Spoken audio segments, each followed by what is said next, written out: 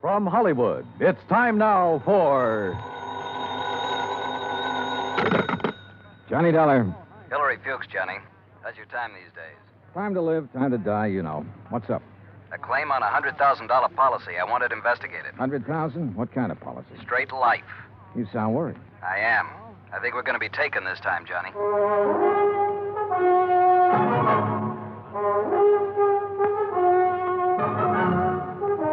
Bob Bailey in the exciting adventures of the man with the action-packed expense account. America's fabulous freelance insurance investigator. Yours truly, Johnny Dollar.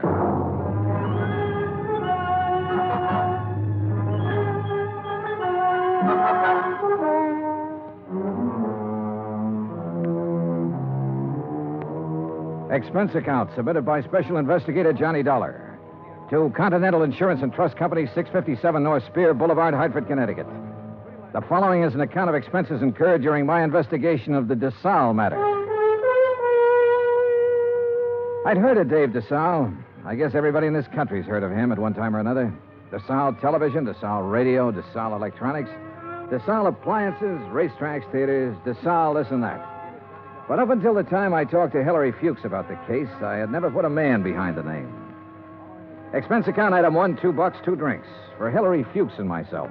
We had them in his office out of my bottle over his desk. Just plain worn out with it. Stuck. Ooh, have some water. Oh. But I'll tell you this. I'm not going to make a present of $100,000 of stockholders' money to anybody. I wouldn't do that either. Drink your drink. Here's to war. Salute. Now, while that's settling, maybe you'll settle down and tell me what it's all about. Dave Desalles. Know him? I've heard the name, yeah. Well, he's dead. Drowned 4 days ago out on the coast. So? Did you ever see our K policy series? I've heard of it. Well, the premium's about triple a normal life policy. It's designed only for people with big money. Sure.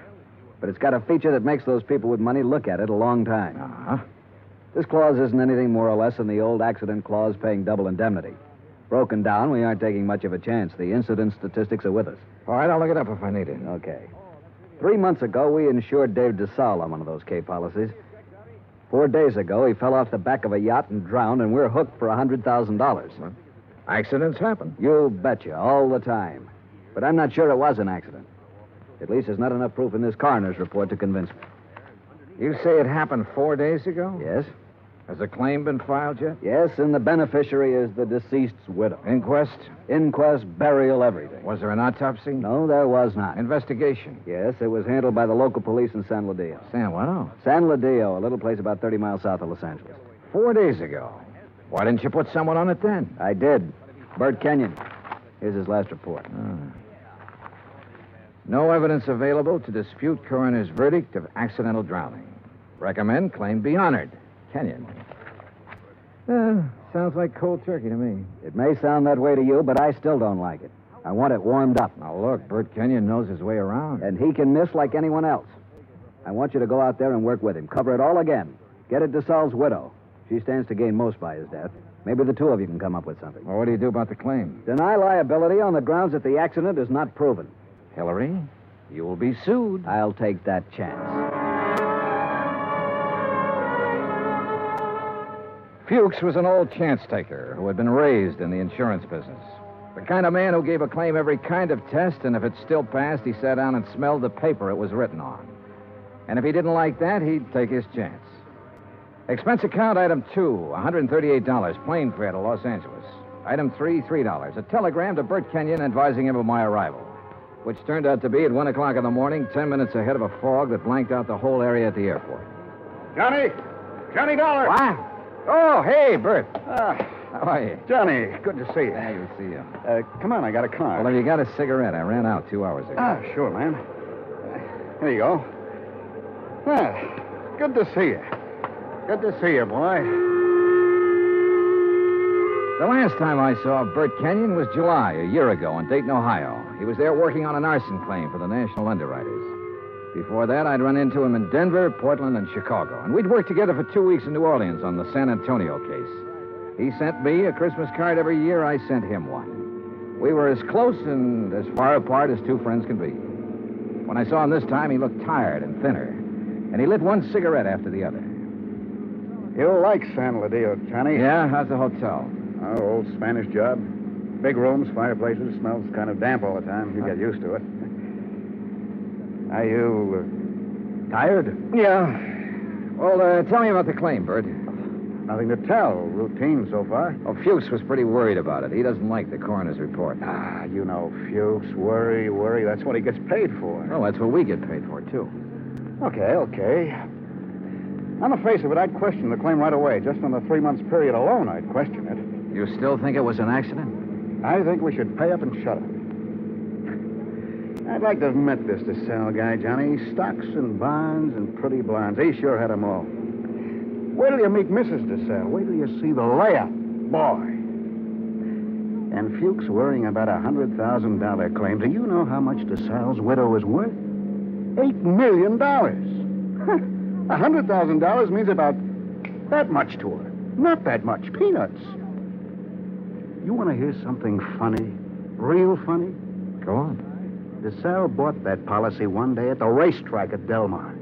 Yeah, because an insurance broker gave him a tip on a horse. Yeah. I can just see Fuchs worrying about his $100,000 and finding out about that part. How did you find out about it? Mrs. Desalles, she told me the story. What about her? Now, what about her? She's the beneficiary. Well, I told you, $100,000 doesn't mean a thing to her. Why would she kill him for $100,000? Why not?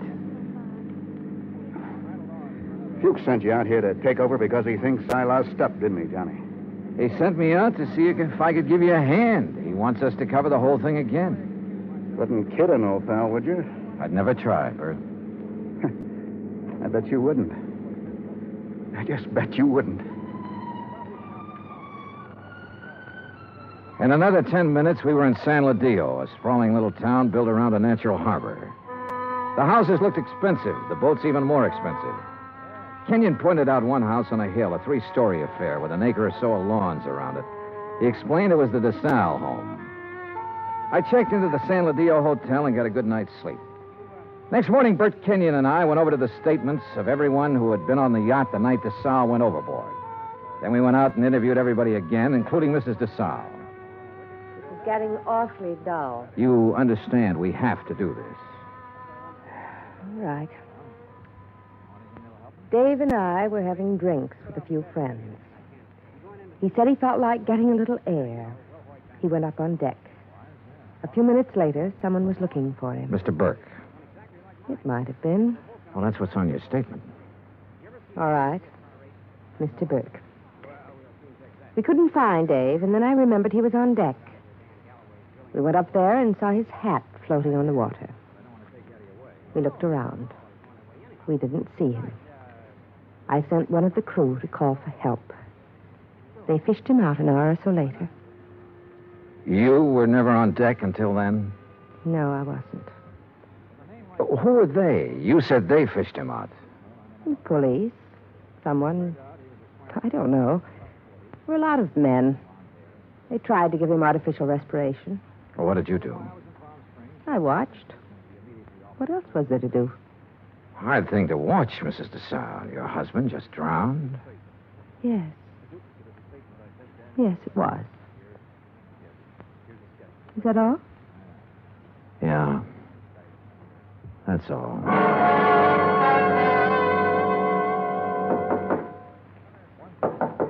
Come in. Hi. Oh, what's all this? Thought you'd be in bed. Just going over the reports again. Well, what do you think? Oh, I don't know. I'm trying to make up my mind, Bert. About Mrs. Desalles, the way she looks, the way she acts. I told you she was something. Yeah, sure. 50 men would sell their souls to be tied up with her one way or another. She had help, Bert. What? She had to have help to kill him. A dozen people swear she was below drinking martinis with him, so someone was up on deck waiting for Desalles. What have you got to go on? Desalles swam the English Channel 20 years ago. He should have been able to swim 20 feet to a gangplank. Drunk or sober, he should have been able to do that. I knew about that swimming business. Expert swimmers drown all the time. We both know that. What else? Well, why didn't somebody hear him yell? Maybe he didn't. Everybody lets out a yell in a situation like that, falling or in the water. There were a dozen people aboard. One of them should have heard him yell. Yeah, I guess you're right. All right, suppose he didn't yell. But suppose this coroner made a mistake about the bruises on the side of his head. Suppose they happened before he went over the side. It'd be hard to prove now, Johnny. Oh, look, she's got a boyfriend somewhere, Bert. She had to have one. The servants can be gone over. Somebody at the house has seen him. He's called her, sent her messages. He's our boy. We can bring him out in the open. We'll get help from Los Angeles. We'll call the legal department and get them busy. Get permission to exhume the body and have an autopsy. We'll Johnny, What? let this one go, huh? What? Drop it. It's just lousy enough to get by, Fuchs. We got a good case, Bert. I know. I've known it all along, Johnny. A sellout? Mrs. Desalles offered me the whole 100,000. The whole 100,000, Johnny, to let it get by. Who helped her do it? I don't know. I wasn't interested anymore when she came up with the offer. Look, what does Desalles mean to you and me? Nothing. He had a whole life, the best it could give him. We can't bring him back. I'll split the 100,000 with you, Johnny. We'd have a little chance for some things, too. Johnny? Bert. No deal? No deal. You're a good dick, Johnny. Stand up. Oh, put that thing away. I've been looking a long time for a mark like this. Now you've lost it up, and I have to beat it. Turn around. Bert. So long, Johnny.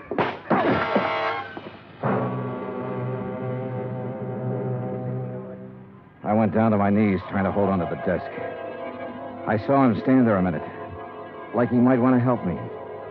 And then he was gone. I did everything I could to make my feet, but my legs wouldn't work. And then it was all over.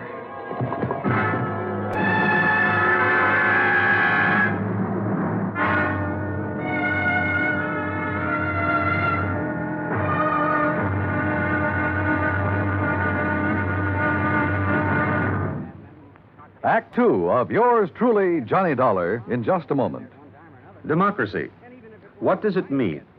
The word itself is of Greek origin.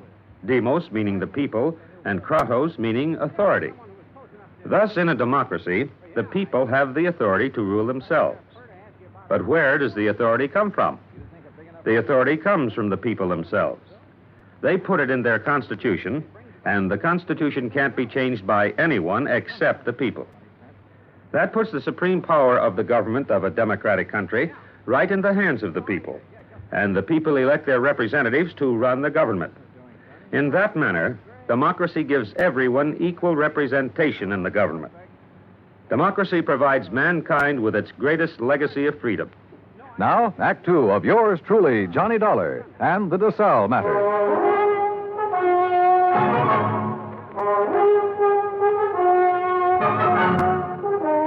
The light on the desk was the first thing I saw.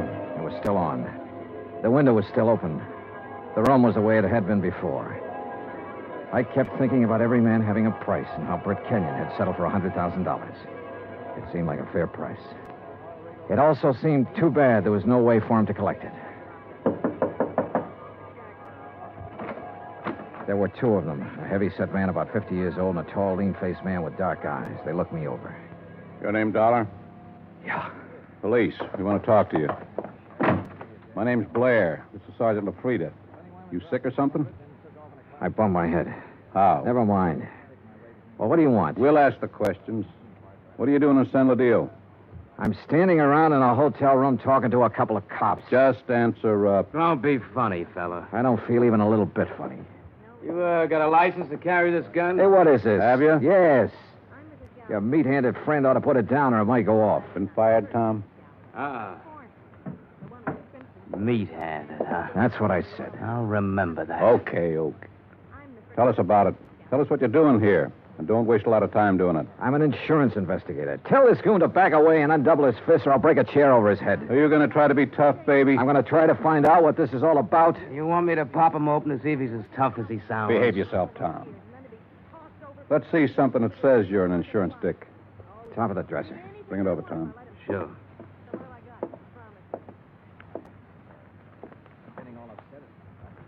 Yeah. Okay. Now tell us what you're doing in town. The Desalles case. Now, you tell You me know what Bert Kenyon? I know him. I've been working with him. Well, he's been around town 4 or 5 days. We haven't seen you. I only got here this morning. You could prove all that, could you? Oh, sure. With a plane ticket, with a hotel clerk downstairs, with a bellhop who brought up my luggage, with a dozen people or more I've talked to today. And tonight? What about tonight? Right here. You could prove that, too? Try the clerk downstairs. Ask Kenyon. Where is Kenyon? I don't know. You ought to know. Why don't you sit down, Tom? Okay. Now, when did you see Kenyon last? A couple of hours ago. Now, tell us what you talked about, and don't forget anything. We talked about the Desalles case. Kenyon have something new on it? No. Don't hold out on me, boy. This is police business. Tom here's pretty edgy for a cop, but I'll turn him loose on you if I have to, because I haven't got a whole lot of time to waste being sweet. Tom worries me to death. One more minute.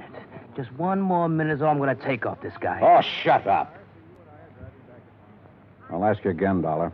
What's new on the Desalles case? What did Kenyon tell you? The way we look at it, you came out here because something new popped up that might take 2 guys to handle it. Look at it any way you want to. Blair, you're going to take this stuff... Never mind. Okay. Get your hat and coat, Dollar. We're going to see a fella. Not unless I know why. And I mean that. Dollar, your buddy's been killed. What? Kenyon. Somebody shot him up an hour ago.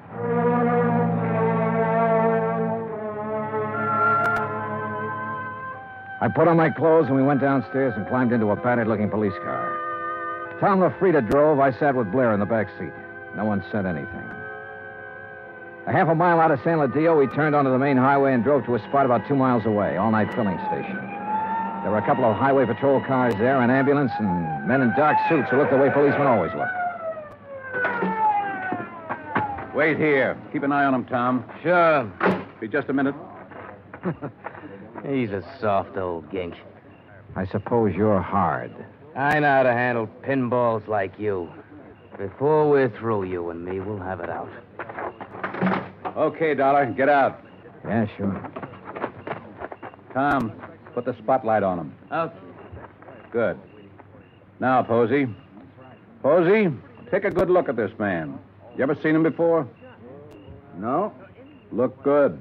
Take your time, boy. No, man I saw was shorter by this much. He wasn't as husky. Okay. You go on back of your place there and get some sleep, boy. That all? There'll be more by morning. Go along now. Sure. Night. What was all that? Tom, get out. You stick around here with Dick and Wally. Okay. You're the boss. You get in the front, Dollar.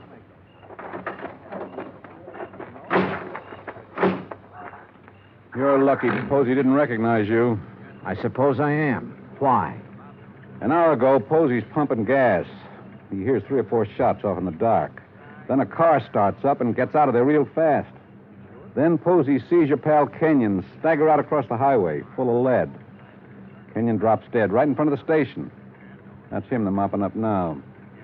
We had half an idea you might have been the man beaten in the car. That's a dumb idea. Yeah, he was shot close up, like it was somebody we were just standing talking to. An old friend.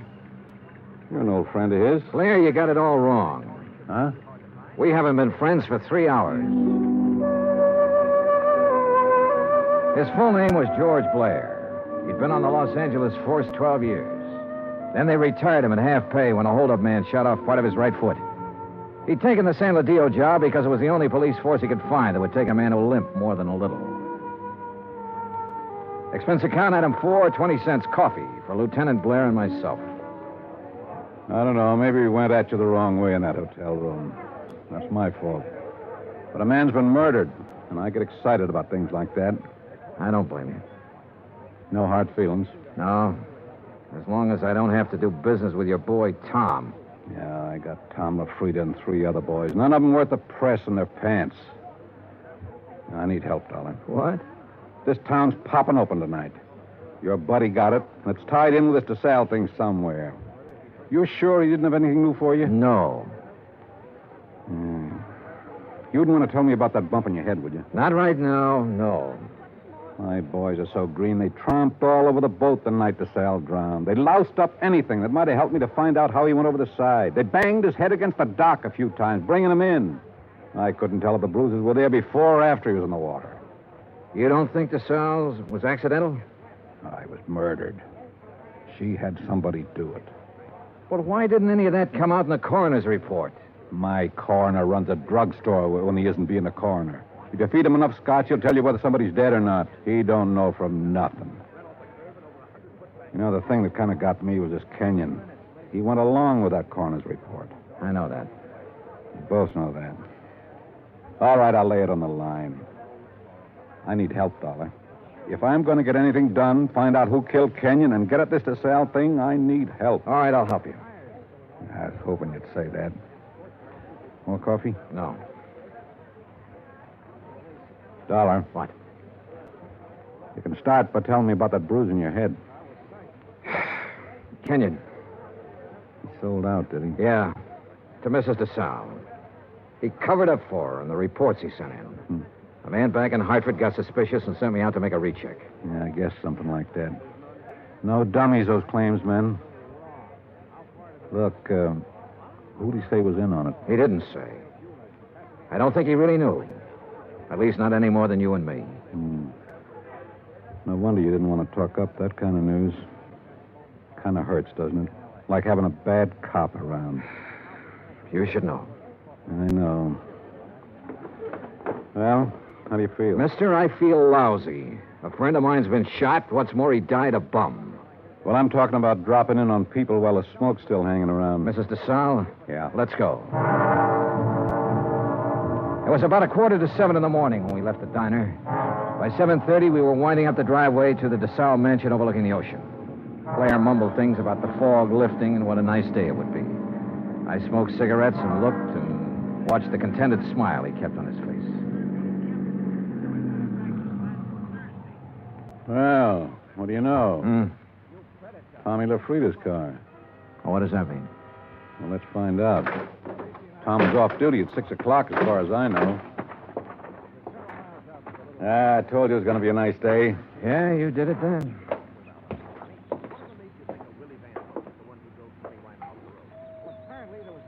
Nice place. The only thing nicer is Buckingham Palace. Mrs. Desalles picks up all these little knickknacks when they probate that will. The boat down there, everything. Nice. Yes? Mrs. Desalles, please. At this hour of the morning. She's still asleep. We kind of guessed she might be in bed. You tell her the police are here and want to talk to her. Police? Now, you got it. Yes, sir. Just a moment. That's you, Blair? Hello, Tom. I'm waiting to see her, too. Thought she might have a little something to say that'd help in that Kenyon killing and be willing... You remember Mr. Dollar? Mister? That's what I said, Tom. What is this? He's giving me a hand. You trust him. Better than I do you. Kind of a crack is that? No crack. Just that you're always talking when you ought to be listening. Besides that, you've been drinking again. Go on, get your hat and get out of here. Don't I just gave you an order. Beat it. Okay. He'd like to kill somebody, that bird. I'm not so sure he didn't. You got a gun in that coat? No. Take mine. What? I don't like him being here. It just came to me. He was the first one down at the dock the night Desalles got it. The first one. Her boyfriend? Could be. I can't awaken Mrs. Desalles. You'll have to come later. Well, we'll handle that part. Which room is hers? But you can't come in here. Which like this. room? Top of the stairs, the first door. Oh, you run along and buy yourself a cup of coffee. Come on, Dollar. You can't go up there at this hour of the morning and break in on her. Mrs. Desalles. No. Hey, get the light switch. Yeah. Come near me, please. Don't come near me, please. Please. Oh, please, I won't tell. I won't tell anyone. Mrs. Desalles, I just... Beaten up. Good boy. Please. Oh, please don't. Look, Mrs. Desalles, we aren't going to hurt you. Tell us who did this to you. Tell us why. Tom LaFrida? Was it Tom? Tom helped you get rid of your husband, is that right? We know that's right. Now, what about Kenyon? Tom killed him. LaFrida killed him. Why? He wanted money to get away. Tom said it'd be easier to kill him off than let him go. Tom did this. Why? He said people would be around to see me, not to talk about anything. Not to talk about anything. This is George Blair. Get an ambulance over to the Desalles place, fast. He said he loved me. He never loved anything in his life.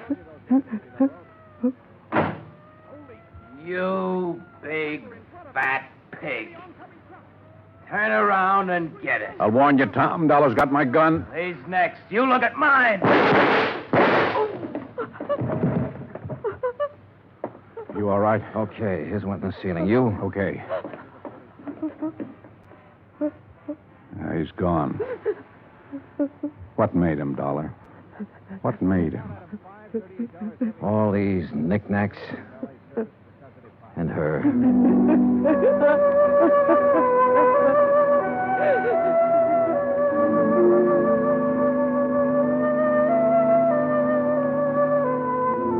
Expense account item 5, $25. One phone call to Hartford.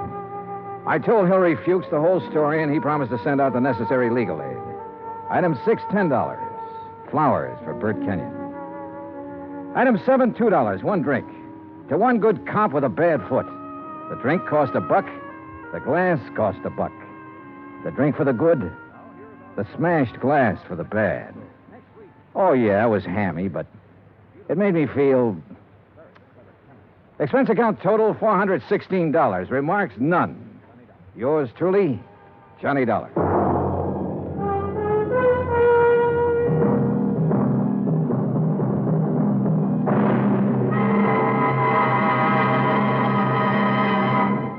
Now, here is our star to tell you about next week's story. Next week, one of the sweetest old characters I ever met.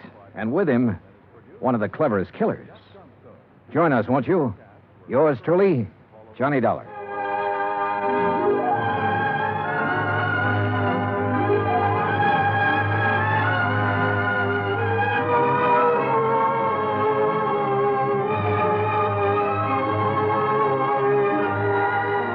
Yours truly, Johnny Dollar, starring Bob Bailey, originates in Hollywood. It is written by John Dawson and is produced and directed by Jack Johnstone. Heard in our cast were Virginia Gregg, Harry Bartell, John Stevenson, Will Wright, James McCallion, and Ben Wright. Musical supervision is by Amerigo Marino. Be sure to join us next week, same time and station, for another exciting story of yours truly, Johnny Dollar. Dan Cumberly speaking. Johnny Dollar has come to you through the worldwide facilities of the United States Armed Forces Radio and Television Service.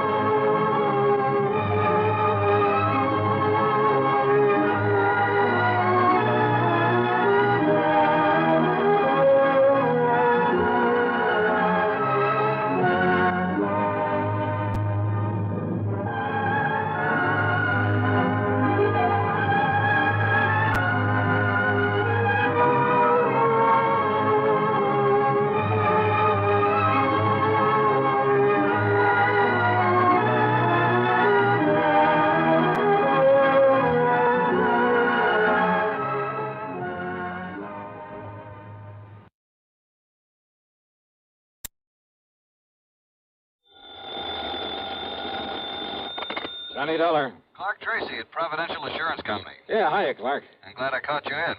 Are you free to take an assignment? Sure, why not? Did you ever hear of Kennett, Missouri? No. It's a small town about 100 miles south of Memphis, Tennessee. So what goes? We We have a little office in Kennett, only it's become pretty obvious that we put the wrong man in charge of it a few months ago. What do you mean? His name is Charles Kingsley St. Clair. Lived in Boston most of his life, and he's a Harvard man. So? He doesn't have the least idea how to deal with those people when it comes to any problems or adjustments. In other words, he simply doesn't belong. Well, the answer to that ought to be easy enough. Transfer him. Give him a job somewhere up here in New England. Exactly what we plan to do, and close up the office there in Kennett. Okay, then why call on me? Because of the death of one of the few remaining policyholders down there, a man named Casper Crump. Yeah? His widow, Eupha Crump, has to be paid the $5,000 as due her and, of course, sign for it. Well, what's so tough about that? St. Clair says that he can't do it. Why not? If you must know the truth, he sounded somewhat scared of the whole idea. Oh, now listen. So, Johnny, will you go on out there and take care of this thing for us and get us off the hook? But on the strength of what little you've told me. I know, but I'm sure St. Clair will be able to make it all perfectly clear to you. So I'll wire to him that you're on your way, okay? Oh, no, look. Johnny, I promise I'll okay your expense account without question, even tack on some kind of a fee. Well, now you're talking a language I understand. If the fee is big enough? Then you'll do it, fine. Now take it easy until we settle I'll the wire him right away. Clark! Then wait to get your report. Wait a minute, will you? Thanks a million, Johnny. Bye. Clark! Hello.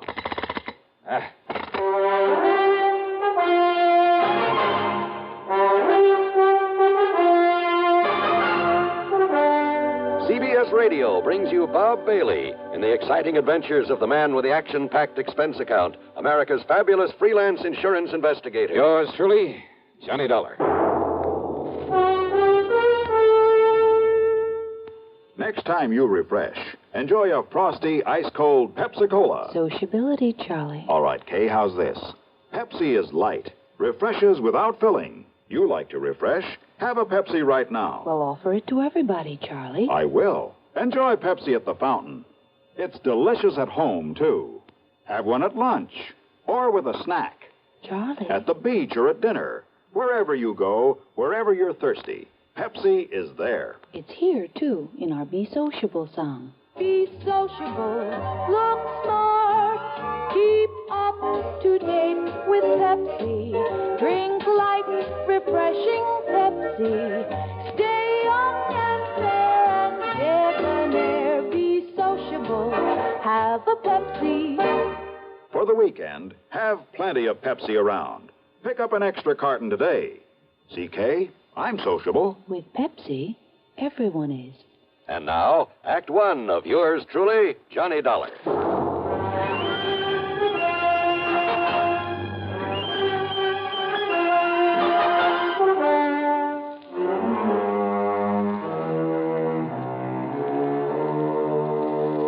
Expense account submitted by Special Investigator Johnny Dollar to the Providential Insurance Company, Home Office, Hartford, Connecticut. Following is an account of expenses incurred during my investigation of the Moonshine matter.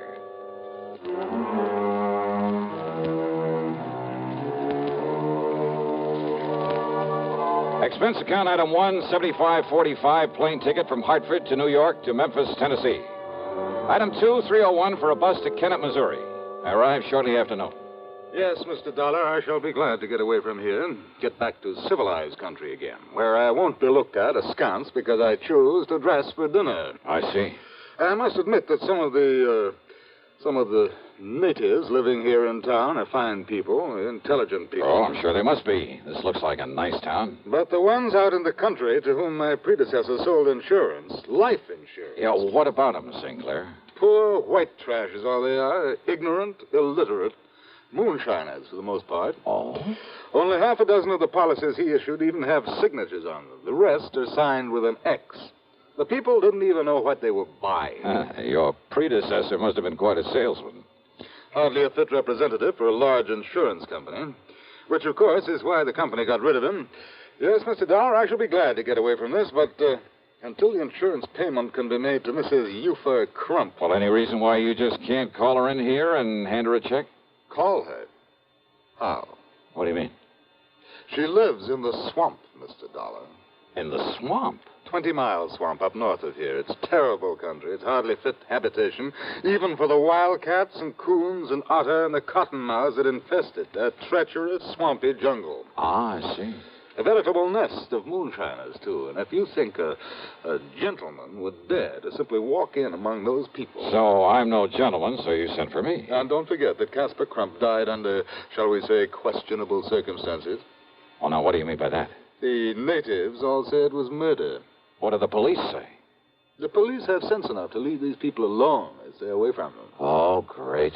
But, Mr. Dollar, if you can somehow clear up this one remaining account, get this money in to Mrs. Euphor Crump, and I have it here in cash all ready for you. Stick my neck out to save yours, huh? To be honest about it, yes. Okay. Let's say I'll try. How do I get to this 20-mile swamp?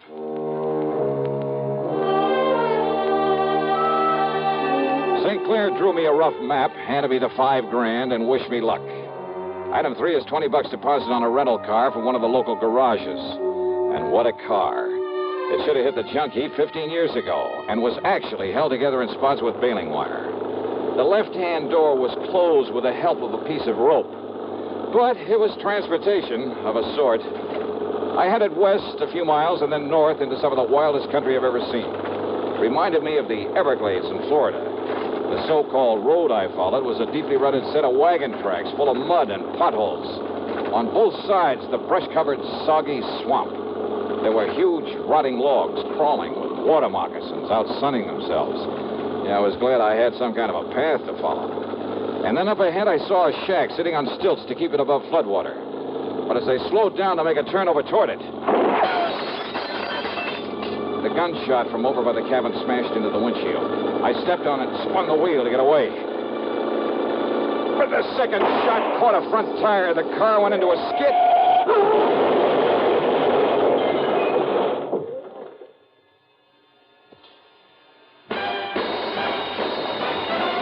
Are you smoking more now, but enjoying it less? Have a real cigarette, have a Camel. The best tobacco makes the very best smoke. Have a real cigarette, have a Camel. Are you looking for flavor and mildness? Have a real cigarette, have a Camel. The best tobacco makes the very best smoke. Have a real cigarette, a real cigarette, a real cigarette, have a Camel. If you're smoking more today, but enjoying it less, try Camels. The Camel blend of costly Turkish and domestic tobaccos has never been equal for rich flavor, easygoing mildness, real smoking satisfaction every time you light up. The best tobacco makes the best smoke. Have a real cigarette, a real cigarette, a real cigarette, have a Camel. And now, Act 2 of yours truly, Johnny Dollar and the Moonshine Matter.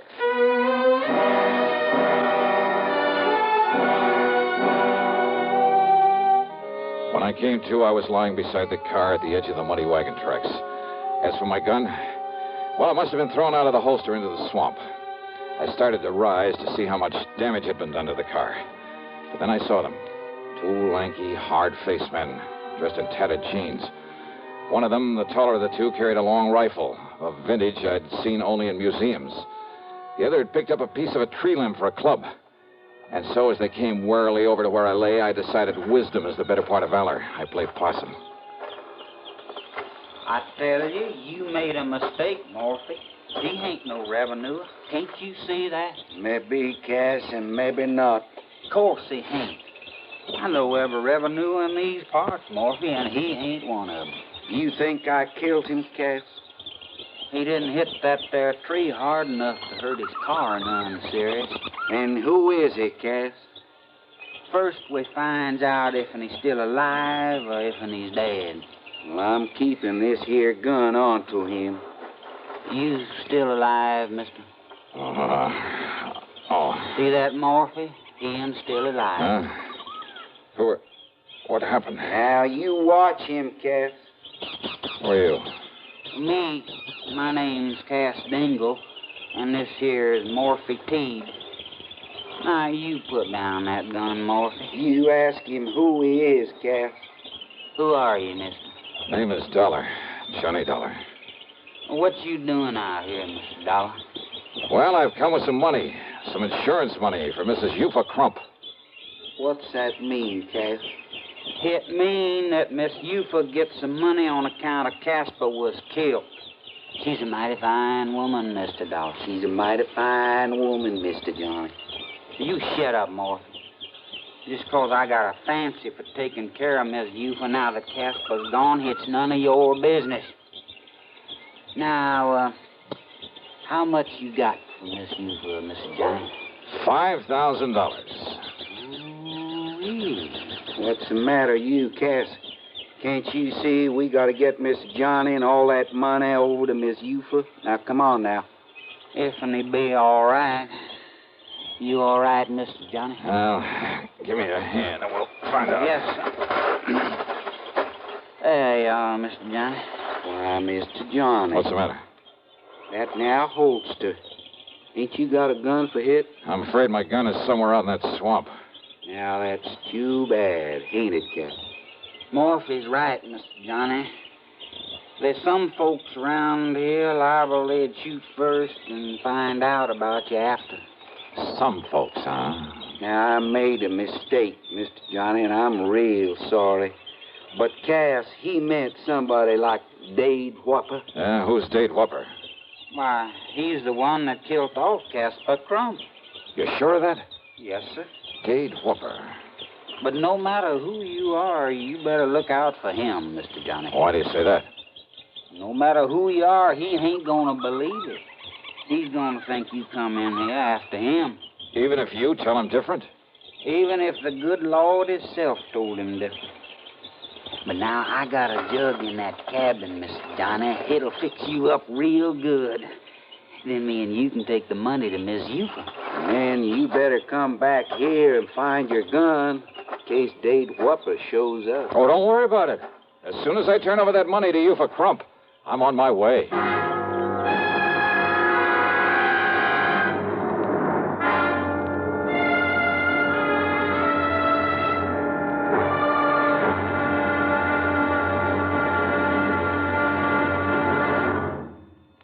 Hollywood star Mona Freeman. Who feels like acting with a miserable cold? I relieve cold distress the fast way with 4-way cold tablets. Yes, tests of all the leading cold tablets proved 4-way fastest acting. Amazing 4-way starts in minutes to relieve muscular pains and headache, reduce fever, calm upset stomach, also overcomes irregularity. When a cold strikes, do what I do. Take 4-way cold tablets. It's the fast way to relieve nasty cold distress and feel better quickly. 4-way, only 29 cents. And now, here's a word about another fine product of Grove Laboratories. To get rid of embarrassing dandruff in 3 minutes, change to Fitch Dandruff Remover Shampoo. 3 minutes with Fitch regularly is guaranteed to keep unsightly dandruff away forever. Apply Fitch before wetting hair. Rub in 1 minute. Add water, lather 1 minute. Then rinse 1 minute. Every trace of dandruff goes down the drain. 3 minutes with Fitch and embarrassing dandruff's gone. At the same time, Fitch can brighten hair up to 35%. Get Fitch Dandruff Remover Shampoo today. And now, Act 3 of yours truly, Johnny Dollar.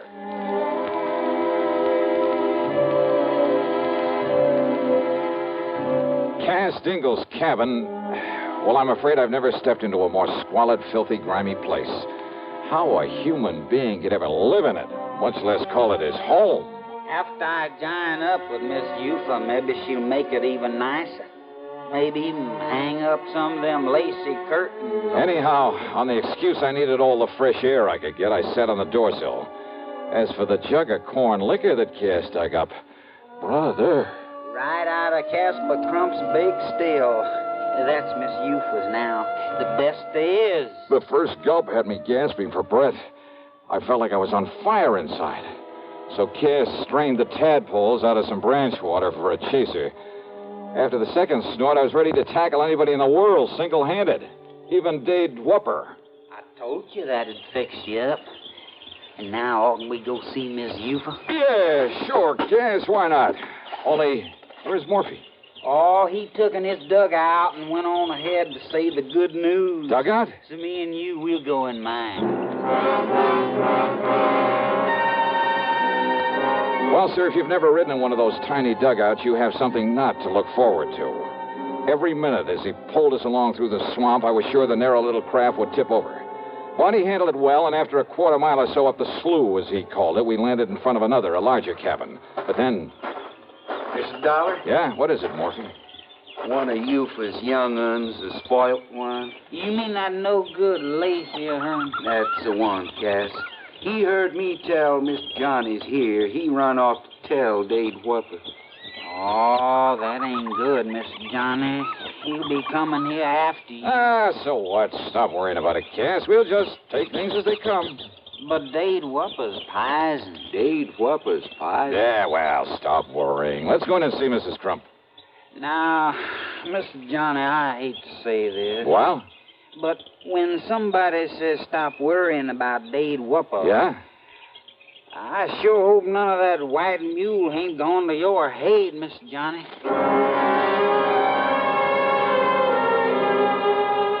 Mrs. Eufa Crump, much to my surprise, turned out to be a rather nice-looking girl of about 20, despite the fact she was the mother of 4 kids. Her cabin boasted 4 separate rooms, a couple of worn-out rugs on the floor, some lace curtains. With almost childish delight, she put her ex on the receipt for the insurance and stuffed the money into a hiding place under the floor. Then made no bones about the fact that most of it would go to improving the moonshine still her husband had left her with. And with Cass here helping me, it's going to be the best still in all these here now parts. Well, good for you, Mrs. Crump. And, Cass, I'm going to see that you get yourself a nice suit of clothes, a whole suit. Oh, now, you... And, Mr. Johnny, I thank you very much, sir. My pleasure, Eufa. Only now, you two better get on your way. If that brat of mine, that Lacey, has found Dade Whopper and told him... Dade Whopper. What, Morphy? Dade Whopper. He's a-coming down the slough in his dugout. He's gotten that shotgun with him, too, that he loads up with slugs, and he's coming after you, Mr. Johnny. Mr. Johnny, me and you, we better get out of here. Oh, now listen to me, Cass. He's all liquored up, and he ain't going to stop to argue with nobody. Then, Cass, you and Mr. Johnny get on out of here real fast. With 3 of us here? Now listen, all of you. No, sir, Mr. Johnny. Now you come on with me.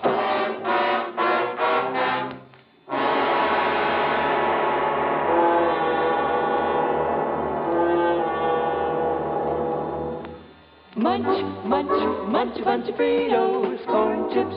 It's not polite to smack your lips, but you can't help it with Fritos corn chips. Munch, munch, munch a bunch of Fritos corn chips. Whenever you have a party or friends drop in, serve a bowl of crisp Fritos corn chips and watch your guests dig in. They're golden chips of corn just made to munch. Serve them plain or with your favorite dip. There's a special Fritos in a king-size style that's just right for dips. Munch, munch, munch a bunch of Fritos corn chips.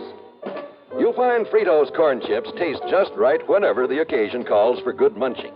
They have such good, crisp flavor, such good-for-you nourishment, there's contentment in every munch. Get Fritos today, F-R-I-T-O-S, Fritos corn chips.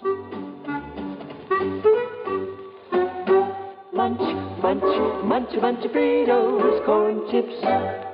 And now, Act 4 of yours truly, Johnny Dollar. Morphy was scared. My gun was somewhere out in the swamp. So again, it was a case of letting wisdom be the better part of valor. Especially after Morphy made it plain that even his rifle wouldn't mean a thing against Whopper when he'd had a jugful.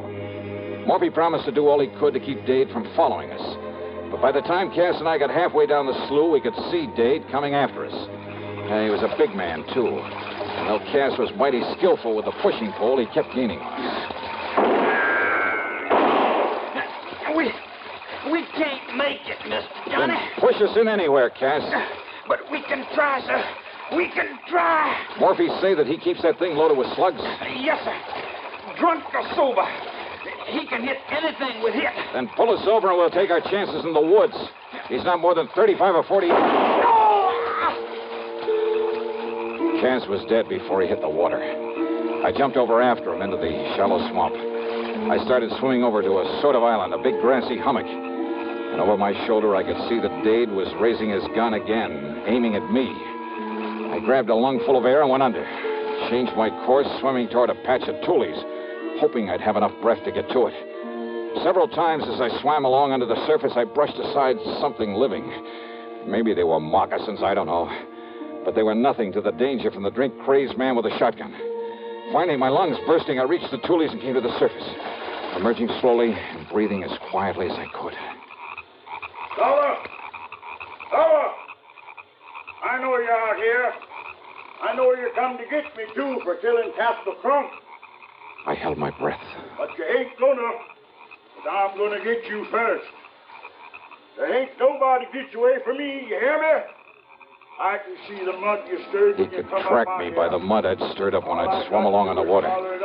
He was ready with a shotgun to do the same thing to me he'd done to Cass, to kill me. And all I had were my two bare hands and my wits. I could hear him coming closer, closer. He was at the other side of the patch of tules now, his gun ready for me. I could see his hulking shadow now.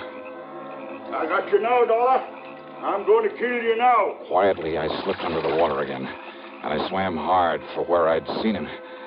And then I found his legs, and with all the strength I had, I lifted him. No, you Dave! But he missed, and I struck him, and I struck him, and I struck him.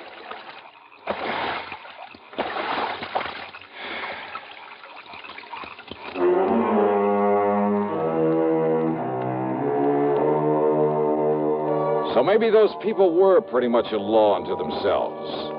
But Dade Webber went back to Kennett. There he'll stand trial for 2 murders.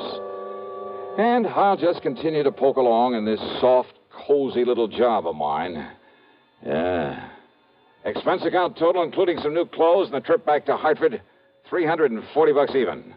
Yours truly, Johnny Dollar.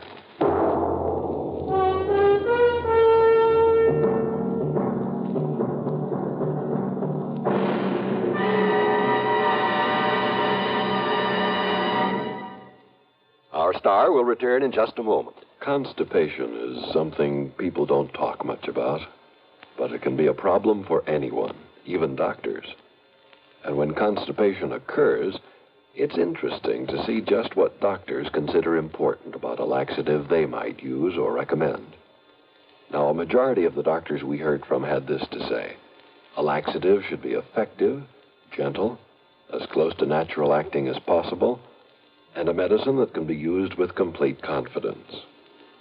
Well, pleasant-tasting chocolated X-Lax is effective. Overnight, it helps you toward your normal regularity. X-Lax is gentle. Next morning, it gives you the closest thing to natural action. And that's why many doctors and millions of people use X-Lax with complete confidence. X-Lax, the laxative that helps you toward your normal regularity gently, overnight. Is X-Lax in your medicine cabinet? Now, here is our star to tell you about next week's program. Well, next week I go deep underground, into a copper mine, to meet a killer in the dark. Join us, won't you? Yours truly, Johnny Dollar.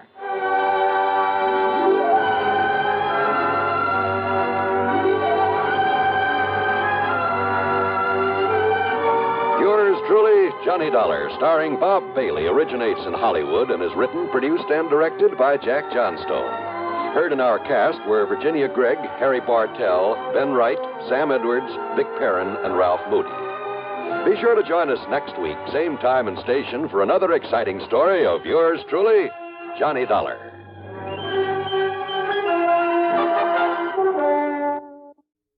Here are the facts. 2 out of every 3 persons in New York State under 40 years of age have now received at least 1 dose of the Salk vaccine. Over half of these people have received the 3 doses needed for maximum protection. If you are not vaccinated against polio, the time may come when you will need this iron lung. What will your children do then? Your New York State Health Department urges you to be vaccinated against polio now. This is important for people of all ages and especially important for those under 40, the age group where the incidence of polio is the greatest. Remember, Salk vaccine is safe and effective in preventing paralytic polio. WROW Albany, where you get a new exciting morning glow with the Bob Kennedy Show. 6 to 10 on Radio 59. Johnny Dollar. This is Mr. Ernest L. Whiteman, Providential Assurance Company. Providential Assurance? That's right. You've heard of us, of course. No, sir, I can't say that I have. But what's on your mind, Mr. Whiteman? Embezzlement. Don't try it. What? Liable to get yourself into a lot of trouble. I beg your pardon. I'm sorry. I was just trying to make it funny. Oh, yes. Yes. Well, now, if you care to look into this for us... Sure, why not? Then I suggest you come here to my office and I shall give you the details. I take it there's a fee here in addition to my expenses? If you recover the money, something over $200,000, you can practically name your own fee. Great. That is up to, say, $5,000. On a $200,000 loss? That's right. Oh, well, then maybe I'd better figure on padding out my expense account. Now, just a minute. Oh, stop worrying, Mr. Whiteman. But if you have any intention of Just keep your shirt on. I'll be over to see you.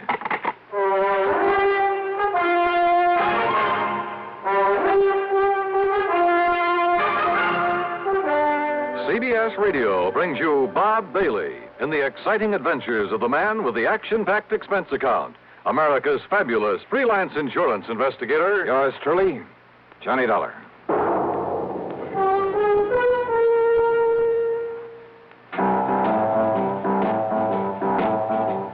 Talk about best-selling records. Here's a familiar tune about America's best-selling filter cigarette, Winston.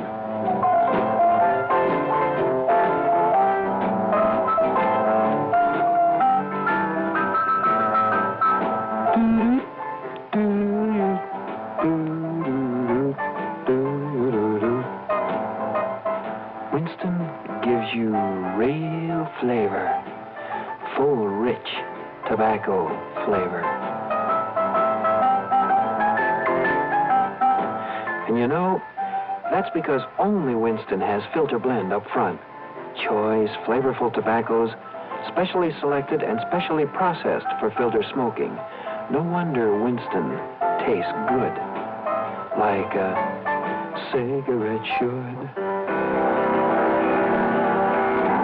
Smoke Winston. And now, Act One of yours truly, Johnny Dollar.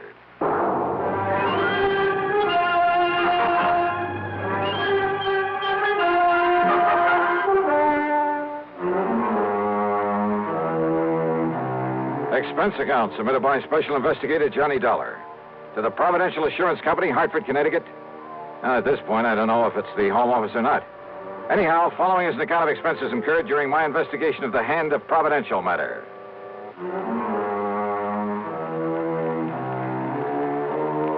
For some reason or other, dealing with a new company usually spells trouble for me. But expense account item one, $1.25 for a taxi to the offices of Providential down on the square. When I say offices, I mean exactly two with a connecting door. I'm very glad to see you, Mr. Dollar. I'm Ernest L. Whiteman. Mr. Whiteman? And this gentleman, Mr. Dollar... I'm the man that had Ernie Whiteman send for you. Yes, this is... Name is Elwood Sprague, Dollar. I'm the owner of this business. The sole owner, Mr. Sprague? That's right, son. Providential Assurance is all mine, lock, stock, and barrel. I see. Made a lot of money in oil down in Texas. Couldn't find any way to spend it all, so I started this here.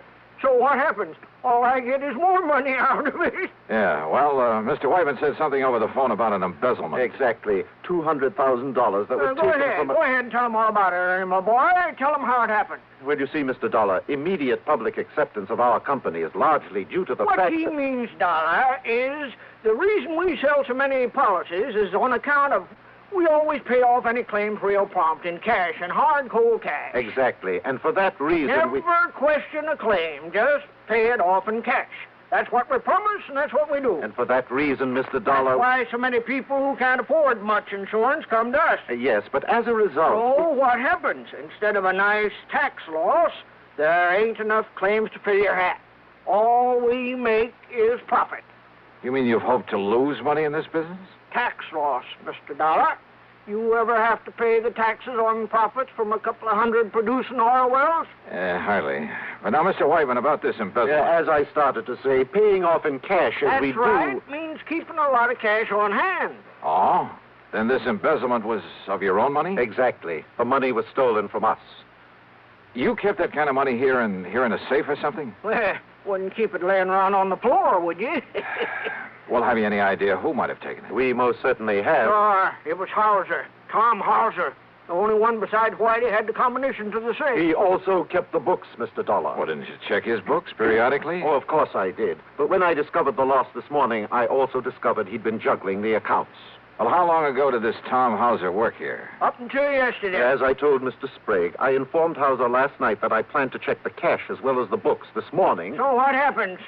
This morning he's gone, and so is the money. Well, Dollar? When you ask me, this sounds like the most loosely run insurance company. Mr. Dollar. How you ever managed to get a license from the insurance commission? Well, now, that license is something we ain't bothered with yet. You what? We gotta make sure we got a business first, don't we? Are you kidding? Do you realize what the commission will do when they find out about this? Don't give it a thought, son. To say nothing of the police? Your job is to catch that Tom Now, Hauser. look here, Mr. Sprague. Then, if the insurance commission or the government or anybody says we're doing wrong... And you can bet they will. Why, then I'll pay up and get out of this business. Believe me, it'll cost you a lot more than this $200,000. Well, sure, maybe a couple million. It'll make a nice tax loss. Yeah, and you'll probably end up in jail. Well, now, you let me worry about that. Your job is to get this embezzler. And don't forget, we're paying you $5,000 to do it. Look, you say it may cost you millions to get out of this mess. That's right. And yet you're worried about a couple of $100,000? Well, now, that's different. Huh? That was stolen, son. That was illegal. Trying to make sense with this man was like trying to reason with a hitching post. I told him I didn't want the case and that I could understand why he'd hesitate about calling in the police. Sure, they'd probably start asking questions. With the only answers he could give them, he'd really be in trouble. I told him that my only duty, as far as I could see, was to notify the commission of this whole operation. Sure, son. If your conscience hurts you, go ahead and notify him. After you got this money back first. After? Well, I don't know much about investigation, but seems to me that with him gone only a few hours, well, if I was you, I wouldn't be wasting any time. You got a point there. Sure. And don't you forget that $5,000 that's waiting for you when you bring that money back. Well, I ask you, what would you have done? And with a fee of $5,000 dangling in front of your eyes? Yeah, that's what I did. I took the case.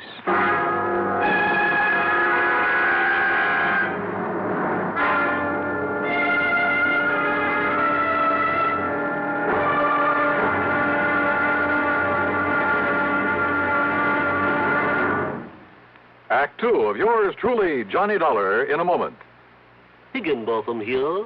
We will now commence our lesson in stereophonic reproduction. Listen to the call of the spotted bill snicker on ordinary stereo. Now then, on a Columbia Stereo 1 phonograph. Obvious difference, what? The Columbia stereophonic system really causes all others to blush. For it is not composed of just a few separated speakers. Columbia is the originator and exclusive purveyor of stereo projection. Only Columbia fills every inch of a room with real, lifelike sound. Now, when I was bird-watching with the Duchess of... But let that pass. You simply must hear the Stereo 1 phonograph by Columbia.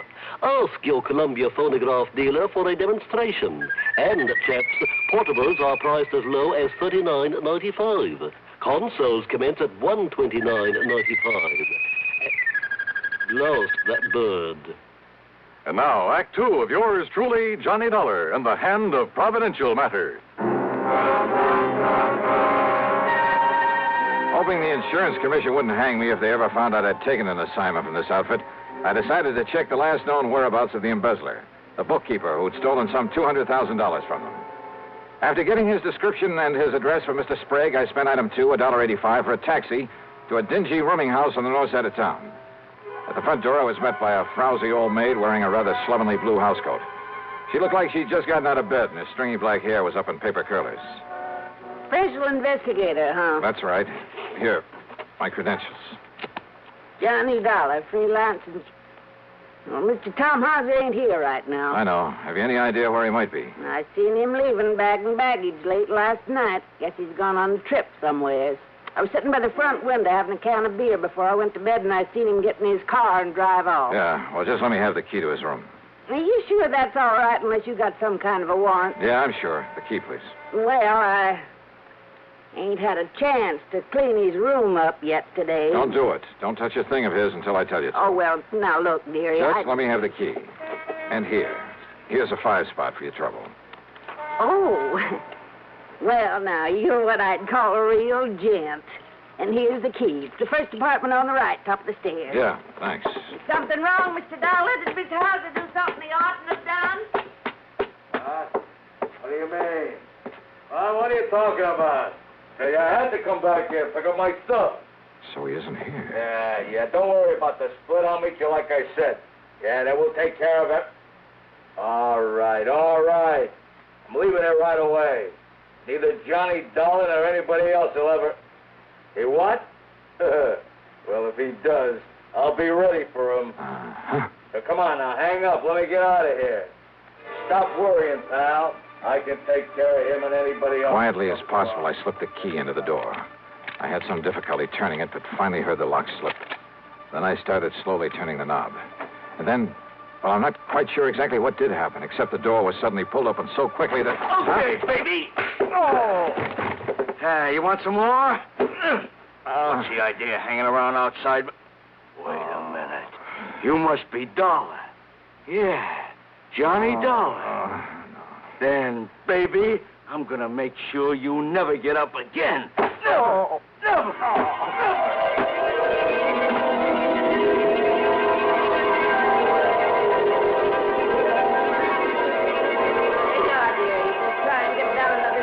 Out of this bottle.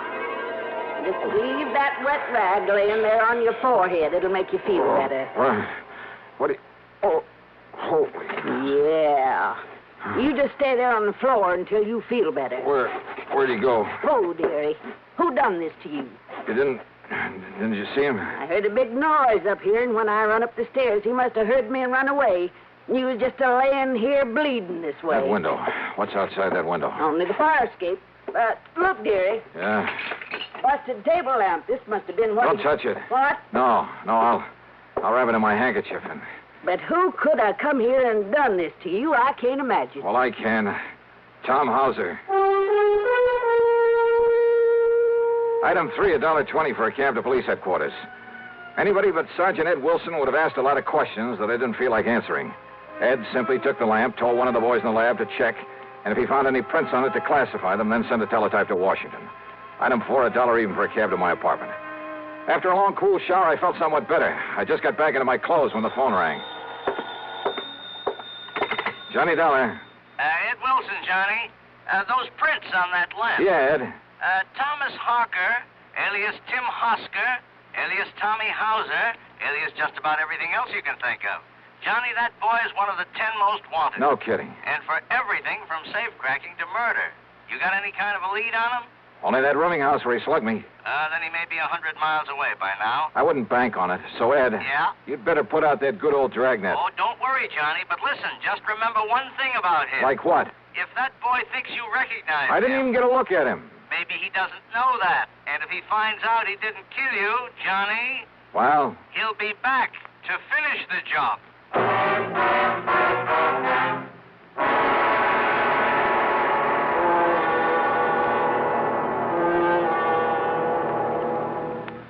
Act 3 of yours truly, Johnny Dollar, in a moment. Here's Hollywood star Mona Freeman. Who feels like acting with a miserable cold? I relieve cold distress the fast way with 4-way cold tablets. Yes, tests of all the leading cold tablets proved 4-way fastest acting. Amazing 4-way starts in minutes to relieve muscular pains and headache, reduce fever, calm upset stomach, also overcomes irregularity. When a cold strikes, do what I do. Take 4-way cold tablets. It's the fast way to relieve nasty cold distress and feel better quickly. 4-way, only 29 cents. Now, here's a word about another fine product of Grove Laboratories. Does dandruff dull your hair, leave scalp itchy? Get Fitch Dandruff Remover Shampoo and get rid of unsightly dandruff in 3 minutes. 3 minutes with Fitch regularly is guaranteed to keep embarrassing dandruff away forever. Apply Fitch before wetting hair, rub in 1 minute. Add water, lather 1 minute. Rinse 1 minute. Every trace of dandruff goes down the drain. 3 minutes with Fitch, unsightly dandruff's gone. Fitch can also leave your hair up to 35% brighter. Fitch Dandruff Remover Shampoo. And now, Act 3 of yours truly, Johnny Dollar.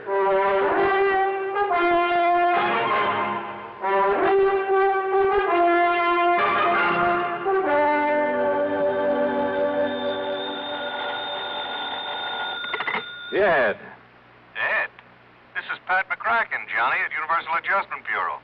Oh, sorry, Pat. I thought it was Ed Wilson again. Sergeant Wilson of police headquarters? Yeah, and listen, I'm in kind of a hurry. Oh, then I won't hold you. I was just hoping you'd have time to look into what appears to be a phony insurance company for us. What? Keep talking. But if you're already working on a No, case... just go on with what you were saying, Pat. Well, we got a complaint about some new company here in town that we'd never heard of. Seems they're stalling on the payment of a small claim. Yeah, sure. In spite of their pledge to pay off promptly and without question. Yeah. Also to pay off in cold cash. Yes, that's right. Providential Insurance Company. Well, what do you know about them? Johnny? Oh, I'm working on a case for them.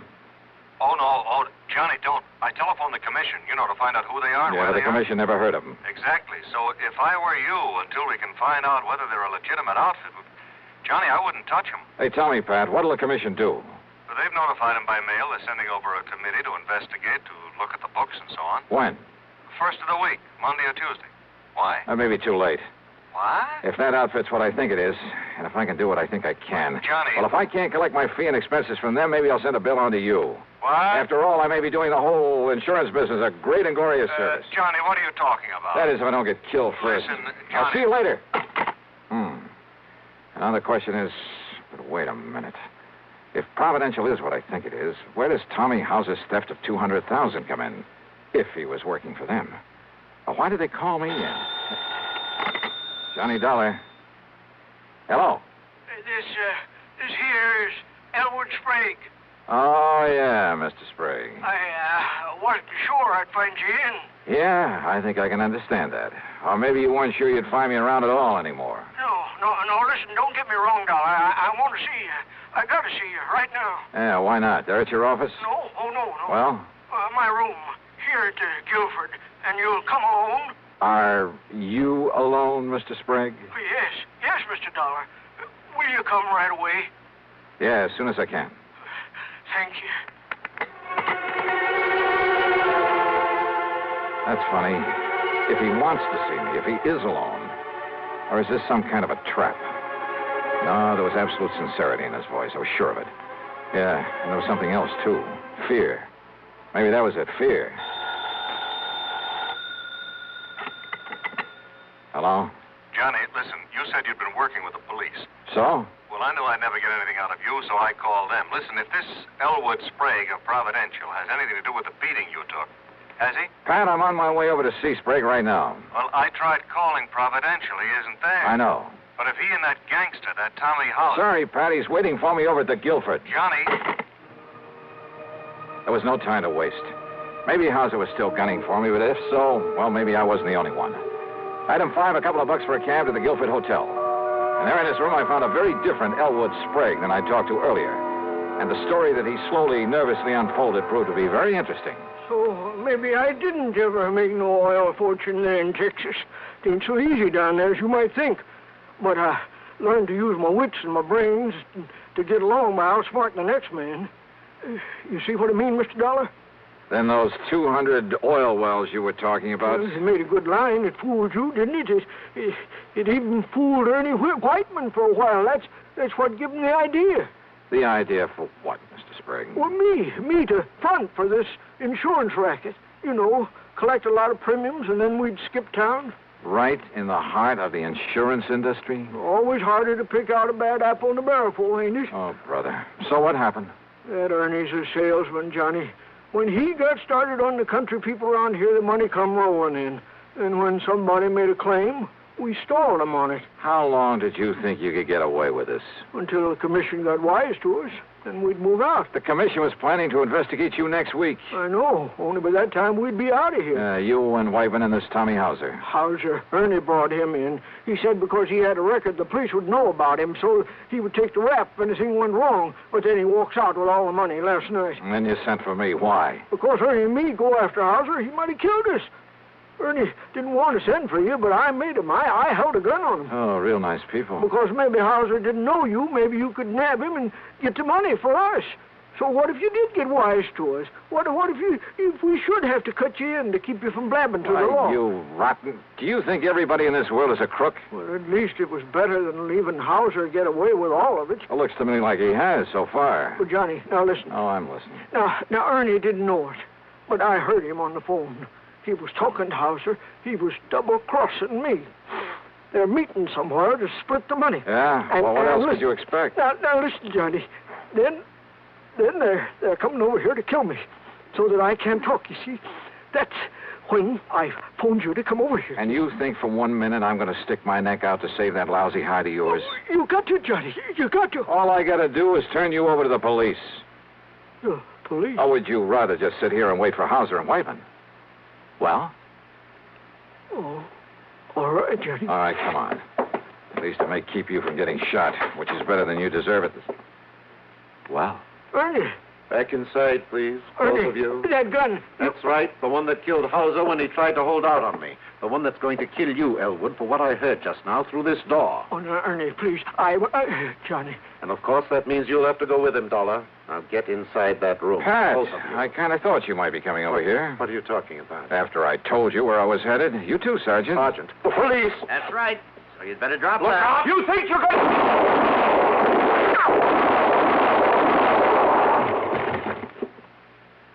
Well, Johnny? Well, thanks, Ed. You too, Pat. Oh, and Ed. Yeah, Johnny. Maybe you'd better put a pair of cuffs on Mr. Sprague here. You know, to keep him out of any more trouble. Oh, I'll go along peaceful.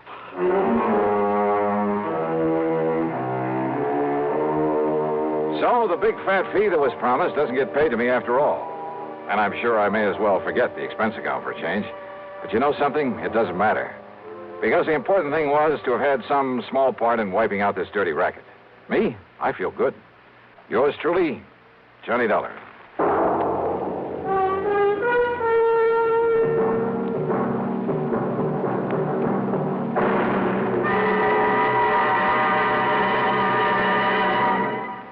Our star will return in just a moment. Constipation is something people don't talk about much, but it can be a problem for anyone, even doctors.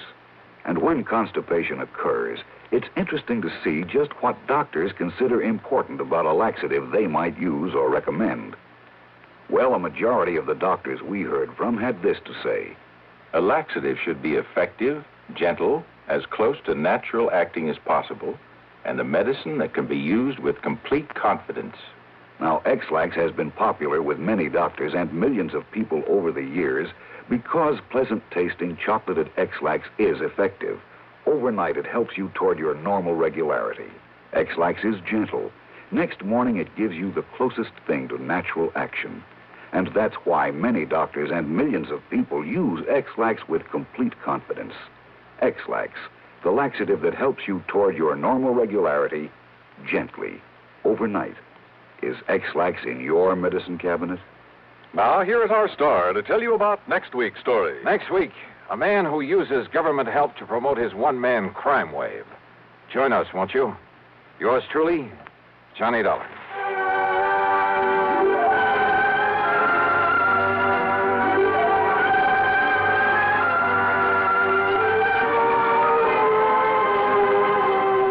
Yours truly, Johnny Dollar, starring Bob Bailey, originates in Hollywood and is written, produced, and directed by Jack Johnstone. Heard in our cast were Virginia Gregg, Edgar Barrier, Junius Matthews, Jerry Hausner, and Lawrence Dobkin. Be sure to join us next week, same time and station, for another exciting story of yours truly, Johnny Dollar. This is Dan Coverly speaking. Next, the nerve-tingling progress of a man hurled into space from Suspense on the CBS Radio Network. Citizens of Troy, this is Neil Kelleher, the Republican candidate for mayor of Troy. I'm taking this brief opportunity to tell you that a Republican city administration will restore garbage collection and disposal to an efficient level. The Democratic administration, having burned out the municipal incinerator, has now returned to the ancient system of garbage and refuse disposal by depositing it on an open dump. I shall take steps immediately to restore the incinerator and eliminate the threat of stench and smog that will surely be blanketing the northern section of our city as soon as the refuse piles get deep enough and the underground fires begin to burn. I intend also to eliminate the noisy collection of garbage in residential areas in the middle of the night so that Trojans can get their sleep. If you approve of the foregoing proposal, may I suggest that you can assure its becoming a reality by voting row A all the way Election Day. From Hollywood, it's time now for Johnny Dollar. This is long distance. Mr. Pat McCracken in Hartford, Connecticut is returning your call, Mr. Dollar. Oh, thanks, operator. Put him on. One moment, please. Hello? Hi, Pat. Oh, Johnny. Hey, this message I found. Boy, I'm glad you called. Say, what under the sun are you doing in Los Angeles? Just down here for a confab with Jack Johnstone. You know, the guy who dramatizes the cases I handle and puts them on the air? Yeah. Give him my best. And I just wondered if you had anything out here I can do before heading back to Hartford. And if so, it'll give you a chance to put your travel charges on the expense account. What else? Well, Johnny, I got a wire from him just a few minutes ago. You contact Herb Schilling at the Greater Southwest Insurance Company right there in L.A. Okay, we'll do. And you can address your expense account to them. Right. Oh, Johnny? Yeah? Have you got a gun with you? Sure, Pat. I always... Huh? Why do you ask that? Well, judging by Herb's wire, Johnny, you may need it.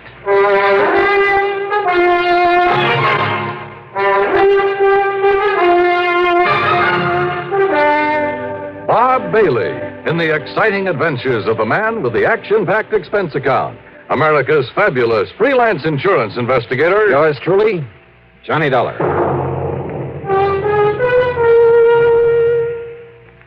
A young lady by the name of Scheherazade kept her audience of one enthralled for 1,001 nights with one of the longest stories in history. That's a long time to devote to one chronicle, but some of CBS Radio's winning 7 weekday dramas have put that record in the shade, entertaining audiences in the millions with many times 1,001 days of continuing dramatic serials.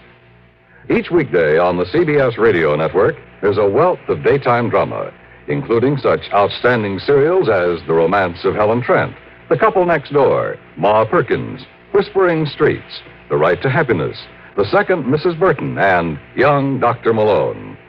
Monday through Friday, follow these absorbing, true-to-life stories. Only CBS Radio brings you the winning 7 combination of top daytime dramas. Another important reason for the different sound of this CBS radio station. And now, Act One of yours truly, Johnny Dollar.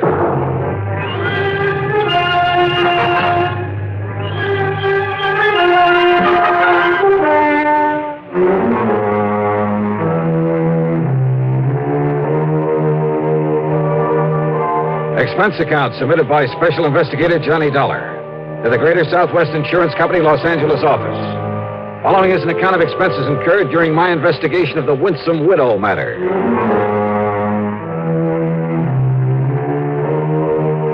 Expense account item 1, $1.40 for a taxi from my hotel in West L.A. to Greater Southwest Insurance at one of those big office buildings on Wilshire Boulevard's Miracle Mile. Herb Schilling almost fell off his chair when I barged in on him. Dollar. Hiya, Herbie. Look, I know that some of those new jet flights are pretty fast, but I only sent that wire to Pat McCracken a couple of hours ago. I didn't waste any time trying to make plane connections, Herb. Just flew out under my own power. You're kidding, I know. But where were you when you got the word from McCracken? Right here in your own fair city. Oh, I wish I'd known that. Even those couple of hours could have been saved. Oh? What's the big problem? A little matter of a liquor store holdup. Only I'm afraid this one wasn't so little. Then tell me all. Yeah, sit down. Johnny, for some reason or another, these places that sell bottle goods are a pretty frequent target for stick-ups.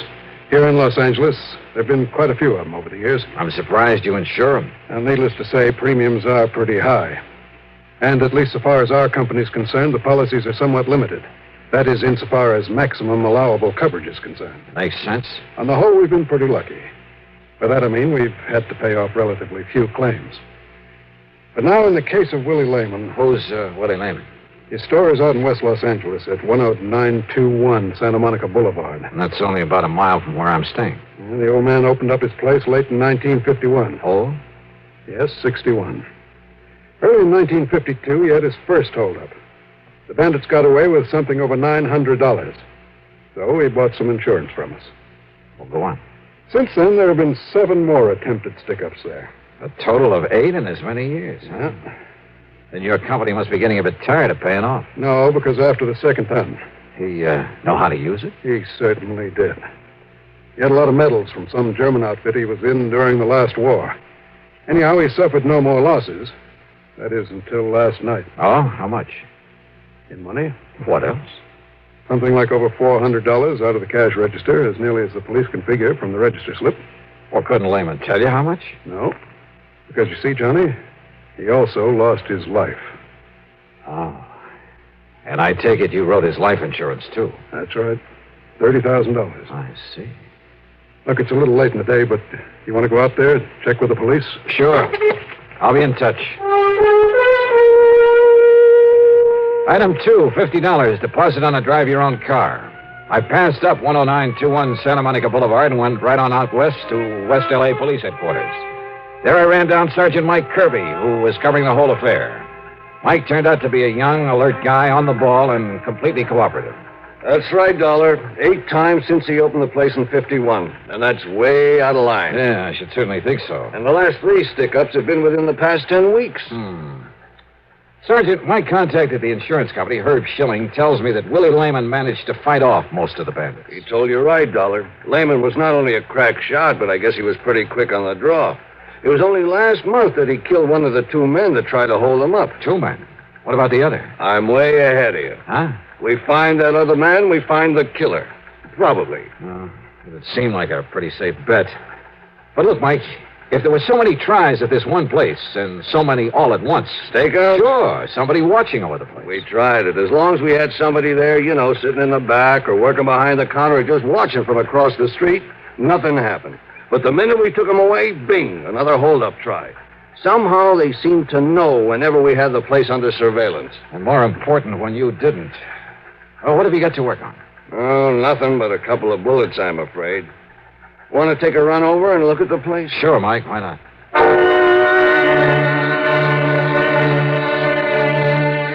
The liquor store was closed, but there were lights on in the living quarters above it. We knocked a couple of times, but got no answer, so Mike used the key that he had. He and his men had been careful to leave things as they'd been at the time of the killing. He was lying right there, Dollar, as though he'd come around the end of the counter. Uh-huh.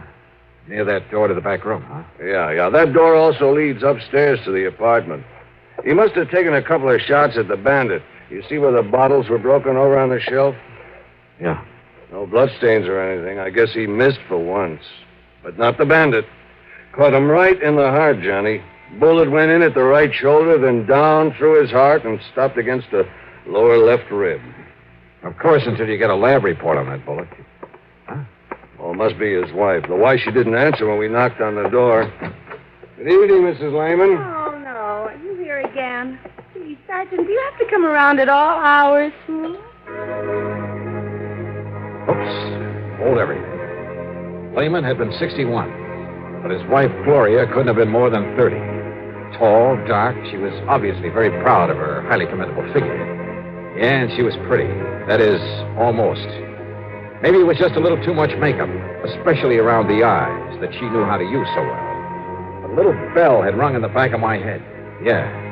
And since I noticed a phone booth at the gas station next door, item 3, 10 cents for a call.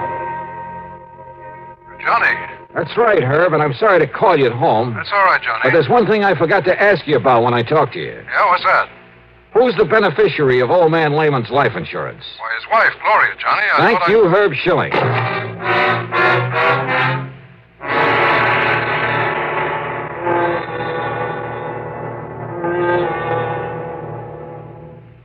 Act 2 of yours truly, Johnny Dollar, in a moment. When Fidel Castro was biding his time in a remote fastness in Cuba, only a network like the CBS radio network had the equipment and manpower to go in and bring out the background of his revolutionary movement, his own words on what was to come and how it would come about. When major news breaks anywhere in the world, only a network like CBS Radio has correspondents on the scene or within short range.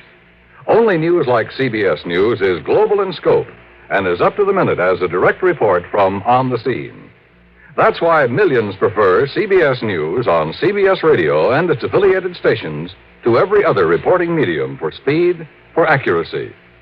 Remember, when the story's big, only a news-gathering force like ours can scoop it up and send it slicing through space to your set, packaged for immediate delivery. Get it first, and get it right. Make CBS News on CBS Radio your listening post on the world. And now, Act Two of yours truly, Johnny Dollar and the Winsome Widow Matter.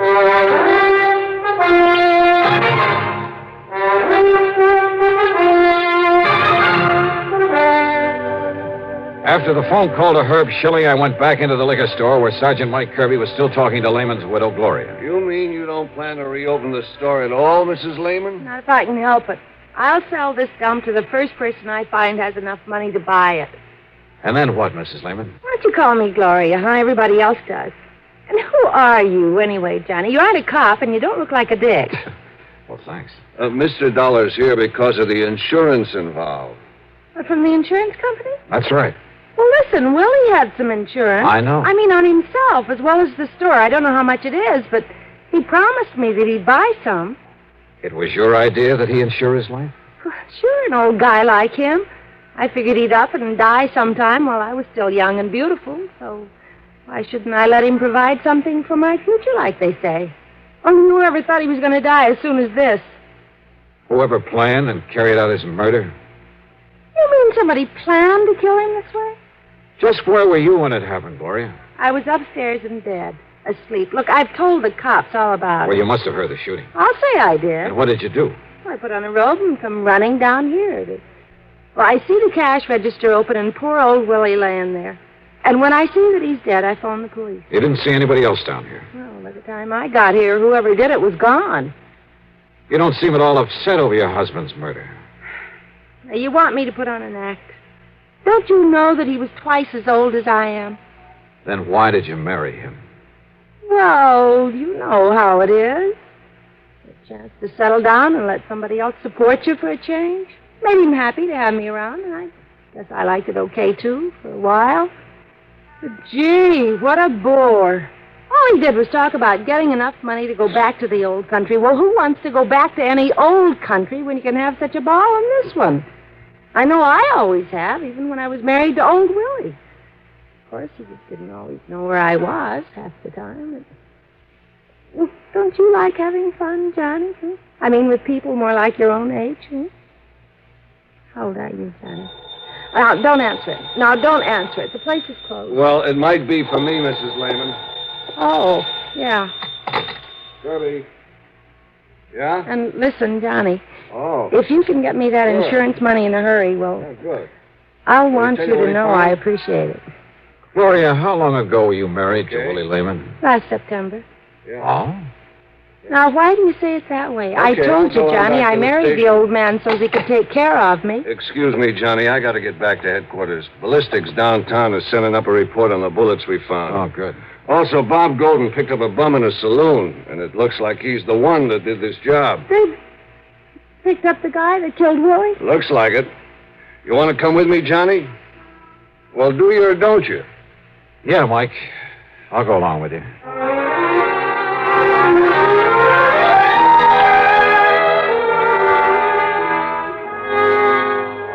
I told all those other cops. I'm the guy that heisted the dough out of Lehman's Liquors last night. Then you shot and killed him, Benny. Oh, no. No, I tell you, I didn't do it. That's the truth. So help me, that's the truth. Are you trying to say somebody else went in there and shot him after you left, Benny? Well, I don't know. There was no reason if you'd already taken his money. But I don't know. How should I know? You think I stuck around there after I got his dough? How many shots did you fire at him, Benny? How many shots? Why, I didn't fire none. You saw that gun the cops took off of me. It was made of rubber. That's all it was. It was made of rubber. If I hadn't got stupid and gone out and got drunk and showed it to somebody and told them how I got away with the money from that liquor store with it, you think these dumb cops had ever got wise to me? You didn't fire a single shot? How could I? I wave my rubber gun at him. He reaches under the counter. He comes up empty, so he gives me the dough and I leave. You're lying, Benny. You make a paraffin test, Mike. Yeah, and I think this is the result of it. Well, Conroy? The paraffin test was negative, Sergeant. No sign of powder on either of his hands. Also, Sergeant... There, you see? I told you I never had no real gun. All right, Benny. I told you all I did was rob that joint. So Shut up, what do you want me Benny. to Shut do? up. Yeah, Conroy? Also, Sergeant, here's the report from downtown on the bullets from ballistics. Good. Here, let me have them. And also, they returned that gun of Mr. Lehman's that they found beside his body. There's no prints at all on it. Now, Johnny. Is there anything else? Hey, look at this. Yeah? Conroy? Yes, sir. Get this bum out of here. Lock him up upstairs. Yes, sir. Come on, Benny. You wise guys can't pin no murder rap on me. You wait till I get a lawyer. Oh, yeah, we'll wait. What's it say, Mike? Listen. The bullet that killed Willie Lehman and the bullets we pulled out of the wall of that store. Well? Johnny, they all came from Lehman's own gun. Well, how about that? In other words, with the help of that phony rubber pistol, Benny somehow got Lehman's gun away from him. Maybe Lehman had already pulled off a couple of shots and missed, but the one that killed him... Oh, yeah. The paraffin test showed no powder on Benny's hands. Then he must have worn gloves. He must have killed Lehman. You want to bet? Then who did? Well? First, I think I'd better get some proof. Act 3 of yours truly, Johnny Dollar, in a moment. Be sociable, look smart, keep up to date with Pepsi, drink light, refreshing Pepsi, stay young and fair and debonair, be sociable, have a Pepsi.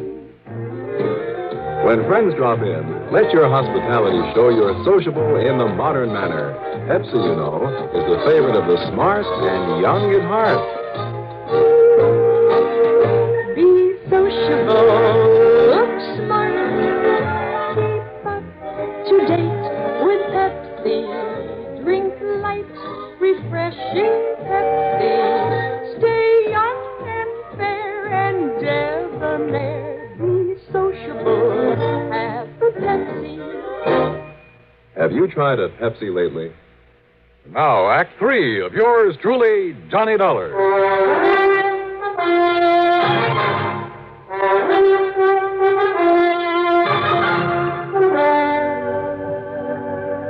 Listen, Mike, you're overlooking one thing. Like what, Johnny? That Benny's a shaky old bum, a wino. Suppose he'd gone into that liquor store with a real gun instead of that phony little rubber one you boys found on him. Well? You think for a minute he could have stood up against a crack shot like you say Lehman was? Well, now, that's Of course beside... not. Now, could he get Lehman's gun away from him and kill him with it? Ever since he kept the gun in that store, not a single hold-up man has got the better of him. He even killed one of them a month ago. That's very true. All right. Now, I think I can get your killer for you. Only you have to let me get her my own way. Her, that's right. You mean Lehman's wife, Gloria? That's right. Johnny, I thought of her, too. Motive, opportunity, everything. But proof. Let me handle it my own way. But if she didn't do it... If I'm wrong, it won't be any reflection on you, on your record. Oh. I see what you mean. Okay. We'll take my car. And you gotta promise me one thing. What's that? That you'll stay outside, that you won't make any move until I ask you to, no matter what happens. Well, now, Johnny... Otherwise, you can try hauling her in yourself. But, of course, if you're wrong about her. Okay, Johnny, let's go.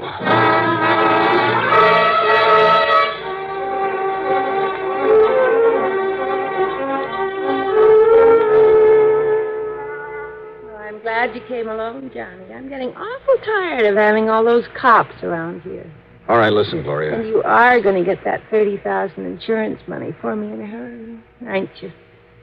You know how long it'll take for me to get the rest of his stuff here in this state. A guy dies, it's sometimes a couple of years before they... What's the matter, Johnny? 30,000, huh? What?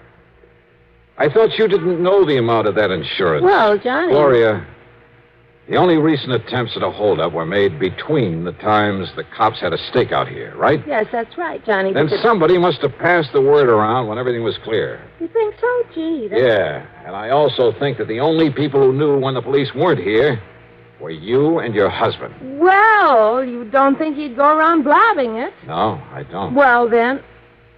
Now, wait a minute, Johnny Dollar. Don't get your back hair up, Gloria. Not yet. What? Your husband was good enough with a gun to have thwarted 7 robbery attempts in a row. That's right. So I think he could have prevented his own murder. if he'd had his gun last night. Well, of course he had it. They found it laying next to his body. Somebody was glad to see these holdups, these attempts anyway, because it provided a perfect excuse to kill him. Now, listen, he Johnny. kept the gun under the counter, didn't he? Sure. Right here, under the register. Okay. I'm going to put my gun there. What are you up to, Johnny? Get behind the counter a minute. About where he'd stand when a customer came in. Well, sure. Right about here. So last night, a man came in and he stood about here. He pulled a toy gun out of his pocket, demanded the money in the register. What is this? What would your husband have done? Well? Grab the gun. Like this. You're pointing that right at me, you know. That's what he would have done. But there was no gun there last night, because you had taken it. And when the bandits left, you were standing up on the stairs, there at the back. You'd come down from your apartment. What are you talking about? The bullet that killed him went from his right shoulder down to his heart, down to the lower ribs, because you were up on the stairs when you shot him. Then you fired a couple of shots into the wall and you called the police. To prove that, Johnny, enough for the cops? When I tell them, Gloria... But you won't, Johnny, because it happened just the way you said. But you're never going to tell. Gloria! Too late, Johnny! No! You took the bullets out! You tricked me! That's right, Gloria. Dirty, double-crossing! You lying cheat! You happy, Sergeant?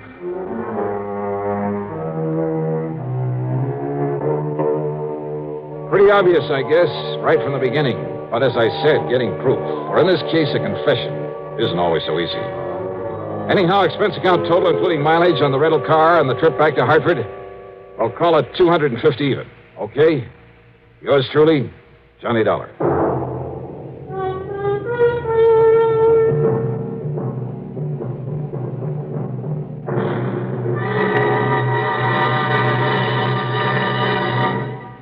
Our star will return in just a moment.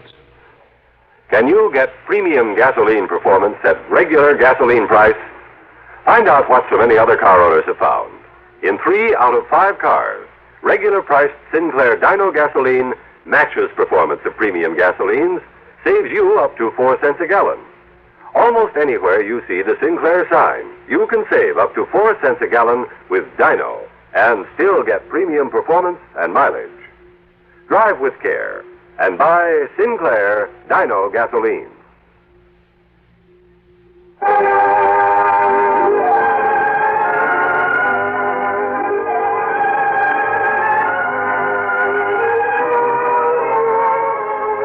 Yours truly, Johnny Dollar, is written by Jack Johnstone, produced and directed by Fred Hendrickson. Johnny Dollar is played by Mandel Kramer. Also featured in our cast were Jackson Beck, Joseph Julian, Jack Grimes, Bob Maxwell, and Peter Fernandez. Music supervision by Ethel Huber. Sound patterns by Walter Otto. Tomorrow begins a new week's hilarity with Arthur Godfrey Time on the CBS Radio Network.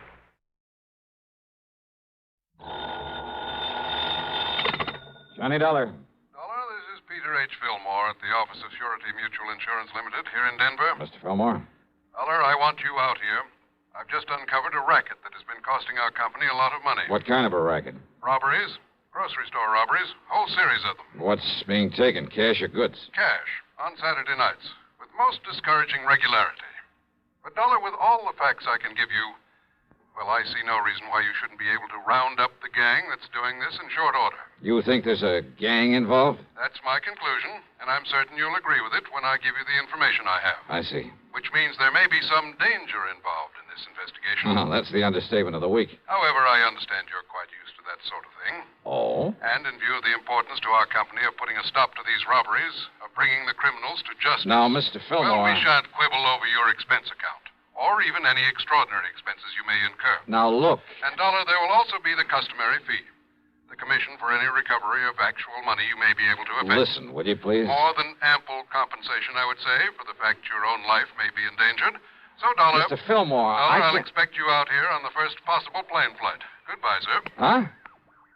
Oh, sure. Goodbye. Maybe forever, huh?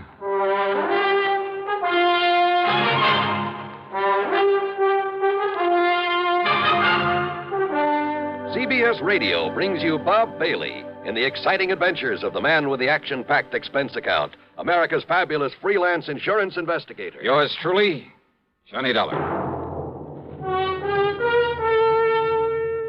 Thirsty people everywhere prefer ice-cold Pepsi-Cola. And because it's light, it refreshes without filling. Charlie, be sociable. I am, Kay. Pepsi is a favorite of thirsty people from Maine to Hawaii, from Alaska to Florida. Charlie. It's perfect for parties or picnics, so serve Pepsi to your guests. That's helpful, but... This is the sociable part. Keep plenty of Pepsi ice-cold and ready. Remember, it goes fast because everybody likes Pepsi. Singing still sounds more inviting. May I? Be sociable, look smart, keep up to date with Pepsi. Drink light, refreshing Pepsi. Stay young and fair and debonair. Be sociable, have a Pepsi. But singing doesn't say, pick up an extra carton of Pepsi today. Better yet, get a case. You do that.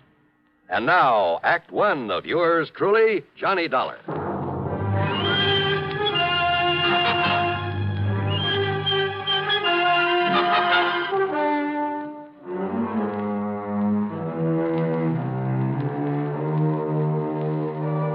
Expense account submitted by Special Investigator Johnny Dollar to Surety Mutual Insurance Limited, Denver office.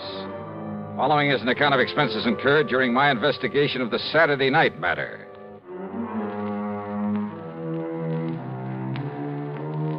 After including an extra box of 38 shells in my luggage, I spent item 1, $77, plane fare, Hartford to Denver, Colorado. Item 2 is $1.95 for a cab to the office of Surety Mutual and Mr. Peter H. Fillmore. Here in Denver, no dollar, all over the state, in a regular pattern. A pattern that has finally, today, enabled me to realize there's a connection between these robberies. Well, you better tell me all about it, Mr. Fillmore. Well, in the first place, you must understand that insurance against loss of actual cash, well, not many companies issue it, without limit, that is. So I understand. However, since virtually all of our accounts are the commercial type, you understand what I mean by that? Yeah, I think so. Instead of individual life and home policies, endowments, that sort of thing. Exactly. Manufacturing plants, merchandising organizations, that sort of thing. Including a great many stores, both large and small, including 50 or more grocery stores, supermarkets. I see. Dollar, it was my own idea to insure them against unlimited loss by robbery. And I must say it's increased our number of clients considerably. Yeah, I think so. But don't the premiums for that kind of protection have to come pretty high? Oh, very high. As a result, the company has shown a very nice profit over the past couple of years. But, of course, if these robberies continue... Yeah, you say there's been a definite pattern to them. Yes.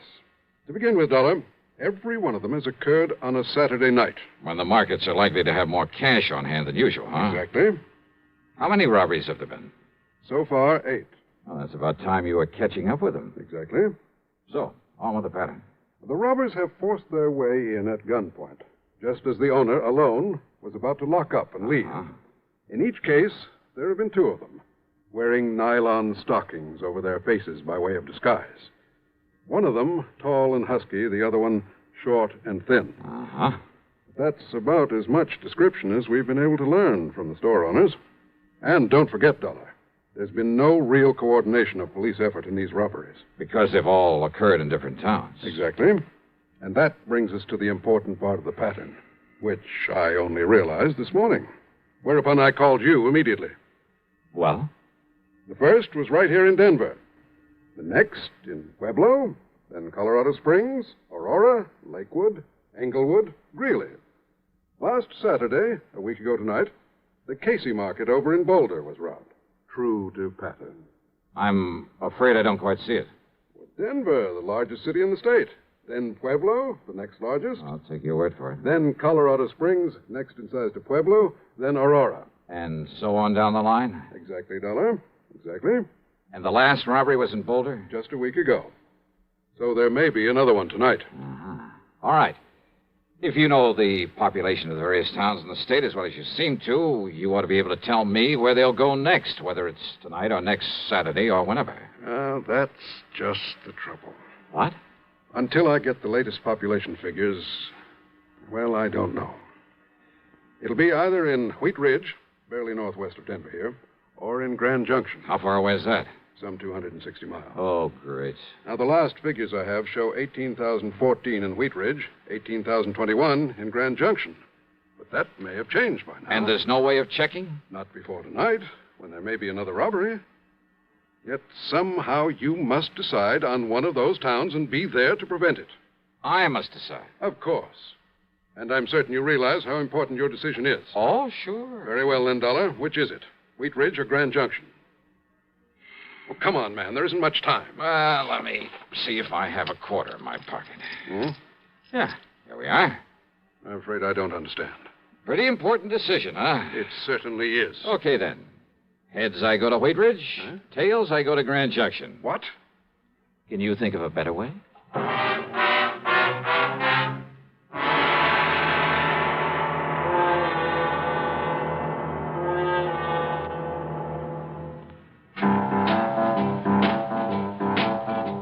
Talk about best-selling records. Here's a familiar tune about America's best-selling filter cigarette, Winston.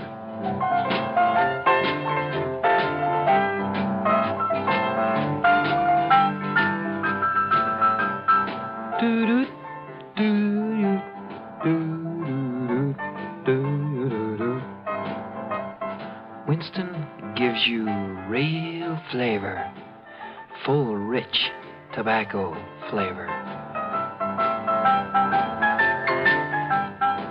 And you know, that's because only Winston has filter blend up front. Choice, flavorful tobaccos, specially selected and specially processed for filter smoking. No wonder Winston tastes good, like a cigarette should. Smoke Winston. And now, Act Two of yours truly, Johnny Dollar, and the Saturday Night Matter.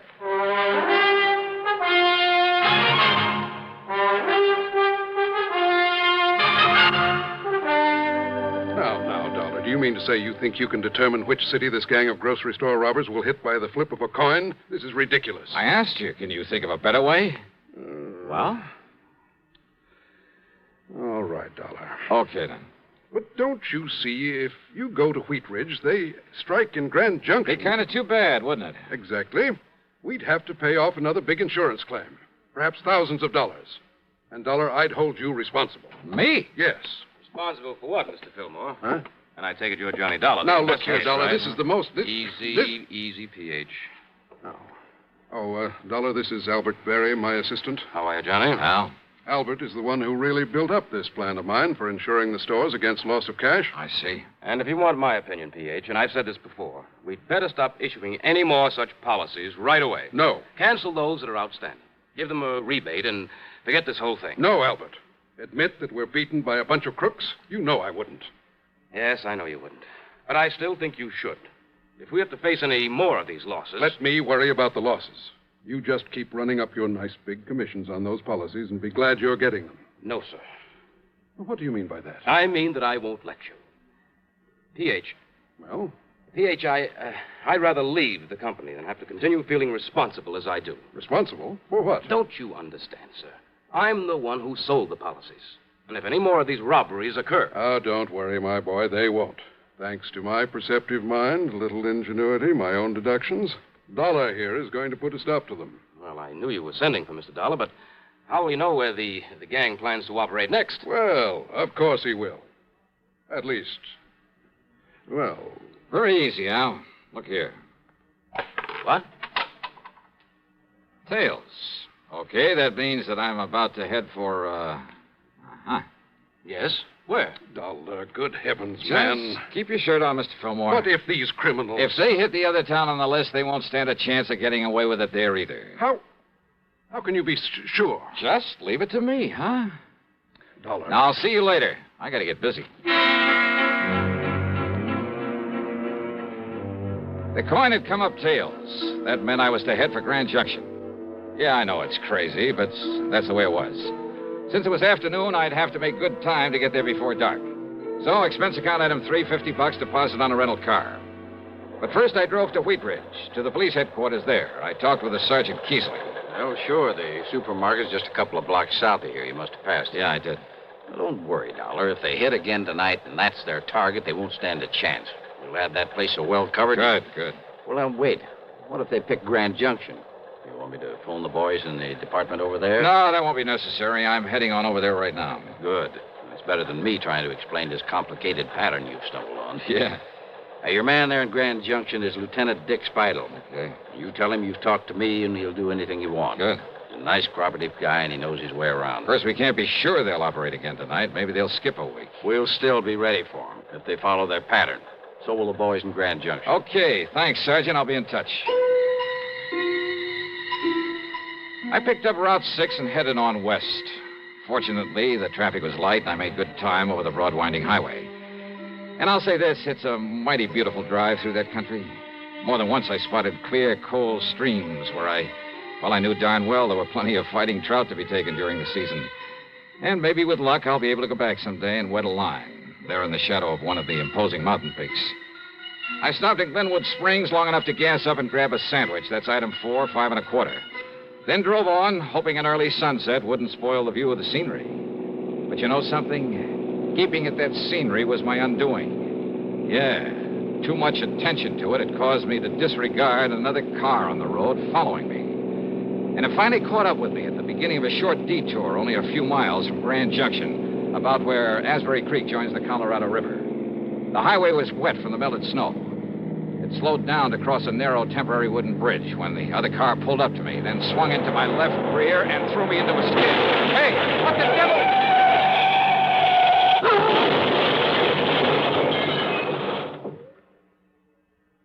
Act 3 of yours truly, Johnny Dollar, in just a moment. Meet star Stuart Irwin.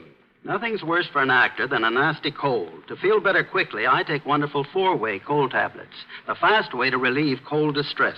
Right. Tests of all the leading cold tablets proved 4-way fastest acting. 4-way starts in minutes to relieve muscular pains, headache, reduce fever, calm upset stomach, also overcomes irregularity. Take my advice. For your next cold, take 4-way cold tablets, the fast way to relieve those cold miseries. 4-way, only 29 cents. And now here's a word about another fine product of Grove Laboratories. Had dandruff for years? Now get rid of it in 3 minutes with Fitch Dandruff Remover Shampoo. 3 minutes with Fitch regularly is guaranteed to keep unsightly dandruff away forever. Apply Fitch before wetting hair. Rub in 1 minute. Add water, lather 1 minute. Then rinse 1 minute. Every trace of dandruff goes down the drain. 3 minutes with Fitch, embarrassing dandruff's gone. Fitch can also leave hair up to 35% brighter. Get Fitch Dandruff Remover Shampoo today. And now, Act 3 of yours truly, Johnny Dollar. Things were a little vague after my car got pushed off the road on the way into Grand Junction. I remember lying there in the wreckage, cold, terribly cold, but unable to move. Then the state highway patrolman who came along pulled me out from under the steering post, and I remember passing out again when the warmth inside their car hit me. I remember being wheeled along on a stretcher through a long corridor, the smell of antiseptics, then the sight of a hand with a hypo in it poised above my left arm.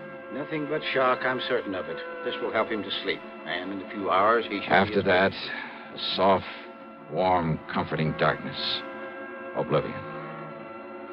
Then, when I finally came to and there was sunlight streaming in through the hospital window... Just take it easy, Dollar. What? Take it easy and get some rest, and you'll be all okay. I'm Lieutenant Dick Speidel. Oh. Lieutenant. Sergeant Keesley over at Wheat Ridge called about you. Yeah, well, Just look, wanted to make sure everything was all right over here. You're in Grand Junction, you know. Did they nab the gang behind the market robbery last night, was it? No trouble at all over there. Nothing happened. But I sure wish you hadn't skidded off the road Skidded? before you could get Listen, to me. there was another car. It came up behind me. Yeah, I know. So far, we haven't been able to get a lead on it. What if they didn't hit the market over there? Yeah, Dollar. It was the Bluebird supermarket right down the street from here. Over $3,000. Yeah? Well? A set of tire marks, same as from the car that ran you off the road. But that's all. Oh. Except for one thing. What's that? What? Now, look, you're in no shape to worry about this thing now. You said except for one says thing. You need a lot of rest. What is it? But when you're up and around What again... is it, Lieutenant? Well, when Barnaby Schultes came out here from the west and opened that market... Yeah? Well, always when somebody comes here with a lot of money, I run a check on him. And? Schultes has a record of stock manipulations of phony bankruptcies across the country as long as your arm. Sure. So when his market gets robbed after he's made sure of collecting a lot of insurance for it... Worth thinking about, isn't it? Oh, you bet your sweet So life. you lie here quietly and think about it, Dollar. Oh, wait a minute, and Lieutenant. in case you're thinking about getting out of here and doing something about it before Now, you're okay again... listen, will you... Well, it just happens I have a man outside the door to see that you don't. Not until the doc says you can. Lieutenant! You take care of yourself.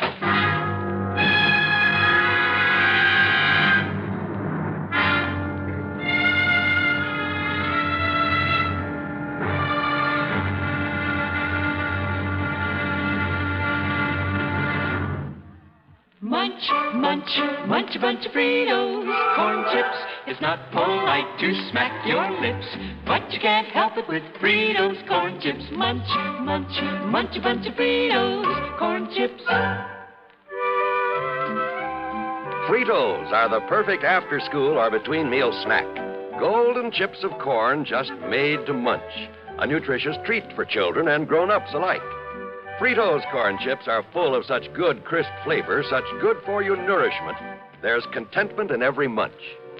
Munch, munch, munch a bunch of Fritos, corn chips. Whenever you want good munching, get Fritos corn chips. Whenever you want to add zip to a lunchbox, to salad, soup, or sandwiches, serve Fritos corn chips. They're America's favorite. Golden chips of corn just made to munch. Fritos, Fritos corn chips. Munch, munch, munch a bunch of Fritos, corn chips. Now, Act 4 of yours truly, Johnny Dollar.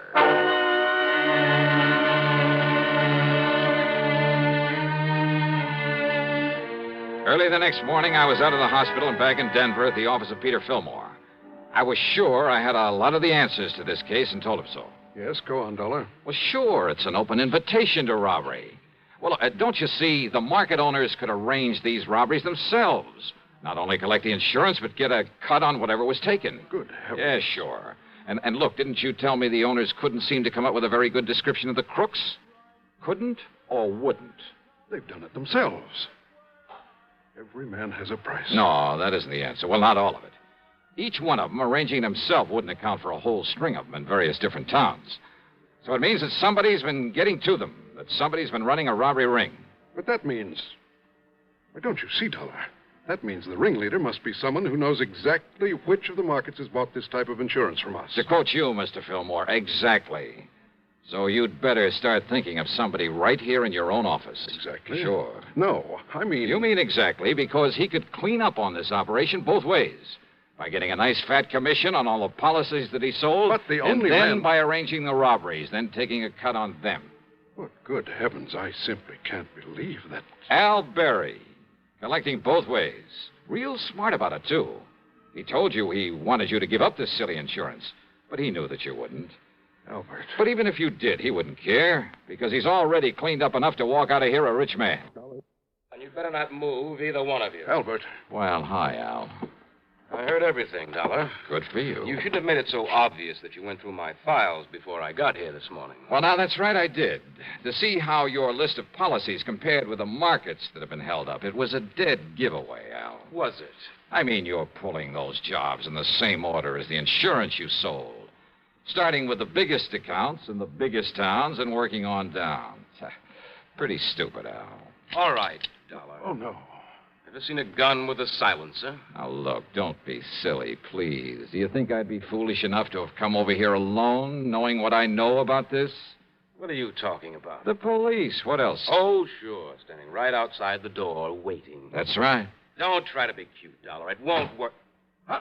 That's right. No, listen, Sergeant. Just relax, Al. Enough to let that thing drop out of your hand. Gently. Thanks, Sergeant.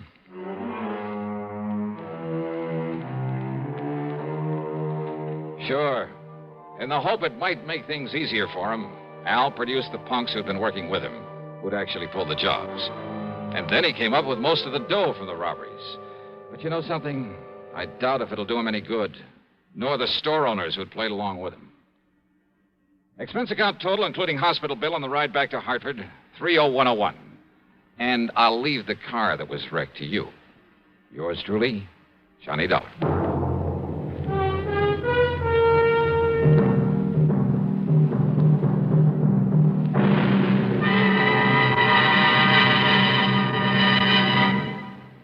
Our star will return in just a moment. Constipation is something people don't talk much about, but it can be a problem for anyone, even doctors. And when constipation occurs, it's interesting to see just what doctors consider important about a laxative they might use or recommend.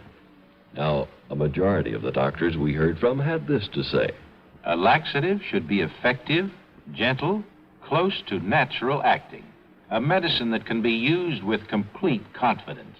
Well, pleasant-tasting chocolated X-Lax is effective. Overnight, it helps you toward your normal regularity. X-Lax is so gentle, so close to natural acting, there's no upset. That's why many doctors and millions of people use X-Lax with complete confidence.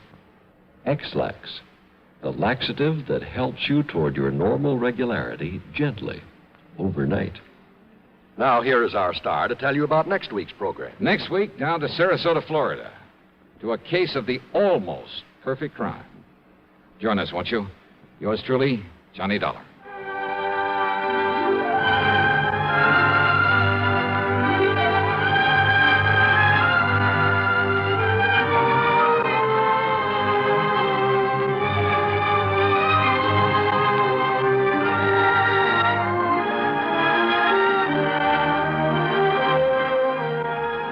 Yours truly, Johnny Dollar, starring Bob Bailey, originates in Hollywood and is written, produced, and directed by Jack Johnstone. Heard in our cast were Bartlett Robinson, James McCallion, Forrest Lewis, and Russell Thorson. Be sure to join us next week, same time and station, for another exciting story of yours truly, Johnny Dollar.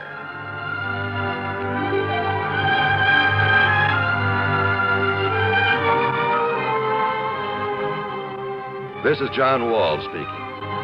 This is the CBS Radio Network. This is Jim Amici, and this is 1960.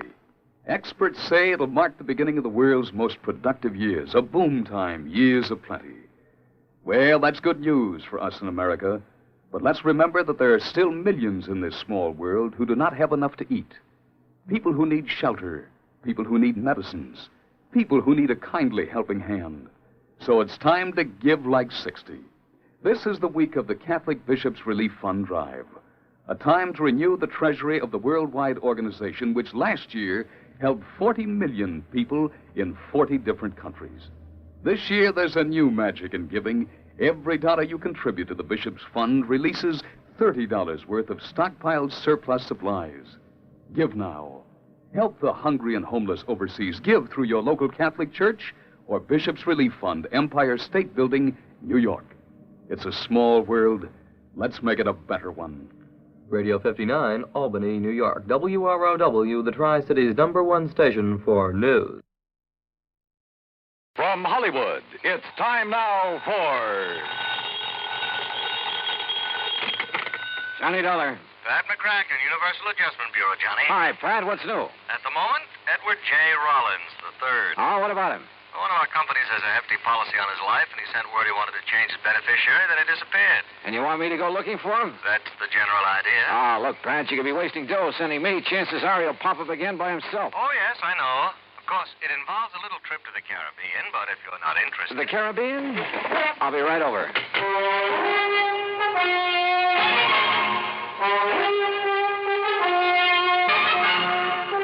Bob Bailey in the exciting adventures of the man with the action-packed expense account, America's fabulous freelance insurance investigator. Yours truly, Johnny Dollar. And now, Act One of yours truly, Johnny Dollar.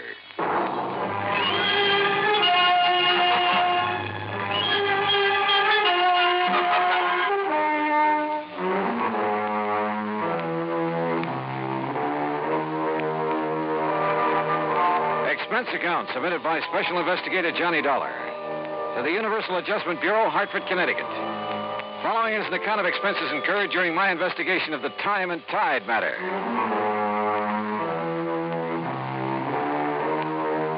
Expense account item 1, $1.20 cab fare from my apartment to the offices of Universal Adjustment Bureau and Pat McCracken.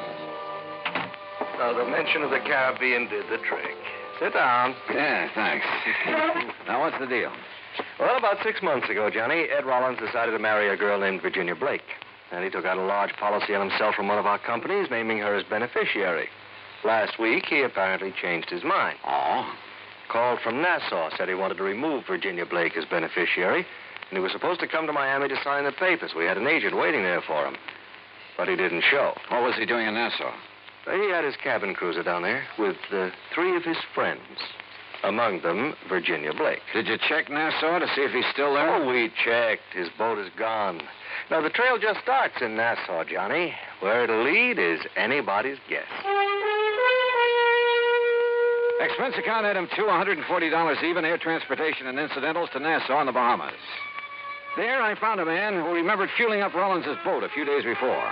He'd heard them talking about working their way down through the Bahamas, skin diving, and then cutting over to Jamaica. They'd mentioned one place in particular, Crooked Island. Item 3, $50, transportation via chartered seaplane to Crooked Island. I spotted Rollins' cruiser in one of the coves, and the pilot set me down nearby. A dinghy with an outboard motor came over from the boat. It was Ed Rollins. You say you're an insurance investigator, Dollar? Yeah, that's right, Mr. Rollins. Well, what are you doing here? Well, I came to see if you were okay. Me? Well, why shouldn't I be? You were supposed to meet an agent from the company in Miami last week. You didn't show up. Oh, well, I changed my mind. You mean you came all the way down here because I didn't show up in Miami? Well, when a man with a hefty policy in his life disappears, the insurance company starts worrying. So it seems. Hey, mind slowing down a bit? I'd like to talk to you before we get on board. Sure. Now, what's on your mind? As I understand it, you took out a policy about 6 months ago and named a Virginia Blake as beneficiary. Yes, that's right. We're going to be married. Then a week ago, you apparently changed your mind. Well, I decided to think it over some more. That's why I brought the boat down here. What's the trouble? Oh, it's just... Well, I might as well tell you. I began to suspect Virginia's been two-timing me. Oh? With whom? That I don't know. Have you asked her about it? No, not yet. Why not? Because I'm afraid she might tell me the truth. Maybe I don't really want to hear it. Ah, I see. Look, Mr. Dollar, we're going to do a little more skin diving here in the cove this afternoon and then shove off for Jamaica around dark. Why not come along? You can catch a plane back to the States from there. Okay. Who all's on board your boat? Let's see. Virginia, you know about. Then there's Bill Winslow. Winslow? Yes, kind of a beachcomber at heart. I bring him along mainly to handle the boat. He's real good at it. Anybody else? Oh, Tony Atherton. A worthless sort of guy, but rather amusing company once in a while. Besides, he introduced me to Virginia, so I owe him something for that. I guess. Well, look, you mind introducing me as just an old friend of yours? Yes, that's just what I had in mind. Oh, say, there they are waiting for us on deck.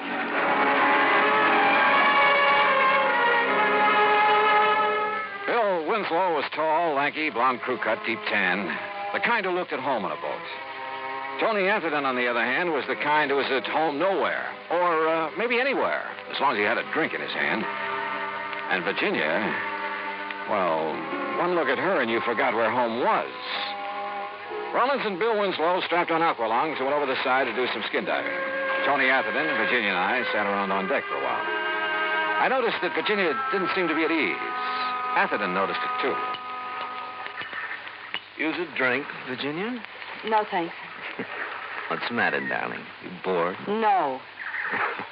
You see, darling, Virginia didn't really want to come on this trip, did you, dear? Just skip it, Tony, will you? Seems like Ed and Bill have been underwater a long while. Yeah, I was wondering about that. How long do they usually... Don't worry. Ed likes to live dangerously. Besides, he's got Bill Winslow, all-American boy, to take care of. Will you lay off it, Tony? Hey, there they are. Hey, wait a minute. Looks like Rollins is in trouble. Get him on board! Here. Hey, quick. Get on. Watch his face, please. Here. I got face plate. Get it off. You okay, Rollins? Yes. Yes, I guess. What happened, Ed? Oh, something went wrong with his air supply. Yeah. Sprang a leak. Thanks, Bill. If it hadn't been for you... Oh, skip it. Just lucky I was close to you. Look at this rubber tubing. It's frayed through. Yeah, I guess I must have scraped it against some coral. Sure. Yeah. Yeah, that's probably it.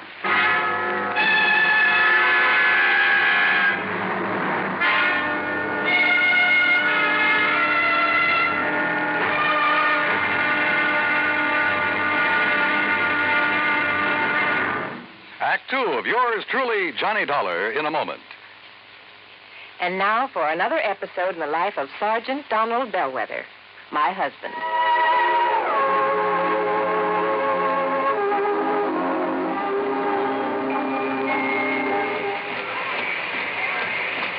Hi, honey. Did you fix the windshield wipers? I sure did, Reba. How's that?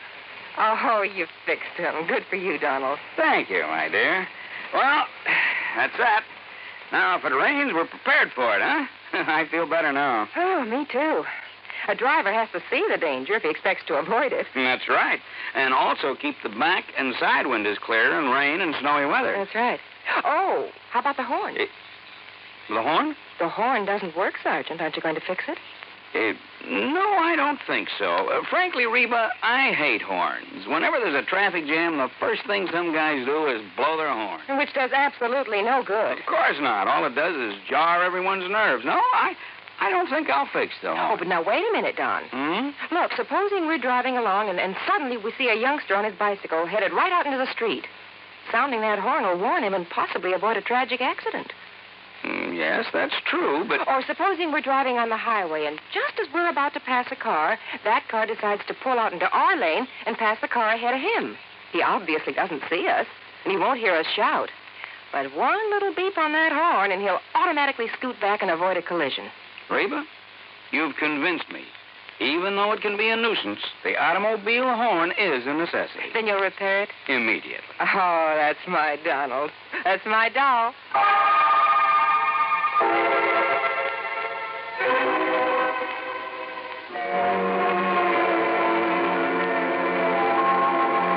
And now, Act 2 of yours truly, Johnny Dollar, and the Time and Tide Matters.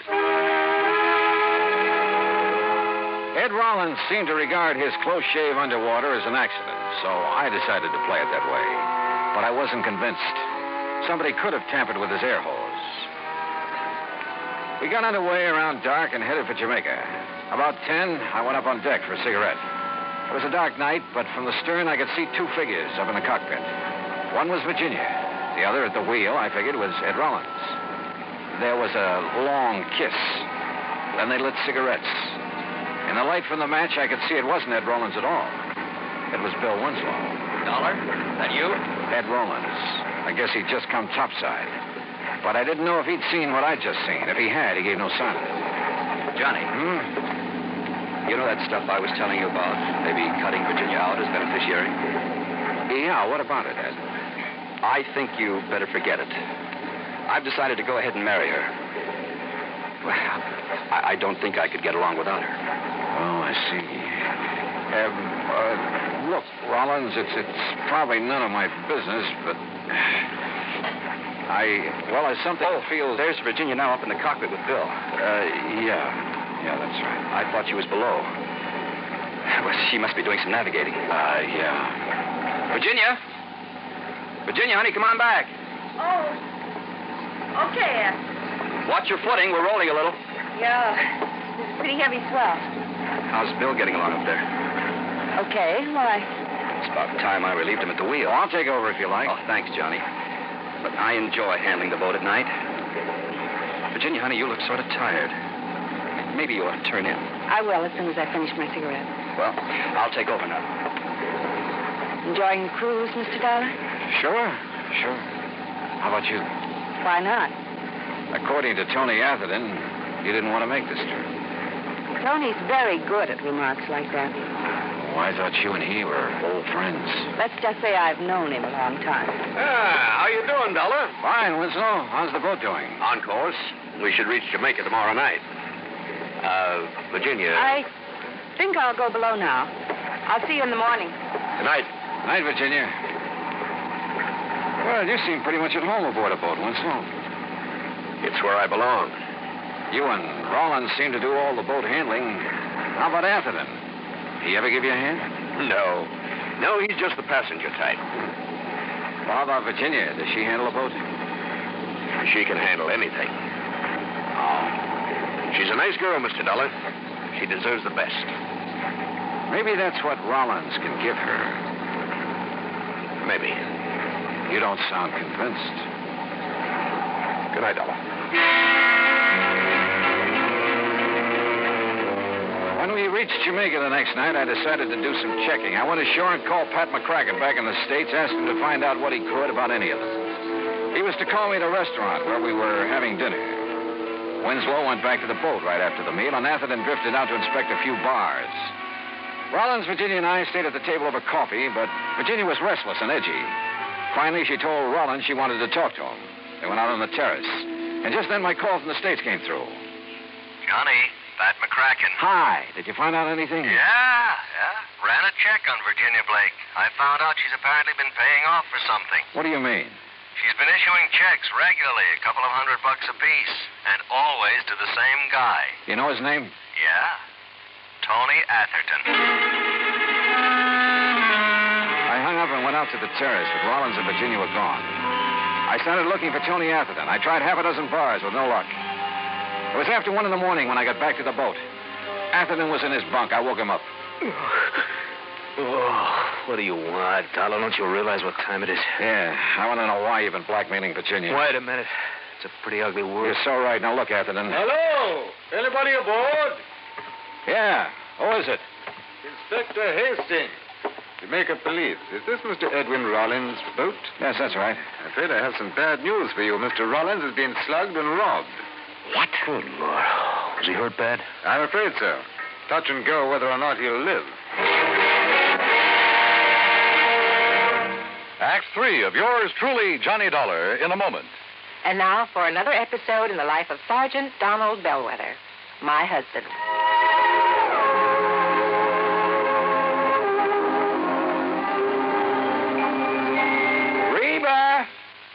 Reba! What is it, Donald? Confounded Reba, I can't find the fountain pen. I've looked all through this desk. Here it is, dear. Here it is. You must have used it as a marker when you were reading this book.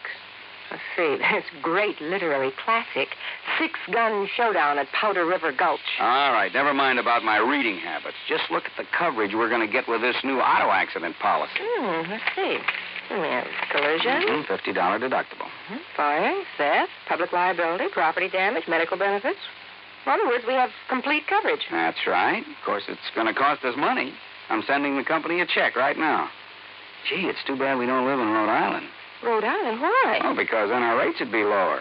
Rhode Island has less accidents per capita than any other state. Oh. Well, which state has the highest? Let me see. Here it is, Nevada. No, by golly, Nevada's second highest. Alaska has the most. Really? I didn't know that. Mm-hmm. You know, it's just too bad we can't eliminate traffic accidents completely. Not only would it save life and limb, but it'd be a lot less strain on the pocketbook. Yeah, that's for sure. These automobile accident policies get more expensive every year just because there's so many costly accidents. Well, I'm glad we've got some good insurance coverage, Donald, but just remember one thing. Oh, what's that, honey? Well, some auto accidents ruin a fender, and some ruin a family. Yeah, that's true. Very true. But as far as I'm concerned, I don't want any of your old insurance money. I want you here at home, safe and sound.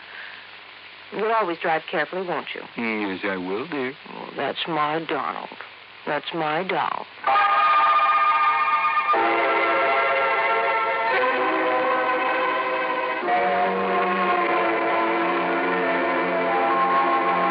And now, Act 3 of yours truly, Johnny Dollar, and the Time and Tide Matter.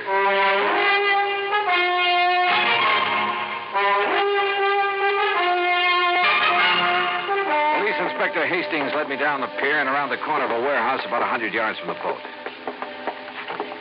This is where one of my men discovered Rollins, Mr. Dollar. He'd been slugged, huh? With a length of pipe we found nearby. No fingerprints on it, Holmes. Rollins is in the hospital in a coma. Apparently he hasn't more than a 50-50 chance. You said something about robbery, Inspector. His wallet and valuables are gone. I'm afraid we've had quite a bit of that sort of thing around the waterfront lately. Robbery, huh? Maybe. Maybe not. I poked around the pier for a while, but didn't turn up a thing. It was about 7 in the morning when I finally got back to the boat in Atherton's stateroom. I told Virginia what happened, Dollar. She went to the hospital immediately. Okay, I can talk to her later, Atherton. I still want to know why you've been blackmailing her. Oh, look, you got proof, Dollar. Virginia's been issuing checks to you pretty regularly. Look, what's wrong with that? She and I are old friends. I've had bad luck with some of my investments. She's been kind enough to help me out. Now, look, Dollar, if you're trying to tie me in with what happened to Rollins, you're just wasting time. Am I? Of course you are. If you stop this nonsense, I can probably help you. Oh? Look, take a look out this porthole. Go on. What do you see, huh? A stretch of pier? A warehouse? Exactly. Well, what about it? Well, just as I was turning in last night, I heard footsteps on the pier. I looked out the porthole. Somebody was walking along it. As he turned the corner, I could see who he was by the warehouse light. It was Ed Rollins. Oh? A moment later, somebody stepped out of the shadows and followed him around the corner. Dollar, that was Bill Winslow. I tell you, I'm not the one who slugged Ed Rollins. But you admit taking a walk last night late. Well, sure. So what? All right, where'd you go? Oh, along the waterfront. I don't remember just where, and I don't remember what time it was. Along that pier out there, around that warehouse, maybe. Maybe. Look, I wasn't paying much attention where I was going, but I didn't see Rollins at all.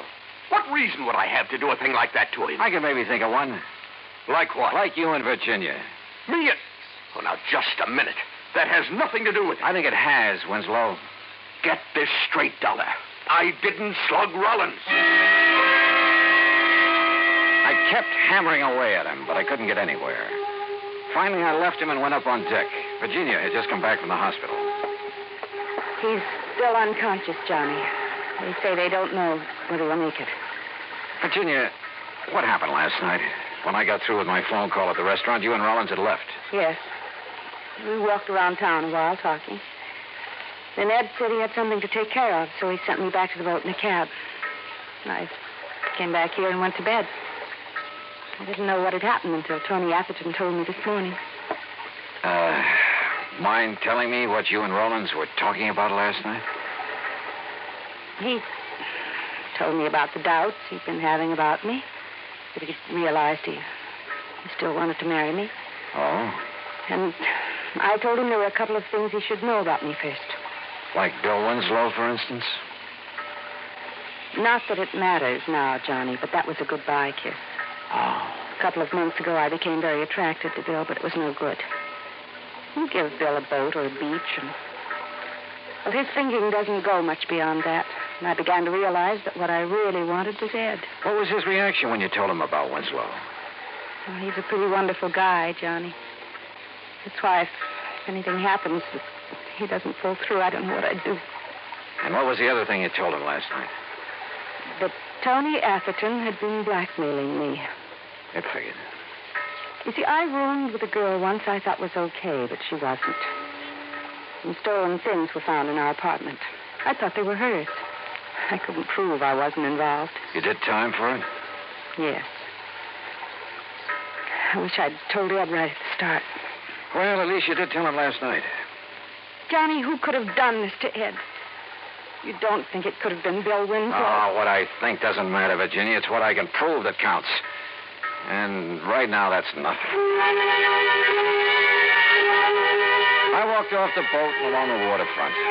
There was a swirl in the channel. The tide was going out. It was almost low. I glanced over at Rollins' boat. It was resting lower against the pier now. Suddenly, a couple of ideas started pecking away at me. I went back aboard the boat and found a tide table. According to my watch on the table, it was low tide. Then I looked up the time of the previous low. Yeah. I headed for Tony Atherton's stateroom. All right. So Virginia was buying a little silence from me about her past. So what? When Virginia told Rollins you'd been blackmailing her, he probably didn't like it much. He told her he had some business to take care of. It could have been with you. Now, look. So he went out looking for you around the town. He found you. Now, wait a minute. What'd he do? Threatened to have you prosecuted? Was that it? So you followed him down to the waterfront, sneaked up behind him and slugged him. No. You figured you'd killed him. But even if you hadn't, you were safe because he couldn't have seen who slugged him. Look, Dolly, you're talking nonsense. Told you I saw Bill Winslow following Rollins. I saw it right through this porthole. And that's where you hung yourself. What? Take a look out that porthole. What do you see? What? Yeah. The pilings of the pier. It's low tide. Well, so what? And it was low tide at the time of the attack. You couldn't have seen over the top of the pier then. You were lying. Oh, now, look, I tell you, I won't try it. Get away from me!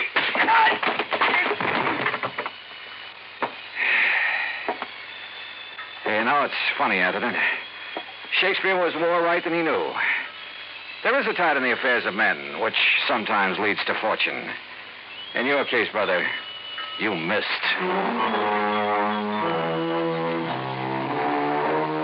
Expense account total, including transportation and incidentals home, $403.50. Remarks? Tony Atherton's in jail where he belongs. Bill Winslow is somewhere in a boat where he belongs. Ed Rollins pulled through. He and Virginia will get married next month. Yours truly, Johnny Dollar.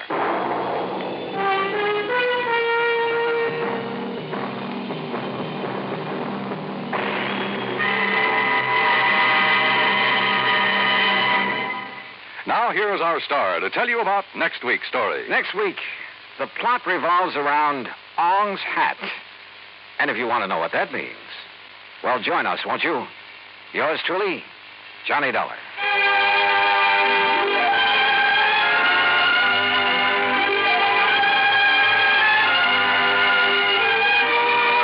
Yours truly, Johnny Dollar, starring Bob Bailey, originates in Hollywood and is produced and directed by Jack Johnstone. Today's story was written by Robert Wright. Heard in our cast were Virginia Gregg, Larry Dobkin, Herb Ellis, Tony Barrett, Frank Nelson, and Ben Wright. Be sure to join us next week, same time and station, for another exciting story of yours truly, Johnny Dollar. This is Dan Cubberly speaking. Yours truly, Johnny Dollar, has been a presentation of the United States Armed Forces Radio and Television Service.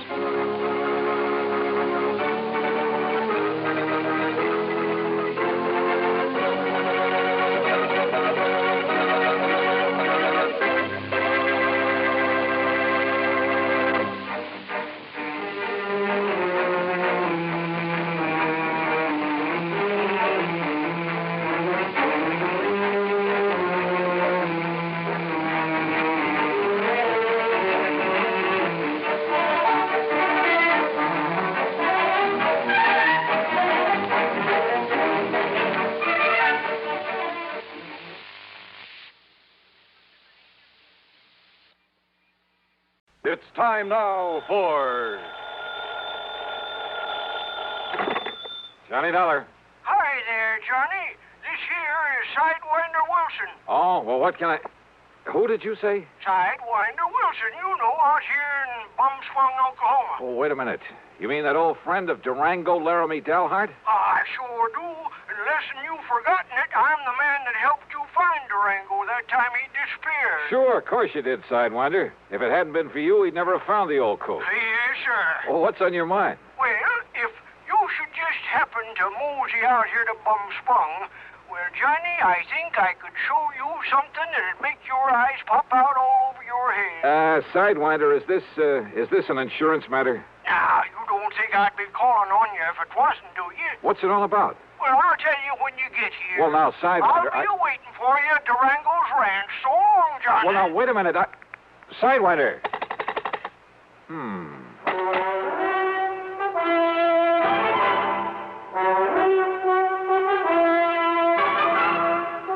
Bob Bailey in the intriguing adventures of a man with the action-packed expense account. America's fabulous freelance insurance investigator. Yours truly, Johnny Dollar.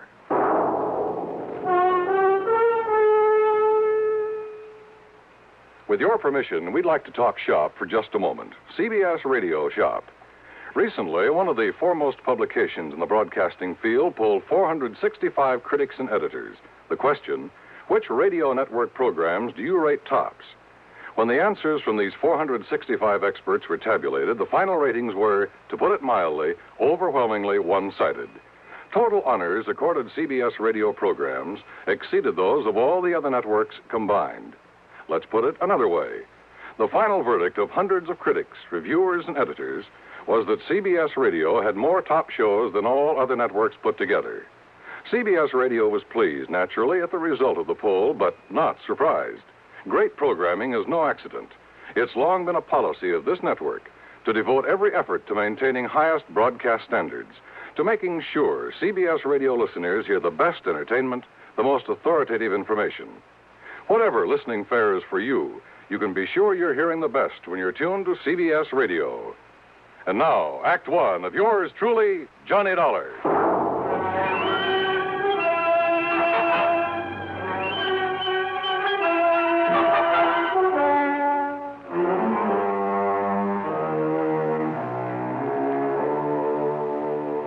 Expense account submitted by Special Investigator Johnny Dollar to Floyd's of England, North American Office, Hartford, Connecticut. Following is an account of expenses incurred during my investigation of the Fairweather friend matter.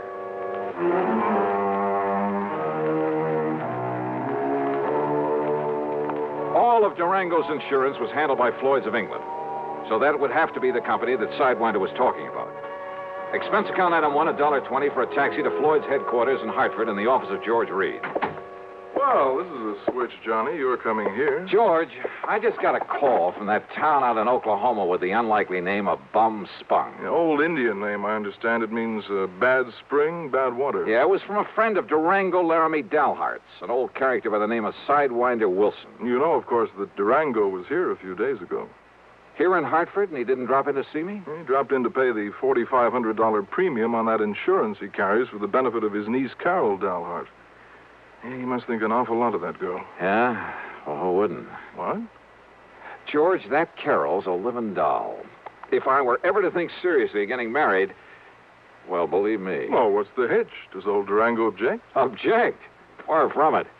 Hey, tell me, did he pay off that premium in the usual brand-new $100 bill? Yes, and as usual, he peeled them off a roll that was big enough to choke a horse. Johnny, why that man carries so much cash around with him? Now, what did this fellow Wilson call you about? Sidewinder wouldn't tell me. Well, now, wait.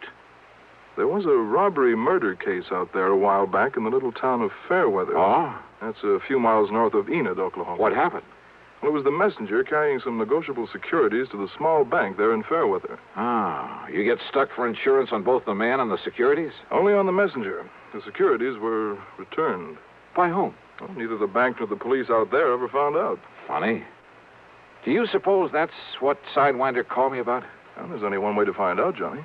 Which is to say that Floyd's of England will pay my expenses. Well, now, within reason, of course. Huh? Oh, why kid about it, Johnny? That freewheeling expense account of yours. George, you sound as though you don't trust me. Well, of course I do. Oh? Well, you shouldn't. Huh? George, I'll be in touch. Expense account item 2, 9730, transportation. The plane dropped me off at Enid, Oklahoma, shortly after 6 p.m. Item 3, $2 even for some food. Item 4, a $50 deposit on a drive-your-own car. I drove north on Highway 81 then, after some 27 miles and after crossing the Salt Fork of the Arkansas, which, much to my surprise, had a trickle of water in it, I turned left on the rough dirt road leading to Bum Spung. Finally, there it was. The same 2 or 3 acres of poor, barren, sandy soil. The ramshackle house and the remains of a barn, leaning tiredly on the timbers that helped to prop it up. And out in front were the same 2 sad-looking cows, the old and weather-beaten horse, a friendly, mangy, toothless hound who shook himself as he got up out of the dust and proceeded to assert his authority. And I still couldn't figure why Durango, who was worth millions in oil royalties, had ever chosen to settle down in this lonely, desolate spot. And yet, thanks to Carol, his attractive niece, the inside of that huge, unpainted house was clean, modern, well-furnished. I wondered if Carol would show up, but I saw no sign of the sleek convertible she always drove. Swinging open the sagging wire gate, I wondered if the ancient Maxwell, parked at one side, belonged to Sidewinder Wilson. I didn't have to wonder for long. Hey! Hey, you crazy old coot! Sidewinder! What the Sam Hill's the matter with you? Welcome to Bum Spung, Johnny. Oh, listen, you wild old character. Put that thing down or I'll start throwing some lead around myself. With that little 38 lemon squeezer of yours? Why, you... No, sir, Sonny. You wouldn't stand a chance. Well, now, what's the big idea? Well, I just wanted to show you that when Durango leaves me in charge of his ranch, he leaves it in good hands. And also, I wanted you to feel real welcome around here. Yeah. Now, how are you, Johnny boy? Well, still in one piece, no thanks to you. The crazy way you and Durango have of making somebody feel welcome around here. Where is he, by the way? Well, first he went to Hartford to pay up on his insurance. Then he flew down to Washington. Oh, what for? Well, to pay up on his income taxes. Wanted to make sure he got them in the right hands. Well, now, he didn't have to go to Washington for that. Well, he figures it makes it easier that way. He just carries along a big bundle of money and lets them take whatever they think is right. Oh, no. Now, listen, Sidewinder. Yeah? Did you call me in connection with that bank messenger who was killed down in Fairweather? That's right, Johnny. I understand the securities he carried were returned to the bank. Yes, sir. They were sealed up in a big envelope and laid on the front doorstep of that bank. And what I figure, Johnny... You figure that if I can find out who sent him back the securities, I'll have a lead on the killer. That's right. And, Johnny, I know who sent them back. You do? Yeah. You're sure? Yeah. Well, who, Sidewinder? Me, Johnny. What? Yes, sir. Me.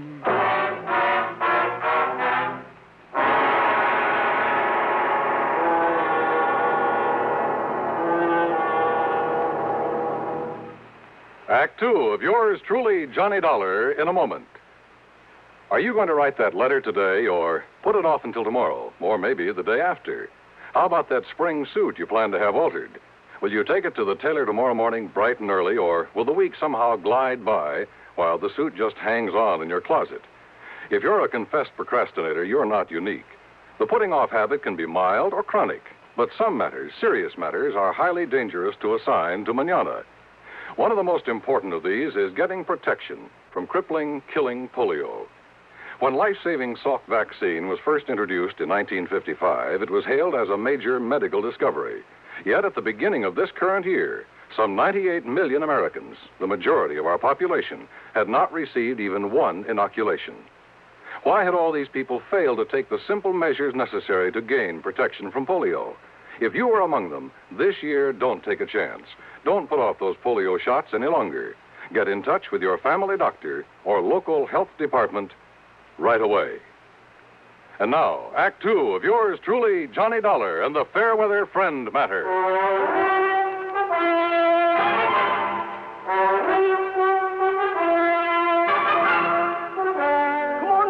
Johnny, and I'll tell you about it.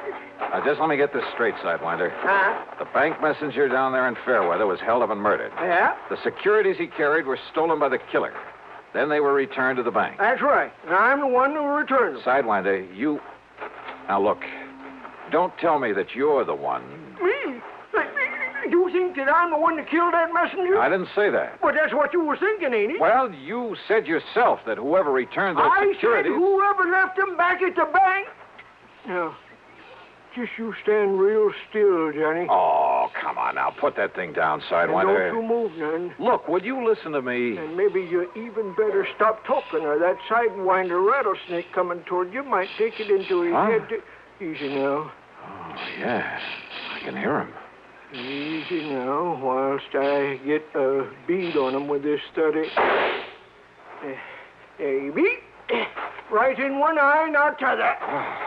And I'll just cut off his rattles and add them to my collection. Oh, brother, thanks. No wonder they called you Sidewinder. Yeah. That's the 427th rattle so I've taken off these varmints. I just don't like them, Johnny. They ain't like Diamondback. These Sidewinders around here will sneak up on a man, just like that dirty snake that killed the bank messenger. And you know why he done it, Johnny? You still haven't told me who he is. It was to collect that insurance on him, that's who. Oh? Yes, sir. The man that killed him was his hair. What you call his beneficiary. How do you know, Sidewinder? Because I live down the Fairweather. That is, when I ain't up here looking after Durango's place. Yeah? And that's how come I knowed that Claude Needles, that was the messenger, left his insurance to that no-count nephew of his and that Barney Gifford. Sit down. Barney Gifford, huh? Yeah. So what I done was talk it over with Durango and Carol Dalhart. Where is Carol, Sidewinder? I've been waiting for you to ask that, Johnny. Oh, she'll be around. Good. You're kind of sweet on her, ain't you? Wow. Nah, don't you try to fool me, Johnny boy. And you know how she feels about you, too. And if you don't think Durango knows, well, I'll tell you this. You say you talked it over with her. I'll tell you this, Johnny. Durango finds that you've been out here and went back to Hartford without hitching up with Carol. Sidewinder, would you? Well, I'll tell you this. He's liable to shotgun you into it if he catches you around here. Oh. And don't you try to tell me you wouldn't like being married to her, too. Sidewinder. Okay. So anyhow, me and Durango and Carol. Carol. Hi, Johnny. Oh, I'm glad to see you. Carol, I'm glad to see you. Oh, then don't you stand there. Give me a kiss. Oh, you think I need an engraved invitation? Come here. Oh, hi. Oh, don't stop, Johnny. It's been a long time. If Durango could see this. Oh, drop that, Sidewinder. Yes, sir, he'd have that shotgun out so fast. Oh, man. Oh, it's been an awful long time, Johnny. Oh, too long. I thought you were never coming back here. I'm here. Uh-huh. So let's make up for lost time. Oh, why not? Oh, come on now. Come on, you kid. Oh, it's good to see you. Johnny, don't you want to hear the rest of what I was... Now, look at here. If you don't cut loose from each other there, you know what I'll do. I'll walk right out of here, and I'll go back to Fairweather. And I'll send a telegram to old Durango, and I'll tell him you two are making out like this all alone inside of his house. And if that don't bring him out here to get you two married... Oh, why don't you mind your own business? Well, I tell you you... old goat. Why don't you go somewhere and get lost? But that's it. I'm going right down to Fairweather and send him a telegram. No. Just settle down there, Sidewinder. I'll settle down, Johnny, with you anytime, any place. Oh, Carol, you're the only girl I know who makes me wish sometimes I was the marrying kind. But now listen. I'll bet I can make you the marrying kind, Johnny. You like to give me a chance, huh? Well, that settles it. I'm leaving right now. No, you aren't, Sidewinder. Oh, let him go. Let's just be sensible for a minute, will I you? was trying to, Johnny. I mean about this murder case. And when we finish talking about it? We'll see. Well, then let me tell you about it. It won't take me so long. And Sidewinder, you stop making those silly eyes or I'll let you have one right between them. Well, I still think I ought to leave. So do I. As long as you're already... Well, listen, Johnny. I'm listening. When Mr. Needles was killed, Sidewinder wanted them to make him a cop down there in Fairweather. Or even just a deputy, so as I could go out and hunt for that killer. Claude Needles was a friend of mine. But the police said no, they didn't need him, didn't want him. So that made me sure. So we talked it over about who could ever do a thing like that. And that's when I remembered Barney Gifford would get the money from Claude's insurance. So I told Sidewinder I'd have a date with Barney, and that would give him a chance to go through Barney's house and look for the security. And I found him, Johnny, under a loose board in the floor. Yes. So when he come home, I lassoed him, and I tied him up, and I took him and locked him up in the tool shed on my place. You didn't turn him over to the police? Oh, the chief in that little old hick town told Sidewinder that if he interfered in the case, he'd lock him up. That's what he said. Well, look, nevertheless, and that's when Durango, just before he left to go to Hartford, always has to be there right on time, you know, with that insurance payment. Yeah, I know. Well, that's when Durango said to call you up on the phone. Yeah. Sidewinder. Huh? I thought that was your idea. No, Durango's. And also for getting Johnny out here to see you again. What? Why, sure. Well, who does Durango think he is trying to run my life that way? What kind of a trick is that to pull on? Just you wait until he gets back here. Is that my cue to leave these parts, Carol? Well, it certainly... Oh, no, of course not, Johnny, but... Well... All right, now. Sidewinder, where is this Barney Gifford? Locked up in my tool shed. Well, who's looking after him? Oh, Pete Whaley, I told him not to let on to the police. You sure he can handle a man like Gifford? Oh, yes, Sidewinder. Well, I don't see why Hey, not. look, maybe we'd better drive on down there. Well, sure, but wait till I answer that phone. It's probably Durango saying to hold on to you, Johnny. He's probably on his way. If that's Durango, you tell him I've left. Hello? Now, you don't mean that, Johnny. I bet Durango really would make you marry me. Oh, would that be Carol. so bad? Johnny. Johnny. Carol. Oh, why don't you stay on that... Sidewinder, what's the matter? Listen. That was old Pete. Yeah? Barney got loose. Like to kill old Pete. Oh, no. And now Barney's coming here. Coming for me. To kill me. Act 3 of yours truly, Johnny Dollar, in a moment. Be sociable, look smart, keep up to date with Pepsi. Drink light, refreshing Pepsi. Stay young and fair and debonair. Be sociable, have a Pepsi. When friends drop in, let your hospitality show you're sociable in the modern manner. Pepsi, you know, is the favorite of the smart and young at heart. Be sociable, look smart, keep up to date with Pepsi. Drink light, refreshing Pepsi. Stay young and fair and debonair. Be sociable, have a Pepsi. Have you tried a Pepsi lately? And now, Act 3 of yours truly, Johnny Dollar. Okay, then. If Barney Gifford's coming here, we'll be ready for him. We'll... Sidewinder, you aren't afraid of him, are you? He's a bad one, Johnny. But if Sidewinder was able to subdue him before... Well, I caught him off guard, Johnny. He didn't have no gun then, but he has now. He took old Pete. And Barney's a deadly shot. It's the only good thing you can say about him. And don't you see, it's dark outside now. If we stay around here inside the house, we'll be like a flock of sitting ducks. Yeah, but I don't think we'll stay inside. You mean we'll just run away from him? No. How long ago did he get away from Pete? Well, Pete says it was more than an hour ago. Then we haven't any time to waste. What are you going to do, Johnny? I know what you're going to do, Carol. Yes? Get out of here. Go on back to Enid. Tell the police. By the time they can get up here, Sidewinder and I will either have things under control or, well, then they can take over. Why don't you phone the police? Because I'm telling you to go on down there. You're just trying to get me away from here, aren't you? That's right. No, Johnny.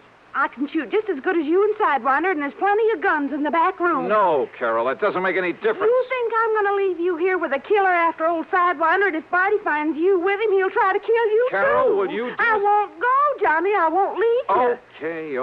Okay. We're just wasting time. I haven't seen any car lights out on the road, but that doesn't mean that... That's right, mister. It doesn't mean a thing. Him. The front door had been pushed open by the barrel of a high-powered rifle that slowly fanned the three of us.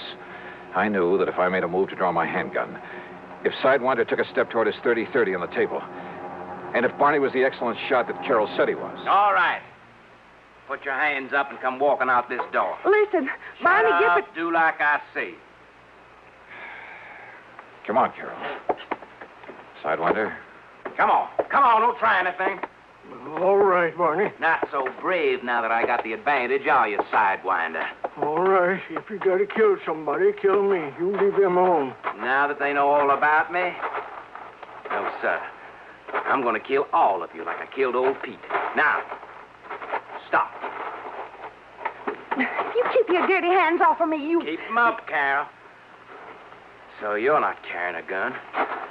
I know that Sidewinder never carries it. But you do, don't you, mister? Thanks. And I think I'll use it to kill you. So if you want to put your hands down to pray... Well, Sidewinder. Yes, Johnny? You think maybe this is retribution for that killing you did today? Killing, Johnny? Yeah, when I first got here. You remember. Oh. I don't know what you're talking about, mister. But I'm not going to waste any time. Barney, Shut up, Carol. You're going to go first. All right, now listen, Gifford. Then you, mister. Then last of all, Sidewinder. Huh? What's that? It's a snake. It's a rattler. It's back of you, Sidewinder. No. It's over next to Barney. Where? I can't see it. Where is it? I'll kill it. Where is it? Right here. Oh.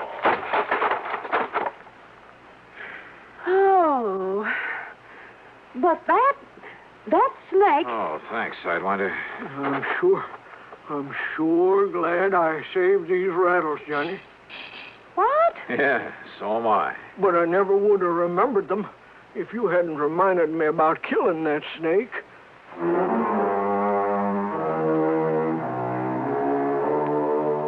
You know something? I hated to leave that place.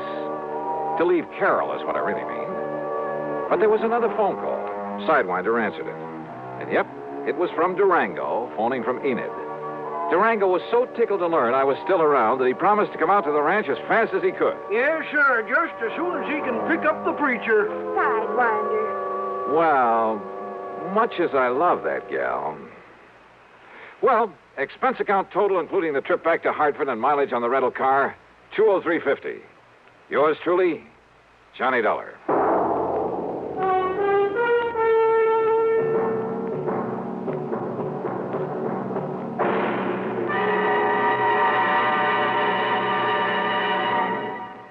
Our star will return in just a moment.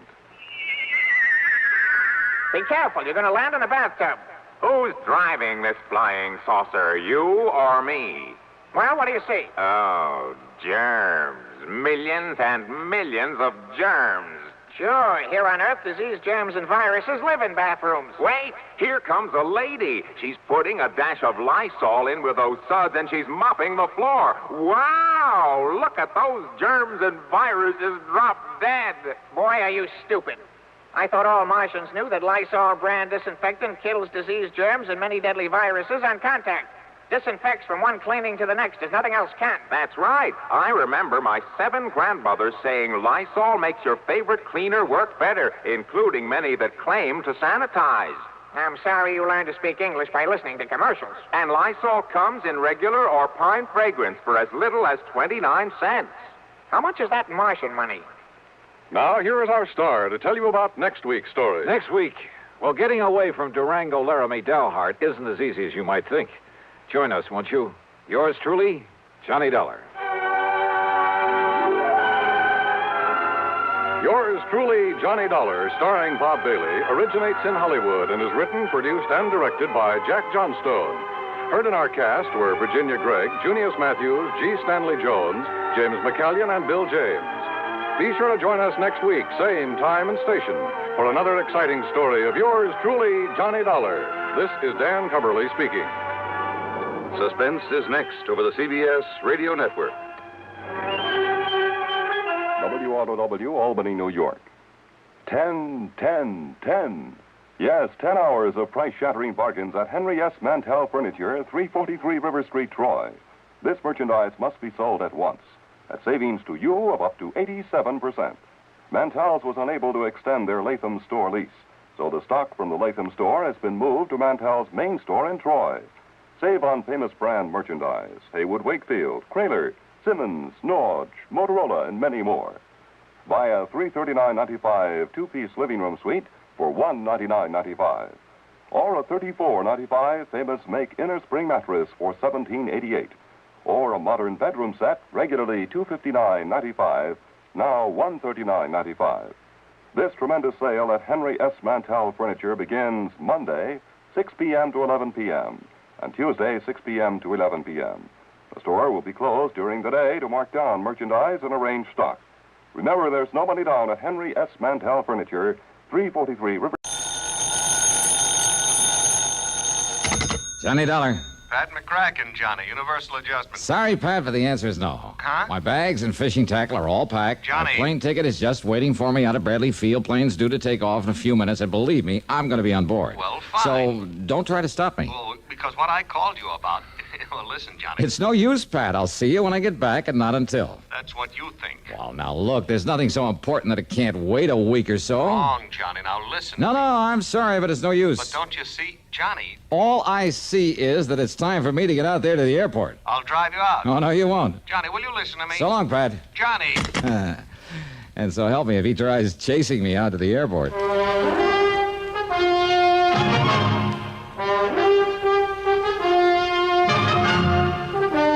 CBS Radio brings you Bob Bailey in the exciting adventures of the man with the action-packed expense account, America's fabulous freelance insurance investigator. Yours truly, Johnny Dollar. Now, Act One of yours truly, Johnny Dollar.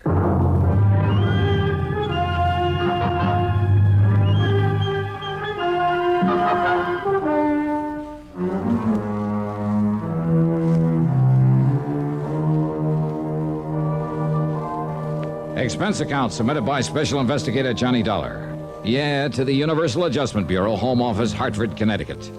Following is an account of expenses incurred during my investigation of the wholly unexpected matter. Well, it looked as though even my taxi out to Bradley Field was conspiring against me. It developed a flat tire along the way that almost made me miss the plane. Oh, and that cab and plane fare, item 1 on the expense account, $163 even. Though I didn't realize that at the time it was going to be paid for by Universal Adjustment Bureau. Anyhow, I got to the field in the nick of time, jumped aboard the ferry plane for New York. Sit right here by the door, please, Mr. Dollar, Okay. until we get airborne. Oh, and be sure to fasten your seatbelt, please. Yeah, sure, miss. There. I thought for a minute we'd have to take off without you. Oh, not a chance. I wouldn't have missed this plane if I'd had to fly after it under my own power. Johnny Dollar. You're the famous private investigator, aren't you? Yeah, I'm an insurance investigator. Oh, I listen to every one of the exciting cases you handle every Sunday on CBS. Do you? Good. Only, believe me, they're not as exciting as they sound. I don't believe that. No, it's just like any other job of work. And as for that wild expense account of yours, thousands and thousands of dollars, That's a very touchy subject, Miss... Claire, my name's Claire. I mean, after all, Claire, a man has to wangle some kind of compensation on a job like mine. You mean because it's so risky and all, and I don't blame you a bit. Are you off on some dangerous investigation now, Mr. Dollar? No, sirree. No, ma'am. I'm heading for a place over in western Arizona, Lake Mojave Resort on the Colorado River. I know. The place you're always going to fish. Well, the place where I always try to get in some fishing. That's right. Something always happens and spoils your plans. But not this time. You see, I do listen to your program. But now we're airborne, Mr. Dollar, so you can get rid of the seatbelt and go up to seat 11 that I saved for you. Oh, yeah, sure. Thanks a lot, Claire. Pleasure, Johnny, and I hope you have a wonderful trip. Oh, believe me, nothing's gonna stop me this time. For once in my life, I'm gonna... Oh, no. Yeah, I arranged for the seating myself, John. Pat McCracken. That's right. Sit down. Stewardess! Claire! Oh, John. Help! Now, you listen to me, Pat. Come on, sit down and make yourself What is easy. it, Mr. Dollar? What's wrong? Give me another seat on this crate. Oh, now, Johnny. I'm sorry, Mr. Dollar, but this is the only one left, and Mr. McCracken insisted that I save it for you. Oh, he did he? You wouldn't want to stand all the way down to New York. Besides, the airline wouldn't like it. Now, Pat... Okay. But only as far as New York. Yes? Yeah. If I were you, I wouldn't be too sure. Yeah? All right, now you listen. The minute we land in New York, where I can pick up another plane, Pat, you and I part company. You want to bet on that?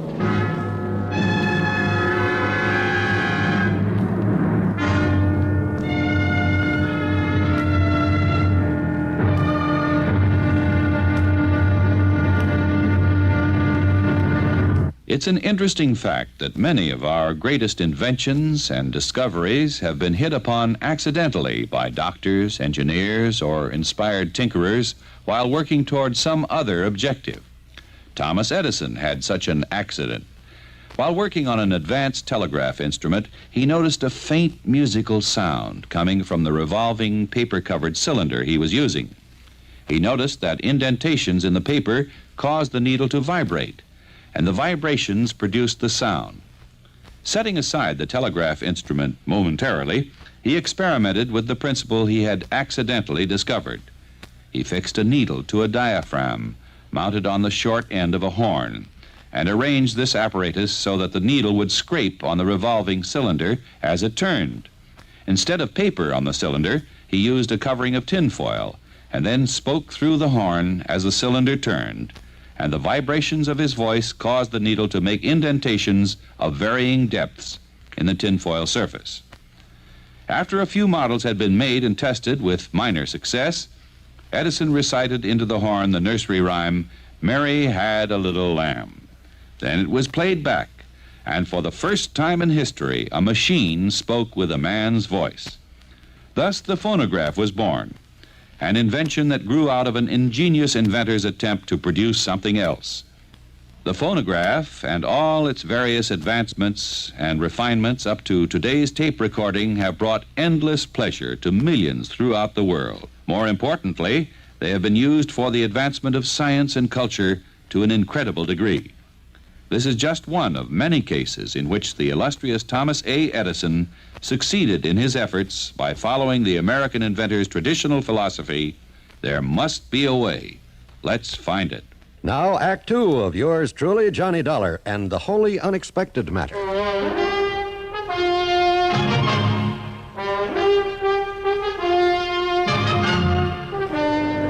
When we got home from New York, I said so long and goodbye to Pat McCracken, then climbed aboard one of the big jets. But just before takeoff, who should come barging in and take the seat next to me? Well, of course, Johnny. This is the seat that was assigned to me. All right now, Pat. How did you know what flight I was taking out of Hartford? Which one out of New York? Easy, Johnny, easy. I simply checked with the airline back there at Bradley Field. Ish. Now, instead of clamming up the way you did on the trip from Hartford to New York, let's talk about this. I'm sorry, Pat, but I'm on a vacation, and this is one time. Neither you nor anybody else is going to keep me from going out to... Yes? Well... Go ahead and say it, Johnny, to Lake Mojave Resort out along the Colorado. How did... I mean... Oh, what makes you think that? Well, where else in the world would you go to get away from it all for a few days? Well, lots of places. Not this time. How do you know? I'm just betting on it. That's why I dragged along all my fishing tackle. Huh? Sure. After hearing you rave about the place all these years, I decided it was high time I took a crack at it, too. Now, wait a minute, just a minute. Yes, Johnny. You mean that when you called me back at my apartment, it wasn't about some kind of an assignment? Farthest thing from my mind. Oh, yeah? Honor bright. What? Then why didn't you say so? So who had a chance? Well, do we go fishing together or don't we? All right, just one condition, Pat. Yeah? Not one single word of business until we get back to Hartford. Who said anything about business? Don't you think I need a vacation now and then as much as you do? Okay, then, okay. Now, that's settled. That's settled, yeah. Now, make with some talk about those nice big fish that we're gonna... Okay, Huh? What's the matter? Nothing. Been looking at that fellow sitting up there in the seat next to the emergency exit. Oh, what about him?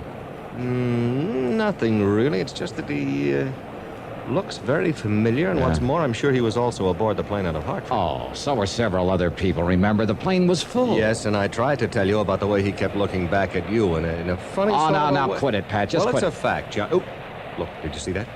He gave us a quick glance and then buried his face in his magazine. So what? Well, almost as though he didn't want to be seen by us. Now, you look here, Are Pat. you sure that you don't recognize him? That face is mighty familiar. Well, it isn't to me, so forget it and relax and let's enjoy ourselves. Funny little scar on his cheek when he half turned just...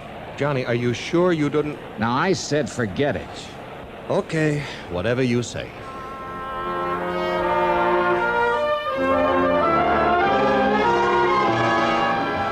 At Los Angeles, we grabbed another ferry plane, this one to Las Vegas, Nevada. Johnny, look, that same man aboard, and don't tell me so what.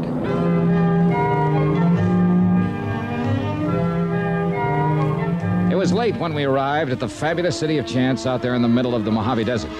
So we grabbed a cab into the Hotel Sahara. That's item 2, $1.25. Item 3 is $16 for a suite of rooms.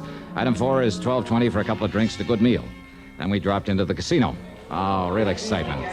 Yeah, watching the little ivory ball click around the roulette wheel, the snap of cards at the blackjack table, the rattle of dice, the click of poker chips, the ring of silver dollars, and over it all, the constant chuck and whir of the slot machines. Pat and I had separated, and by some stroke of good luck, I did all right with the dice. So I hauled my stack of chips over to the cashier's cage and collected, believe it or not. 200, 300, 350, 60, $365. Right on the nose. Thanks very much. Yes, sir. Next, please. Johnny, there you are. Yeah, I sure am. Well, how you doing, Pat? All right, fine. Now listen. Yeah? That man we saw on the plane. That you saw? Well, I saw him again a little while ago while you were at the roulette table. He was watching you, and when he saw me watching him... Now, Pat, would Johnny, you... Probably, look, half a dozen people from Hartford have taken this same set of planes out here. After all, it's vacation time. A lot of people. Okay, Johnny, I hope you're right. Oh, sure I'm right. Now, look, let's get some sleep, and first thing in the morning, we'll head down to the lake, huh? Come on. Well, whatever you say, only... Stop worrying, will you? Will you? Sure, Johnny, sure.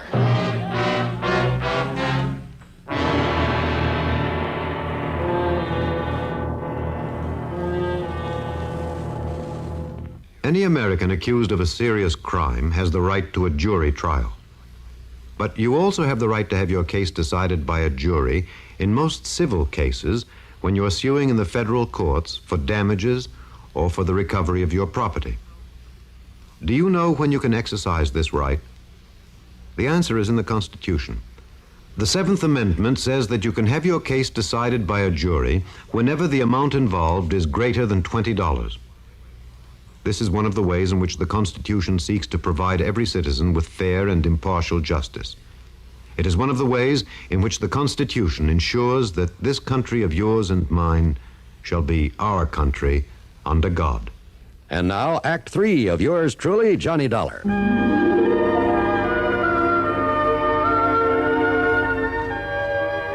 Well, it wasn't much after the crack of dawn that Pat McCracken and I rented a car. That's item 5 on the expense account, $50 deposit. And then we headed south. 5 miles short of Kingman, Arizona, we swung right on 68 down toward Davis Dam, down to Lake Mojave Resort. Once over the mountain pass, there were miles and miles of nothing but sun-baked rock and sand, of sagebrush and Joshua trees, of tumbleweed and cactus. And then, right in the middle of it, that clear blue water of Lake Mojave. The resort itself, with everything for water sports and, more important for me, for the fishermen. Buster Favors signed us in at the office, and then... Okay, you're number 8, Johnny. And if you and Mr. McCracken don't get limits every day... Mr. McCracken? Out here, Buster, it's Pat. Okay, Pat. Wow, shall we? Oh, incidentally, you're not the only one that's out here from Hartford. Oh, all right, Buster? Mr. Malloy arrived late last night. Malloy. Does that name ring a bell, Johnny? It certainly does not. Now, will you forget about that man you saw? Excuse me. Okay, I'm sorry. Well, you ought to be. Okay. Now let's unpack and go fishing. Oh, brother, just try and stop me. Just forget all about business. Well, excuse me, Pat. What? This calls for you. Oh, thanks. You mean you told somebody where you were coming? Only my office, Johnny, you know. Idiot. Here you are. Thank you. Hello? Mr. McCracken, this is Marion at the office. Now, Marion, I said the only calls I want out Please, here... Mr. McCracken, is Johnny Dollar with you? You know he is. Why? That arson case you assigned him 3 years ago, the Morley warehouse? The Morley warehouse fire? What? What's that? Get this, Johnny. Yeah? What about it, Marion? Well, it was Mr. Dollar who told the police how to catch Danny Maloney for that job. Yes, that's right, Scarface Maloney, When they put Maloney in state prison for it, he swore that if he ever got out... Well, he's out. Maloney. Did you hear me, Mr. McCracken? Scarface Maloney has escaped from the state prison over at Weathersfield night before last. Yeah. And if he carries out his threat against Johnny Dollar... You hear that, Johnny? Yeah, I heard. The man aboard the plane with a scar on his cheek? And you wouldn't bother looking at him. All right, now. Okay, wait. Johnny, you're on the expense account. Hey, what's this all about? Buster, the man from Hartford. Malloy, is it? Has he got a scar on his face, Buster? Why, yeah, on his cheek. Where is he? And come to think of it, Johnny, he asked when you'd be arriving. Where is he? Oh, he went out fishing early this morning. You know where, Buster? Just up the lake somewhere is all I know. All right, now. Did you tell him when I'd arrive? No, wasn't sure myself. Then we're one up on him. Maybe. Mr. Malloy looks like a mighty fine man to me. Don't be fooled, Buster. Johnny, what'll we do? Buster, you're the best judge of character I've ever known. Thanks, Johnny. Well, Johnny? Pat, you and I are going fishing. What?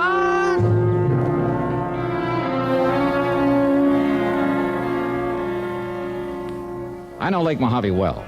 Scarface Maloney, he couldn't possibly know much about it. So Pat and I put on fishing clothes, took along our tackle. I took along a gun, and we headed up the lake in a fast outboard. We prowled into every wash and cove at the lower end of the lake, slowly and methodically. We saw lots of fishermen, but not the man we were looking for. Finally, well, I guess the spell of Lake Mojave was just too much for me, so I hove to at the end of a long, narrow cove with high walls of rock on every side. Hey, why stop here, Johnny? Well, one cast cove, Pat. What? Oh, look, it's just too good to pass up. Now, you drop a plug there in the corner. Just one cast, and I guarantee you a bass. You think of fishing at a time like this? Oh, come on now. Just try it, Pat. Then we'll go back to the main body of the lake and we'll find the... Johnny, look. Huh? No, careful so he won't see you. Up on that rock that overhangs the end of the cove. Yeah, I see him. Hiding behind a boulder. Yeah. Look. I see it. At least the glint of the sun. Blued steel, Johnny. Yeah. I can't see what it is, but I don't need to, Johnny, because it's aimed this way. Of all the heavenly bodies, the moon has gained such importance that it's continually in today's news. Now, to land a rocket ship on the moon, you must know the moon's exact orbit and rate of speed around the Earth. For decades, scientists were sure they knew these facts, but one man felt they were wrong and proved it. Simon Newcomb was born in 1835 in Wallace, Nova Scotia. Throughout his childhood, he amazed his elders with his uncanny perception of mathematics. While in his teens, Newcomb joined his father, who was teaching in the United States. In 1854, they finally settled in Maryland, where Newcomb also became a teacher. One day on a trip to Washington, he visited the Smithsonian Institute. From then on, he spent every free moment studying from its wonderful wealth of books. Reading book after book, he stumbled onto 4 volumes which kindled his enthusiasm into a brilliant flame. The books told of the amazing world of astronomy. Early in his new career, he became especially interested in the moon. He studied it intensely. One evening, he noticed that it seemed to be lagging a little behind its predicted schedule of motion. Surrounding himself with tables and charts, he painstakingly pursued the possible error. After exhaustive effort, he found it. An error in computation had been made back in the year 1675. If Newcomb had not discovered this error, a flight to the moon might never have been possible. Simon Newcomb, another American scientist dedicated to the principle that somehow there must be a way. Let's find it. Now, here's Act 4 of yours truly, Johnny Dollar.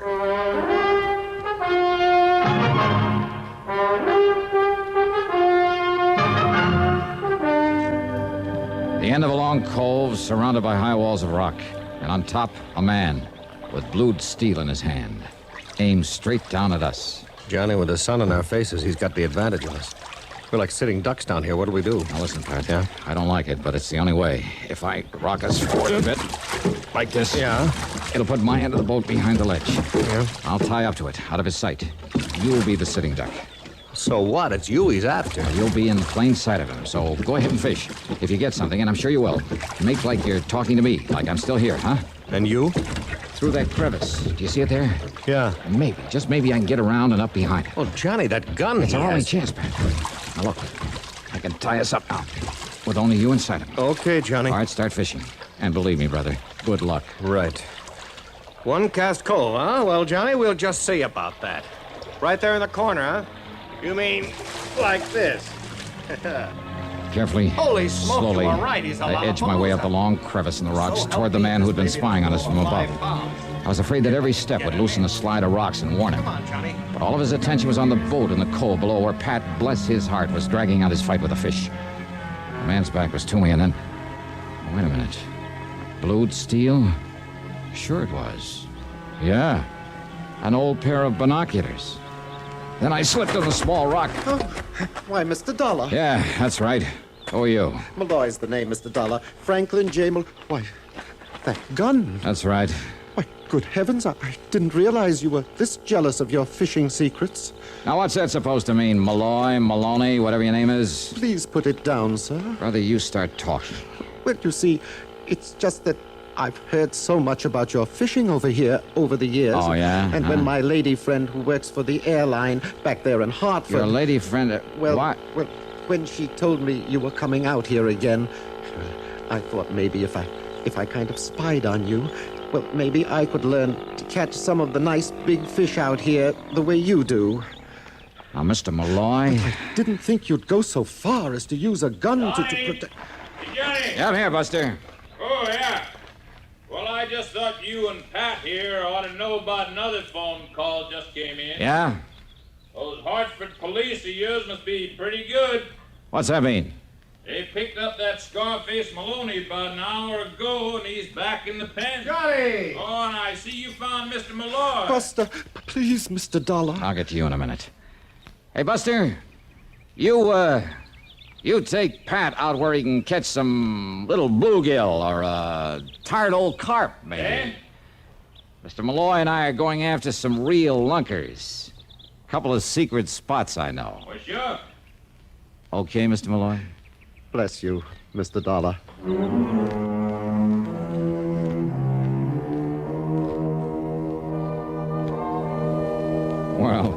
You sure can't win them all, especially when there isn't anything to win. And at long last, I got in a full week of fishing at Lake Mojave.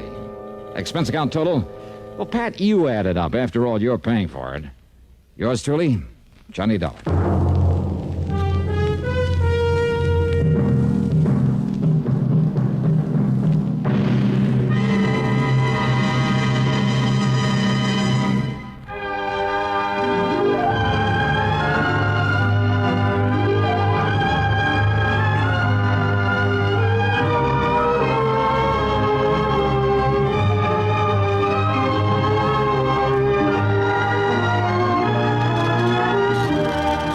Yours truly, Johnny Dollar, starring Bob Bailey. Originates in Hollywood and is written, produced, and directed by Jack Johnstone. Heard in our cast were Virginia Gregg, Shirley Mitchell, Larry Dobkin, Sam Edwards, Barney Phillips, and Edgar Barrier. Be sure to join us next week, same time and station, for another exciting story of yours truly, Johnny Dollar. This is John Wall speaking.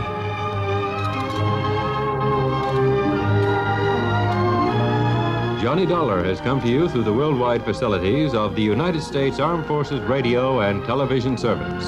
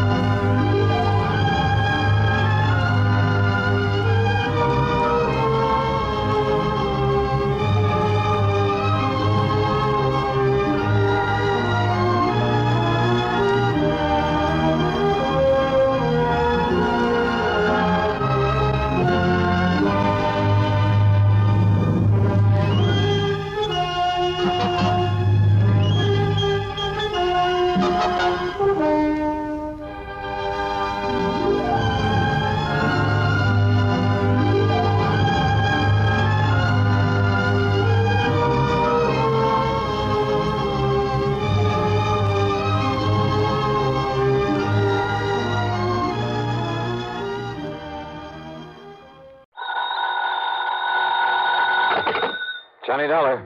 Well, now that's nice. What can I do for you? I beg your pardon? Oh, it's quite all right, and it's granted. Granted.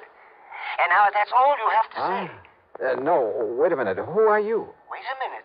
Well, what for? I'm busy. I'm a busy man. Alvin Peabody Cartwright. Who? You. That's right. Cartwright. Well, what are you calling about, Mr. Cartwright? Calling who? Me. Well, who are you? Johnny Dollar. Listen. Oh, well, Johnny, what a fortunate coincidence. You're just the man I want to talk to. Coincidence? Of course, that you happen to call me this way. Well, I'm afraid it was the other way around. What's on your mind, Mr. Cartwright? Johnny, I'm being threatened. Oops, again? Yes, sir. And since my life's insured by the Continental Insurance and Trust Company, well, that makes it an insurance matter. Yeah, well, now look. And I refuse to let anybody but you look into such matters. So, Johnny, I want you to come over here to Lakewood and see me right away. Yeah, well, Mr. Cartwright, you're sure this isn't just some... Yes? Well, you know, a couple of times in the past, that is, these emergency calls of yours. You think I'm joking? Well, I'm not. You failed to come here and protect me against this threat. And only two things can happen. First, I can be murdered. And? And second, I'll cancel all the rest of the insurance I have with that company. After you've been murdered. So you get yourself on over here right away. Mr. Cut, hello? Well, here we go again. And yet, I wonder.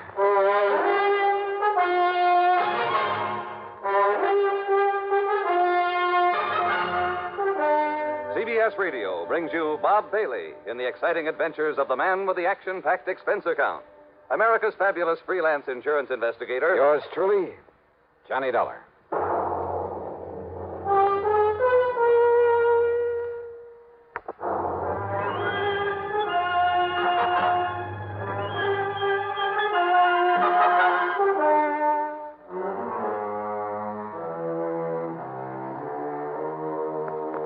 Expense account submitted by Special Investigator Johnny Dollar to the Continental Insurance and Trust Company, Home Office, Hartford, Connecticut. Following is an account of expenses incurred during my investigation of the deadly chain matter. Thanks to Alvin Peabody Cartwright, I've been involved now and then in some real wild cases, real crazy. On the other hand, he's an erratic old eccentric, but extremely wealthy. As a result, he's not only been the target of a lot of rackets, but has come very close to being murdered more than once. So, item 1 on the expense account, $1 for a taxi to the office of Bill Ferguson at Continental Insurance and Trust. No, Johnny, he hasn't said a word to me. Can you tell you what kind of threat he's received? No, Bill. As usual, he told me nothing. Well, it doesn't matter, but with the millions worth of insurance we've written for Cartwright, and I mean millions, and to be sure we don't lose his account to some other company, well, we can afford to pamper him a bit, which is to say we can well afford to pay your expense account, even if all he wants to do is say hello to you. Okay, then, Bill. I'll run over to his home in Lakewood and see him. Of course, if he really is being threatened... Don't worry. I'll let you know about it.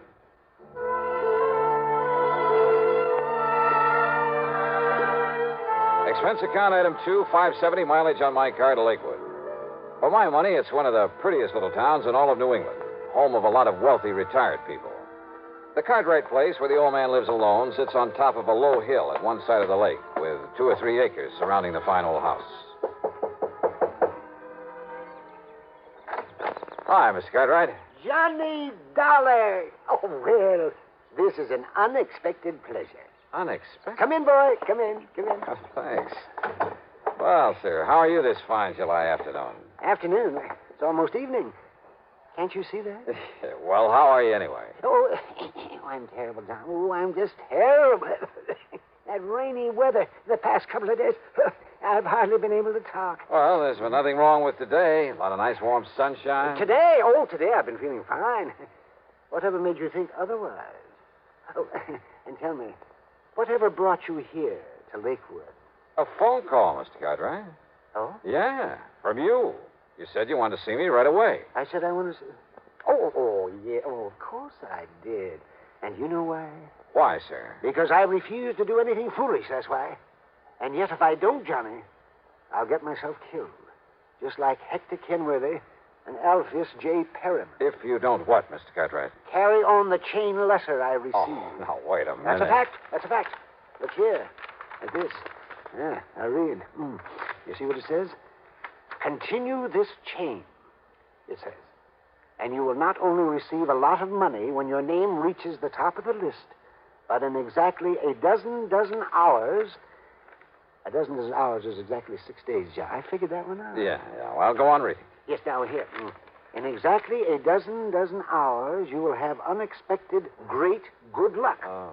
But if you break the chain in a dozen hours, dire disaster will overtake you. Oh, now, look. Surely you don't believe that kind of junk. This very same letter was received by the 2 friends of mine I mentioned, Perriman out in Chicago and Kenworthy out in Los Angeles. They broke the chain. In exactly 6 days, they were both dead. Coincidence? Oh, no, sir. This is a vicious, murderous racket. Well, I'm sure of it. Why do you say that, Mr. Carter? Because of the way they died, Johnny. Oh? Yes. Then maybe you'd better tell me about it.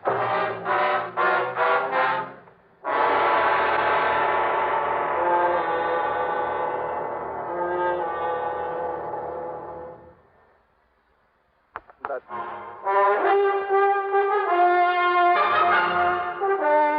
Johnny, my good friend Kenworthy, out in Los Angeles, died exactly 6 days after he broke the chain of these letters.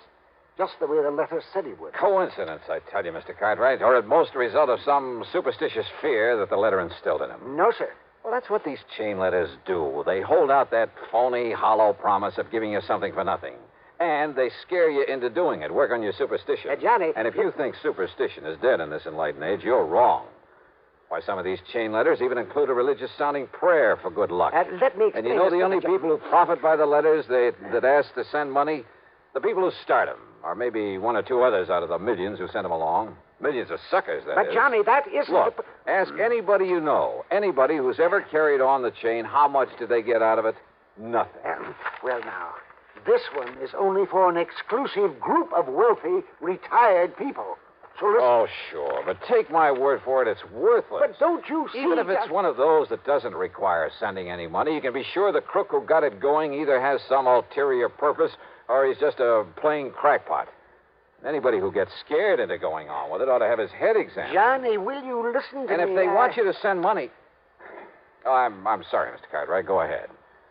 Just how did your friend in Los Angeles die after the dozen times a dozen hours had passed? Yes, well, now, the same as my other friend, Alpheus Perryman in Chicago. Yeah, well? They were both of them run over by a hit-and-run driver at exactly the time the chain letter said disaster would overtake them. You know they're against the law, don't you? Chain letters for any purpose. Of course they are, and they should be. But you just listen to this, and this is why I'm worried. Yeah?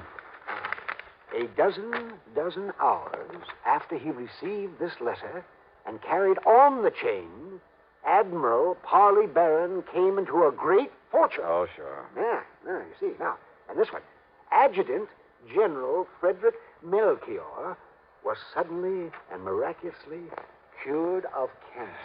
Same old junk. No, listen. But a dozen hours after Hector Kenworthy of Los Angeles broke the chain.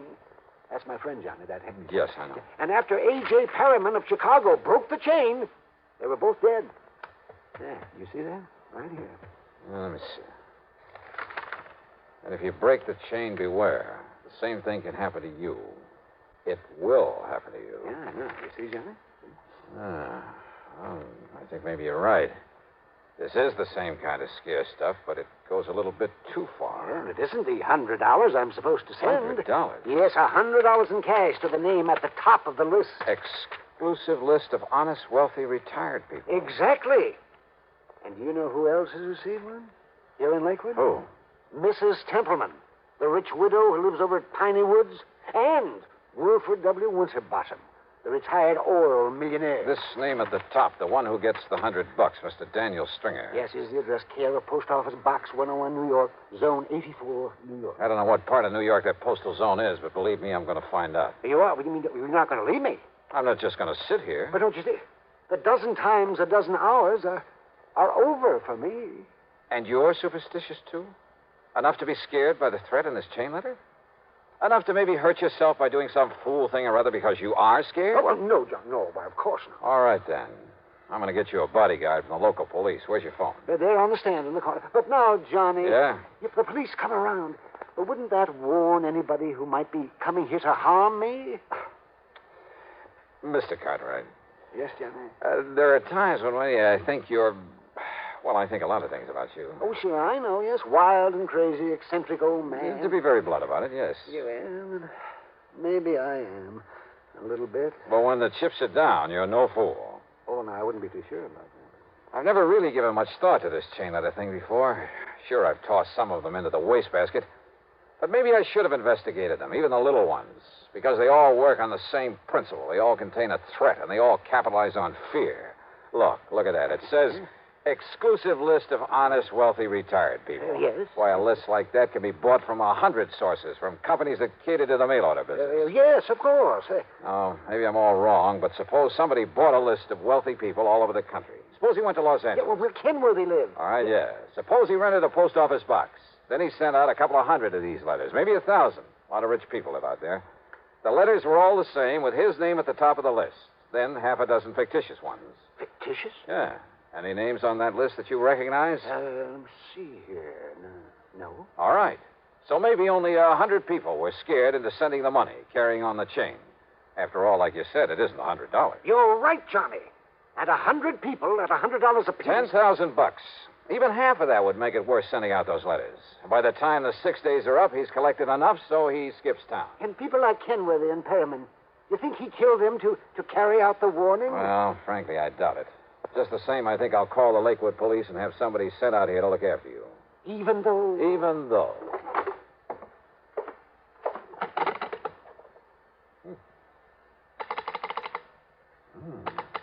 What is it, Johnny?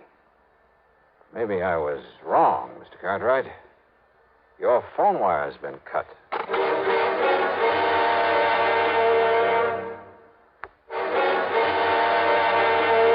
Johnny, the phone. The telephone isn't working. Ask me, Mr. Cartwright. Somebody's cut the wires. Then the threat in that letter. It means that somebody's come here to carry it out. Only one way to make sure. You stay inside here while I go out and take a look around. Maybe that's what they want you to do, go out there in the dark, huh? Johnny, I'm going with you. No, you're staying right here. I'll be back in a minute. But there may be some danger. Or it may be that your phone is just out of order. We'll see. There was enough moonlight for me to see where the line off the telephone pole led to a connector box at the back end of the house. There wasn't enough light for me to notice a trailing vine as I edged my way along. So what happened? I tripped and fell flat on my face. Before I could get back up on my feet. So you come out to see what was wrong. Oh! You were Mr. Cartwright. Oh! For not reading your mail real good.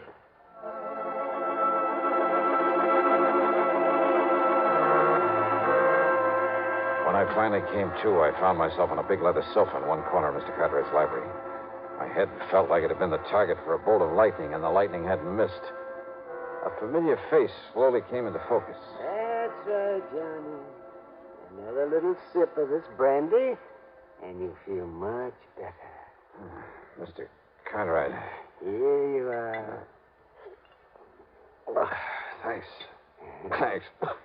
I was afraid there might be somebody out there, so I sneaked on out after you. Yeah? Yes. And I took along an old cricket bat. Oh, no. Yes. And when I saw what he was doing to you, I let him have it. Oh, yes, with all I had. Oh, I slayed him. Well, who is he? Where is he? I had an awful time dragging him into the house, but I did it, Johnny. Yes, indeed, I did it. And I locked him up in the broom closet, too. I locked him up tight. Good. I told you you're okay when the chips are down. Oh, it's just that I caught him off guard. Oh, sure. But now if I can get up on my feet. Yes, the boy. Yeah, I think I'd like to talk to him.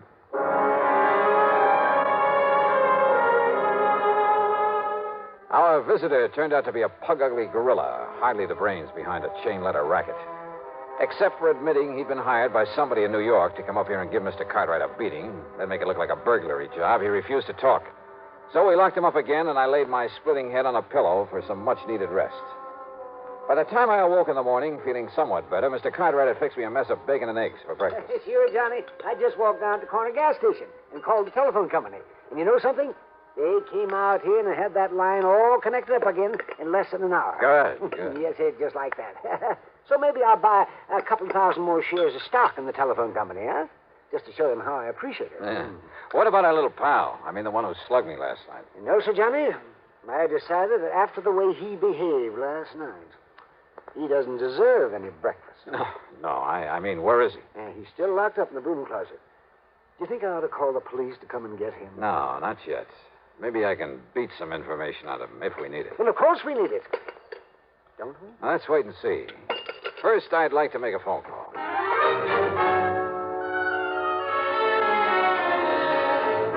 The call was to my old friend, Lieutenant Randy Singer, New York Police Department, 18th Precinct. Post Office Box 101. Yes. Postal Zone 84. And if he comes around to pick up his mail, you nab him. On what charges, Johnny? Fraud, sending threatening letters through the mail, anything you can think of. Yeah, okay, I'll dig up something. But I can't hold him for long unless you come down here and prefer something definite against him. And, Johnny. Yeah? You still haven't told me what this is all about. And if I didn't know you... Just you grab hold of that box holder if he shows, and I hope he does. Yeah, well, just you be sure and get on down here.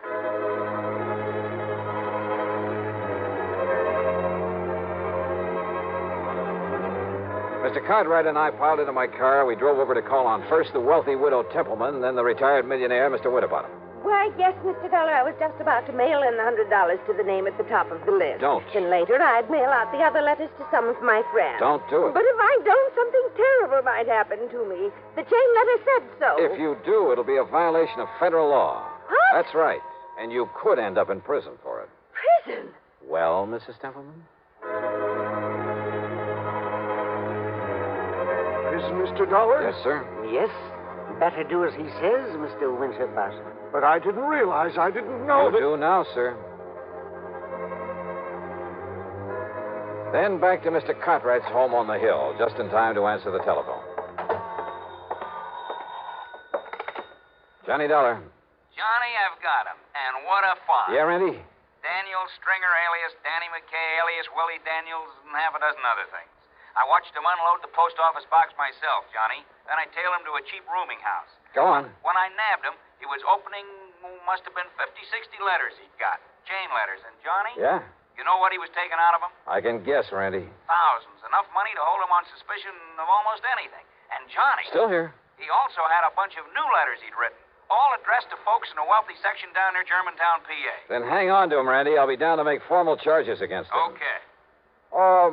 Maybe I'll pick up a chief inspector from the post office department to do it. Okay, Johnny.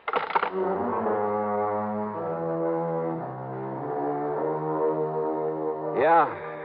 Maybe some of those chain letters, the little ones, are harmless. But again, maybe they're not.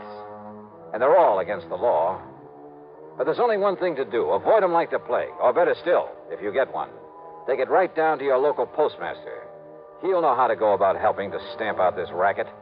And believe me, that's all it is, a racket.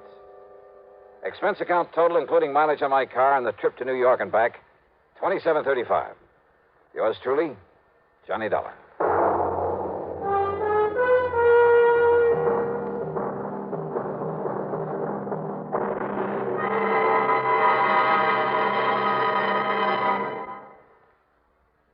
Now, here is our star to tell you about next week's story. Next week, mystery, suspense, and, murder. Take me to Columbus, Ohio. Join us, won't you? Yours truly, Johnny Dollar.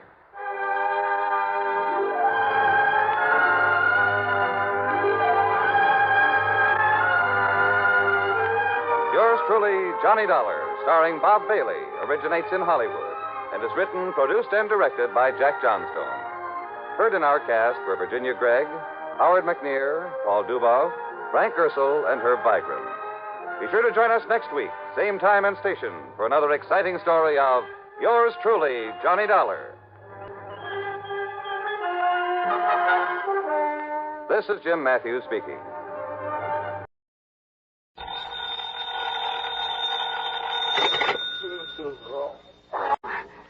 Johnny Dollar. This is Carol Carson, Mr. Dollar. Oh? You don't know me, and I'm sorry to be calling so late. What time is it, anyway? About 1 a.m. A friend of yours, Mr. Ralston, mentioned your name to me yesterday. What, Ralston? He said you were here in New York for the weekend and mentioned your hotel. Look, Miss Carson, is it? Yes, Carol Carson. Yeah, it's nice talking to you and all that, but it is rather late. When I realized what had happened a few moments ago, you were the first person I thought of. Maybe you can help me, Mr. Dollar. I need help badly. What's the trouble? I'm at the apartment of Everett Reed on East 67th. Could you come over? Any particular reason? Yes. I think I've just killed him, Mr. Dollar. I'll be right over.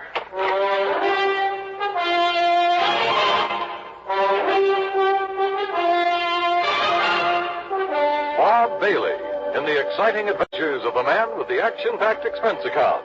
America's fabulous freelance insurance investigator. Yours truly, And now, Act One of yours truly, Johnny Dollar.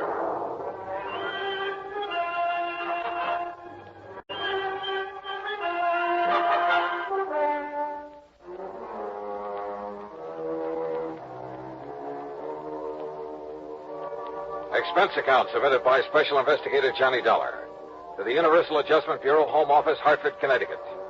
Following is an account of expenses incurred during my investigation of the Deadly Doubt matter.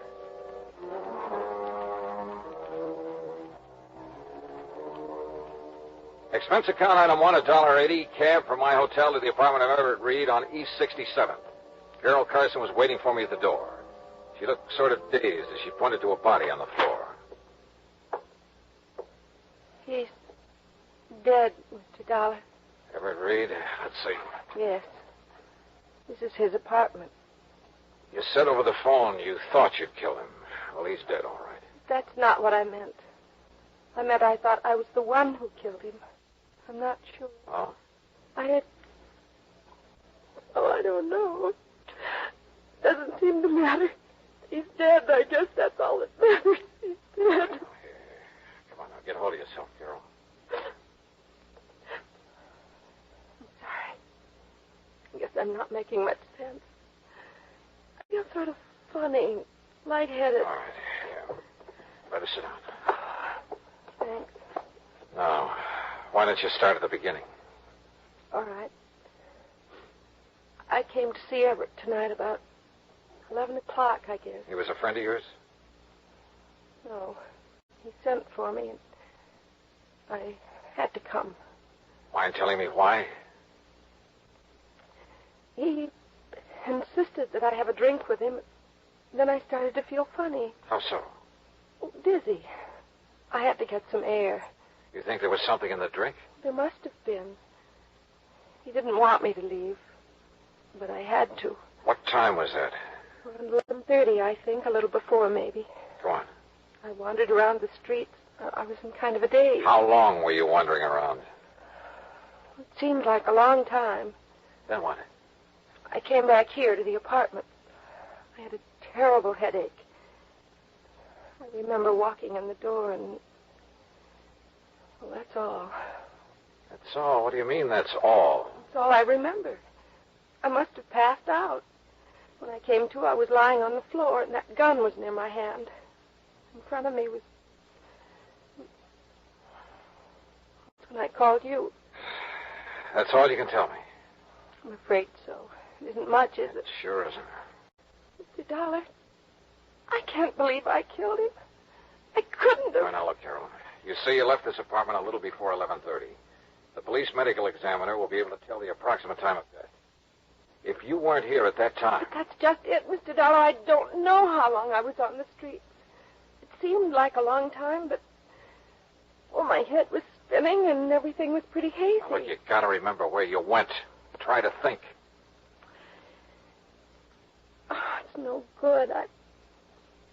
Wait. Coffee. A cup of coffee. You stopped somewhere for a cup of coffee? I think so. Where? I remember a neon sign on 3rd Avenue. Oh, you gotta do better than that. That's all I remember. Did you talk to anyone while you were walking around? I don't... Yes. Yes. Somebody was following me, I think. A man. He was following me for quite a while. He told me his name. Ted? No, Tom. Yes, it was Tom. What did he look like? Curly hair, I remember that. Dark eyes. Oh, look, that description fits thousands of guys in New York. I know, Mr. Dollar. The whole story, well, it doesn't sound very convincing, does it? I called Detective Lieutenant Mike Tovich of Homicide, and he was there 10 minutes later. He was still questioning her when I left. Item 2, $1 drinks for me while I thought about the whole deal. Of all the guys in New York, why did she have to pick on me? But yeah, I'd do what I could to help her. Because that story of hers, it sounded so phony. It just might be true. Act 2, yours truly, Johnny Dollar, in a moment. Yours truly, Johnny Dollar, and the Deadly Doubt Matter. Item 3, $2.20, a telephone call to Pat McCracken at Universal Adjustment Bureau. Yeah, Everett Reed had been insured by one of Universal's member companies, so I got myself officially assigned to the case. Then I went to work, checking out Carol Carson's story, what there was of it, and it wasn't much. All she'd remembered was wandering around the streets, getting a cup of coffee somewhere on 3rd Avenue, and being followed by a guy named Tom. I started checking every joint on 3rd Avenue from 60th to 70th Streets. An hour and a half later, I hit pay dirt at Eddie's Bar and Grill. Yeah, I think I remember all right. Carson. Carol Carson. Her name don't mean nothing, but from the description you give me, yeah, sure, I remember now. I remember thinking she looked kind of funny when she walked in, like she was in a daze or something. All right. Now, what time was it when she came in here? I don't know, 2 or 3 hours ago. That's not good enough. Was it 11? 11:30? Midnight? Well, what? Well, maybe around midnight, maybe. Was she home? Yeah. You sure about that? Well, as far as I can remember, I kind of remember somebody in the doorway after she come in, but I didn't know if it was somebody with her or not. All right, what happened then? So she asked for a cup of coffee, so I poured it and set it down in front of her, so she left. She what? Yeah, got up and left, still acting sort of funny. I see. How much of her time can you account for then? Huh? I mean, how long was she here in your place? No more than about 1 minute, Mac. Oh, great. Item 4, $1.80, cab fare to police headquarters and Lieutenant Mike Tovich in homicide. Look, Johnny, you're not trying to tell me I should buy an alibi like Carol Carson's, are you? So it is pretty vague, Mike. Vague enough to be true. At least she was telling the truth about going into that joint on 3rd Avenue for a cup of coffee. So she's covered for 1 minute out of 2 hours. 2 hours? She said she went to Reed's apartment about 11 o'clock. Right. The medical examiner says time of Reed's death was between 11:30 and 12:30. She called you at 1 o'clock. But if she can prove she was out of that apartment for that hour... She's only proved she was out of it for a minute plus the time it took to get to 3rd Avenue and back. Say, 5 minutes each way. That'd still give her plenty of time to kill him. But if we could find this guy named Tom she says that was following her around, maybe he could prove she was out of the apartment during the time of the murder. Oh, sure. That was a real helpful description she gave us. Curly hair and dark eyes. Yeah. Look, Johnny, so you're taking a liking to her. That's too bad, but don't let it make a fool out of you. Mike, did Carol tell you why she went to Reed's apartment? No, she wouldn't talk about it. She also wouldn't explain a lump she has on the side of her head. Lump she has? Yeah, we think she got it fighting with Reed. What do you know about him? Bad boy. A big gambler. And the way we heard, he'd been winning pretty big lately. Maybe somebody he won from couldn't pay off, except with a bullet. Yeah, maybe anything, Johnny. Prove it, and I'll listen.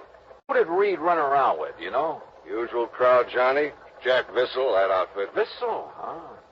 Now, if Reed won a lot of money from him... Like I say, Johnny, anything you can prove. Yeah. Come in. Lieutenant Tovich? That's right. I'm Larry Bowman. I want to know what's going on with Carol Carson. Oh? What's it to you, Mr. Bowman? She's my fiancée, and you've got her locked up. That's right. Suspicion of murder. Oh, that's ridiculous. She didn't kill anybody, and you know it. Look, Mr. Bowman, if I knew it, she wouldn't be locked up, would she? Now, maybe you can tell us why she went to this Everett Reed's apartment last night. I don't know why she went, and I don't propose to ask her either. I trust the lieutenant. And if she went to see him, she had good reason. But Carol's not the kind who could kill anybody. You must have realized that just talking to her. The main thing that I realize is that my personal opinion is beside the point, Bowman. Look, the thing we need to know is if Carol was away from Reed's apartment for almost an hour and a half, like she seems to think she was, walking around the streets. Why didn't you say that sooner? I can prove she was. How? I was with her. Oh? Funny, she didn't mention it. She was probably confused. You sure you're not the one who was confused? Now, look, I tell you, I was with her. Okay. Where were you? On the street. What street? Well, I don't remember. 68th Street, I think. That's not the street Carol says she was on. As I say, she was probably confused. Where'd you go? To a bar. What'd you have to drink? Oh, Carol, too? Well, sure, why not? Oh, you're fighting a losing battle, Bowen. Carol says she had a cup of coffee on 3rd Avenue and that a guy named Tom was following her. Now, listen, You told us enough, Bowman. I can't blame you too much for trying, I guess, but it won't work. You weren't with Carol and you know it. I know she didn't kill him. You mean you hope she didn't? When it comes to knowing, right now every bit of evidence we got says she did. And we've got nothing that says she didn't.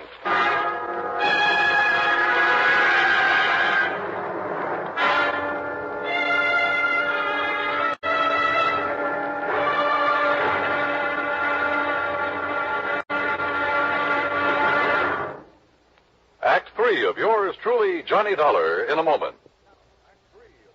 truly Johnny Dollar and the Deadly Doubt Matter.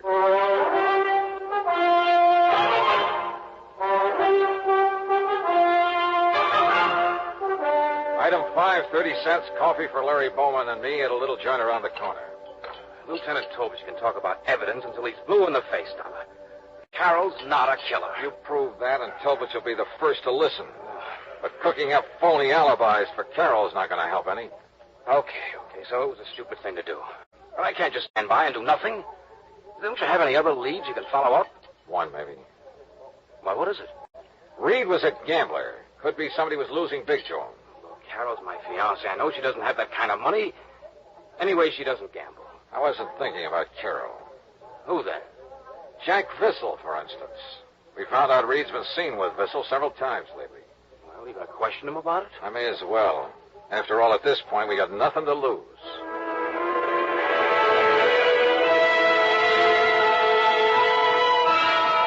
You're barking up a wrong tree, Dollar.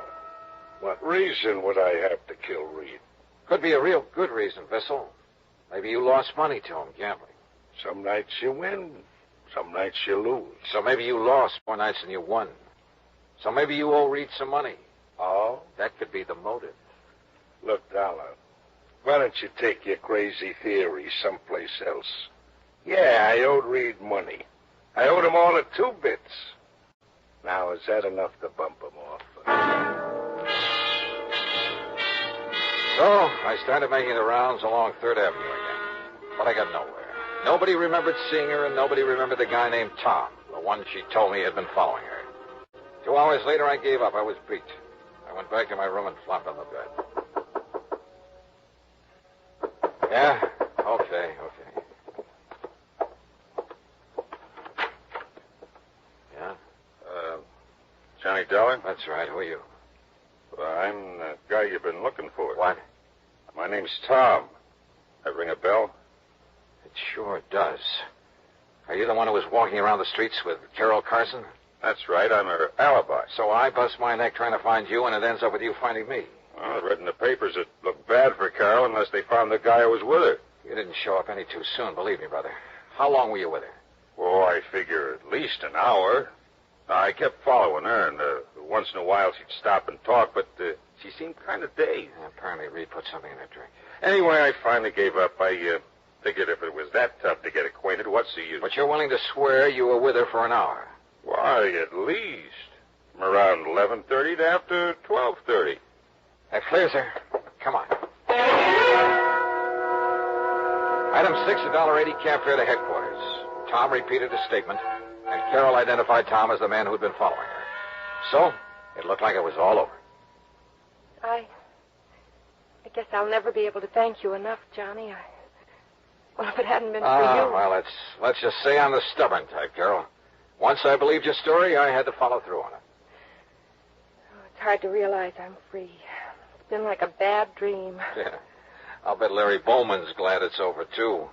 Have you called him yet? No, I'll call him from my apartment.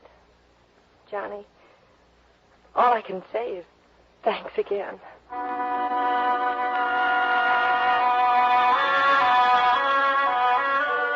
Carol took a cab to her apartment. I started back into the building, and then, out of the corner of my eye, I spotted another cab pulling away from the curb, following Carol's. In it was Tom. I figured I'd better join that procession. I tagged along to Carol's apartment. Inside, I could hear voices. The door was unlocked. Carol was in the process of handing over some money to Tom. Johnny! Yeah. Looks like I got here just in time to witness the payoff. So you bought yourself an alibi, Carol. No. Now, look, Dollar. You better stay out of it. Carol, I gotta hand it to you. You really had me fooled. Well, you don't understand, Johnny. Don't be a sucker, Dollar. Cut yourself in on the pie. I'm willing to have a partner. What are you talking about? Well, last night when I followed Carol back to Reed's apartment, just as I was leaving, I spotted somebody coming down the fire escape. I followed him, found who he was and where he lived. Then when the story came out in the papers, I realized I knew who the killer was. So I figured I could make some dough out of it. But not as long as Carol was in jail. Johnny, just now when he wanted money to keep him from telling the police, I didn't know what to do. I thought if I gave him what I had, it would keep him satisfied until I could figure... Larry, no! I spun around, but it was too late. Kicked at the open door. It struck Larry's arm, deflected his shot. Before he could shoot again, I nailed him.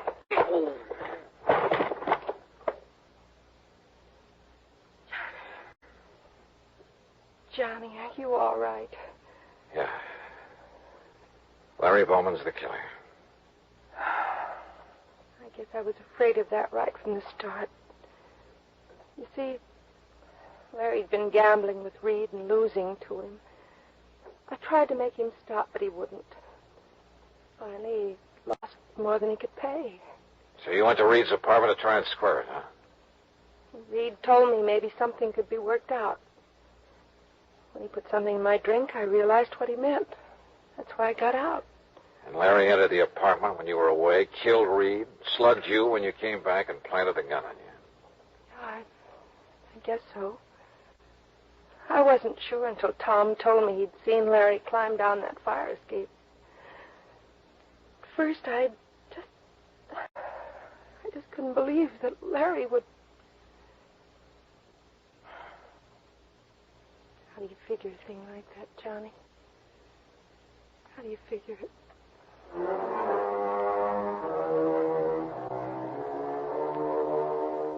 I didn't try to answer that one because I didn't have an answer. It just isn't any.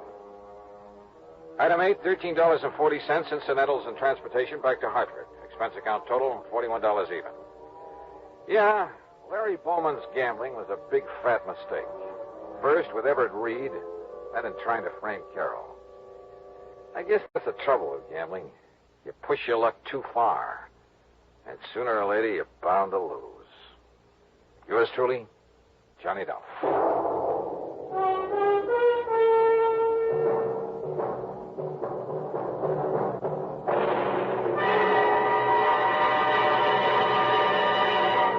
Our star will return in just a moment. Now, here is our star to tell you about next week's story. Next week, a doting dowager who sets me out on the wildest case I ever handled. Join us, won't you? Yours truly, Johnny Dollar.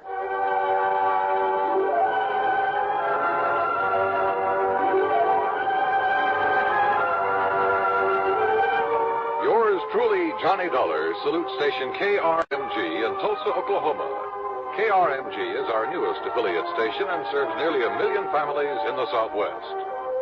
Yours truly, Johnny Dollar, starring Bob Bailey, is produced and directed by Jack Johnstone. Today's story was written by Robert Stanley. Heard in the cast were Virginia Gregg, Julius Matthews, Paul Duboff, James McCallion, Alan Reed, and Frank Gerstle. Join us next week for another exciting story of yours truly, Johnny Dollar. This is Dan Coverly speaking. Johnny Dollar. Well, here I am. I'm home. Huh? Who, I said I'm home from my vacation. Wow, great. Good for you. So, when are you going to come over and ask me to marry you? Oh, it's you. Who else? Well, I don't know. How about if I pop the question right now? Well, go ahead. Will you marry me, Paula? You bet your life. What, Paula? Who else? Why, you two-timing... This is Betty Lewis. Yeah, I know. Come clean with me, Johnny. Who's Paula? Oh, now, does it make any difference? Paula who, Johnny? Johnny? Oh, Smith, Jones, Brown, you pick one. You rascal, I could... You were kidding me, weren't you? Weren't you kidding me? Oh, yeah, sure, I guess so. Oh, sure, honey. With this crazy business of mine getting slugged and shot at all the time, why, you know as well as I do it wouldn't be conducive to a happy married life. Not for either of us. Yes, I know, honey, but someday... Yeah, someday. Anyhow, I'm home again for my extended vacation, so... So, how about dinner and a show and a big night all around? I'd love it. Say 7 o'clock? Make it 6:30 and I'll have cocktails ready and waiting, right here at 11:03:25. Eddie, my love, it's a deal. Good. I'll see you in exactly 7 hours and 31 minutes. On the nose. Bye, honey. Yeah. Well, let's see now. Yeah, honey. Huh? Don't give me that honey stuff. This is Randy Singer. Randy, how's the old New York Police Department these days? Johnny, I gotta see you. Okay, I'll run on down there first thing in the morning. No, I mean now, right now. Oh, well, now, look, Randy, I got a date tonight, important one. And I got to go out of town with the chief on a murder case, leaving in a couple of hours. Maybe gone a week, maybe longer, so grab a train, will you? Well, if I could be sure of getting back here by early this evening. Back there in Hartford is where you should be, as quickly as possible. Huh? After I've talked to you. So if this timetable I have means anything, you can grab a train in about 20 minutes. Well, now, listen, Randy, I I'll don't... have the boys in the prowl car pick you up at Grand Central Station. Listen, will So you? grab your hat and come on. See you, Johnny. Randy!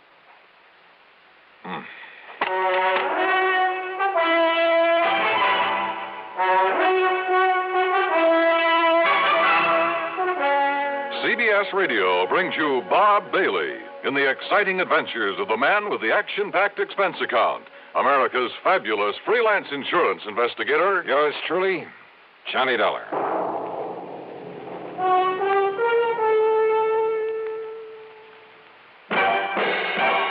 Are you smoking more now, but enjoying it less?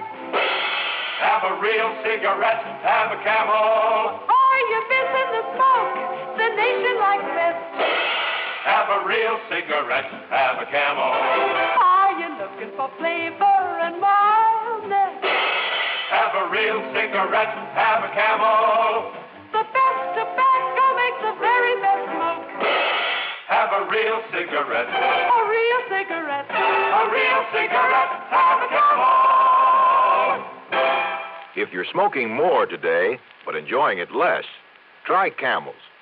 More people smoke Camels than any other cigarette. Any filter, any king, any regular. The Camel blend of costly tobaccos has never been equaled for rich flavor and easygoing mildness. The best tobacco makes the best smoke. Have a real cigarette. A real cigarette. A real cigarette, have a Camel. And now, Act One of yours truly, Johnny Dollar.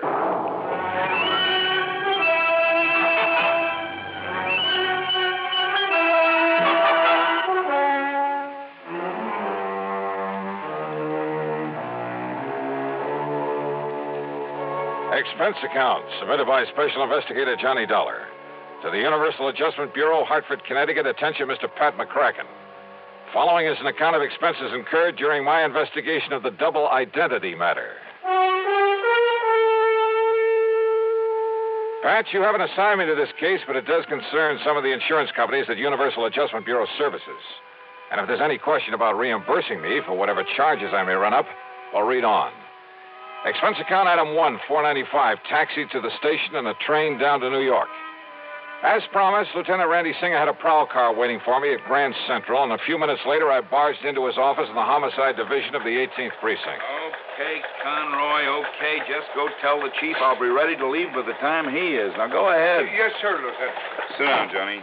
Glad you can make it. All right. Tell me one thing, Randy. Is this an insurance matter? It sure is, or rather, they are. They? Maybe you weren't called in on them, but, brother, you should have been. Here, look here. Fall 1956. John R.V. Brownfield. Lived in a small apartment over on the east side, but the old boy had a lot of money. So what happened? Somebody knock him off? His death was pronounced a suicide, overdose of sleeping pills. Yeah, happens all the time. Does it? The insurance company that paid off was Eastern Casualty and Trust. Oh? How much? $41,000.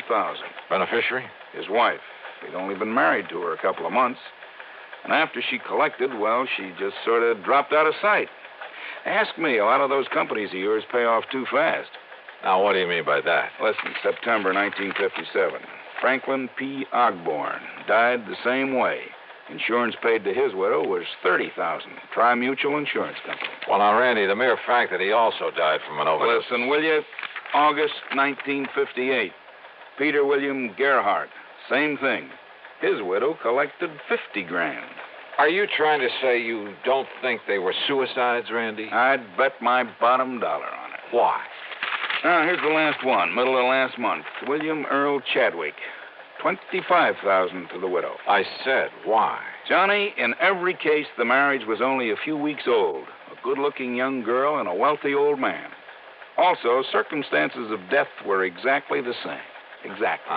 You investigate them all yourself? No, they all occurred in different precincts. So until I started digging through these files, until I realized that all these men had been married, and for only a short time, mind you, had all been married to the same girl. What? Yes, sir. You're sure of that? She used a different name every time, and we have no pictures of her, but, Johnny, according to the description by all the people who'd seen her, well, Johnny, it's one and the same gal. Okay, Randy, as long as there was insurance paid by some of the companies I work for. Right. Now, so far, I've been running this down alone on my own hook until I could really spot her. So what happens when I finally do locate this dame? I'll bite. What happens? She turns up outside my bailiwick. Also, I suddenly got to go out of town for a week, maybe longer. But you, being right there. Yeah? Right where? Hartford. That's where I've traced her to. Oh? You know her name? Sure do. So I'm handing it over to you, Johnny. You've done me a lot of favors over the years, so... Well, maybe you can collect yourself a nice commission. Oh, what is her name, Randy? She lives at 11325 East Maple Drive. 11325. That's right, and she goes by the name of Lewis. What? Yep, Betty Lewis. Oh, what's the matter, Johnny?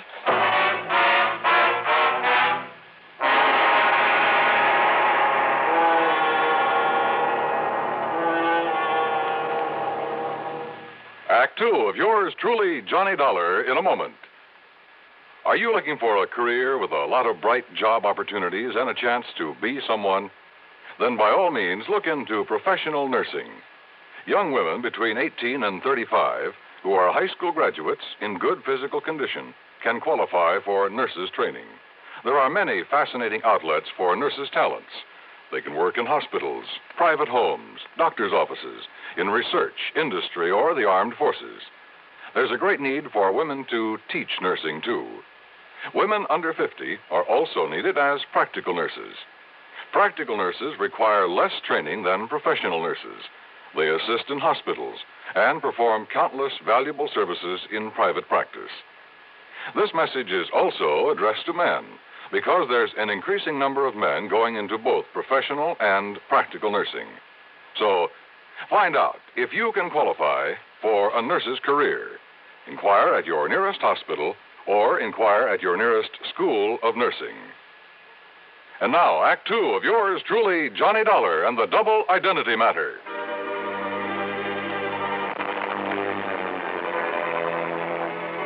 I went over the files on the so-called suicides word for word. I read and reread the descriptions of the widows. They all were the same. No question about it, the same girl had been married to each of the 4 victims, had been married to each of them only a very short time. Then after death, from an apparent overdose of sleeping pills, she had collected the insurance and quietly dropped out of sight. But Lieutenant Randy Singer, NYPD, had tracked her down and traced her to Hartford. And according to him, according to the description, she was Betty Lewis of 11325 East Maple Drive. Betty Lewis, the girl I knew and palled around with. The girl I had a date with that very night. The one girl in the world I almost took seriously. What is it, Johnny? You know her? You know this girl? Yeah. That is, I think I've seen her there in Hartford, Randy. Good. Then go back there. Get next to her, Johnny. Trip her up. Make her spill the beans about these murders. Murders? Well, don't you agree she must have fed those old codgers all those sleeping pills just to collect their insurance? Kind of looks that way, doesn't it? What's the matter with you, Johnny? It's as plain as the nose on your face. And boy, how those descriptions of her all tie together. Yeah. Height, weight, build, complexion, eyes, everything. Of course, she dyed her hair differently a couple of times. Blonde. When she married her last victim, she was a redhead. What'd you say? She's a blonde? She's a blonde now? Randy. Yeah? How'd you get onto her? It's a long story, Johnny, but somewhere along the line, I got suspicious about those sleeping pills. They were all the same, a special prescription. Are you listening to me, Johnny? Yeah, I'm listening. Well, then I found out that not one of those old men had been given a prescription for them. So to make a long story short, I finally ran down a kid working in a drugstore who'd been getting him to her. I see. But instead of nabbing him, that would have spread the alarm, you see. Johnny, I got real lucky. In the trash barrel where the kid lives, I found some letters for her, all written within the last month, telling him to start making some more of the stuff for her. In other words, Johnny, as soon as she can trick some other guy into wedding bells, somebody up there in Hartford, but if you can grab her first, pin those 4 murders on her, huh? Hey, Lieutenant. Yeah, Conroy, what do you want? That newspaper reporter that was here to see you. Ah, what newspaper reporter? I told him you was tied up with Johnny Dollar on that suicide run. You what? Well, I seen them files there on your desk. Conroy, you dope. When the chief and I get back from this trip, That's another thing, Lieutenant. Huh? The chief said if you don't want to start pounding a beat again, well, you see, he's been waiting out front for you for about 5 minutes. Conroy, you crazy? Why did you say so? Tell him I'm coming. I'm coming right away. Yes, sir. I'll tell you. Johnny, will you take it from here? Down? Sure, Randy. Attaboy. It's truly Johnny Dollar in a moment. Meet star Stuart Irwin. Nothing's worse for an actor than a nasty cold. To feel better quickly, I take wonderful 4-way cold tablets, the fast way to relieve cold distress. Right. Tests of all the leading cold tablets proved 4-way fastest acting. 4-way starts in minutes to relieve muscular pains, headache, reduce fever, calm upset stomach, also overcomes irregularity. Take my advice. For your next cold, take 4-way cold tablets, the fast way to relieve those cold miseries. 4-way, only 29 cents. And now here's a word about another fine product of Grove Laboratories. To get rid of embarrassing dandruff in 3 minutes, change to Fitch Dandruff Remover Shampoo. 3 minutes with Fitch regularly is guaranteed to keep unsightly dandruff away forever. Apply Fitch before wetting hair, rub in 1 minute. Add water, lather 1 minute. Then rinse 1 minute. Every trace of dandruff goes down the drain. 3 minutes with Fitch and embarrassing dandruff's gone. At the same time, Fitch can brighten hair up to 35%. Get Fitch Dandruff Remover Shampoo today. And now, Act 3 of yours truly, Johnny Dollar. Hi, Johnny. Betty, what are you... what are you doing here? Hey, don't I even get a kiss after being away for a solid month? Betty, tell me. And don't you think I'm the one who's entitled to ask the questions? After all, honey, you stood me up. Or did you completely forget about our date for this evening? Listen, will you? Much as I hate to admit it, I guess maybe you were right, darling. Yeah? About what? No decent kind of a married life, that sort of thing. You wore out on some case, I suppose. Yeah. But you know something? I'm just not going to give up on you, Johnny Dollar. One of these days... Yeah, Betty, now listen. Well, what is it, Johnny? What's the matter? How did you get in here, Betty? Well, when you didn't come for me as you promised, and when you didn't answer the telephone, well, I was afraid something terrible might have happened to you, so I drove on over here to see you. The door was wide open, so I just came on in. I started looking around for you in the den and the bedroom, and then... Well, that's when you came in. Betty, your vacation. Well, it's about time you asked me about that. I missed you while I was away, honey. A whole long month. Where did you go? You didn't get all those pretty postcards I sent you? From the Poconos and Atlantic City and New York? New York. How long in New York? Oh, a couple of days going and a couple of days coming back. That's all? Of course it is. Johnny, whatever's the matter with you? Your hair, Betty. What? What color was it before? Well, I like that. What color? Tell me. You mean to say you think I'd dye or bleach it or something? You know very well that I...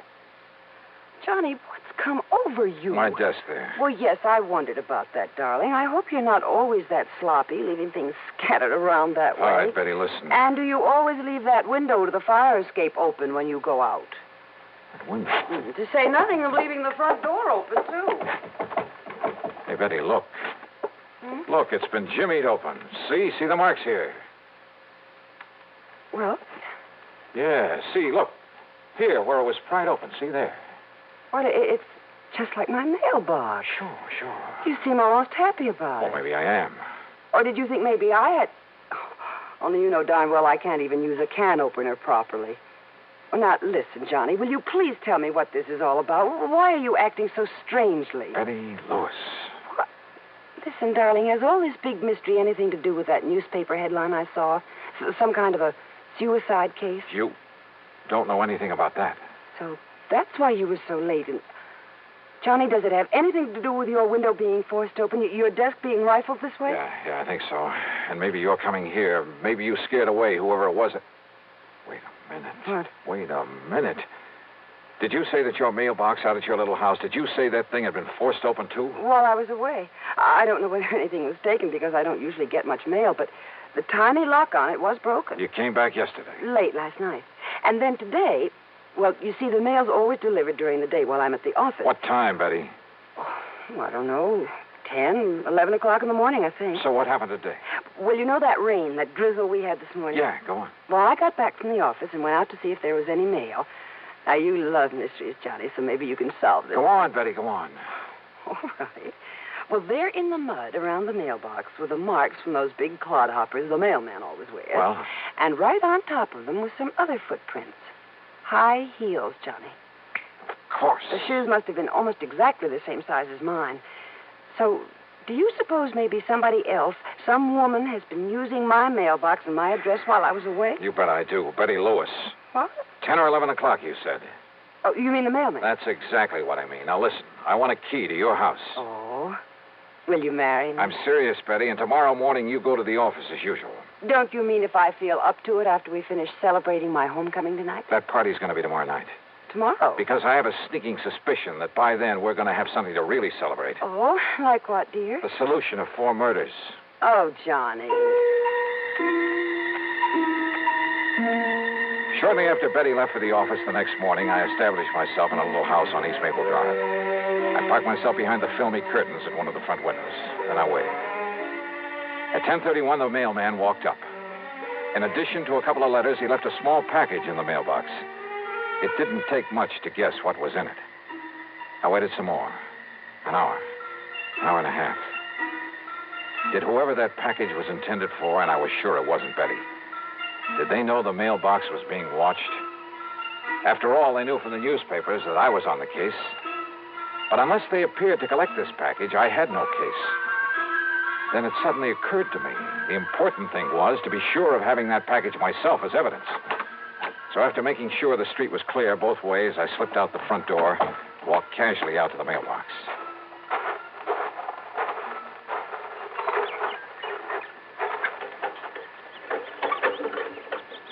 Aha. Miss Betty Lewis, 11/3/20. Huh? Just a minute there, you. Yes? Just what do you think you're doing poking around my mailbox that way? By golly, you do look like her. What are you talking about? The real Betty Lewis. Well, I'm Betty Lewis. Now, if you don't mind, that package you just took out of the mailbox. Sorry, miss, whatever your name is, but I need it as part of the evidence. Evidence? Yeah. That'll pin the murders of 4 husbands on you. Johnny Dollar. That's right. All right. Give me that package. Oh, put that thing down, I'll lady. pull the trigger, Johnny, if you don't give me that package. Give it to me. Okay. Whatever you say. You dirty... Baby, you're a lousy shot. No, you're hurting me. Oh. Okay, now back in your car. Now, listen. Johnny, listen. Get in. Listen, Johnny, I'll make a deal with you. And you're driving, lady. Right straight to police headquarters.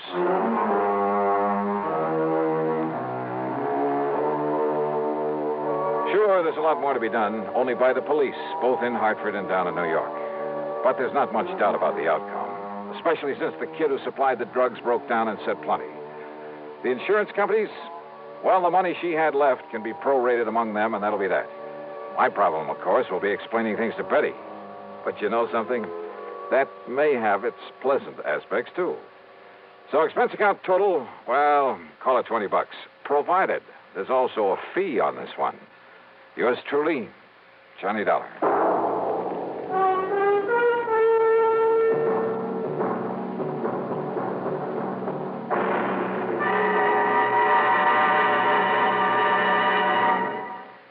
Our star will return in just a moment.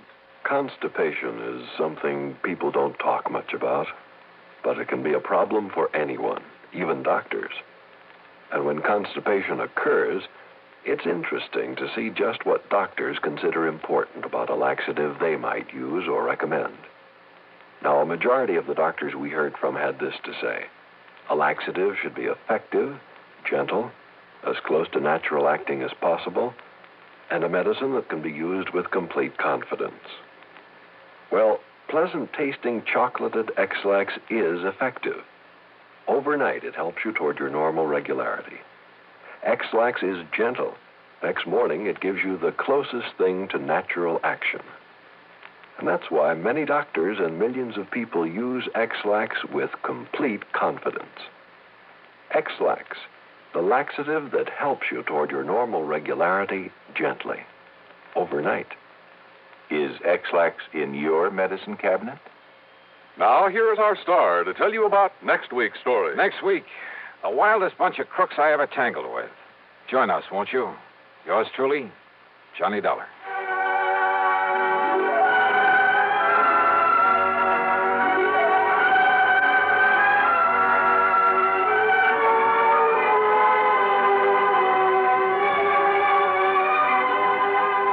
Yours truly, Johnny Dollar, starring Bob Bailey, originates in Hollywood and is written, produced, and directed by Jack Johnstone.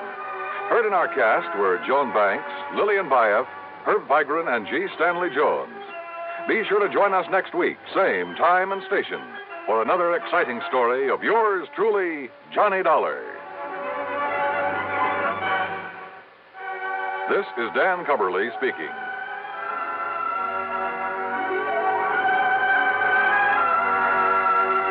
Fate stacks the cards against a jittery gamble in suspense. Next from the CBS Radio Network.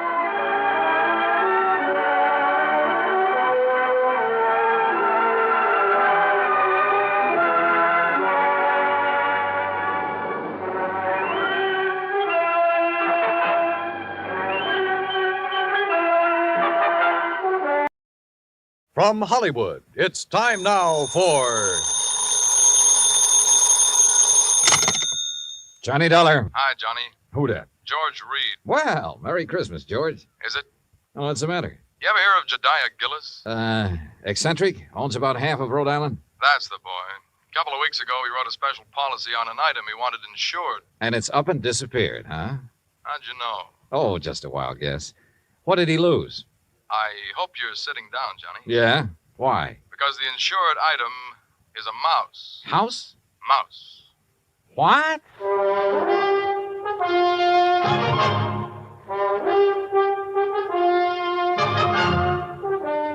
Bob Bailey in the exciting adventures of the man with the action-packed expense account. America's fabulous freelance insurance investigator. Yours truly, Johnny Dollar.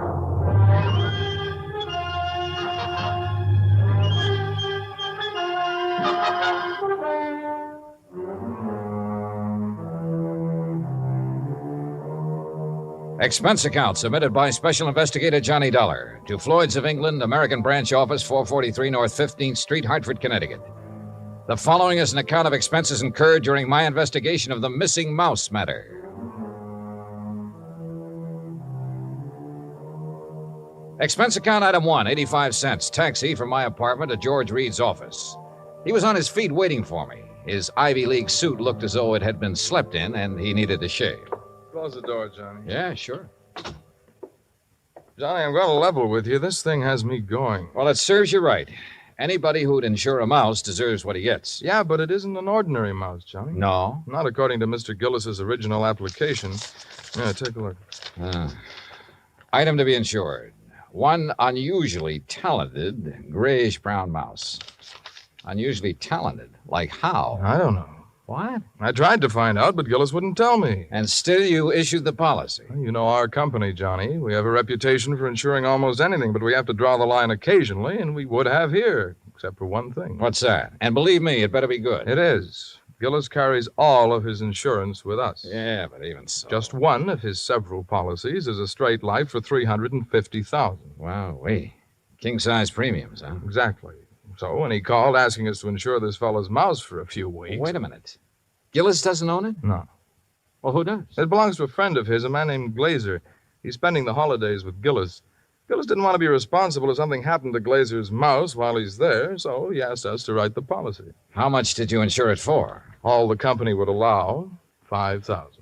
Oh, now, George, you think I want to get all worked up over a lousy $5,000 loss? What kind of a commission can I possibly make on that? Look, give me a chance to finish, will you? All right, but only because it's Christmas. All right.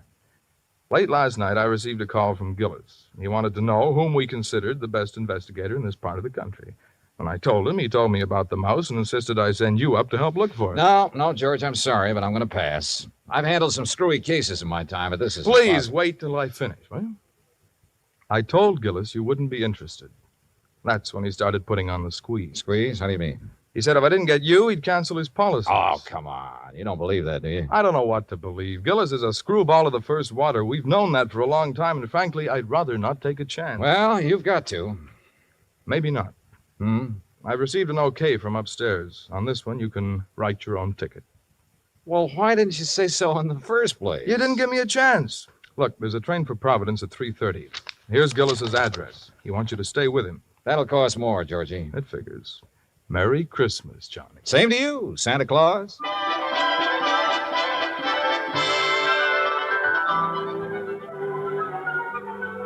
Expense account item 285 cents, cab fare, back to my apartment. I was intrigued by what George had told me and by what his company was going to add to my bank account, so I didn't really mind changing my plans for the holidays. Expense account item 3, $18.90, transportation, including a round-trip ticket, Hartford to Providence, and cab fare out to the Gillis residence. Palace would be a better word for it. It stood in the middle of a large wooded park. Must have been half a dozen acres, all of it surrounded by an old-fashioned iron fence. I dismissed the cab and had started toward the front door when it opened. And standing against the light, watching me, was a tall, beautiful girl. Careful of the steps. What? The steps, they're icy. Oh, thanks. We've been expecting you, Mr. Dollar. Hi. Well, hi. Mr. Glazer and Father are in the library. Would you like to meet them now or wait till after you're settled? I'm afraid I'd better see them right away, Miss Gillis. Marion, Johnny. Well, come along. You know, for the first time, I'm glad I came home for the holidays. Home from where? New York. Here we are. You'll have to come visit me, Johnny. Maybe I'll do something drastic, like losing a mouse to guarantee it. Marion, I told you to keep that door closed. Oh, Mr. Dollar's here, Father. Oh, well, have him come in. Yes, by all means, have him come in. See you later, Johnny. Well, Dollar, glad you finally got here. Yes, indeed. Thank you, sir. This is my friend and associate, Bert Glazer. Hi, Mr. Glazer. Bertie and his pals, Mr. Dollar.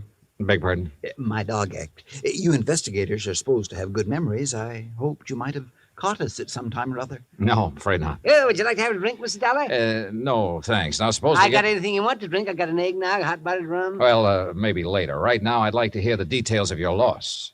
You mean that insurance agent didn't give you all the information? He didn't know it all, Mr. Gillis. All he did know was that a so-called talented mouse has disappeared. So-called. And he hasn't disappeared either, not at all. He's been kidnapped, that's what. Kidnapped, yes, sir, and we know who did it, too. And why. We know why, too. And it's your job to get him back, Dollar. Oh, now, wait a minute. And I'm not going to pay 1 red cent for ransom. Not 1 cent. Not 1 cent. Okay. But what makes you so sure the mouse was kidnapped? Well, I'm afraid I can't tell you that without Bert's permission. Well, Mr. Glazer? Well, if we tell you, we must have your solemn promise you won't repeat it to anybody until Christmas Day. Well, I'm not sure I can do that. If you can't, we don't open our mouths. Right. Well? Okay. Till Christmas Day. Good. Dollar. Suppose I told you Gulliver was worth at least $50,000. Gulliver? The missing mouse. Oh. You'd be surprised if I said he was worth that much? Depends. You claim he's talented. Does that have something to do with this valuation you put on him? Something. Oh, it has everything to do with it. Yes, sir. Well, what does Gulliver do that other mice can't? Nothing. But it's how he does it that counts. How he does what? Sings. What? Can't you hear the man, Miss Della? Can't you hear him? Gulliver sings. He carries a tune. You know. With the clarity of a clarion, the fervor of a female opera star, and the tone of a tenor. That's how we plan to bill him. I see. But he doesn't believe us. Oh, now, wait. I didn't say that. There's no need to. We can tell by your face. Can't we, Bert? But a mouse. Mr. Dollar, it is a scientific fact that mice sing. Mice sing? Well-known magazines have published articles proving it. Unfortunately, most of them sing in a scale too high for human hearing. But not Gulliver. Or not Gulliver. Yeah, that's right. He's a basso. A basso? By mousy standards, that is. Oh, no. No, Bert, he still doesn't believe us. Very well, Jedediah, there is only one thing to do. There's only one thing to do. You follow us, Dollar. We'll erase the doubt in your mind forever. I took a good look at Bert Glazer, then reluctantly followed the two of them out of the library and down a long hall. At the moment, this thing had all the earmarks of a good old-fashioned con game. Or better still, a benefit on behalf of Bert Glazer with Josiah Gillis and Floyd's of England as the sole cash contributors. We wandered for what seemed like blocks through the old mansion and finally reached a large playroom. On top of one of the billiard tables was a small brass cage. In it were two small grayish-brown mice. Glazer opened the cage and let them out. Mr. Dollar, allow me to present Hecuba and Esmeralda. Oh, how do you do? I suppose they sing, too. Oh, they certainly do. But not nearly as well as Gulliver. Just don't have the instrument, you know. Instrument? The voice, Dollar, the voice, the vocal cords. Oh, yeah, I see. But, now, where did you keep Gulliver? In here with the others. Bert didn't want to separate them. That's right. I originally started to make the three of them into a singing, trio, like the Andrews sisters. But Gulliver advanced so rapidly, I decided he should be a soloist. Oh, sure. You aren't afraid of mice, Mr. Dollar? No. No, well, that's fine. They sense it if you are, you know. It upsets them. Upsets them. All right, now, Hecuba, move over a bit. Give Esmeralda some room. That's it. Now, up on your haunches. Up, Esmeralda. There we are. Now, what would you like to hear, Mr. Dollar? Oh, anything at all? Oh, Bert, how about my favorite, Over the Waves. Good. Yeah, da. You got it, Esmeralda? Over the Waves. That's it, Hecuba. All ready then? Good. That'll be fine. Ready now? 1, 2, 3. 1, 2, 3. Oh, that's it. Oh, beautiful, Esmeralda. Beautiful. Yeah, da.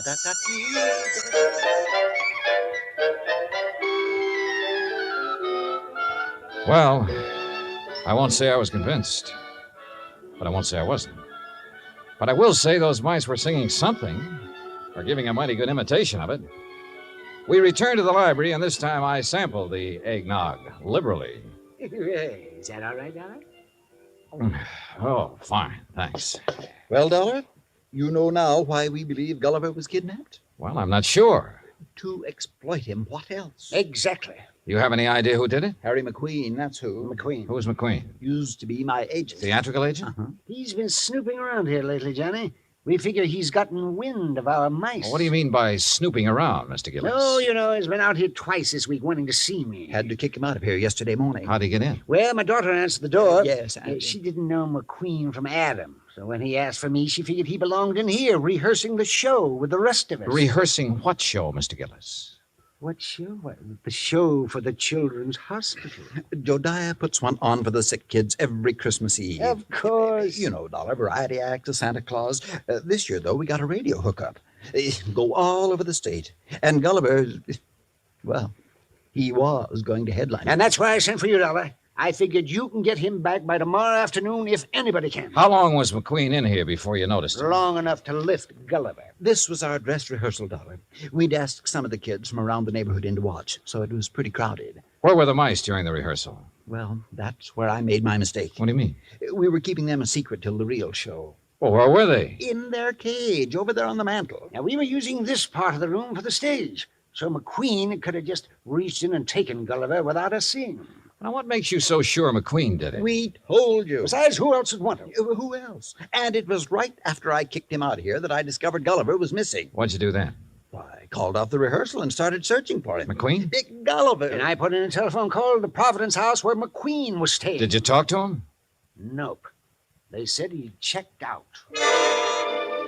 After questioning them for a while, I finally had a nightcap with Jediah, then went to the phone in the hall and made some calls, including one to George Reed. Well, how's it going, Johnny? It's not. That's why I'm calling. Look, they think a theatrical agent named Harry McQueen stole the mouse. He has offices in Boston and New York. I placed a person-to-person call to both offices, but with tomorrow Christmas Eve, he might not get the message. So, what do you want me to do? Find out his home number. Ask him to call me here. Okay. Anything else? Hello? Johnny? Johnny, you there? Yeah. And so is a cat. What? A big yellow cat. What's so unusual about that? Oh, nothing. Except he's got a grayish-brown mouse between his two front paws.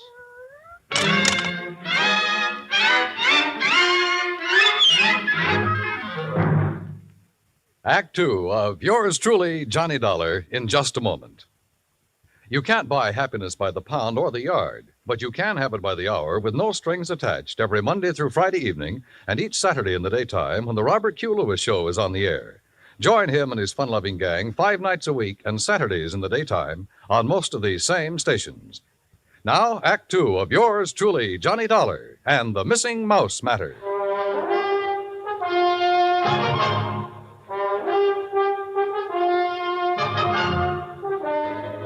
I was standing in the hall of Jediah Gillis's home looking at a big yellow cat that had a mouse between its two front paws.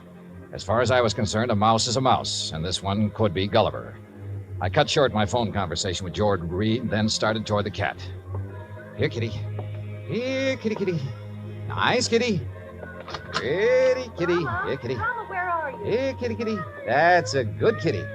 Now, kitty, let me have the little mouse. Mama, you naughty cat. Where? Oh, This cannibal belonged to you, Marion? Yes, I promised Father I'd... What do you mean, cannibal? Take a look. Oh, no. Oh, yes. And he's very, very dead. Oh. You don't think it's Gulliver, do you? Well, Mr. Glazer will have to identify him. And if he is, well, that's that. Oh, no, Johnny. What do you mean?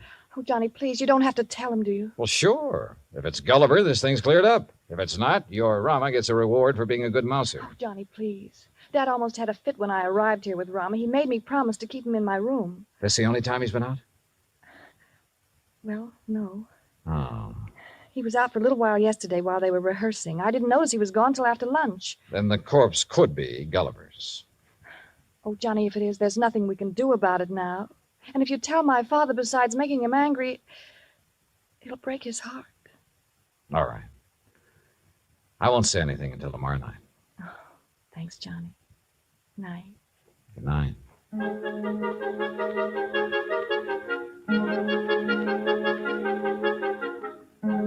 Christmas Eve morning came cold, crisp, and clear.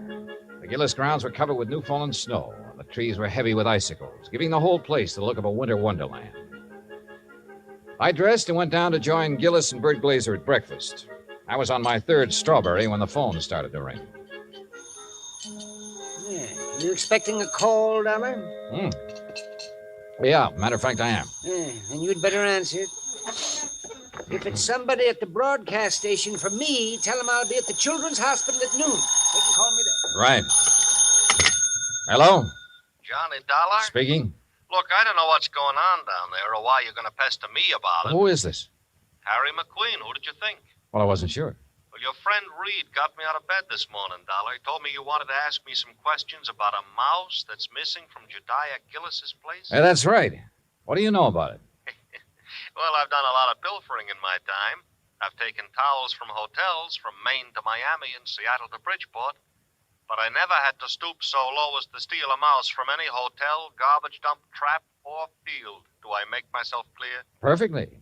Except for one thing. Yeah? This particular mouse was a performer. Was a what? He was trained, did tricks. Still doesn't interest me. Well, then why were you trying to see Mr. Gillis? To get some of my people on his Christmas show. Anything wrong with that? No. There'll be a lot of publicity about it. Would have done him a lot of good.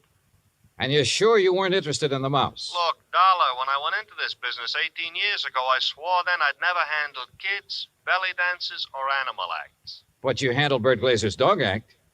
Is what? Dog act. Bertie and his Oh, pals. somebody's feeding you a line, Dollar. That act was billed Bertie and his pal, and the pal is a dummy. Glazer's a top-notch ventriloquist. He's a master. You hear me, Dollar? Yeah, Harry. I hear you fine. I had to do some thinking, so I put on my coat and went outside for a walk around that wooded park. What I had just learned about Glazer confirmed what my instinct, my common sense, had been telling me all along. Except for one thing. The performance given by Hecuba and Esmeralda the night before. If Glazer had been doing the singing for those two mice, he was a master ventriloquist. which was exactly what Harry McQueen said he was. I'd started back toward the house, wondering if I should get Jediah aside now and tell him or wait until after the show, when something soft and cold hit me on the back of the head. Hey! Sorry, Johnny, I couldn't Oh. resist such a serious target. Anything new? Well, if you mean, have I found Gulliver, the singing mouse? No. Dad told me to tell you if Gulliver does turn up before 1:15, rush him over to the hospital. Yeah, sure. But I think that's extremely unlikely. You think Rama got him, don't you? If he did, he got a very ordinary mouse. He didn't get one that sings. I'm afraid I lost you. Doesn't matter. Oh, now I wonder what he wants. Who? That boy on the porch. Oh, well, if this was Hartford, I'd say he was the paper boy coming around to collect. Well, it's not Hartford, and he's not a paper boy because Dad doesn't subscribe to anything but Fortune. Oh, well, then he's selling something. Well, if he is, he's not going to give us a chance to buy any. Johnny, looks like we scared him off. That's funny. Hey! Hey, come back! He sure tore out of here when he saw us. Wonder what he wanted. Do you suppose he was one of the kids they invited in to see the dress rehearsal? Well, if he was, what would he be doing back here today? I don't know. Let's take a look around. We found it in the playroom, near where Gulliver's cage had been. It was a roundish metal clamp, the kind a boy wraps around his trouser leg when he's riding a bike. I was about to call the hospital and ask Jediah for a list of all the kids they'd invited to the rehearsal when the front doorbell rang. Johnny, it's that boy again. Better let me get in.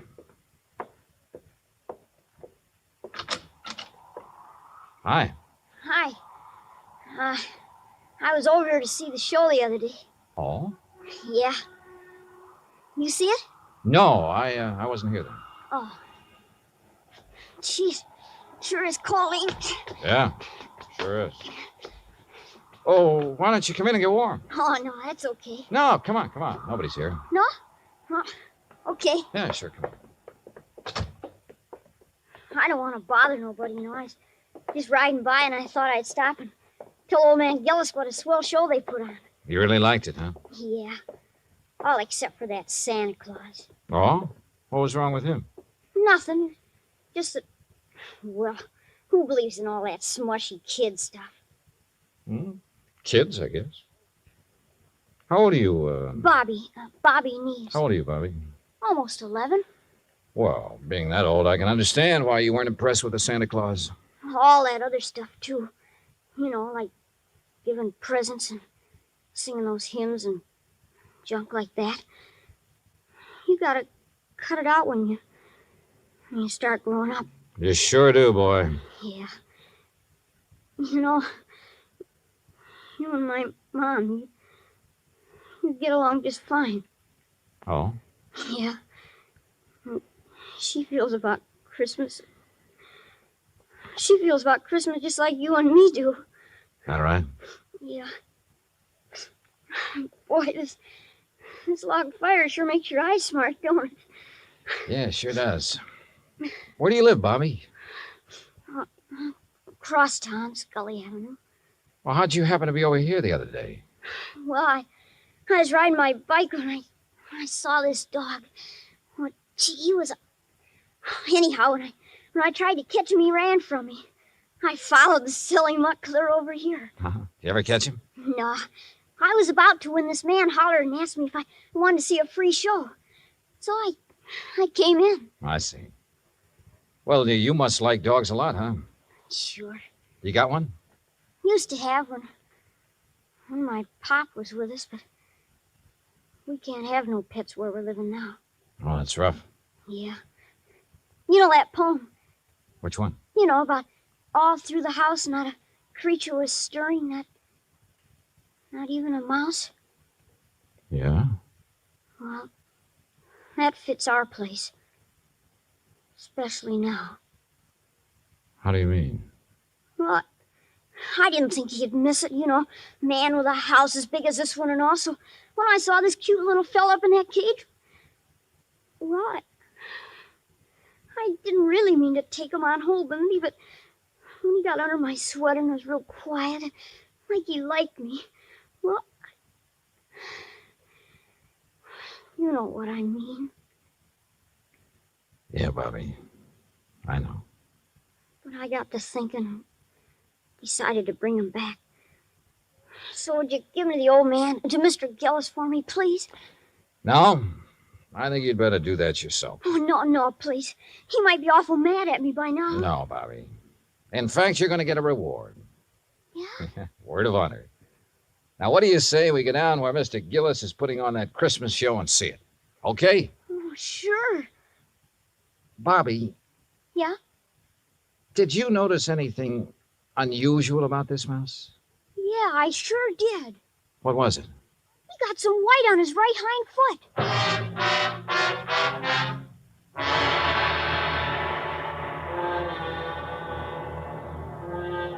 Expense account item 4, $1.60. Cab fare from the Gillis residence to the Children's Hospital for Marion, Bobby, and myself.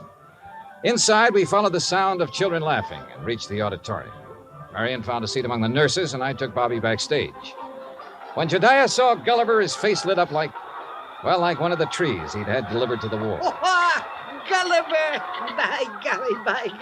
I knew if anybody could do it, you could, Dollar. I didn't do a thing, Mr. Gillis. All the credit goes to Bobby. Oh, to Bobby. Well, I'll speak to you after the show, young man. Yes, sir. Bert, look, he's back.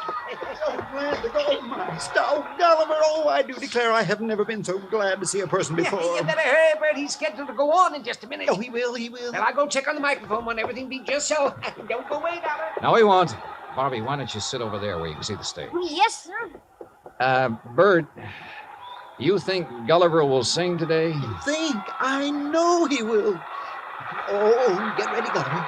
But that boy had Gulliver all day and all night, and he didn't sing once. Did the boy ask him to? Ladies and gentlemen, boys and girls, for the first time in a while, one of the wonders of the world, Gulliver, the singing mouse. Hey, Mr. Dollar, can that mouse really sing? That is what we're going to find out, Bobby. Exciting, isn't it, Dollar? Sure is, Mr. Gillis. All right, thank you, folks. Thank you. And now for Gulliver's first number, he'd like to sing with... what's that, Gulliver? I see. He's going to sing Jingle Bells. But he wants me to get off stage so everybody will know it's really him doing it and not me. Thank you. Is he all right, Bert? Oh, fine. Just feeling his oats. Well, why doesn't he start? He's going to. Listen.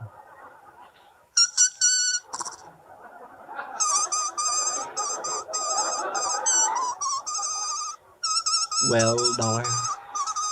Now I have seen everything. Me too. Gee.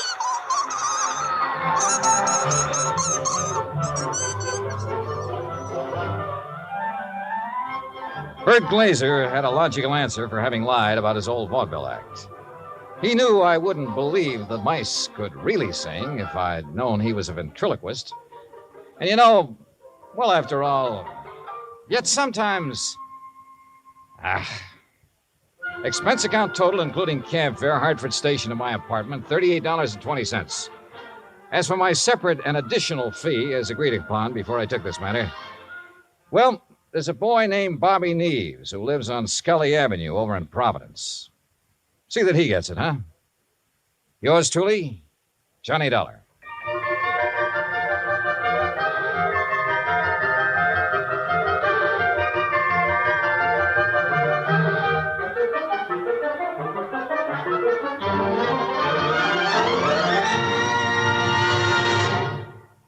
Our star will tell you about next week's story in just a moment. Meantime... Hey, Dan, I'll make a deal with you. Oh? Let me have the mic for a second, then you can tell them about next week's story. By all means, be my guest. All right. I just don't want to pass up a chance to do two things. First, well, Pam and Eric and Fran, Mr. and Mrs. Froelich, Helen, Will, Scotty, all the rest of you nice people who've written in to tell us how much you like the program. Thanks. I really appreciate hearing from you, and believe me, I'll answer your letters just as quickly as I can. Second, well, I'm sure you know what this is, and I want you to know it comes from the heart. Merry Christmas to you. God bless you. Now, next week. Next week, the case of a prize fighter who could win only by losing, because his life depended on it. Right. Join us, won't you? Yours truly, Johnny Dollar. Yours truly, Johnny Dollar, starring Bob Bailey, originates in Hollywood. It is written by Charles B. Smith and produced and directed by Jack Johnstone. Heard in our cast were Mary Jane Croft, Howard McNear, Parley Bear, G. Stanley Jones, Bill James, Lawrence Dobkin, and Richard Beals. Musical supervision is by Amerigo Marino. Be sure to join us next week, same time and station, for another exciting story of yours truly, Johnny Dollar. Dan Cubberly speaking.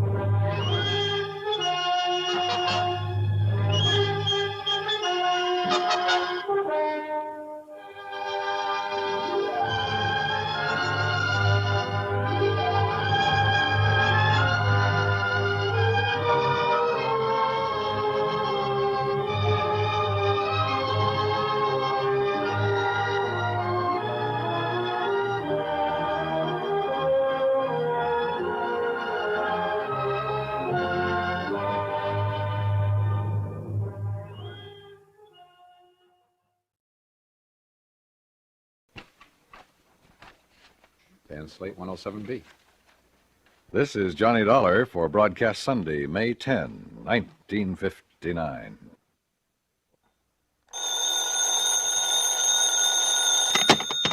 Johnny Dollar. Johnny, this is Ray Connolly. Oh, yeah, over at Continental Insurance Company. That's right, yeah. Oh, what's the problem, Ray? Problem? Well, no problem at all, actually. Huh? Are you busy tonight, Johnny? No plans at all. Well, you see, my wife's out of town for a few days, and Johnny, well, I wonder if you'd have dinner with me tonight. Can you do that? Why, sure, why not? Good. Just name the time and place, and I'll meet you there. Well, I happen to have a nice, thick fillet of prime beef in my refrigerator at home, and if you like steak... Sure do. Well, why don't you run over to my place at, say, 6:30? I'll pour you a couple of cocktails, and we'll tackle that steak. Okay, Johnny? Ray. Yeah? You're sure there isn't something that's bothering you? 6:30, Johnny? Yeah, okay, but now listen. Good. I'll see you then. Well, why don't you...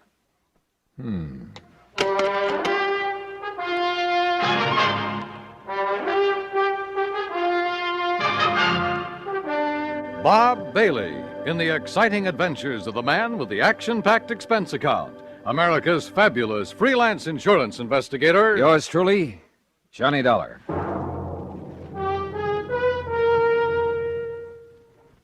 Each weekday on CBS Radio, there's a bright package of lively entertainment that goes by the modest title, Just Entertainment. It's where to find Pat Buttram, his cohorts, and his warm humor. Mr. Buttram is ably aided by lovely Marion Morgan and that singing foursome called the Halloran Quartet. Just for entertainment, sample Just Entertainment with Pat Buttram tomorrow on CBS Radio. Also on the recommended list, a fascinating fact-filled 10 minutes each weeknight with Ron Cochran. Recently, he's given the Answer Please treatment to listener queries on such topics as the Chesapeake Bay's Oyster War, the Irish Sweepstakes, Spring Fever, and underseas exploration of the Arctic. Be listening tomorrow night. Discover how you can ask Ron Cochran to give your question the answer, please. Just Entertainment and Answer Please. One for facts, one for fun. Leave your dial set right where it is now to enjoy both these entertaining programs each Monday through Friday on CBS Radio. And now, Act One of yours truly, Johnny Dollar.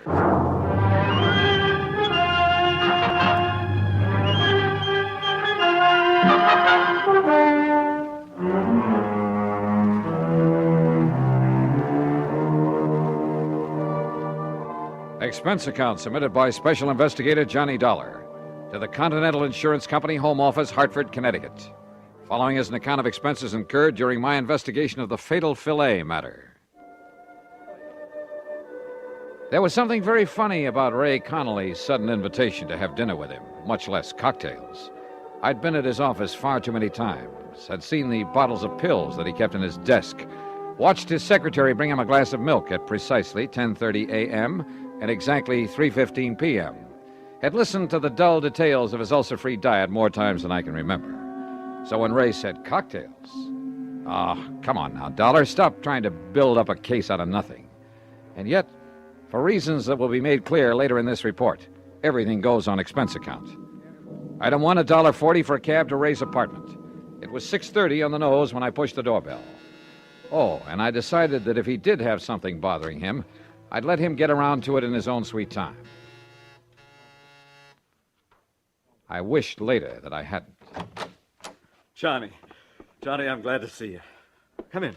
Yeah, how are you, Ray? Well, you know how it is. Those ulcers been kicking up on you again? Yeah, a little. Sit down, Johnny, sit down. Sure, thanks. Now, what would you like? Martini, Manhattan? Got a plain old scotch and soda lying around? I certainly have. Have it for you in a second.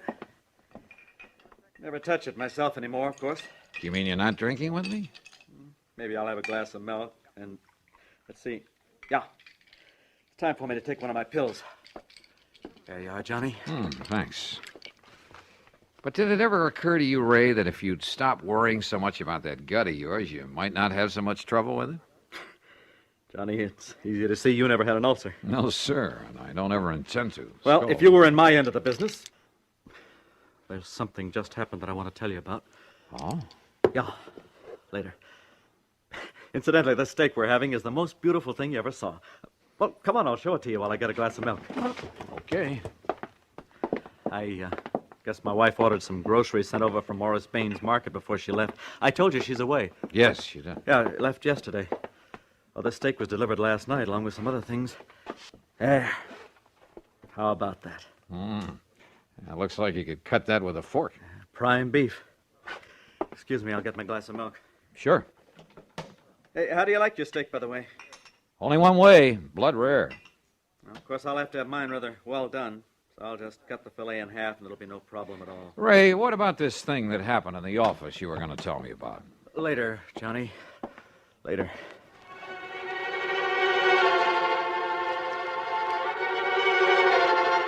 Again, looking back, I wished that I'd pressed the point, but I didn't. Instead, I had another drink, watched him sip his glass of milk, listened to him complain some more about his pet ulcer, and then, finally, we sat down to dinner.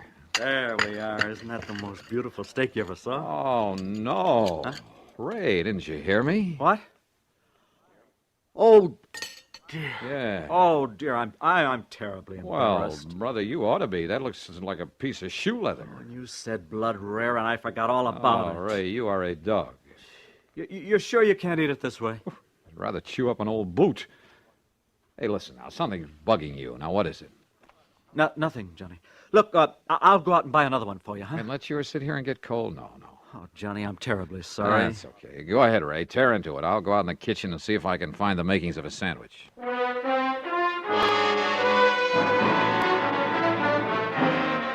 I could have killed him overcooking a perfectly good steak that way.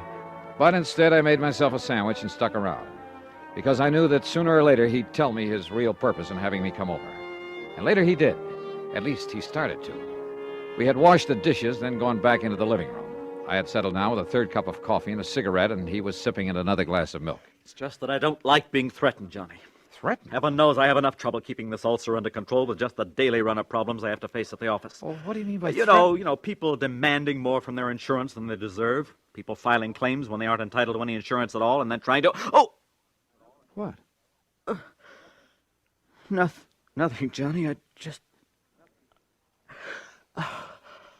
I'll be all right. You forget to take one of your pills, Ray? No, but maybe I better take another. Oh, yes, me. You're taking too many of them. But what was this talk about being threatened? Well, Johnny, this fella by the name of... Oh, no. Ray. Johnny! Ray, what's the matter? This pain in my stomach, it's killing me. Easy now. Here, let me get you on the sofa. Oh, medicine, quick, please. There you are. Now, what medicine? Anything to stop this, Johnny. I grabbed the telephone and called Dr. Ramsey. But because of a traffic tie-up, it was nearly half an hour before he got there. Meantime, Ray lay on the sofa getting paler and paler until he was white as a sheet. The doctor, completely familiar with Ray's ulcer problem, did what he could. But after 45 minutes, realized things were getting beyond his control, so he called an ambulance. Another half hour. And yeah, by the time they got him to the hospital, in spite of injections and oxygen along the way, Ray Connolly was dead. Act two of yours truly, Johnny Dollar, in a moment. Tibet in the news. Who's an expert on Tibetan affairs? Who was the personal guest of the Dalai Lama in happier times at the top of the world? Why, Lowell Thomas, of course. Ask us another part of the world, and there's every chance the answer again would be Lowell Thomas. The roving raconteur has been just about everywhere, seen just about everything. So when a story breaks, he has that extra edge of intimate first-hand experience to give extra dimension to his reporting. One of the most colorful men in the industry, one of the most striking different sounds on the CBS radio network is Lowell Thomas, heard every Monday through Friday evening with his fascinating reporting. Only a network could bring you a Lowell Thomas. Only the CBS radio network does. Remember, the keen mind and formidable experience of this noted world traveler, lecturer, raconteur, and CBS newsman is an exclusive with the affiliated stations of CBS Radio. Monday through Friday evenings, don't miss Lowell Thomas. And now, Act Two of yours truly, Johnny Dollar, and the fatal Filet matter.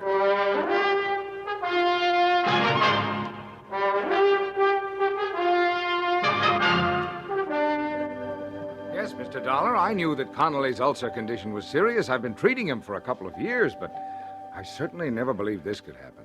What it means is that he bled to death. Is that it, Doctor? Yes, internal hemorrhage. But of such intensity, I don't understand it. And yet, well, let's face it, Dollar, this sort of thing has happened before. Has happened before? Yes. Doctor, you may be right about that. Well, of course I am. But not in the way you think. I went back to Ray's apartment, let myself in with a key I'd filched out of his pocket, then went over every inch of the place. And I came up with nothing. Nothing, that is, until I went into the kitchen.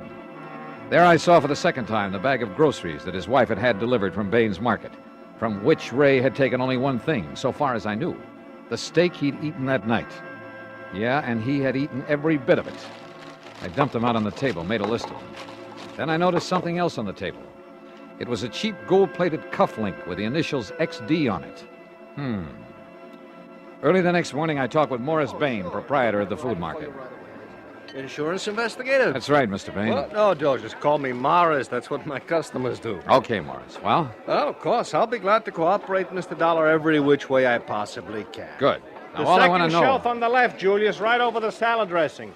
I gotta keep canned snails. I gotta keep for some of my special customers. But how people can eat those, I don't know. Oh, good morning, Mrs. Beckham. It's a lovely morning, isn't it? Now, Morris... Oh, yeah, you wanted information. Yes. Oh, Mrs. Vandersloot, how are you, huh? How's your nice little doggy this fight? No, get him out of here before he does. No, get outside. Out. Oh, what's your problem with dogs in the store? Yeah, I'm sure. But now, do you have a customer by the name of Connolly? Mrs. Connolly? Sure, lovely woman. She was in here only the other... Oh, how do you do, Miss Keena? How's my little sweetheart today, huh? We got a special on those fancy canned chestnuts with the light syrup listen that to you me. like. Mrs. Connolly was in here when? The day before yesterday. Oh, how's her husband, Mr. Dollar? Is he still suffering from those terrible ulcers? No, not anymore. Oh, it's a miracle. Hardly. The point is, she ordered some stuff from you. Yeah, that's right. We delivered it, too, day before yesterday. What? What did she order? Well, right here in the office, Mr. Dollar. I'll tell you exactly what went over here, but exactly. Good. You wanted breakfast cereals, madam, right there in the second aisle. Yeah, you're welcome. Now, right here in this pile of bills is the one for whatever the... here we are. Mrs. Ray Connolly. Good. Let me compare with the list I have. Sure. Julius! Julius, take care of Mrs. Freeband there by the cheese. Such a time I have with her help. And such an exclusive clientele, you have no idea. Well, did you find what you're looking for? Yeah, everything checks, except for one thing, the steak you delivered. Steak? That's right, a prime filet, but it's not on the list. We don't sell meat. What? No, of course not. Sadie! Sadie, double check the Hathaway order. Somebody made a mistake last week. Wait a minute. That's a good girl. You're sure your delivery boy didn't take a steak to the Conleys? How could he? Oh, fine.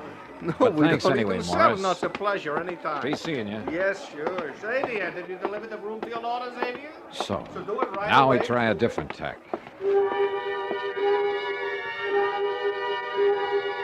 Item 2 or 3, whatever it is, a dime for phone call to Dr. Ransom. I suggested he take whatever steps were necessary to make a complete examination of the stomach of the now deceased Ray Connolly. Item 4, 85 cents for a cab to the office of Continental Insurance. Ray's secretary had obviously been crying. Just can't believe it, Mr. Dollar. Yeah, I know, Gracie. Now listen. Did any of the people who've come here to see him ever threaten him? Threaten him? That's right. Well, lots of people have threatened lots of things when they didn't feel their claims were met properly, but he was the fairest, the most honest man. When, Mr. Dollar? Somebody in here yesterday, maybe? Well, yes, there was a man in here yesterday who was very angry about something. Oh? I could hear him pounding the desk in there and swearing. Who was he? I don't know. He must have come back with Mr. Conley after lunch, and I didn't see him leave, but look, he lost a cufflink. A cufflink? Let me... XD. What? Gracie, this is the man I'm looking for. Can you find me a policy with this man's name on it? Just from these initials with all the policies on file? Probably a beneficiary whose claim was settled or refused. You say the man, Mr. Dollar. Yeah, Gracie. The man who murdered your boss.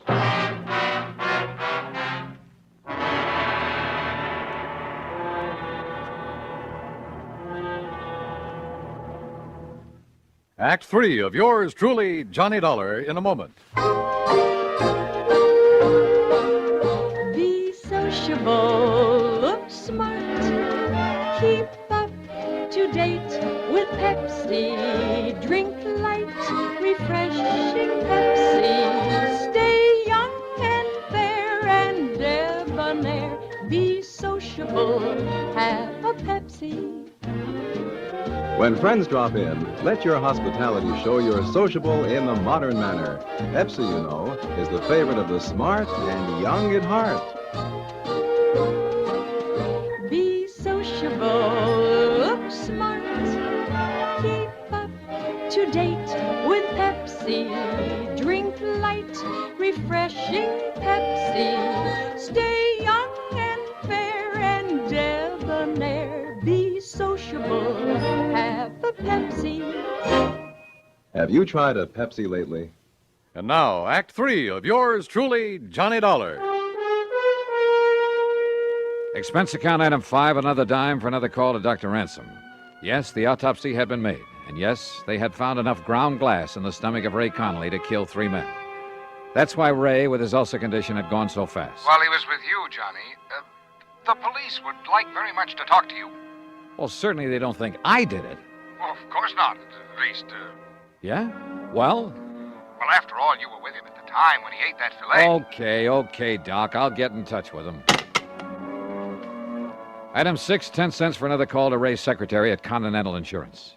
Yes, Mr. Dollar, I have. Nice going, Grace. What's his name? Xavier Donato. The folder was still at Mr. Conley's desk. Donato. And the address? 13425 Sunset. Sunset. Got it. And listen, the reason he was angry with Mr. Conley... Yeah? He was named as beneficiary of his father's life insurance policy. Yeah? But his father just committed suicide. You see what I mean? Yeah.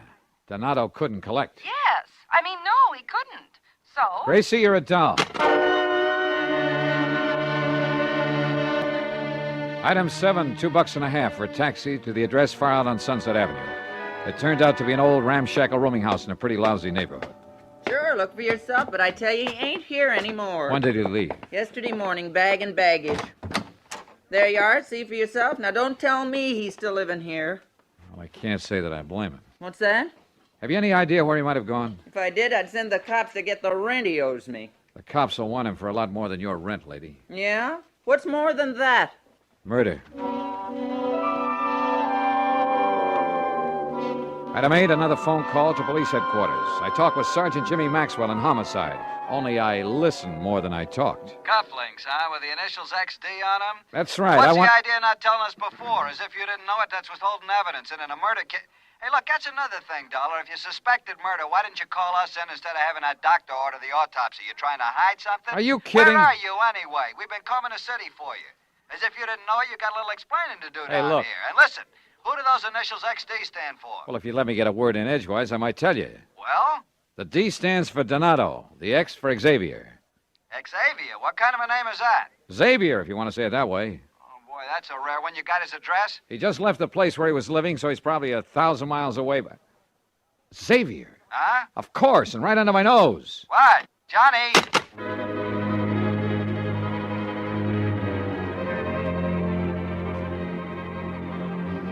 Maybe I should have told him more, everything I knew. But I didn't want to have to wait for the police or anybody else. Ray had been a friend of mine, and to bring his killer to justice was all I cared about. As for that name, Xavier, of course I'd heard it, only a few hours before. And for some stupid reason, it had never occurred to me that it began with the letter X. Item 9, $1.50 for another taxi. This time to the... Yeah, you guessed it. Excuse me, please. Junior, Pardon me, will you how many please, madam? times do I gotta tell you? You pack the vegetables on top. You Morris. put the tag goes in the bottom, huh? Morris, come over here. Mr. Dollar. Back so soon already? Now listen, when I left you early this morning, Yeah? just as I was leaving, I heard you call somebody by the name of Xavier. Yeah, you mean that slowpoke, huh? That dumb, stupid. All right, is he lazy- still here? What's his last name? His last name? Yeah, what is it? Well, his last name, it's... Sadie, how many times I gotta tell you when a customer's got a complaint? Well, this one has. What? No, Xavier. listen, Mr. Dollar. Xavier. Xavier Donato. Looking for me, mister? You're Xavier Donato? Yeah. What do you want? I just want to show you a couple of cufflinks. Here. Are these yours? Yeah, mine. And don't try to pull a gun. Me? I got no gun, mister. I found one of these in Ray Connolly's office. Sure. I got mad. I slam bang on the desk at him. I found the other one at his apartment, where you delivered that steak to him. That steak full of ground glass. Where'd you get that steak? Wilson's Prime Market along the way to his place. Then you put in the glass and took it up to him. Yeah. That was pretty good, huh? Say, you from the cops? You expecting the cops? I don't know. But you didn't run. You didn't leave town. Sure. Because I'm smart. You leave town, they know you done it. They chase you, they catch you. And honest, I didn't know it was going to kill him. You know it now. But I had to get even. You know, because he wouldn't give me that insurance because my old man killed himself. So did my grandpop and his old man. Just because they didn't get something they want. You mean they all committed suicide? Sure. Because it was all, you know, off in the head. But not me. You understand? Because I'm smart. Somebody does something against me, like that insurance, well, I get even with them. You understand? I don't go kill myself. I get even with them. And you think they're going to find out? No. You think they're ever going to catch me? What do you think? Oh. You did, didn't you? Yeah. Gee. I guess you're even smarter than I am, mister. Yeah. Come on, Xavier.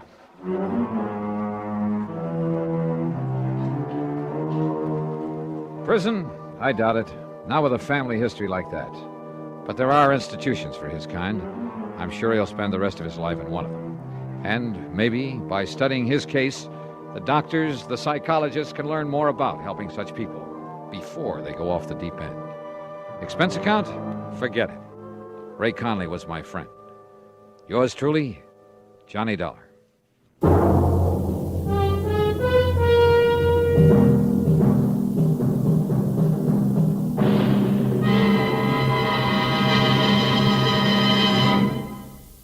Our star will return in just a moment.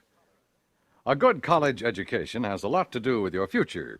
Whether you're a student, a parent, a college alumnus, a prospective employer, or just an average citizen, you have a stake in the future health of our colleges. The future security and well-being of our nation depends on them. Now is the time to help by contributing to the college of your choice. Just as our elementary and high schools have become overcrowded, so now our colleges are threatened by the increased school population. Funds must be forthcoming now to expand college facilities and hire more professors. Otherwise, our colleges will be unable to handle the millions of future students seeking entrance. If we are to keep pace with the Russians in scientific developments, if we're to improve our standard of living and maintain our free way of life, we must have greater college facilities and have them now. For more information, write for a free explanatory booklet to Higher Education, Box 36, Times Square Station, New York, 36. Now, here is our star to tell you about next week's story. Next week, a pair of twins. And believe me, they bring me a double dose of trouble. Join us, won't you? Yours truly, Johnny Dollar.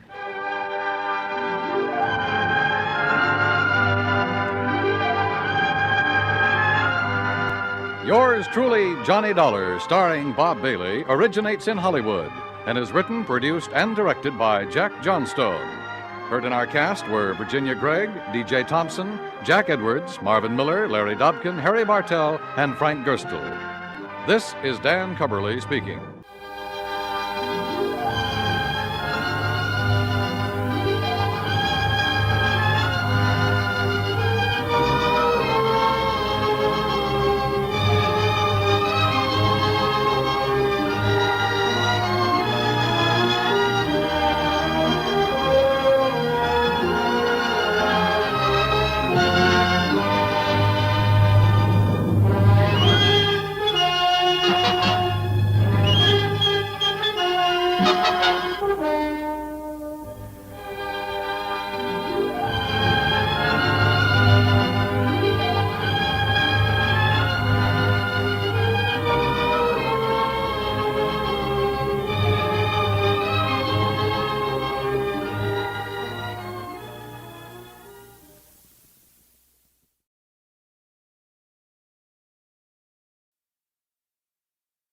From Hollywood, it's time now for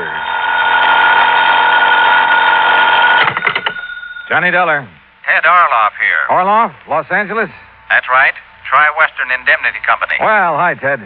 Look, are you free to come out here in a hurry? What's up? A Wayward truck. A Wayward? That's right, truck. Lost, straight, or stolen? Well, that's what I hope you can find out. It's a big one. Insured for nearly $20,000. That is a big one. And aboard it when it disappeared was the driver. Insured? For $10,000. And a cargo of copper tubing worth $9,500. Also insured. Holy. Ted, I'll grab the next plane.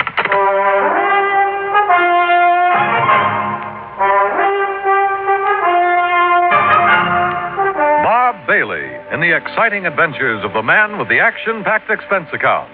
America's fabulous freelance insurance investigator. Yours truly, Johnny Dollar.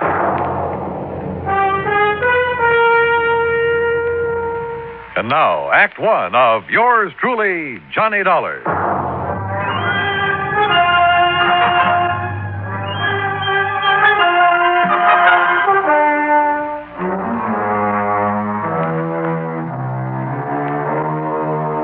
Expense account submitted by Special Investigator Johnny Dollar to the Tri-Western Indemnity Company, Los Angeles office. The following is an account of expenses incurred during my investigation of the Wayward truck matter.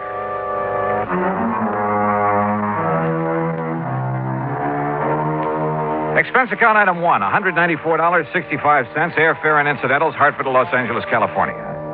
When my plane set down at the International Airport shortly after 9 a.m., Ted Orloff was waiting for me. He led me on out to the parking lot. Here we are, Johnny. This car right here. All right. Go on, hop in. Okay. You reserve a hotel room for me in town, Ted? Huh? Why? Well, after all, I've been sitting up in a plane all night and wouldn't mind a chance to shower and slick the whiskers off my pussy. Change clothes. Don't want to take the time. That's why I'm glad you could make it out here right away. See, this thing only happened Wednesday night. Well, just what did happen, and who suffered the loss? And how about stopping somewhere so I can grab some breakfast, huh? Sure. Find a place along the way. Like I told you, Johnny, a truck loaded with $9,500 worth of copper tubing has disappeared. What kind of tubing? The kind they use a lot of in building airplanes, that sort of thing. Go on. It was shipped from Marlowe Copper Products over in East Los Angeles. That's where we're heading. Marlowe is a big jobber, distributor. Okay, so what happened? Well, late Wednesday night, a driver by the name of Jackie McAllen was scheduled to haul this order of tubing over to the Belden Aircraft Corporation over in Victorville. That's about 100 miles east of here, out in the desert. Yeah, I know. So? Well, the truckers usually drive that route at night, not only because of lighter traffic, but to avoid the heat during the daytime. Brother, you can say that again. Yeah. Well, anyhow, right after midnight Wednesday, 12:05 to be exact, Jackie signed out of the Marlowe warehouse with his load of copper tubing. Yesterday morning, Friday, Belden Aircraft was screaming for it, wanting to know why it hadn't been delivered as promised. Just disappeared? Just disappeared. Hijacked, obviously. And the driver? Any word of him? Nothing. Well, what kind of a market is there for stuff like that out here? Plenty of market for it. Not only because it's expensive, but it's hard to get, too. Especially for some of the new little companies that have sprung up around Palmdale and Lancaster, out that way. Yeah, didn't Lockheed just build a plant out there? Lockheed, Belden, a lot of the big ones. And they subcontract work to the little boys.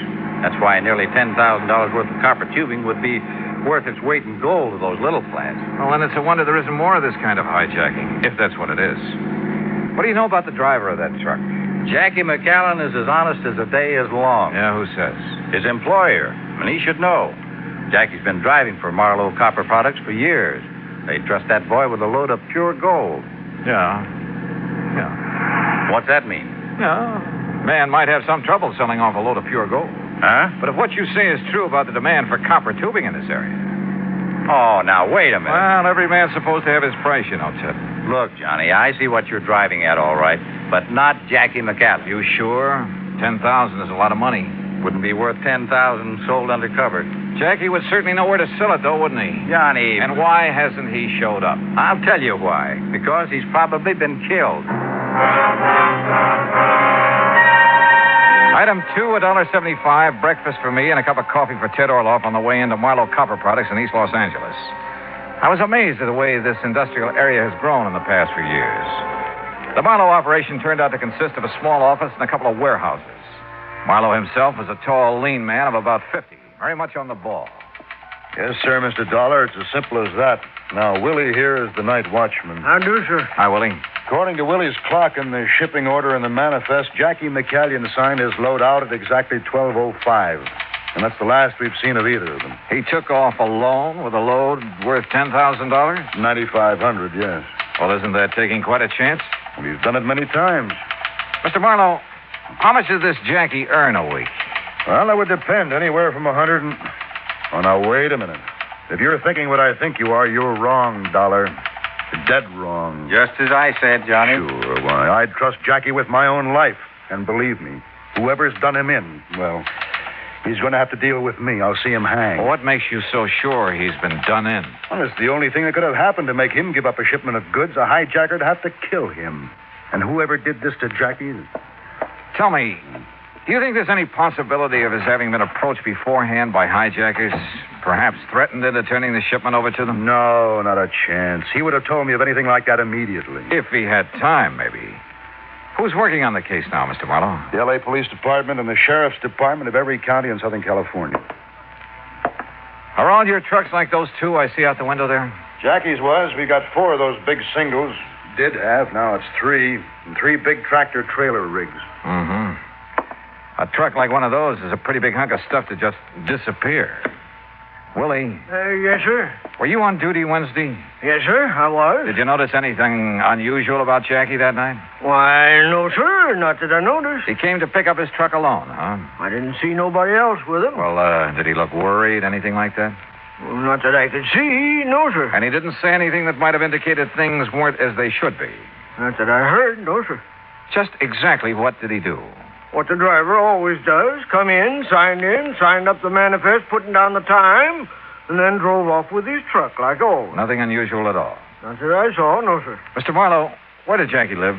Somewhere over on West 3rd Street. He lived alone. Naturally, the police looked for him there first thing. May I have that address, please? I'll have my secretary get it for you. You all through with me, boss? Yes, Willie. If you're going to work tonight, you better get some sleep. Go ahead. Yes, sir. Thank you. Right. And believe me, nothing's going to happen to anything this time.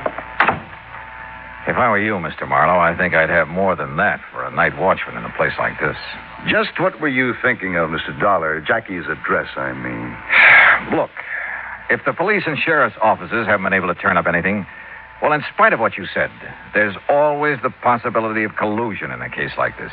Between Jackie and whoever stole that truck? Oh, no, sir. There's always the possibility, voluntary or otherwise, if Jackie was in with the hijackers, even against his will. I wouldn't believe it. But it's a possibility, whether you want to believe it or not. For one thing, how would the hijackers know when and how the shipment was to be made? From any one of a number of sources. The man who supervised the loading here, for instance. Who? Red Kingsley, or almost anybody in the place, or just as easily anyone over at Belton Aviation in Victorville. Belden would know exact time of departure from this warehouse? Well, no. Close timing in a hijack operation is usually pretty important. But they knew the stuff was due at their plant early Friday morning. They've been hollering for it ever since. I'll lay my money on the tip-off coming from this end. Now, has the route between here and Victorville been thoroughly gone over? By the police. And they found no sign of either the truck or this fellow Jack? That's right. The truck, of course, could be disguised, new coat of paint, that sort of thing, often done. But no body, alive or otherwise? No. So how do you plan to proceed? Well, if Jackie was forced to participate... And I'm sure he wasn't. Then I don't know. Let me have that address, huh?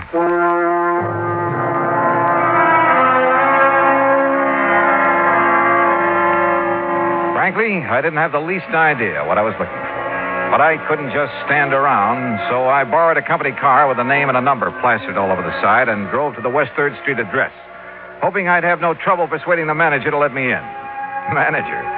Not in that old ramshackle frame house. The front door was wide open, and the mailbox had the number 4 opposite Jackie's name. That meant upstairs.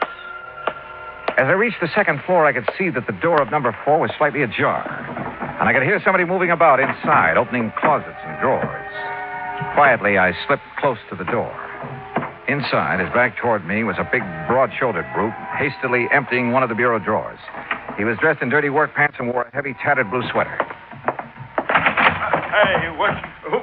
Maybe you better let me ask the questions, huh? Oh, yeah?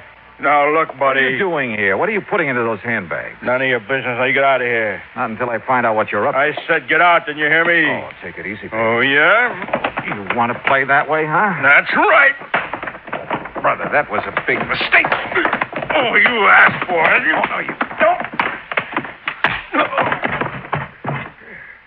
All right. Now, start talking. What were you doing here in Jackie's room? Well, what was I doing here? Hey, look. Who do you think you are? The law or something barging in here like this? That's right. Who are you? I said, who are you? I'm Dick McCallion. What? That's right. Jackie McCallion.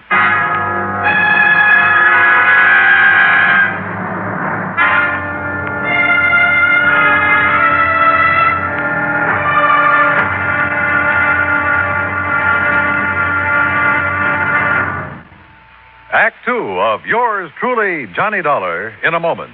Our flag now numbers 50 stars, and behind each star there stands yet another flag representing one of the 50 states. New Jersey's flag was created at the direction of George Washington. In 1779, General Washington directed that the New Jersey Continental regiments wear coats of dark blue with buff-colored facing. This was done as a tribute to the former ruler of these colonies, the Dutch, whose national colors were buff and blue. Later, he instructed that the field on the flag of New Jersey should be the same buff color, and the state coat of arms in blue be placed upon it.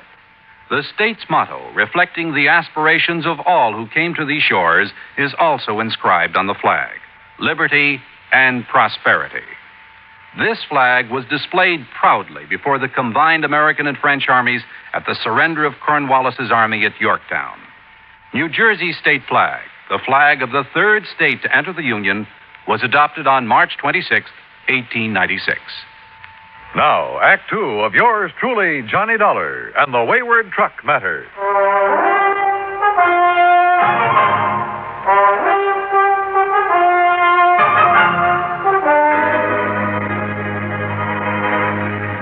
Missing. A $20,000 truck from the Marlowe Copper Products Company of East Los Angeles. Also missing. Its cargo of copper tubing insured for $9,500. Also missing, also insured, the driver, one Jackie McCallion. And when I found a big, ugly-looking character going through Jackie's furnished room, I jumped him. And who does it turn out to be? That's right, Jackie McCallion. Boy, I'll say this, buddy. You sure handy with your dukes for a skinny guy. Hey, who are you, anyway? Johnny Dollar, insurance investigator. And look, I'm sorry I must you up, Jackie. Insurance what? Well, I came here to find out what happened to you and that truckload of copper tubing that never got to Belton Aviation over in Victorville. What are you talking about? Of course it didn't. Of course not. Well, why? Because the shipment was called off, that's why. What? Well, sure. It was supposed to go out Wednesday night, right after midnight. And it did. At least it left the warehouse. Oh, that's where you're wrong. Because me and Betsy, we was going to take it. Betsy? Yeah, Betsy. You know, my truck. Only the order got canceled out. Who says so? The office. Who at the office? Well, how shall I know? All I know is I was here in my room getting ready to go over and pick up Betsy and the tubing.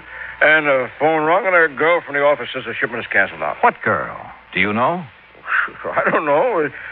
Some girl says she was in the office or so. You know, one of the girls, like they always giving out the orders, you know. And she told me the boss says on account of there ain't no more trips for me this week, I can start my vacation right away instead of next week. But you don't know which girl in the office told you that. I told you, I don't know. I told her, tell Mr. Marlowe thanks, that's all. Why? Didn't she tell him? Where have you been since Wednesday night? Well, down in San Diego, staying at my sister's and doing some yellowtail fishing while I was there. You know, out around San Clemente Island. Boy, they pulling in the big ones. Yeah, I'm sure they are. There was one guy on our party boat that... Hey, wait a minute. What do you mean the shipment went out? Just that. On schedule. A little after midnight But on that girl Wednesday. told me... And it hasn't been heard of since. You mean it went out in my truck? In Betsy? Who took it? According to everything we know, you. Oh, no, sir.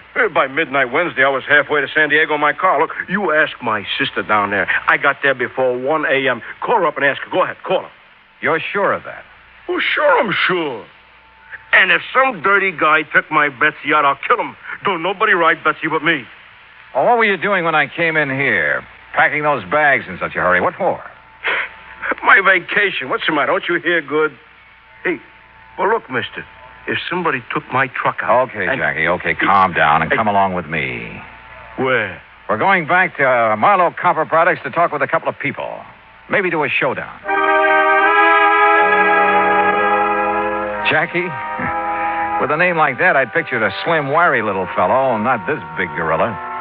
And from what he'd said and what he told me on the way back to the Marlowe warehouse, I was convinced he was telling the truth about his whereabouts the night of the robbery. But then, who could possibly have been a close enough double for Jackie to fool the watchman?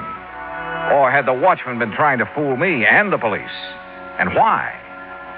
Or could Marlowe himself have somehow contrived to... But again, why? And if Marlowe was up to something, well, he'd have been smart enough to put or at least keep Jackie out of the way. Mr. Dollar, did you find... Jackie! Hi, boss. Hey, what's going on around Jackie, here? thank heaven, boy, you're all right. Oh, sure I'm all right. We thought you'd been killed or something. Oh, me killed? Where'd you find him, Dollar? Where's the truck? Hey, boss, that's what I've been trying to find out. Only all this guy here does is ask me questions. Well, the important thing is you're all right. I didn't tell you this before, Dollar, but Jackie's as much a part of this business as I am. Ah, come on, you boss. started out with me in the beginning when I didn't have a penny to my name. Worked 7 days a week, night and day, helping me build up this business. And you've kept him just a truck driver? What do you mean, just kept me a truck driver? That's the way I like it. Oh. Yeah, even the big retirement he made for me. I don't want that. I just want to keep on driving the truck, just like I am, and maybe go fishing now and then. That's what I like, and I'm happy. Thank God you're still all right. Hey, but what about Bessie? Yes, Dollar, what about the truck? Any ideas, any leads? Mr. Marlowe, I want to talk to that night watchman of yours again. Oh, Willie? That's right. Let's just hope he hasn't skipped town. Skipped town? Would you see if you can locate him, get him down here? Well, of course. You think he was involved in the hijack operation? Well, let's get him in here, if we can, and we'll see.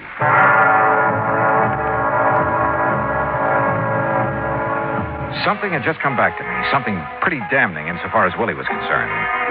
It was the way he had answered my questions when I talked to him before. Was there anything unusual about Jackie when he came to pick up the truck? Well, not that he'd noticed, he said. Had Jackie picked up the truck alone? Well, he hadn't seen anybody with him. What had Jackie said? He hadn't heard anything. Not one really positive answer in the lot, or to the other questions I'd asked him. Much to my surprise, Marlowe's phone call brought assurances from Willie that he'd come over to the plant right away. And I told him I'd get somebody else to fill in for him tonight because of the sleep he's having to miss. Yeah, well, tell me this. Do your watchmen carry a time clock? That's right. There are punch key boxes located in a dozen or so spots all over the warehouse and one in this office. They register on a paper dial on the time clock, Yeah, sir. that's right. That way there's a record of what time he reaches every station on his nightly round. Would you get me that record for Wednesday night, please? Of course. And while you're at it, I'd like a copy of the shipping order and the manifest for that truckload of copper tubing. I'll have my secretary get them for you. By the time his secretary dug the punch clock record out of the files, old Willie arrived, looking somewhat the worse from lack of sleep, but apparently willing to cooperate in any way he could. I took him out to the watchman's booth, which was just inside the warehouse gate. Yes, sir, Mr. Dollar. This here's my own private office every night. And this is where you were when Jackie McCanyon came to pick up his truck Wednesday night, huh? Well, now, where else would I be? Well, now, that answer is just as definite as the ones you gave me before, Willie, and it won't do. Why? I asked you if Jackie said anything that night that might have made you suspicious. And I told you. Not that I heard. No, sir. Well, did you talk with him at all? Well, no. No reason to. There were just the two of you here in the middle of the night.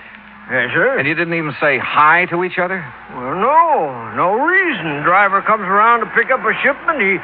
All he has to do is sign up the manifest the time he leaves and... You knew what time he was to be here, didn't you? Sure. I mean, yes, sir. It was right on the shipping order. But you didn't see him. You didn't see him pick up the shipping order or sign the manifest or drive out of here with his truck.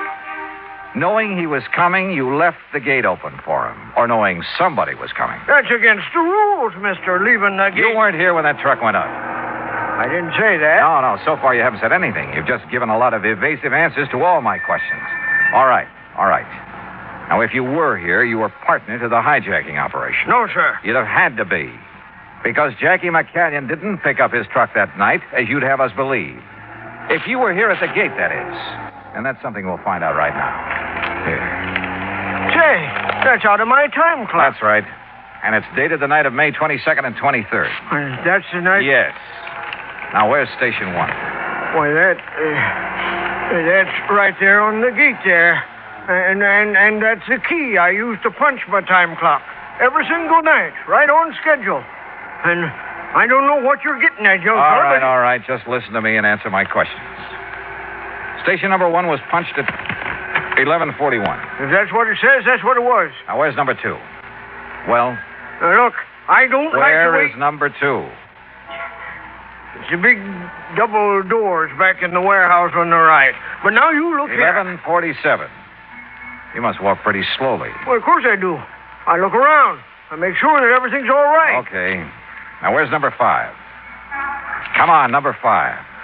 On the back gate, way around the other side of the warehouse. Yeah. A good quarter of a mile from here. And according to this time clock record, that's where you were at exactly 12:04 that night. And, brother, I'd like to see you do a quarter of a mile around these buildings in less than a minute to get back here at exactly 12:05 when you claim Jackie signed out that truck. Well? You're right, Mr. Dollar. Yeah? Which way am I right? I wasn't here. I left the gate open for him, like I often done when I wouldn't be right there for a night shipment. Like you often did? Don't you see? Nothing like this ever happened before. And when I seen his name on the manifest, I know that... You weren't here when the truck went out, so you don't know a thing. I mean, I thought Jackie took it because I left the catch on the main gate so it looked like it was locked. You ever done that before? Well, not for Jackie. He was always too close to the boss. He and the boss... Yeah, I know all about that. But I have for the other boys. Yeah. Jay, you've left this whole place wide open for anybody who wanted to come in and take anything he could lay his hands on. And this time it was a $20,000 truck with a $10,000 cargo. Willie, you're in trouble. Plenty. I questioned him further and got nothing more than a few tears and a plea for mercy, and then I turned him over to Marlowe. Willie was his problem now. But my own was still far from solved. I wasn't any closer to the missing truck and its cargo than I'd been when I arrived. Expense account item 3, $220, lunch for Jackie McCanyon and myself at a lunchroom around the corner. We were on our second cup of coffee. Your boy, that was a good donut. Oh, sir, Mr. Dollar. And the more I think about it, the more I say that outside of them pretty girls in that boss's office, the only ones to be sure what time that shipment was to go out was Willie and Red Kingsley. Kingsley? That's his car I used. Yeah, that's the guy. He's in charge of all the shipping. Well, how much do you know about him? Well, I don't know. After all, he's kind of over me. I thought your only real boss was Mr. Marlowe. Well, he is. You just bet he is. And he's the best friend I ever had, too. But if I don't keep my place around the plant, keep subordinating to the guys that are foreman and stuff, what do you think would happen to the morale around the plant? Well, tell me about Red anyway. Mr. Dollar. Mr. Marlowe? I just got a call from the sheriff's substation in Victorville. Yes? They've picked up some of that shipment of copper tubing. You see, we put a stamp on every piece. Then whoever hijacked it is already getting rid of it. Yes, but so far nobody's admitting where they got it. It's at Air Metals Company and Stress Products Incorporated, both near Victorville. You want to check on it? Use Kingsley's car again. Right. Hey, you want me to show you the route? Okay, Mr. Marlowe. Sure, Jackie, go to it.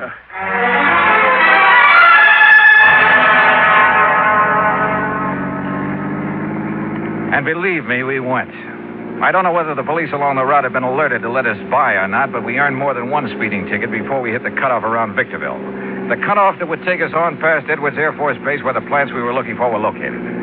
All along the way, Jackie had carefully scrutinized every truck we passed, going in either direction. No.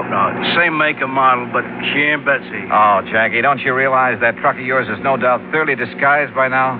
You think a father couldn't tell his own little baby no matter how disguised it was? Maybe, but a truck. Here, now, look at that one up ahead. See the one we're pulling up on? Also, same make and model, only this one is painted green. Yeah. Want me to slow up as we pass it? No, she ain't Betsy. Even from here, I could tell.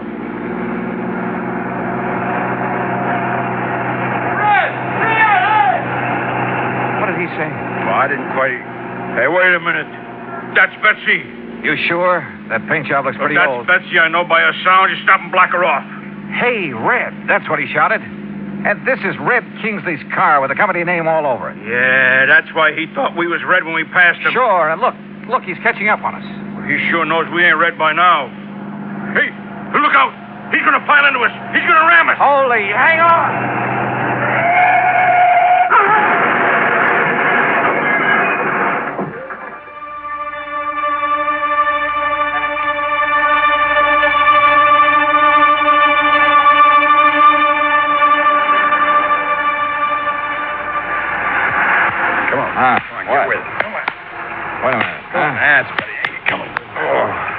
I hate to keep slapping you on the push this way, but come on. Oh, it's okay. It's okay. All right? I'm okay. Hey, your pal's up the road with that other truck. That's the sheriff's car. Up there where a couple of 1,000 miles of copper pipe spread all over the countryside. Oh, yeah. I edged him off the highway and he flipped over.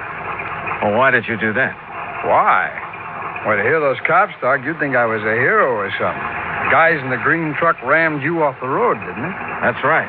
Well, when the cops seen that happen, they tried to force the truck off. Mister, that takes something like Clarabelle here. Clarabelle? Yeah. That's what I call this tractor-trailer rig of mine. It's not the first time I've given the police a hand.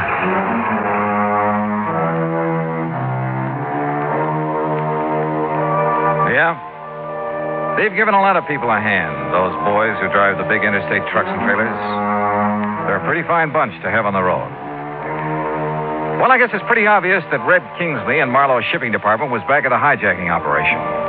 The two who were aboard the stolen truck turned state's evidence and sang plenty, and the courts will take care of them. Expense account total, including air transportation and incidentals back to Hartford, $50105. Yours truly, Johnny Dollar.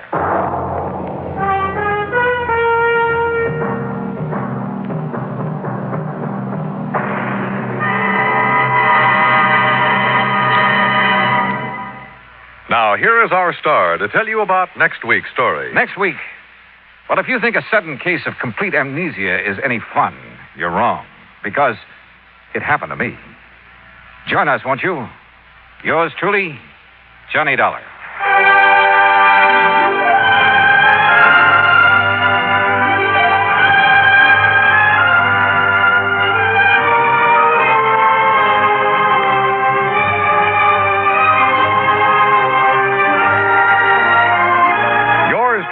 Johnny Dollar starring Bob Bailey, originates in Hollywood.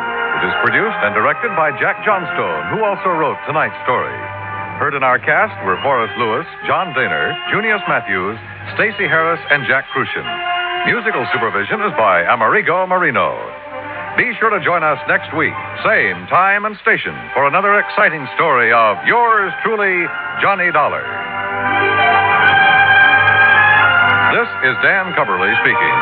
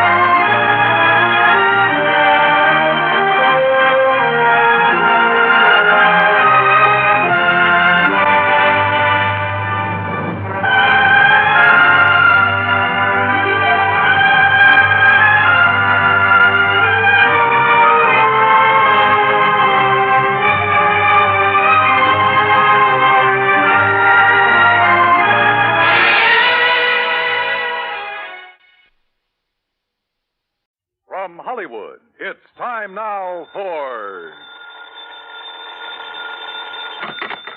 Johnny Dollar.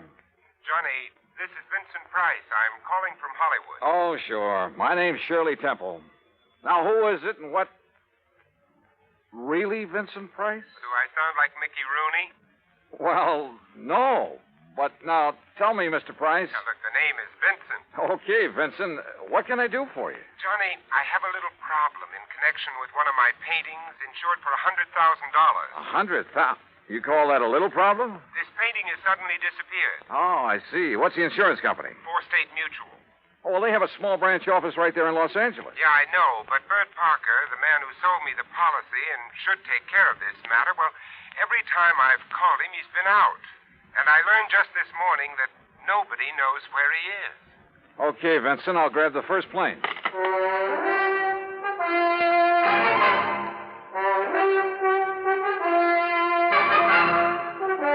Bob Bailey in the exciting adventures of the man with the action-packed expense account. America's fabulous freelance insurance investigator. Yours truly, Johnny Dollar. And now, Act One of yours truly, Johnny Dollar.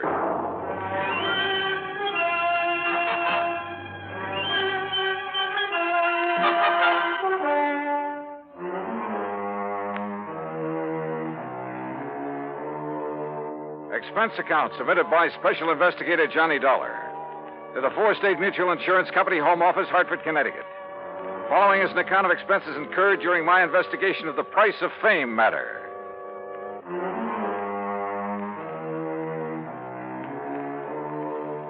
Expense account item 1, $178.50, plane fare and incidentals, Hartford to Los Angeles. By the time the big silver Constellation made its landing at the international airport, it finally dawned on me that I hadn't arranged with Vincent Price about where and how and what time I'd meet him. But as I picked up my luggage, I discovered a hungry-looking crowd of autograph hounds milling about the tall, gracious man I was looking for. Oh, sure. I'm glad to. Look, but just one at a time, will you please? I can't very well. All right, there you are. Now I have to meet a friend. Gee, just one more, please. Huh, Mr. Price? All right, if you insist. Here. Best wishes from T. Willie Rocking Horse. Huh? How are you, Johnny? Oh, great, but I didn't expect... Johnny who? You mean to say you folks don't recognize Johnny Dollar? Oh, now, wait a minute. Attaboy, Johnny. Give 'em all. I'll wait for you in my car. It's right over here at the curb. Yeah, but look, will you? Hey. Right here, Mr. No, you don't. I'm nobody. Please. By the time I got away from that mob, I felt as though I'd been run through a ringer. But we finally took off in Vincent's car and drove to his beautiful home up in one of the canyons west of Beverly Hills. Nestled among the trees with spacious lawns and well-kept gardens, it's furnished in the most excellent taste. I'm no expert, but to say that I was impressed by the extraordinary works of art in that home would be the understatement of the week. Engravings, prints, fine sculptures, But most of all, paintings. And even to my unpracticed eye, all of them were, well, magnificent. Here's a little thing I picked up in London, Johnny. It's called The Old Man in Red by Goya. Wow. Yeah, I thought original oils by him were found only in the big museum. Well, I've been pretty lucky in getting hold of some of these. Yeah, you've known what you were doing, too. You like this one? It's called Fright. It was painted by Kenneth McManus. Beautiful. Beautiful. Like all the rest of them. Thanks. How about this one here at the end? Night Wind by, I'm sorry, Vincent, I can't make out that name. You don't have this one lighted like the rest. No, that's to maintain its somber mood, Johnny. Oh. And that's what made it possible for the substitution of this copy to go undetected. That's a copy? Yeah, and that's my problem. The $100,000 Night Wind by Jean-Baptiste has been stolen. This was left in its place. Oh, I see. It's not a bad copy, probably worth a couple of $100, but it's hardly a genuine Baptiste.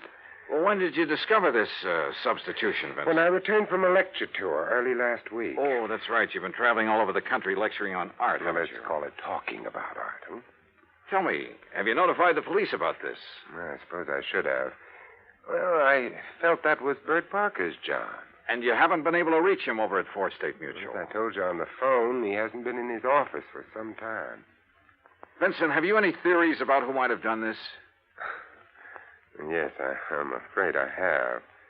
Why do you say it that way?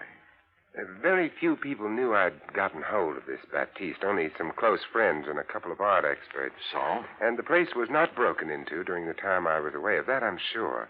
Well, go on. The family and servants kept very close track of anyone who entered the house while I was gone. You have a list?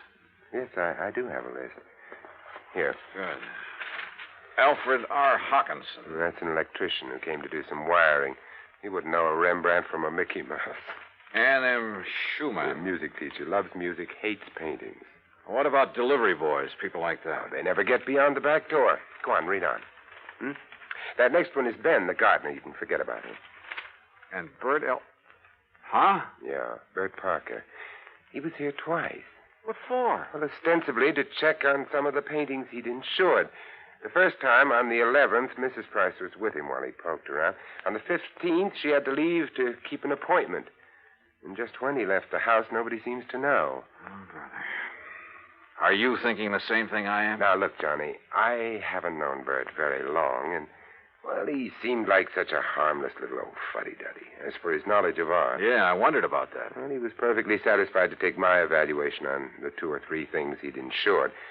So, well, Johnny, I may be all wrong. Vincent, a thing like this may only happen once in 1,000 years. In any event, the company will certainly make good your loss. Well, with a work of art, it isn't really the money that counts. And, Johnny, listen. Look, I may have jumped to a completely unjustified conclusion about Bert Parker. Oh, yeah? Sure. Well, let's go down to his office and see. We'll return to Johnny Dollar and the Price of Fame matter. That's Vincent Price in just a moment. And now, Act 2 of yours truly, Johnny Dollar and the Price of Fame matter.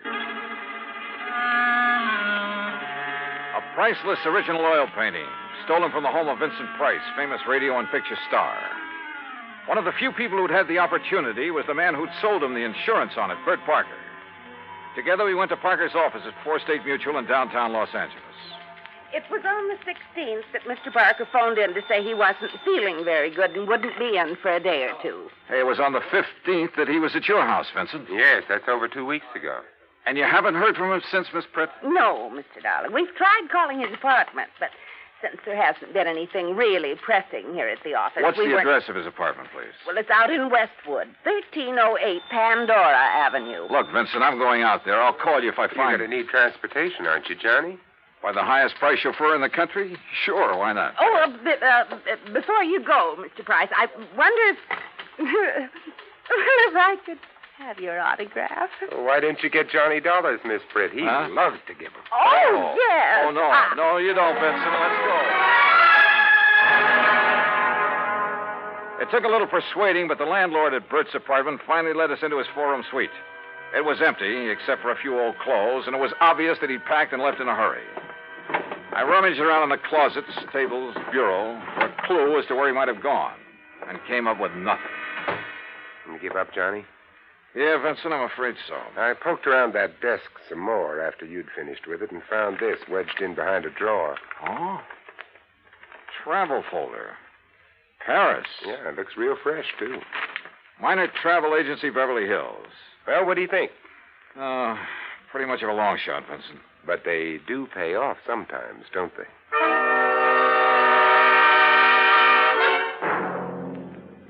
Planned the trip for myself, yes, sir. First class all the way. What was the departure date, Mr. Miner?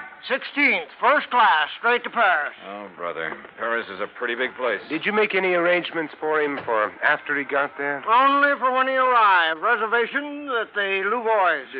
What? The hotel, Louvois. The Louvois, perhaps. That's what I said. First class, too. Said he wanted something not too far from the Montmartre. Montmartre, if you don't mind. That's what I said, yes. Now, can I fix you gentlemen up with some plane reservations, too? Well, suppose you give me the same flight he took, and I'll stop at the same hotel when I get there. Hey, wait a minute, Johnny. You're not going to leave me out of this. Well, look, I'm still playing a long shot, Vincent, a very long one. What's the difference? Also, I don't know if my expense account will get by the home office. Expense account, forget it. I'm having a ball. Mr. Miner, start making those reservations. Expense account item 2, $984 for the plane to Paris.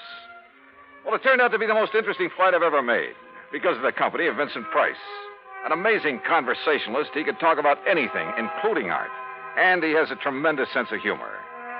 So, as he put it, we had a ball from the time we took off in L.A. till the time we sat down in Le Bourget. Item 3, 5:20 American, taxi into the Hotel Louvois, where the manager was, somewhat helpful. Oh, mais oui. The Monsieur Parker leave us but only 2 days ago, after some slight misunderstanding about l'addition, the bill. Yeah, you mean he was running out of money? Monsieur, I did not say that. But that's what you meant, isn't it? You know where he spent his time around here? But of course. His business, he say, took him constantly to Montmartre. Where in Montmartre? Who is to know? That's like saying somewhere in Brooklyn. Brooklyn? Perhaps you know my cousin. Johnny, he was... Johnny, I just got an idea. Shoot. Works of art, even very good ones, are sometimes sold in rather unorthodox ways. They go through some rather strange hands. They're not always sold over the counter, so to speak, by reputable dealers. You know what I mean? Yeah, but how to contact the kind of people who might... You got any ideas? Why don't you just go on up to our suite and sit tight for a while, I'll see what I can dig out. You are keeping something from me, Vincent. Mm-hmm. But, Johnny, there are some things even funk keeps from Wagnalls. I'll see you later.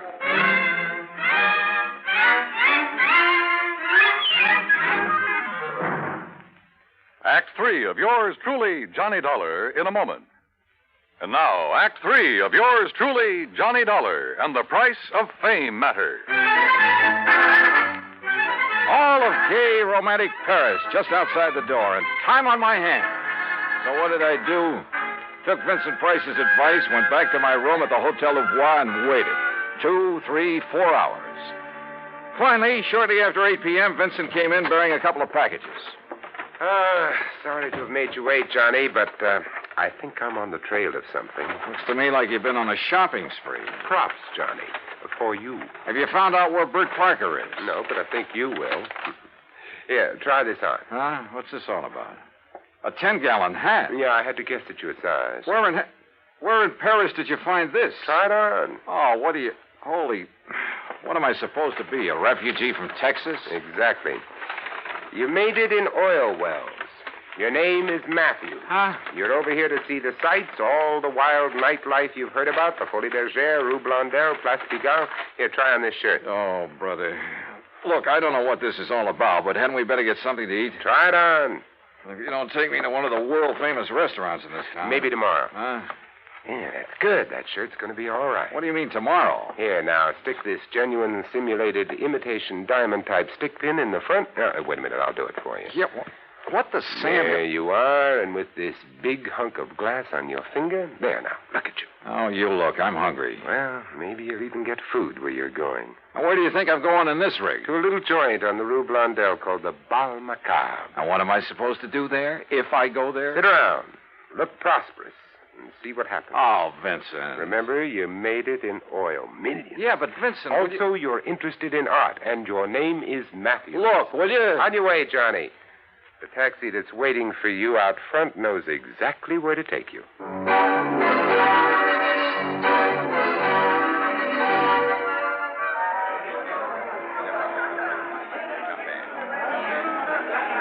Bal Macabre was really a joint. It was dirty, and the people packed like sardines in it were dirty, too. Characters who made a business of being characters. And everybody screamed at everybody else. Except, that is, for the wormy little man who sidled up to the postage stamp-sized table on which my glass and a bottle of wine were balanced. Pardon. You are Mr. Matthews, are you not? That's right. From Texas? No? Oh, yes, sir, partner. The great and glorious state of Texas. Sit down and pour yourself a glass of this here red ale. Who are you? They call me La Chagrin. What's that mean? Well, they're what you call the gray cat. Hey, that's cuter than the name of my old friend Coyote Bill. Well, do you enjoy the Paris nightlife? You know something? I'm getting fed up with it. Yeah, I think I'll just buy me a couple of nice pictures and go on back home. What kind of pictures, monsieur? Well, good ones. Oil pictures. Like that Mona Lisa I've seen at the Louvre. You know, good ones, I mean. Or like a Jean-Baptiste, perhaps? You mean you know where a man could get a hold of a genuine one of them? Well, for a price, of course. Well, listen, I got money and I'll spend it. Well, I offered them $500,000 for that Mona Lisa, but they turned me down. But if I could get a hold of a genuine Baptiste, well, partner, you just name the price. Oh, well, I'll make no promises, mon ami. But I do have a friend. And for a slight consideration... Name your price and take me to it. I will be waiting for you at the corner with the taxi. That is what you call okay? Okay. I shall be waiting. I'll be there, partner. You bet I will. And I'd certainly like to know how Vincent set this up.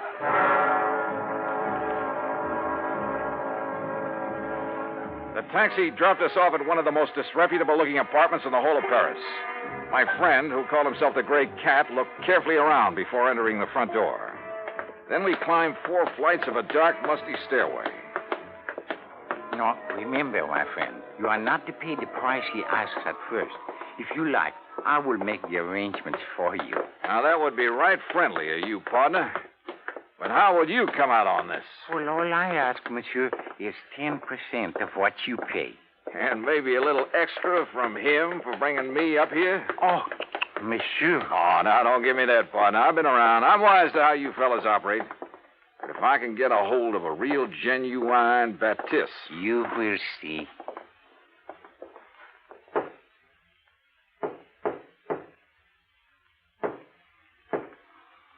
Yes? Who is it? I have brought a friend, Monsieur Matthews from Texas. Yes? Yes, he would like to buy The Night Wind by Baptiste. That is, if it's genuine. Genuine? Of course it's genuine.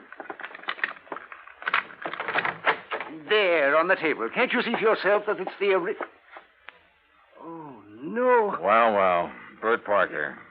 Johnny Dollar. That's right. Insurance investigator. Investigate you? Oh, I've just remembered somebody is waiting for me. That's right, I am. Mr. Price. Oh, no. Well, pardon, Monsieur Price, but I must go. Without your fee for taking care of Mr. Dollar? Listen, both of you, please. I'll give you back the painting. I'll do anything you ask. Oh, drop dead.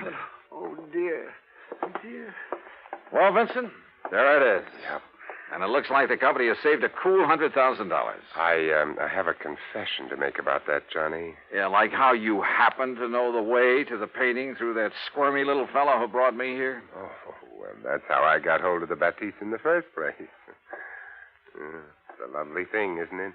Yeah, it certainly is. And, Johnny, it is worth $100,000. Oh, I'm sure. But the truth of the matter is, I paid only $300 for it. You paid? Oh, no. It's a fact. Well, you've got it back thanks to your own efforts. Thanks to your being the front man. If I'd tried to get it back myself, these people would have run like scared rats. Oh, sure. Just tell me one thing, will you? Why aren't you an insurance investigator? Well, you know, it's every man to his own. Well, after all, why aren't you an actor? Let's get out of here.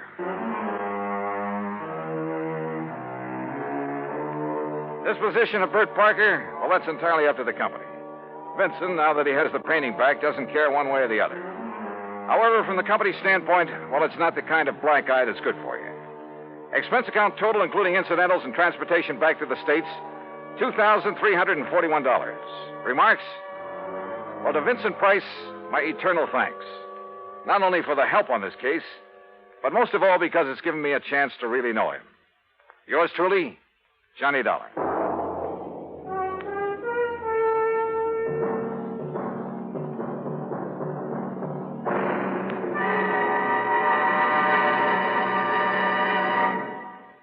Our star will return in just a moment. Now, here's our star to tell you about next week's story. Next week, the heart of sunny southern Jersey, and a case that took a very sudden, very strange twist. Join us, won't you? Yours truly, Johnny Dollar.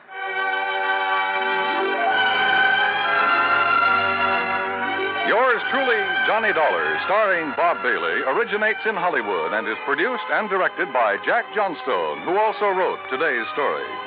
Heard in our cast were Virginia Gregg, Junius Matthews, Tony Barrett, Horace Lewis, Howard McNear, and, of course, our special guest, Vincent Price. Be sure to join us next week, same time and station, for another exciting story of yours truly, Johnny Dollar. This is Dan Cubberly speaking.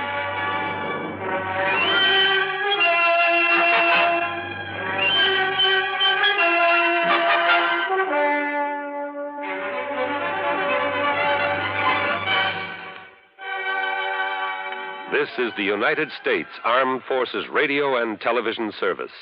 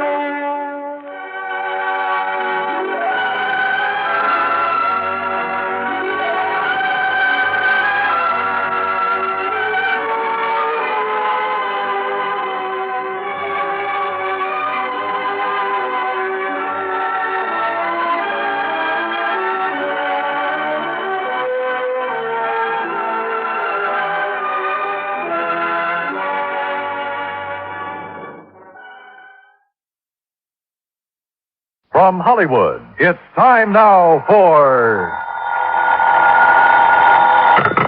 Johnny Dollar. The bases are loaded and there's nobody out. What? And you're pitching, Johnny boy. Bert McGraw. Yep, right as rhubarb. What's in your mind, Bert? You and a job you didn't finish. A job I didn't... What are you talking about? The Mason-Dixon matter, remember? Well, sure. Ruth Dixon's body was found on Newport Beach. But you didn't find out who killed her, Johnny. I figured that was a job for the police. They want to talk to you about that. And so do we. Oh? Yeah, Ruth Dixon was insured with our company. For how much? $1,000. 1,000? You don't expect me to go back to Newport for the commission I'll make off that, do you? Nope. But if you'll go, we'll foot the bill. Oh, how come? Tell you when you get here. Interested? Yeah. Now.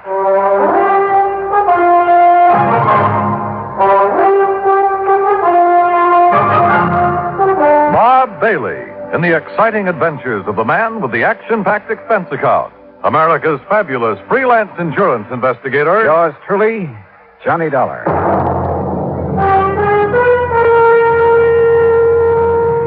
And now, Act One of yours truly, Johnny Dollar.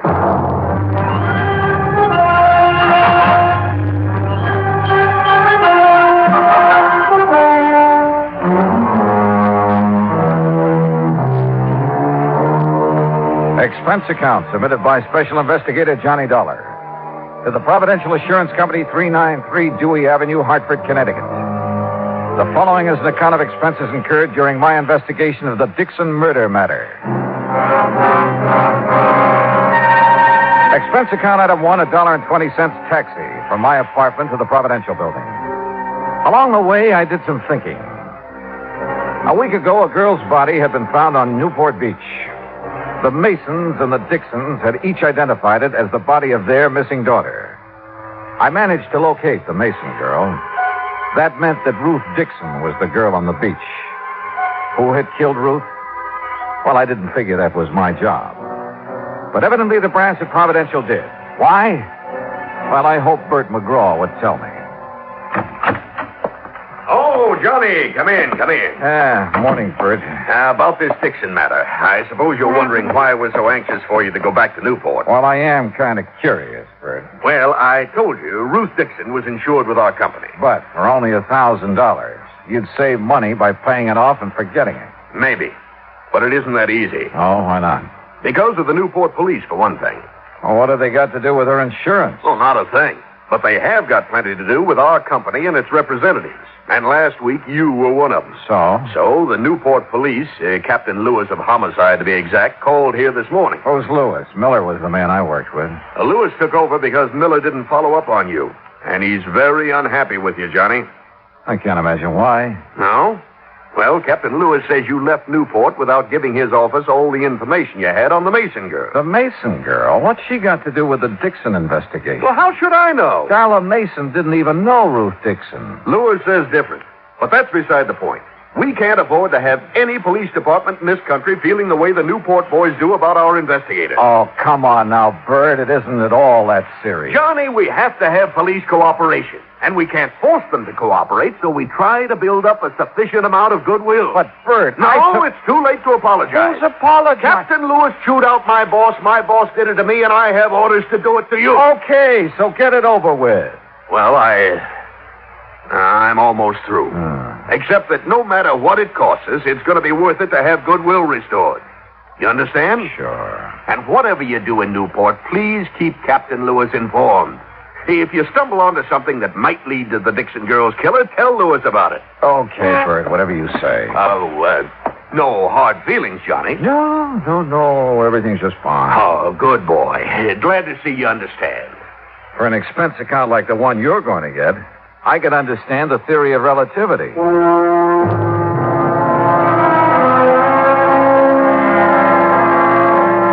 I took a cab back to my apartment. That's item 2. Item 3, $18.50, transportation to Newport, Rhode Island. After checking into the Ogden Hotel, I called headquarters. Captain Lewis wasn't in, so I left a message asking him to call me. Then I called the girl in question, Darla Mason. Johnny, hi. What are you doing back in Newport? Oh, just winding up a little unfinished business. Nothing to do with me, I hope. No, not a thing. Darla. Yes? If you're not busy tonight, why don't you meet me for dinner? Why, Johnny, I'd love to. Fine. You say where?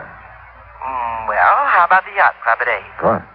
I can take the cruiser from our dock. And after dinner, we can go for a ride on the bay. Sounds great. See you at 8:10, Johnny. Bye. Bye. Expense account item 4, $15 worth of American Beauty roses for Ruth Dixon's mother. I rented a car and drove out to the Dixon home. The moment I stepped into the house, I could smell the heavy, sweet odor of oriental incense. While Mrs. Dixon put the flowers in water, I located the source of the incense. It came from an ornate burner on the mantel in the living room. Behind the burner, draped in black, was a large photograph of Ruth Dixon.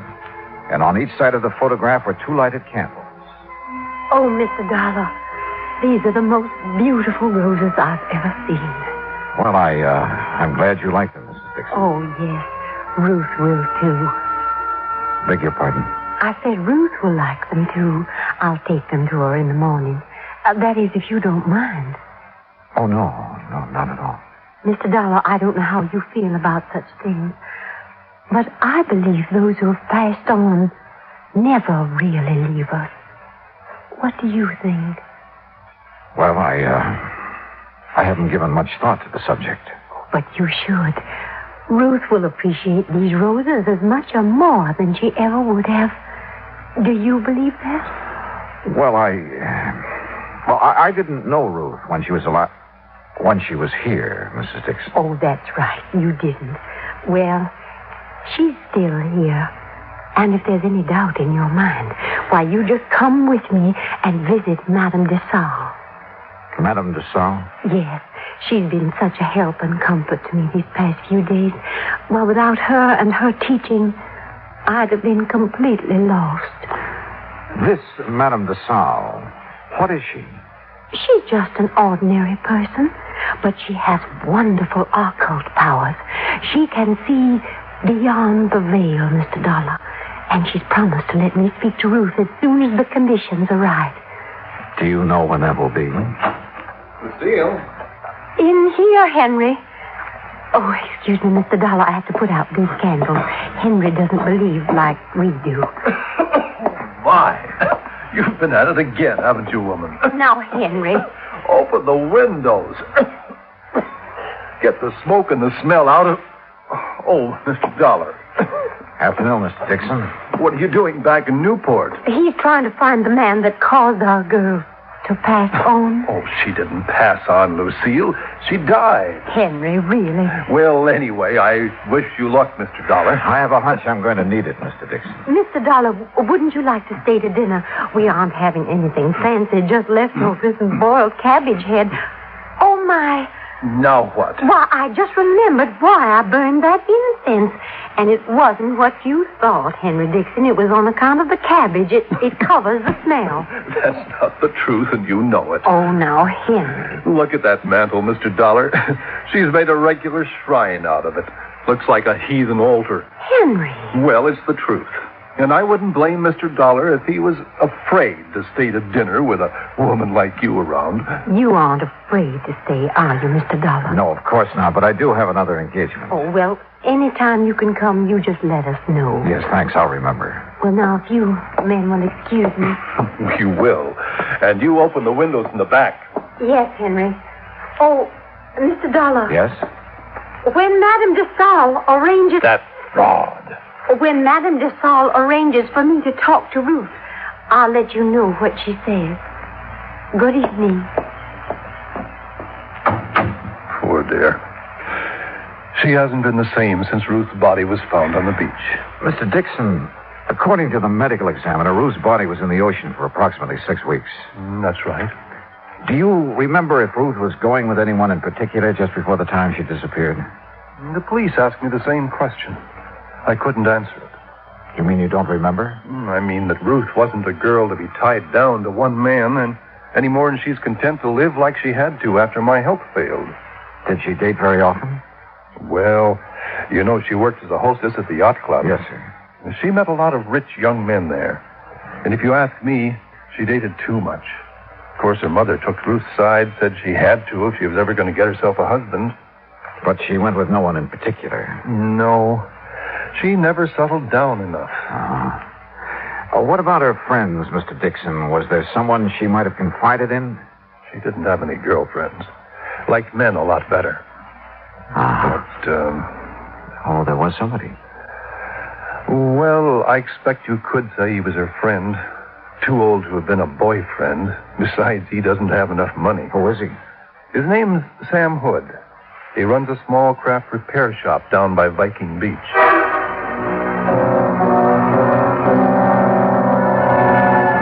Viking Beach is on the Atlantic side of Newport, approximately a mile from Land's End, where the Dixon girl's body had been washed ashore. Once there, I didn't have any trouble locating Sam Hood's repair shop. It was on the end of a large wharf. For a moment, I thought the wharf was deserted. Then I heard it. Below the wharf, sitting low on the water, was an old converted PT boat, and standing on deck, tinkering with the controls, was a heavy-set man wearing thick glasses and greasy dungarees. I was about to call him when he looked up. Afternoon. Hi. Can I help you? Yeah, I hope so. I'm looking for Sam Hood. He ain't here. Gone on his vacation. Oh, fine. Can I do anything for you? I'm his brother, Leroy. Well, yeah, Leroy, maybe you can. You want me to come up or you going to come down? I'll come down. But how do I do it? Stairs over to your left there. Oh, sure. You're a stranger around here, ain't you? Yep, that's right. Well, I'm always glad to meet up with a stranger. This is such a little bitty place. Most everybody along the waterfront's heard everybody else's stories so many times till they're sick of it. What'd you say your name was? It's Dollar. Johnny Dollar. Well, welcome aboard the Connemore, Mr. Dollar. Connemore? That's an odd name for a boat. Sure is, ain't it? But I found it in a book. Sure fits her, and me too. What's your line, Mr. Dollar? I'm an insurance investigator. Well, now, that must be mighty interesting work. Yeah, sometimes. You chew tobacco? No, thanks. Oh. Well, I got a brand new plug of brown mule here. Ain't had it out of the wrapper. So if you want some... No, thanks, Roy. You sure missing something? Yeah. Yeah. Oh, man, my tooth. You want to take a look around? Go ahead. Of course, the Connemore ain't no fancy yacht. Excuse me, what did you say? I said the Connemore ain't no fancy yacht, but she's all mine and Sam's, and I'm proud of her. Oh. So where did you say your brother was, Leroy? Sam? Oh, he's visiting our folks down in Augusta. I would have gone too, but somebody had to stay in mind the store. Yeah. You know when he'll be back? Not for sure. But anything Sam knows about, so do I. We got real runny mouths in our family. Tell me, Leroy, did you know a girl named Ruth Dixon? No more than just to tip my hat to. But Sam did. Yes, sir. That gal and Sam, they used to sit up there on the wharf looking out toward Gooseberry Island, and they talk. You know what about? Nope. Get off that railing, you whitewash brother! See ya! Leroy, you told me a moment ago Sam couldn't keep a secret. Well, he said she was full of dreams. Man, you asked me, she wasn't nothing but another two-timing, just like all of them. Oh, that's not a very good opinion of her, Leroy. I can't help it. Sam was crazy for her, but she didn't even let on like she knew it. How did your brother take the news of her death? Oh, just awful. That why he left town? Yep. Does Sam own a .38 revolver, Leroy? Oh, sure. Most everybody who has a boat owns something like that. But, hey, wait a minute. You getting ideas? No, just asking questions. Oh.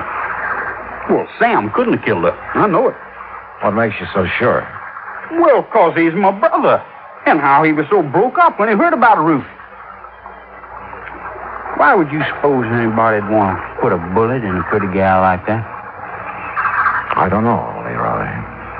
I don't know.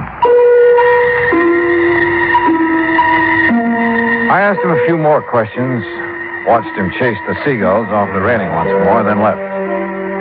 At 7:45, I was sitting in the yacht club bar waiting for Darla Mason. At 8:30, I was still waiting.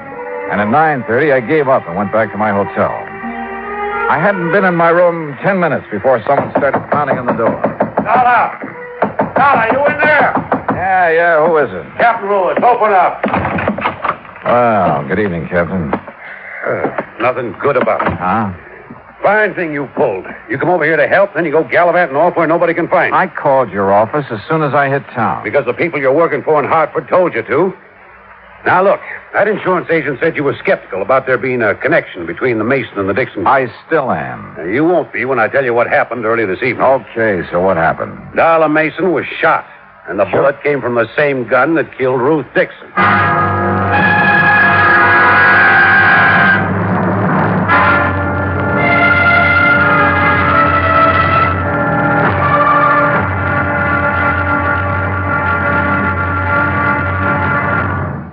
Act two of yours truly, Johnny Dollar, in a moment. It is a very well-known fact that symbols are important to men everywhere. Whether they be symbols of country, religion, or honor, they're a cherished part of the culture and tradition of all peoples. As in almost all countries of the world, the people of Spain are very religious. And in the Spanish town of Vendrell, the people were having difficulty with a symbol.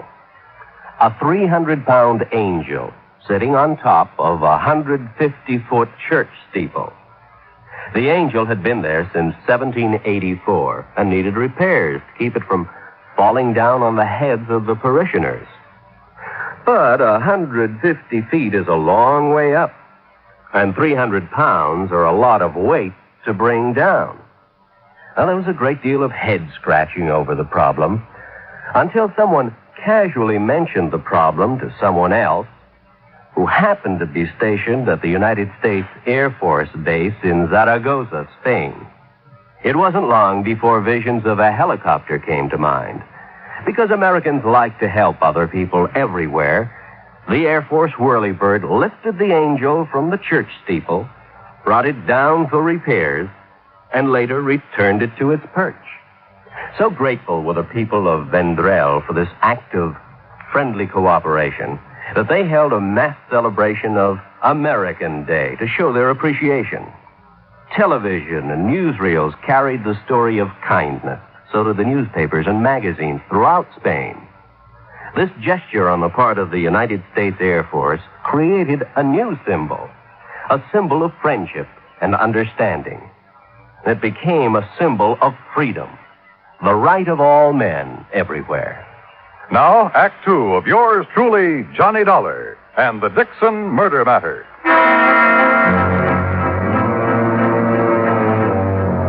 Expense account item 6.20 for 2 cups of coffee at the Eat Right Cafe near my hotel, where Captain Lewis proceeded to give me the details surrounding the shooting of Darla Mason. She had been on her way down to the Mason boathouse, where she'd planned to take the cruiser across the bay to the yacht club.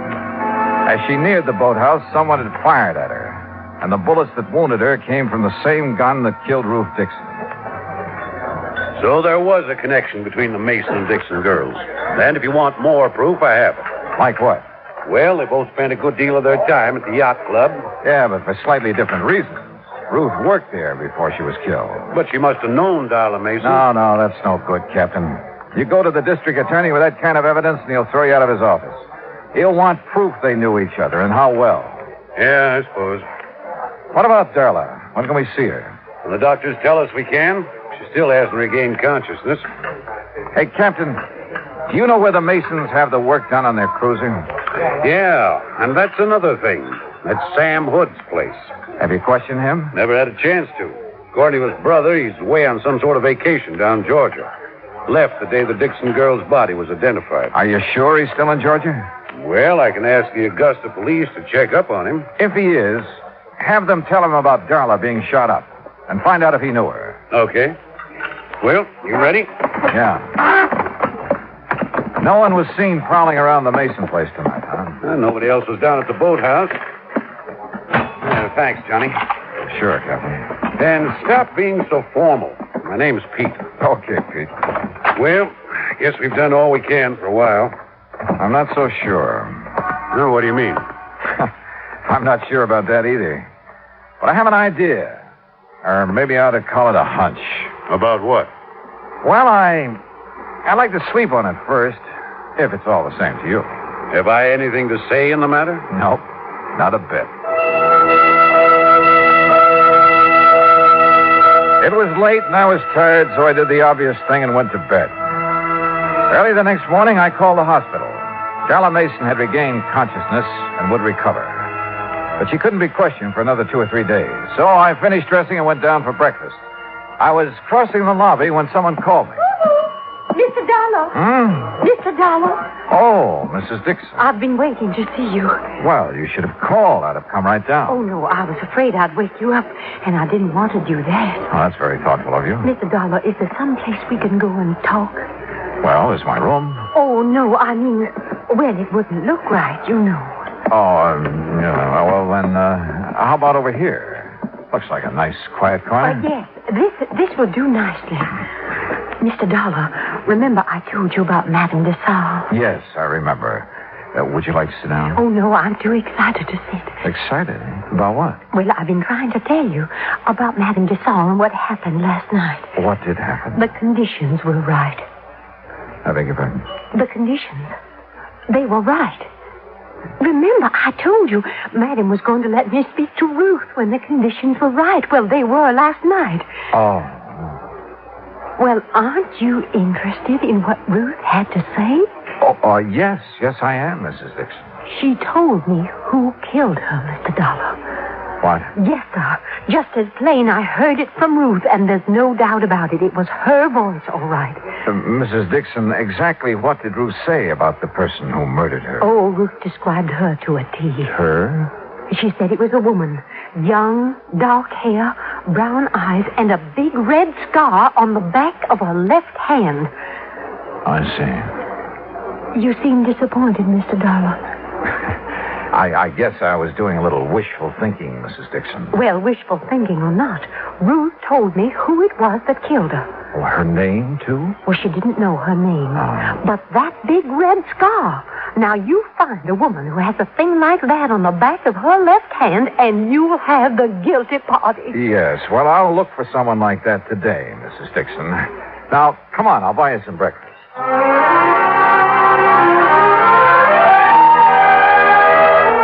An hour later, back in my room, I put in a call to Captain Lewis. Morning, Johnny. Morning, Pete. Anything new? Well, we heard from the Augusta police. Yeah? Sam Hood's in Augusta, all right. Been there for over a week. Uh-huh. Did they ask him if he knew the Mason girl? Yeah, said he did. Said the Masons used to let him and his brother service their cruiser. Uh-huh. Johnny, when are you going to stop playing games and tell me your ideas? Hunch, you mean, Pete. And I'll tell you just as soon as I get back from the library. The library? Oh, and while you're waiting, call back the Augusta police. Have them get hold of Sam Hood again. What for? Ask him who named his boat. What? Yeah, ask him if it was his idea to name it the Connemore or his brother's. Johnny, are you feeling all right? Never felt better, and I'll see you in about an hour. I found what I was looking for in the library. Then went back to Captain Lewis's office and told him what I was now beginning to believe. While I was there, Sam Hood called from Augusta with the answer to the question the police had asked him. Then I went alone down to the wharf on Viking Beach. Leroy Hood was sprawled lazily over the deck of the Connemore, trying to sleep and at the same time keep an eye on a fishing line he tossed over the side. I started down the steps toward the boat. Well, doggone. Hi there, Mr. Dollar. Morning, Leroy. Man, I sure didn't think you'd be back down here so soon. You know, Sam ain't back yet. Yeah, I know. You having any luck? No. Just making believe. For real fishing, you got to go out beyond Gooseberry Island. Oh, how about taking me someday? Why, sure.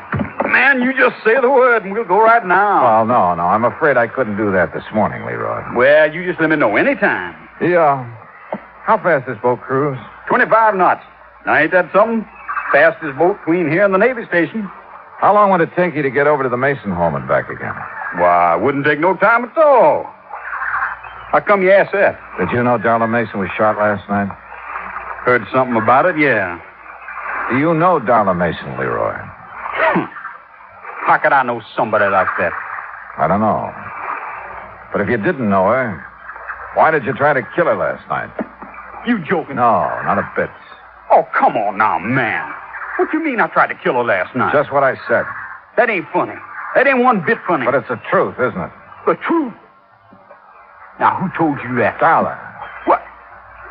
She couldn't have. No, why not? Because the papers say she's still unconscious. Besides, she couldn't see nobody around that boathouse last night. It was too dark. Dark as it was the night you killed Ruth Dixon.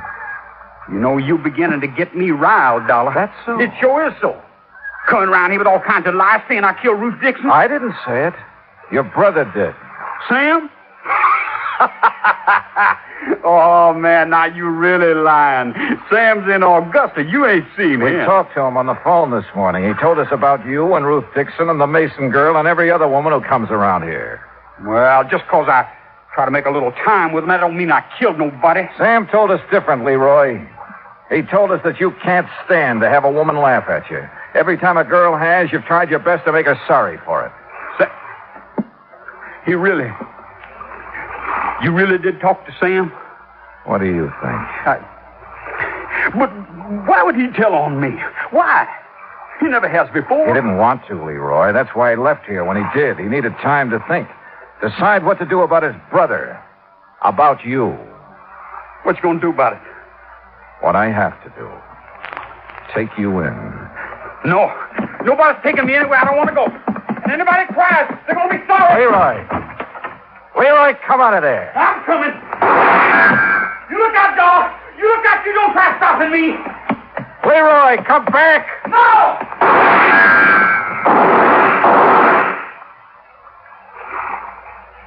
Johnny? You all right? Oh, yeah. I'm just fine. Come on up. All over. Yeah, Captain. I know.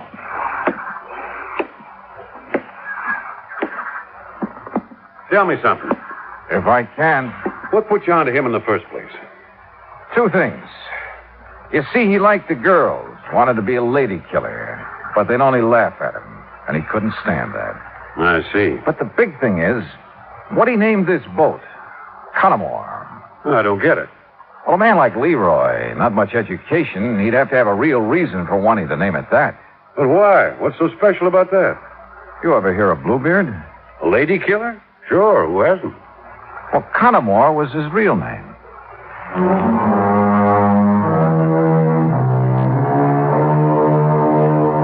I saw Mrs. Dixon late that same afternoon. I'm afraid she was a bit disillusioned, having been so sure that the person who had killed her daughter was a woman. But there was one funny thing. On the back of Leroy's left hand was a long red scar. Expense account total, including car rental, hotel bill, and transportation back to Hartford, $968.20. Yours truly, Johnny Dollar.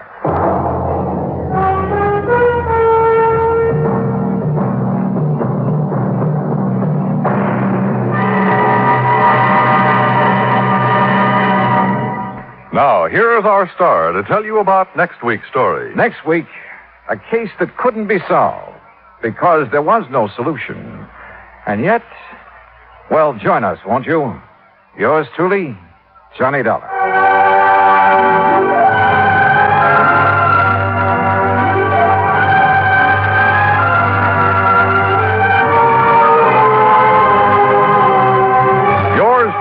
Johnny Dollar, starring Bob Bailey, originates in Hollywood.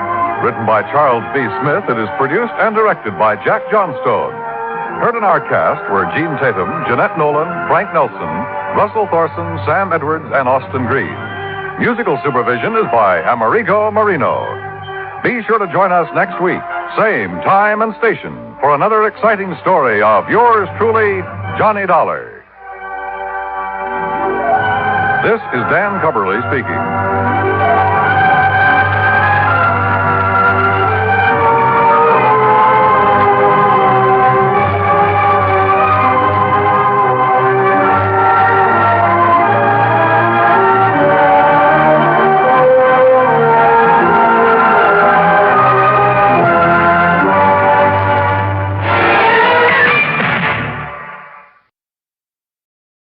From Hollywood, it's time now for... Johnny Dollar. Batter up, Johnny. Ah, who's that? McGraw. Oh, as if I didn't know. What's on your mind, Bert? Dollar Mason. Ever hear of her? Her uncle Sylvester Mason. Mason Steel and Iron? That's the man. Darla's his favorite niece. About 6 weeks ago, she disappeared. So? So, yesterday, a body washed up on Newport Beach not too far from her parents' home. Darla's? According to her father. And you hold a policy on her? For $25,000, double indemnity. Ouch. So, why don't you pay it off? We would have today, except for one thing. Well, what's that? Right after Mason identified the body, a man named Dixon showed up and swore it was the body of his daughter. What?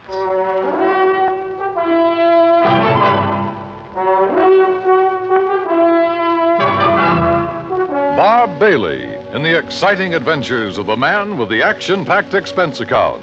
America's fabulous freelance insurance investigator. Yours truly, Johnny Dollar.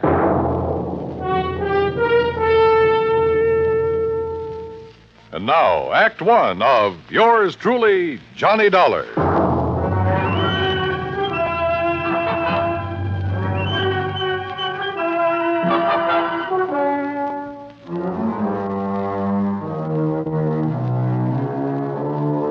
Expense account submitted by Special Investigator Johnny Dollar to the Providential Assurance Company, 393 Dewey Avenue, Hartford, Connecticut.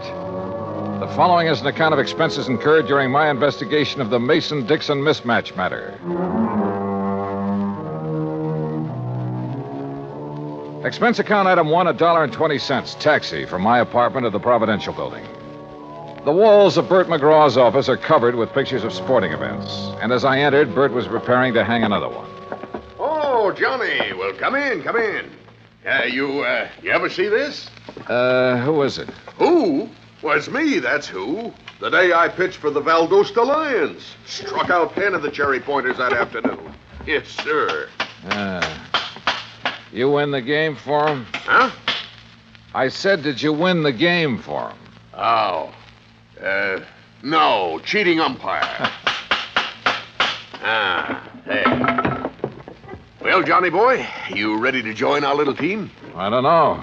The body of a girl being found on a beach, Mason identifying it as his daughter, then somebody else showing up. Henry Dixon. Yeah, and saying the same thing. Can't the authorities identify her? Haven't been able to yet. Neither one of those girls had their fingerprints on record? Nope.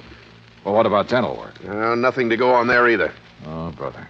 It's not going to be an easy one, Johnny. How long had the body been in the ocean before it was washed up? Well, they figure about 6 weeks. You know what that means. Yeah. Hello? Oh, yes, sir. I see. Uh-huh. Well, if it isn't the Mason girl... Yes, sir. Yes, sir, that's right. Thanks for calling, Captain. That was Captain Miller of the Newport Police. They find out who she is? No. So if it is the Mason girl, we're going to have to pay out $50,000 on the double indemnity clause. You aren't surprised, are you? No, I didn't think she died from a natural cause. But I didn't think it'd be from a gunshot wound either. What kind of a gunshot wound? A 38, right through here. How old did you say the Mason girl was, Bert? Oh, around 20. Dixon girl, too. Both of them pretty, full of life. At least they were. When did the Mason girl disappear? Oh, about 6 weeks ago. And the Dixon girl? Well, she's been missing about 3 months. Well, one of them's still alive. I'll try to find her. Bert gave me all the information he had on both the Mason and the Dixon families. I took a cab back to my apartment. That's expense account item 2. Item 3, $18.10 transportation, Hartford to Newport, Rhode Island. After checking in at the Ogden Hotel, I called Darla Mason's father, rented a car, and drove out to the Mason home on the beach. I was about to ring the bell when the front door opened. Hi. Well, hi. You must be Johnny Dollar. That's right. Come on in. I'm Joan Mason. Darla's little sister. Uh-huh. This way, Mr. Dollar. Mother's waiting for you in the den. Your mother? I thought my appointment was with your... Oh, my father's indisposed. Besides, Mother's the brains of this family. Of course, if you really want to know about Darla, you ask me. Maybe I will. You better. Mr. Dollar's here, Mother. Thank you, my dear. Come in, please, Mr. Dollar. See you later, Johnny. A dreadful mistake my husband made has upset him so. I thought it best to see you myself. Just what mistake are you referring to, Mrs. Mason? Well, we've released a statement to the newspapers. I thought you had heard. No, ma'am, I haven't. You've made a trip over here for nothing, then. Oh? Yes, you see, my husband erred when he identified that body as being our daughter's. It couldn't possibly have been. Well, I know you're glad of that, Mrs. Mason. But what made Mr. Mason change his mind? I haven't changed it, Dollar. George, I thought you were going to stay in your room. Never mind. Dollar, any questions you want to ask, I'll try to answer them. Why, George Mason, you've been drinking. Only enough to take the bad taste out of my mouth, and you know what put it there. Don't look so mixed up, Jenny. I tried going along with you, but I got too weak a stomach. So here I am. I don't know what you're talking about. No. Listen, Dollar. Soon as they found out that girl had been murdered, my wife here decided it couldn't have been Darla. It isn't Darla, and you know it. Only thing I know is that you got a set idea good, proper people don't die nowhere else but in bed. Because this girl died like she did, because she was shot, you tried convincing me she ain't our daughter. Well, I won't hold still for it. That girl's Darla, no matter what that crazy coot Dixon says. Me, or Mr. what you Dollar? say. Yes, surely. You hear? You hear me, Jenny? Oh. Doggone woman. I get so mad at her. Oh, you want a drink, Dollar? No, thanks. A little early for me. Yeah, I guess I've had enough, too. Well, Dollar, no matter what way our girl died, she was a good girl. Never give me a bit of trouble. Never lied, never ran around like some her age do. Oh, she was a real good girl. Mr. Mason, the police haven't been able to make a positive identification. I know that. Well, would you mind telling me why you're so certain that girl is your daughter? Oh, of course not. First thing, Darla had no reason to run off. She had everything I could give her. Charge accounts all over the place. Everything money could buy. So she had no reason to leave here like she did. Where was she last seen? At the Newport Yacht Club, at the bar. Younger daughter Joan saw Darla talking with a stranger. When she walked out of the club, it was the last anybody ever saw of her. Well, Mr. Mason, do you have a picture of your daughter that I could borrow for a few days? Yeah, I might be able to find you one. What do you want with it? I'm going to try to find her. You what? Darla, you... Or find the Dixon girl. Oh, yeah, I see what you mean. Well, you might locate Ruth Dixon somewhere. Do you know the Dixons, Mr. Mason? No, I never heard of them before this happened. What about Ruth Dixon? Could Darla have known her? Oh, of course not. Are you sure? I mean, isn't it possible that in a small community like this one... No, it's not possible. Darla, we're the Masons. Now, maybe that don't mean much to you or to me, but it means an awful lot to my wife. And for the time poor Darla was born, my wife drilled it into her. You understand? No, I'm not sure that I do. Well, Darla never mixed with people she thought were beneath her, any more than my wife ever has. I see. You don't believe it, you just ask around. I plan to, Mr. Mason.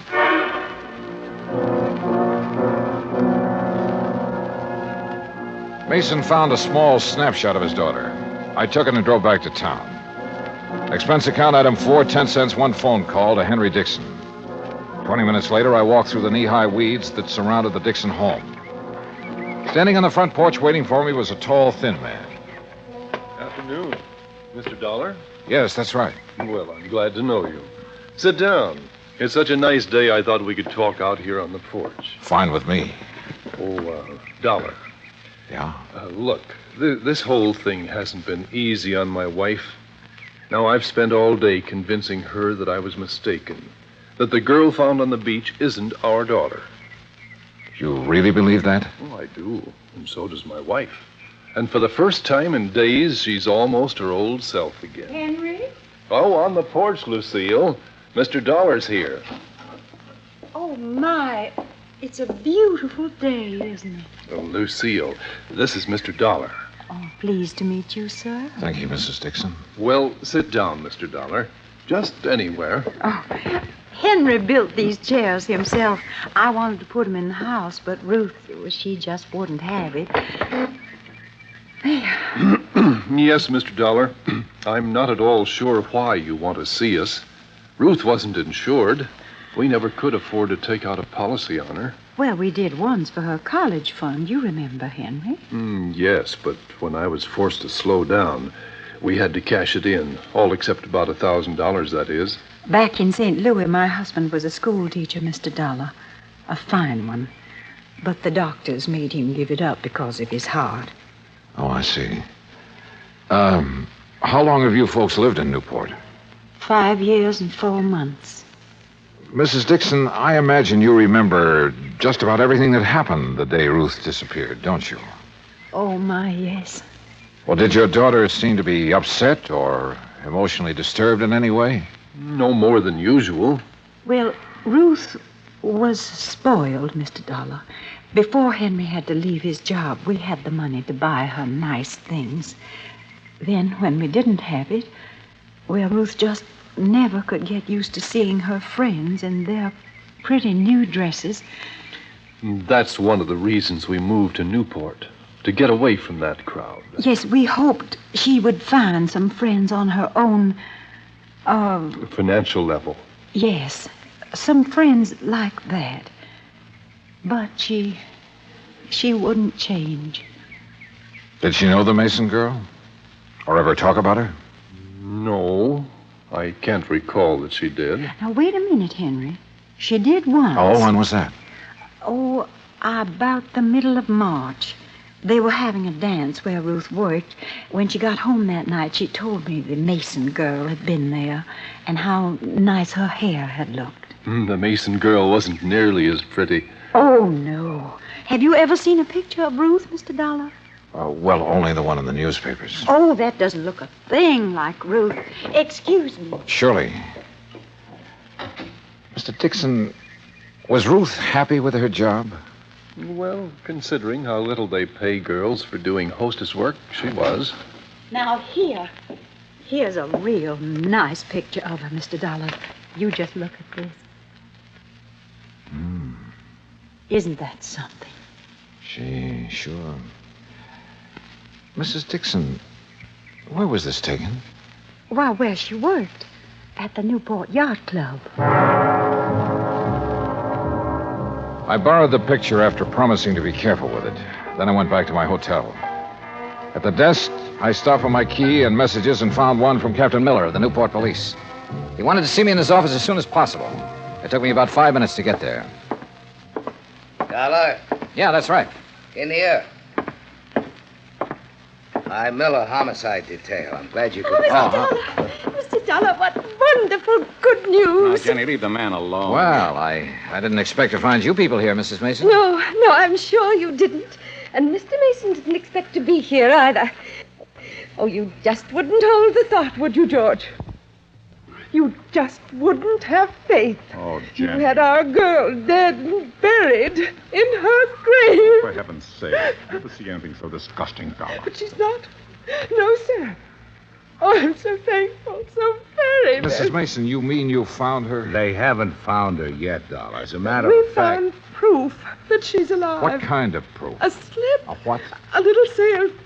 Oh, Mr. Dollar, I'm so excited. Calm down, Jenny, for heaven's sake. I'll What calm did you down find, when I'm Captain? ready to. I didn't Mason, find it. not Mrs. Mason second. did. Well, what is it? What is it? A bill from Kennedy's. That's a department store over in Providence. Oh, why don't you shut up, woman? Oh, Captain, what's a bill got to do with Darla Mason being alive? Just this. All the Masons have a charge account at Kennedy's. yes. So today a bill came to the Mason house addressed to Miss Darla Mason. You hear? You hear? Mrs. Mason opened it. Yes. Darla charged a fur wrap in Kennedy's. Oh. When? Just last week.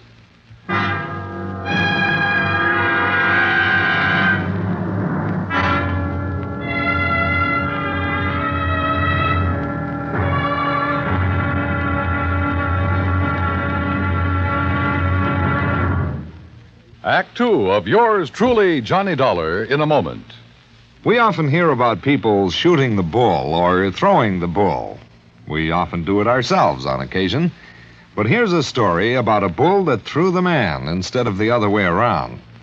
When Air Force veterinarian Captain Tony Kamalacher was stationed in the Azores, he was asked by a Portuguese veterinarian to diagnose the wound of a young and promising bull that had been gored by another bull. It came from a long line of famous corrida bulls and was considered very valuable. But Captain Kamalacher's diagnosis was not favorable. An operation was needed, and there were no facilities for such a thing, just the young captain's bag of surgical instruments, a few strong field hands to hold the animal down, and Mrs. Kamalacher, who acted as nurse. The operating table was a rocky field under a penetrating drizzle of rain. But Captain Tony Kamalacher couldn't be stopped with mere inconveniences. After giving the bull a dose of tranquilizers and a shot of local anesthetic, he proceeded with surgery. Just as the operation was completed, the bull came to life. With a mighty lurch, it leaped to its feet, throwing the field hands aside like sticks, and, for thanks, immediately charged at the surgeon. But Kamalacher escaped over a nearby stone wall. The bull recovered, and its grateful owner renamed it Kamalacher for its debut in the ring, where, Portuguese style, it is against the law to kill the bull. That's how a simple act of kindness brought about new understanding, a step on the road to freedom, the right of all men, everywhere. Now, Act two of yours truly, Johnny Dollar, and the Mason-Dixon mismatch matter.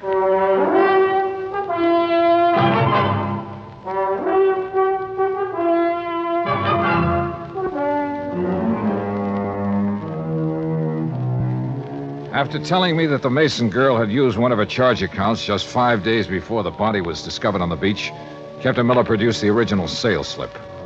Written across the bottom of it was the name Darla Mason.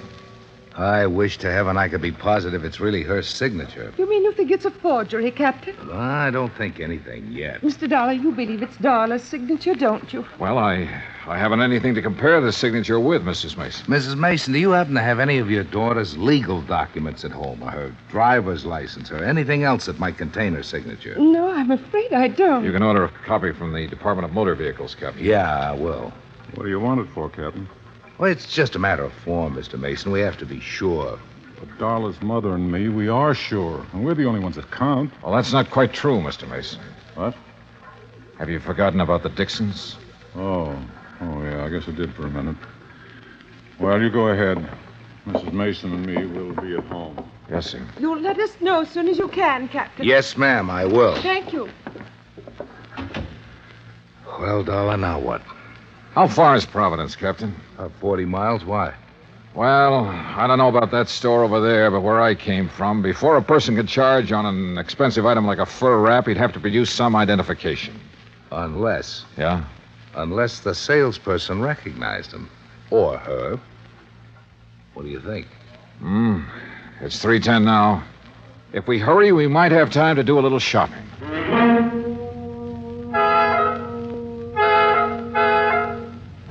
We made it in an hour and a half. The first salon at Kennedy's is on the second floor, back, away from the escalator. I remember her quite well, Mr. Dollar. And you're sure it was Darla Mason? Oh, yes, I know, because I was so surprised to see her. Oh, how's that? Well, I read the papers, Mr. Dollar. I knew she'd been away. Had you ever waited on her before, Miss Trumbull? No, I had not. Do you remember how she was dressed? Well, she had on a hat. Gray felt fitted real close to her head, so you couldn't see any of her hair. And, yes, a navy blue dress, raw silk, I believe, and real décolleté. What? Low cut, Captain. Oh. Did you recognize her when she first walked in, or not until she told you her name? Well, you men are so picky. I don't remember everything. I'm sorry. Miss Trimble, I have 2 snapshots here. In a moment, I want you to tell me which of these 2 girls is Darla Mason. Well, that won't be hard to do. But first, may I borrow a pair of scissors and a small piece of paper, please? Certainly. Here you are. Thanks. What the devil are you up to, Johnny? Cutting paper hats. What do you think? What? Come over here to the counter. Miss Trimble, if you'll just wait there a second, please. Yes, whatever you say. This had better be good. I think it will be. Now, watch. All right. I put the snapshots on the counter, and on the head of each girl... Johnny! One of my little paper hats. Oh, really? This is ridiculous. Is it? Take a look. But Well, I'll be... When did you spot this? Today, at the Dixon house. Miss Trimble, Yes, sir? would you come over now, please? Yes, certainly. All right. Look at the snapshots and tell me which of these ladies bought that fur from you last week. Why, you've covered up their hair. You said she wore a hat, didn't you? Yes, but... Well, Which one of them was it, Miss Trimble? Well, I'm not sure. Uh-huh. They look so much alike with their hair covered like that. I'm just not sure. The Mason girl had worn her hair short in the Italian style. Ruth Dixon, who didn't have the money to spend on beauty parlors, had let hers grow long and full. But both girls had similar features, and apparently I was the only one who had noticed this. Or was I? Captain Miller and I went to the credit department where we compared the signature on the sales slip with Darla Mason's original credit application. After that, well, there was little doubt in our minds as to what had happened. It was almost 7 when I got back to my hotel, took a shower, and stretched out to do a little thinking. Yeah, hello. Hi. Hi, yourself. Who is it? Oh, come on, Johnny. Who are you expecting? Well... Don't tell me you've forgotten about our date. Oh, no. Where shall I meet you, Miss... I'll meet you. Be right up, Johnny boy. I wasn't quite dressed when she began pounding on the door. I tucked my shirt in and opened the door. Hi. Joni. Well, who else? Don't look so amazed. Invite me in. Oh, sorry. Come in. That's more like it. You don't mind if I leave the door open, do you? Worried, Johnny? Oh, no. It's just that I like lots of air. You're cute. So are you for a 17-year-old. 18. But I'm quite sure you are. Now, Joni, before we go out tonight, would you mind if I ask you a couple of questions? I thought you probably would. Oh, why? Well, I'm sure everyone in Newport knows about Darla charging that for a rap. I see. What do you want to ask me, Johnny? It's about the day Darla disappeared. Yes, Well, you said she was in the bar with a stranger, right? that's right. But you and I, we both know that every stranger who enters the yacht club has to sign a guest book. Correct? Well, he's given a temporary card. With the name of the member who invited him to the club also registered in the book. You're very clever, Mr. Dollar. Why did you lie to the police and your parents, Joni? Darla's my sister. I thought maybe someday she'd do the same for me. Will you tell me who the stranger was? Or shall I go over to the yacht club and start checking their guest book? I'll tell you. Yeah? Would you mind closing that door? Tell me first. His name's Peter Henson. Who is he? My mother can answer that. Or my father. Who is he, Joni? A tutor. My mother hired him for Darla and me. He moved into our house about 3 months ago. Of course, he didn't stay long. Where was he from? I don't really know. But I know how you can find out. Yeah? Mother hires all her help from the Castelloni Employment Agency in Providence. If anyone has his home address, they will. I started calling the Castelloni agency at 8:30 the next morning. Hanson's last known address was in Providence, and half an hour later I was headed toward the highway. It wasn't until I reached the turnpike that I noticed I was being followed by a battered blue sedan. Hanson had moved, but he'd left a forwarding address, and 3 hours and 2 addresses later, I turned down a lonely oyster shell road and stopped. Ahead of me, I could see a small beach cottage, and still behind me, the battered blue sedan.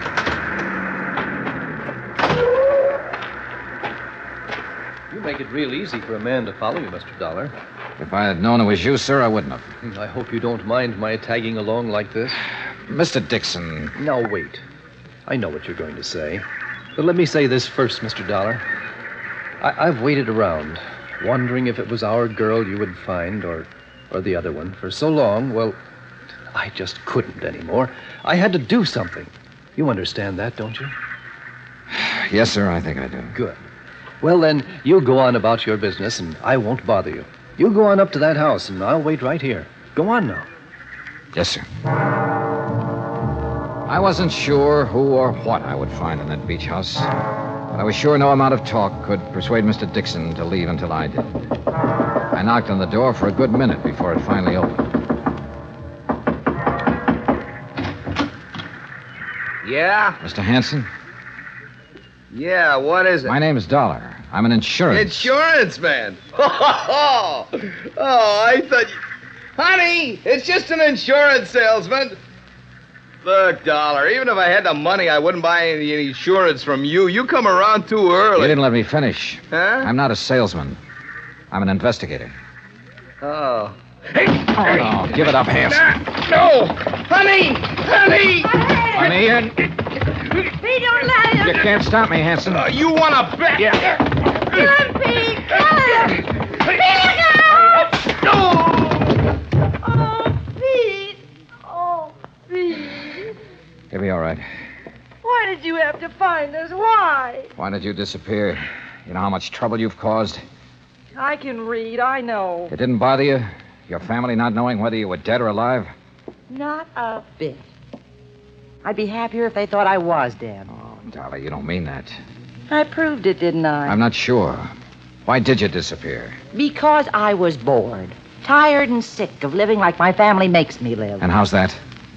Come out here. You see those birds? The seagulls? Yeah. Beautiful, aren't they? You know why? All right, why? Because they're free. Because they can live any way they want with no responsibilities, no reputation to worry about. Oh, boy, how I envy them. Mr. Dollar. We're around back, sir. All right, now you tell me something. Sure. How'd you know that wasn't me they found on the beach? Because of that fur wrap you charged at Kennedy's. But how did... I told them to send the bill here. They didn't. It went to your house. Oh, no. Somebody sure goofed. Yeah, Dollar. You sure did. Mr. Dollar, are you all right? I thought... Oh. Mr. Dixon, Mr. Dixon? Yes, darling. He followed me here hoping I'd lead him to his daughter. Oh. Gee, Mr. Dixon, I'm sorry if there's anything I can do. My daughter was fine. Decent. But you... Oh, Mr. Dixon. After what you did to your parents and to us, making us wonder for so long, not knowing whether it was you or our daughter who was dead. Believe me, I wish it were you.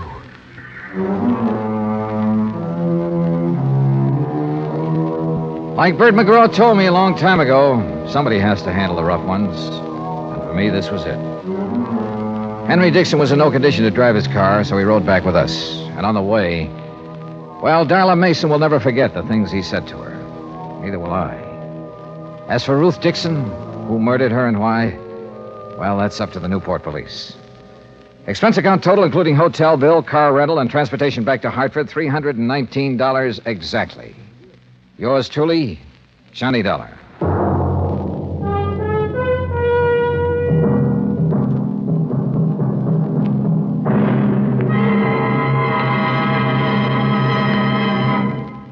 Now, here's our star to tell you about next week's story. Next week, well, I suddenly found out there was more to this case I just finished. More. The really tough part. Join us, won't you? Yours truly, Johnny Dollar.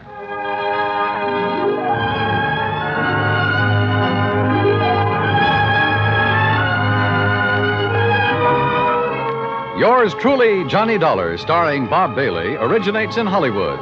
Written by Charles B. Smith, it is produced and directed by Jack Johnstone. Heard in our cast were Virginia Gregg, Mary Jane Croft, Jeanette Nolan, Gene Tatum, Frank Nelson, Will Wright, Austin Green, and Marvin Miller. Musical supervision is by Amerigo Marino. Be sure to join us next week, same time and station, for another exciting story of yours truly, Johnny Dollar.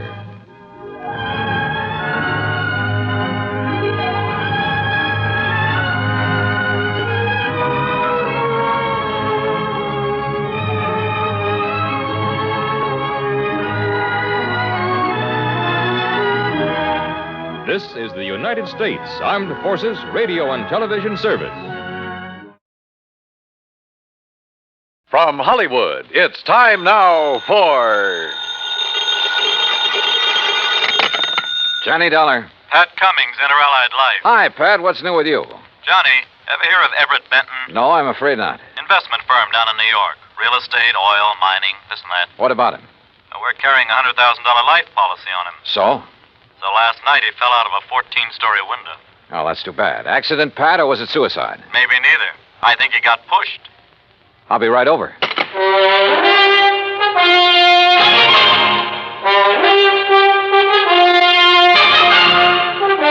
Bob Bailey in the exciting adventures of the man with the action-packed expense account, America's fabulous freelance insurance investigator. Yours truly, Johnny Dollar.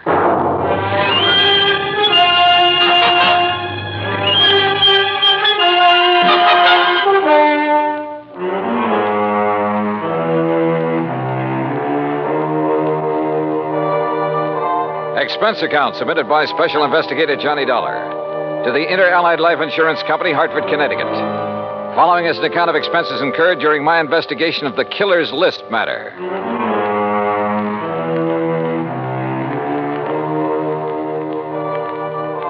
Expense account item 1, $1.20 for a taxi from my apartment to the offices of Inter-Allied. Pat Cummings looked worried and got straight to the point. I don't know, Johnny. Maybe Benton wasn't pushed out that window.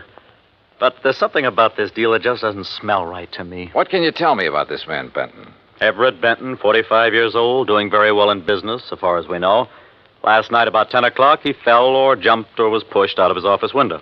This policy on him, who's the beneficiary? His wife, Claire. What's she like? About 12 years younger. Redhead. I see. Yeah. Well, what do you think? I think I better have a talk with Mrs. Benton. Item 2, $14.40, transportation and incidentals to New York City. The Benton's apartment was on East 67th, very fashionable, very expensive. And Claire Benton looked right at home in her surroundings. Do you mind if I fix us a drink, Mr. Dollar? Not at all, Mrs. Benton. It's been a pretty wearing day. I imagine it has. Police, questions, reporters. You know. Sorry to be throwing more questions at you at a time like this. I'm used to it by now. Here's your drink. Thanks. Cheers. Yeah, cheers. You know, you certainly seem to be bearing up very well. Yes, I suppose so. Mr. Dollar, I think it would save time and embarrassment if we had a few things understood. Such as? You've heard of the ideal marriage. Well, Everett's and mine was not it. Oh. Naturally, I'm very sorry he did what he did, but... Well, we weren't exactly happy together. I take it you think he committed suicide, Mrs. Benton. Is there any doubt about that? Apparently not in your mind. None at all. If it was suicide, why did he do it? I wouldn't know. Everett hadn't confided in me for some time. We haven't been very close recently. Oh, Mrs. Benton, just suppose it wasn't suicide. Everett had no enemies that I knew of. I see. About the insurance policy. Yes, about the insurance policy, Mr. Dollar. $100,000, isn't it? That's right, when you get ready to file a claim. I intend to in the morning. I see. Oh, and one other thing. It just so happens that I have an alibi for last evening. Oh? And it's the nicest kind of alibi there is, Mr. Dollar. What do you mean? It's airtight. And that was Claire Benton, very calm and collected, and incidentally anxious to collect. I thought her over all the way to the office of Detective Lieutenant Tovich of Homicide. That's item 3, $1.60 cab fare. Yeah, I talked to her, Johnny. She's a hard one to figure out. Well, what do you think, Tovich? Did he jump or get pushed? You got any ideas?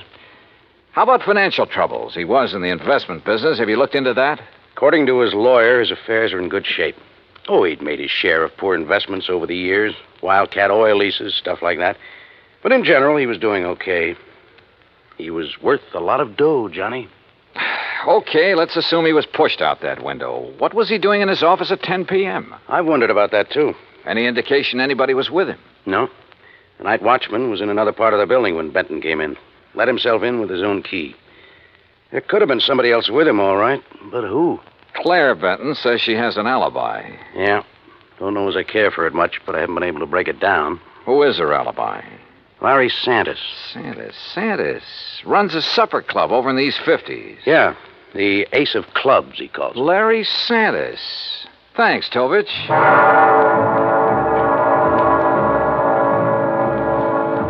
So I went calling again, but this time it was different from my visit to Claire Benton. In the first place, Santis didn't offer me a drink, and in the second place, he wasn't very friendly. Look, Dal, I already told the cops that Claire was here in the club last evening. All evening? Until midnight. Out in the bar? Most of the time. What difference does it make? How about the rest of the time? We were talking here in my office. Just the two of you? Just the two of us. Now, look, Dal, What it boils down to is you've each got alibis for one another, huh? That's right. Now, look, nosy boy, Claire didn't kill Benton. At the moment, I wasn't thinking so much about her. Well, wait a minute. If you're trying to pin this on me... You and Claire have been pretty friendly, Santis. She benefits to the tune of $100,000 by Benton's death. Look, Dollar, you're blowing smoke in the wrong direction. I like the arrangement the way it was. Why should I try to change it? Well, that's a good question. So just let it drop. You get me? You got nothing to worry about, Santis. If you've got nothing to hide. I don't want this kind of publicity. It's bad for my business. You know what's wrong with you, Dollar? You got nose trouble. Yeah, occupational disease. You better just get over it. Sometimes it turns out to be fatal. Act 2 of yours truly, Johnny Dollar, in a moment. And now, Act 2 of yours truly, Johnny Dollar, and the Killer's List matter.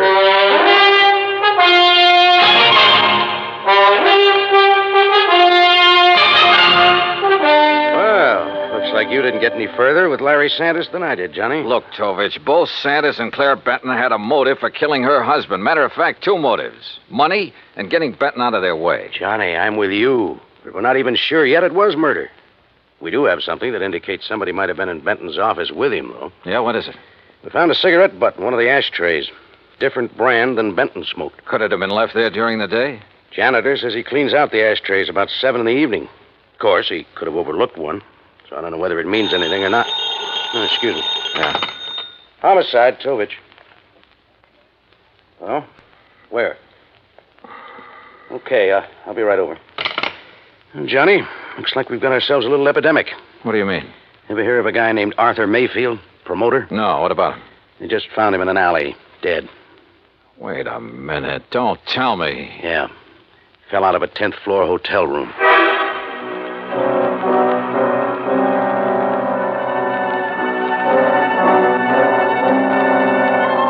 Lieutenant Tovich and I went over to the West Side Hotel where Mayfield's body had been discovered. There was nothing in his room to indicate anyone had been there with him. As a matter of fact, there was nothing, period. Item 4, a $1.80 cab fare to Claire Benton's apartment. Mr. Dollar, I really don't see the point of this.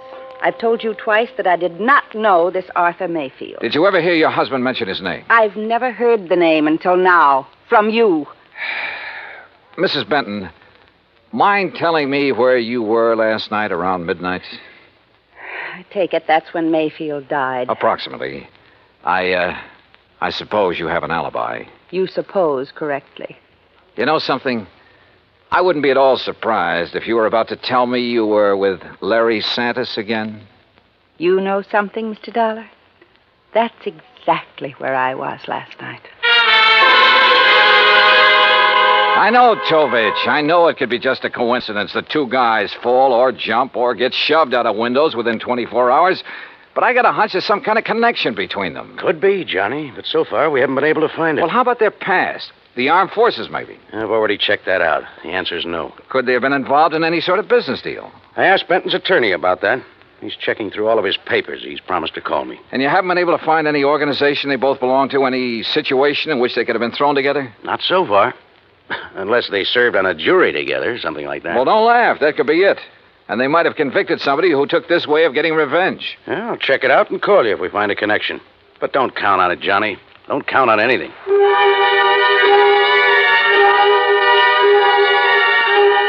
I went back to my hotel room and stretched out on the bed while I rehashed the whole deal in my mind. I thought about Claire Benton and Larry Santis. I didn't trust either of them. But as Tovich had pointed out, it was another thing to prove it. Okay, coming. Yeah? Mr. Dollar? That's right. You're investigating the murders of Benton and Mayfield? Well, I don't think they've been officially described as murders. No, but they are, Mr. Dollar. I'm certain of it. Who are you? My name is Alvin Whiting. I have some information that may be of value to you. May I come in? Come in. Thank you. If you don't mind, I'd like to look out the window a minute. You're being followed? I don't know, but it wouldn't surprise me. What is this information you have, Mr. Whiting? A couple of years ago, 3 men got together and bought an oil lease from a man named Tom Nolan. Did you ever hear of him? No. Well, he was a very eccentric man, hot-tempered, violent. He needed the money badly, so he sold the lease, which then was little better than worthless. Benton and Mayfield were in that deal together. I see. But I still don't understand what that has to do with their murders. I'm convinced their killer is Tom Nolan, getting revenge on them in his own warped way. Revenge? For buying a worthless oil lease from him? Last week, oil was discovered on that property, a lot of it. The property is now worth millions. Ah. I think that Nolan, with his twisted way of looking at things, probably feels that he was cheated out of that property. You're suggesting that this Nolan isn't quite all there, huh? Exactly. That's exactly what I mean. What's your connection with all this, Mr. Whiting? I'll tell you what my connection is, Mr. Dollar. I was in on the deal with Benton and Mayfield. I was the third man. Ah. So, you see, if my suspicions are correct, if Nolan is the killer, then I'm the next man on his list.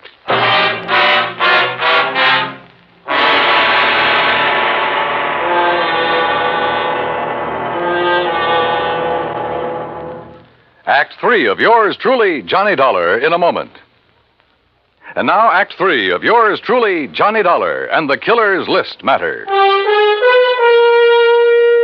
I took Alvin Whiting down to Lieutenant Tovich's office, and he told his story again. I could see that Tovich felt the same way I did, that at last we were getting someplace.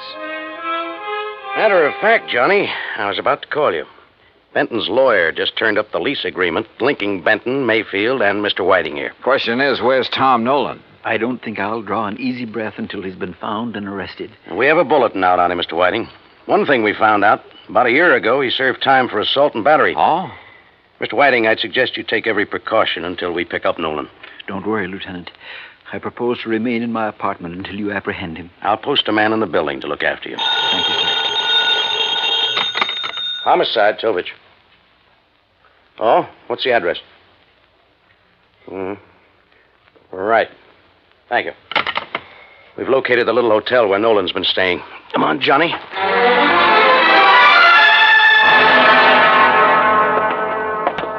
That's Mr. Nolan's room at the end of the hall, Lieutenant. Okay, clerk. Is he in? I don't know. I really haven't seen him since he rented the room from me. How long ago was that? Oh, about a week ago, Mr. Dollar. If he's gone out since then, it must have been at night when I was off duty. Here we are. Now, try your pass key, quietly. Right.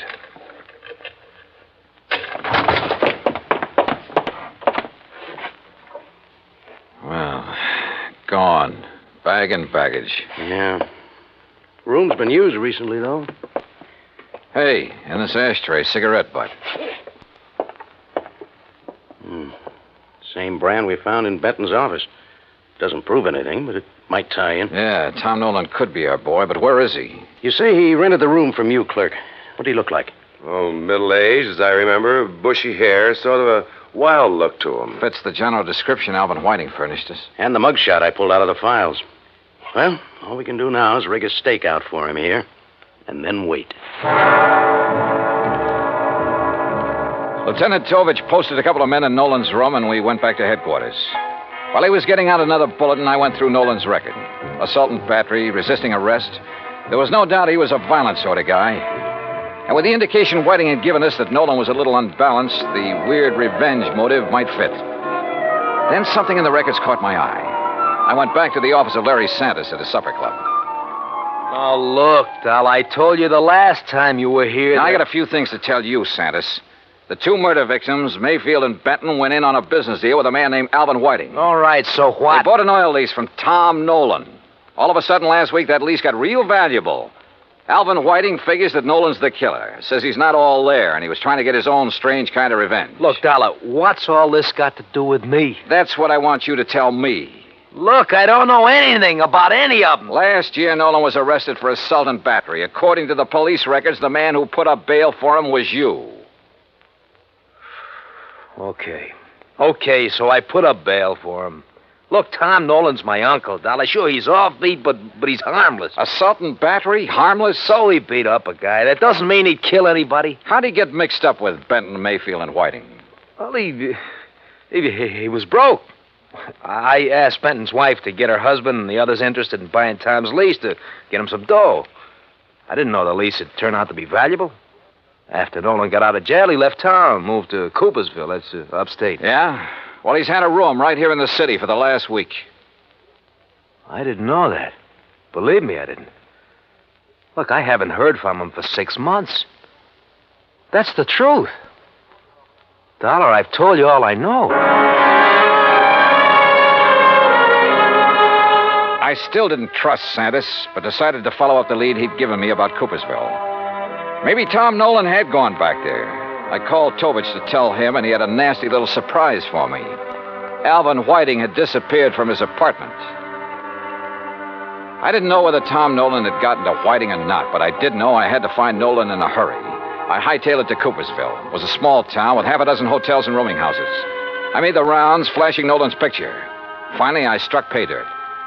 Why, yes, I recognize that picture. That's Tom, all right. But he told me his last name was Niles. You say he roomed here, Mrs. Carr? Yes, kept himself mostly, but he didn't make no trouble for anybody as far as I could see. Oh, didn't hear about, 6 months ago. Around the end of September it was. And then last week he left us. Sure, he probably found out they'd struck oil and moved into the city. You don't understand, Mr. Dollar. When I say he left us, I mean that last week Tom Niles died. And there I was. But all of a sudden, the deal started adding up in my mind. It was after dark when I got to the graveyard, and my flashlight picked out the simple headstone. Tom Niles. Yeah, Tom Nolan. Resting in peace, right where he'd been, all through the murders he was supposed to have committed. The shot knocked the flashlight out of my hand. I hit the dirt, but the flash had pegged the gun for me.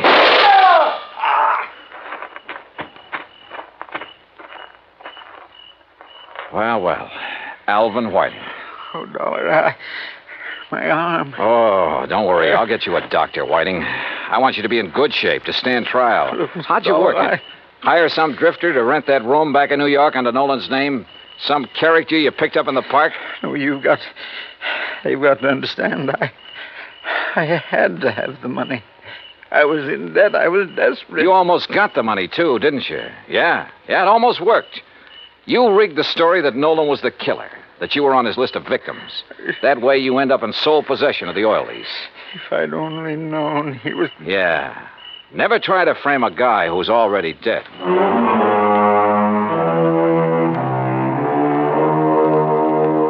Expense account total $146.50. Remarks? I turned Whiting over to the police and he made a full statement. Yeah, his motive was money. He was in the hole, gambling debts and bills, high cost of living, you might say. But I guess he knows now it's still a real bargain compared to the high cost of dying. Yours truly, Johnny Dollar.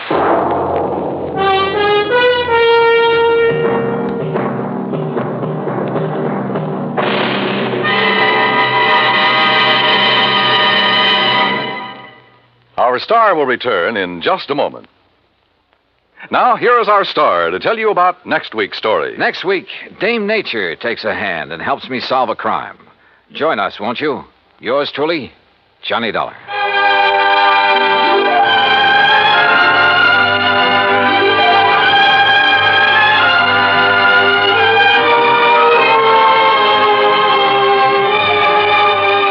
Yours truly, Johnny Dollar, starring Bob Bailey, originates in Hollywood and is produced and directed by Jack Johnstone. Today's story was written by Robert Wright. Heard in our cast were Virginia Gregg, Lillian Bayef, Jack Edwards, Jack Moyles, Tony Barrett, Parley Bear, and Carlton G. Young. Be sure to join us next week, same time and station, for another exciting story of yours truly, Johnny Dollar. This is Dan Cubberly speaking.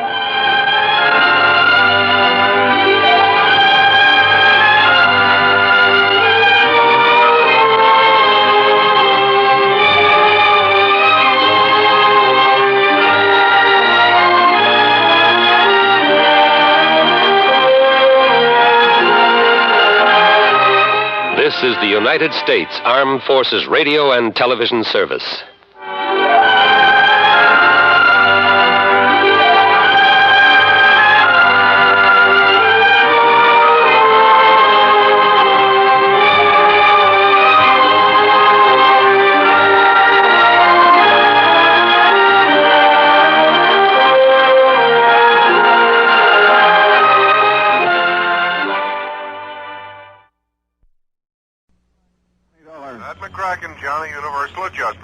Oh, hi, Pat. What's on your mind? A beautiful model, name of Dorothy Blair. Ooh, hey, wait. The girl with the $1 million face? That's the one. Well, you probably got company. She's on a lot of people's minds. Well, she's no daydream to me. She's a nightmare. Oh, come. Well, that face of hers may not be worth quite $1 million, but it's worth at least 100,000. That's what we've got it insured for. So? So it looks like somebody's trying to tear it up. The policy? No, her face. She got slugged last night. Want to look? At her? Sure, I'll be right over.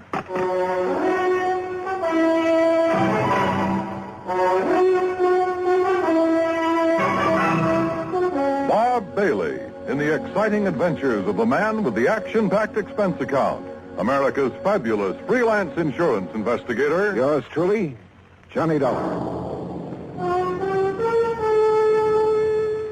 And now, Act One of yours truly, Johnny Dollar.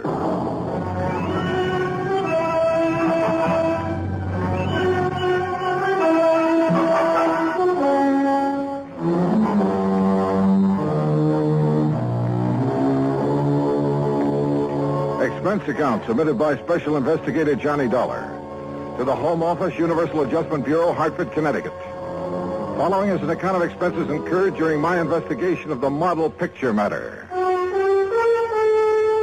Expense account item 1, $1.20 for a taxi from my apartment to your office, Pat, where I picked up Dorothy Blair's address, then headed for New York. That's item 23620. I arrived at her apartment just as the doctor left. Even with a couple of bandages on her face, I think you got a bargain, Pat, insuring it for only $100,000. I guess I'm lucky, Mr. Dollar. My doctor says there won't be any permanent scars. Well, just what happened, Miss Blair? Well, I came home last evening about dinner time. I opened the door to my apartment here and started to reach for the light switch. Then suddenly I saw a shape beside me in the dark. Uh-huh. And? Before I could do anything, he hit me on the side of the head. I think it was a gun. It stunned me and I fell to the floor. Then what? I remember hearing the door slam. When I could get on my feet and turn on the light, whoever it was had gone. I see. You think it could have been a burglar looking for money or valuables? I don't think it was a burglar, Mr. Dollar. You mean you have some idea who it was? Well? Jerry Dunsmuir. Who's he? A fashion photographer. A creep, Mr. Dollar. Oh? The real article, believe me. They ought to put that guy's eyes in jail. You modeled for him before? About a year ago. I swore I'd never do it again, and I didn't. Until yesterday. Yeah, well, go on. Jerry'd gotten a commission to do a spread on winter fashions. He wanted to make some street shots with me in tweeds. Things like that. Street shot? Well, I figured the street would be a lot safer for me than his studio. But it didn't turn out that way, huh? No. After the second picture, he started in again with the same old line. And he's not very subtle, believe me. So? So I walked out on him. He didn't like it.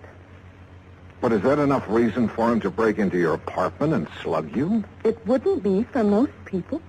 But like I say, he's a creep. Yeah. Okay, Miss Blair. Thanks. I'll have a talk with Dunsmuir. And that was easier said than done. I took a cab to his address. That's item 3, $1.60. But his studio was locked up tight. So I contacted my old friend, Detective Lieutenant Al Rico at 18th Precinct Headquarters. You think you got troubles, Johnny? Try some of mine on for size. Oh, like what, Al? Like an unsolved murder I got tossed in my lap. Oh, that one I've been reading about. The girl up in... Yeah. Edith Summers. No lead. Sure, a real fat lead, except it's no good. Her ex-boyfriend, Ed Chatsworth. Lots of motive, but no case. Alibi? Airtight. So I got troubles. Now tell me yours. Mine? Well, I'm trying to get a lead on a fashion photographer named Jerry Dunsmuir. Dunsmuir? I never heard of him. How come you're interested? Dorothy Blair got slugged last evening. Oh, yeah, the girl with the $1 million face. I heard about it. She thinks Dunsmuir might have done it. I went up to his studio to have a talk with him, but it was locked up. Well, I'll have her files checked, but if we had anything hot on him, I think I'd remember. Yeah. Well, it was just a chance. Excuse me. Rico. What? Yeah. Okay, I'll be right down. That was about your Jerry Dunsmuir, Johnny. Oh? A couple of my boys have found him. Great. Yeah. They found him floating face down in the river. Act 2 of yours truly, Johnny Dollar, in a moment. And now, Act 2 of yours truly, Johnny Dollar, and the Model Picture Matter.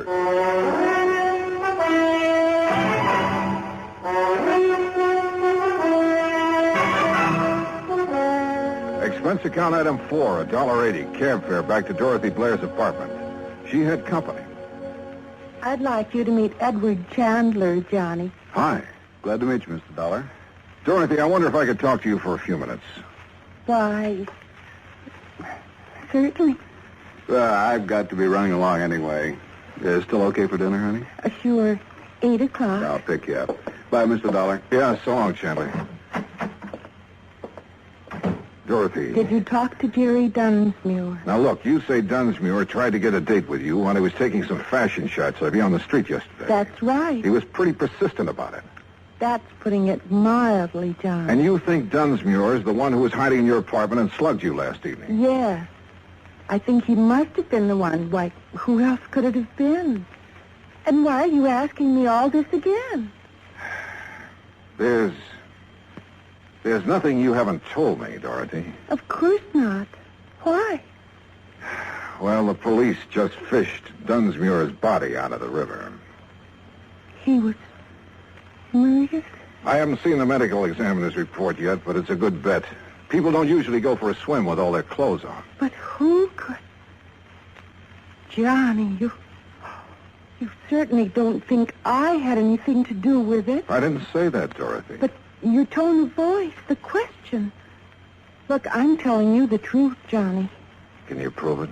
I can prove the part about him taking pictures of me yesterday.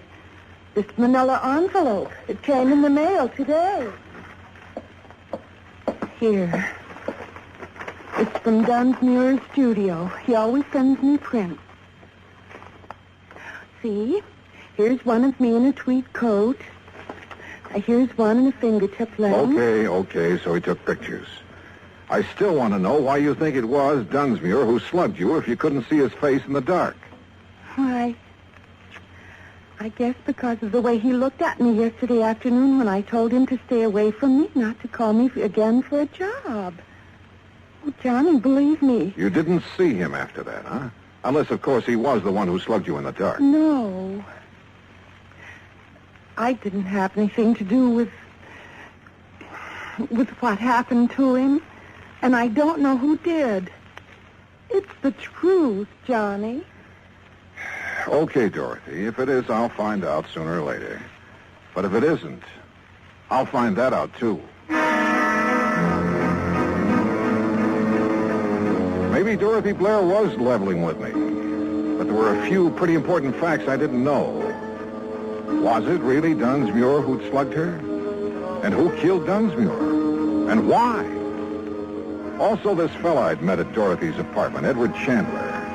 Where had I seen his face before? Item 5, $1.75, cab fare to Dunsmuir's studio. A blonde secretary named Susan Billings was just closing up when I got there. She looked pretty dragged out. Please, Mr. Dollar, I've already told the police all I know. Right now, I don't exactly need any more questions. What you need right now, Susan, is a drink. Come on.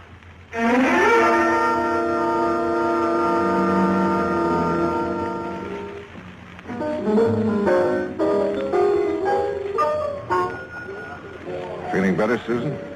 Oh, yes. Thanks. But I really don't know anything that would help you, Mr. Dollar. How long did you work for Jerry Dunsmuir? About a year. And you can't think of anyone who would have reason to kill him? Nobody. You know he had quite a reputation for being sort of eager with some of the models. That was a long time ago, Mr. Dollar. He'd changed. Not according to Dorothy Blair. I'm not interested in Dorothy Blair or lies about Jerry. Tell me, do you happen to know a man named Edward Chandler? I met him at her apartment. No. Did Jerry Dunsmuir ever mention him? Not that I remember. So you think Dunsmuir had straightened himself out, had he? I know he had. How can you be sure? He told me. Oh, but You look, see, Mr. Dollar, Jerry and I, we were going to be married.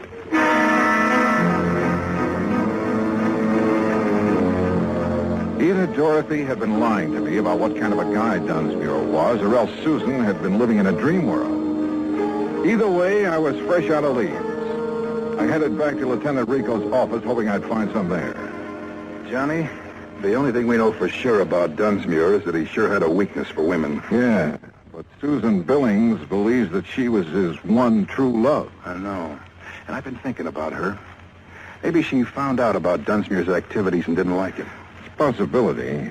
But if she knows more than she's told us, she's a pretty good actress. The same goes for Dorothy Blair, which reminds me I want to have another talk with Dorothy. I picked up a couple of names out of Dunsmuir's past, and I want to see if they mean anything to her. Want to come along? Sure, but we'll have to hurry. Hurry? Why? She has a dinner date with a guy named Chandler at 8 o'clock, and it's 1:45 right now. Okay, let's go.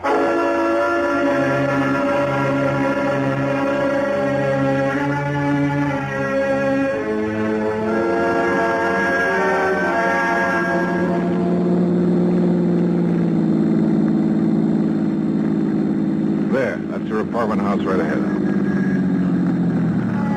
Wait a minute. Isn't that Dorothy coming out the front door? Yeah, with Chandler. Come on, we can still catch Hold them. it. What's the matter? Who'd you say he was? A friend of hers. His name is Chandler. I met him in her apartment this afternoon. Johnny, remember when you came to see me today, I told you I had a murder case in my lap? I mean, before the Dunsmuir murder? Sure, a girl, Edith Summers. I told you her ex-boyfriend was the logical suspect, except that he had an alibi. Ed Chatsworth. Oh, hey, wait a minute. I knew I'd seen that guy's picture somewhere. It was in the paper. Dorothy introduced him as Chandler. But his real name is Chatsworth. And now it turns out he's a friend of Dorothy's. Al, you said either Dorothy had told us all she knew or she was a pretty good actress. Yeah? Well, it looks to me like she's a pretty good actress.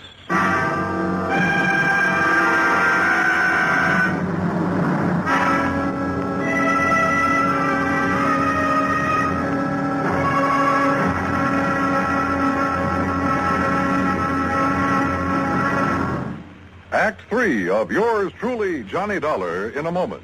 Act 3 of yours truly, Johnny Dollar, and the Model Picture Matter.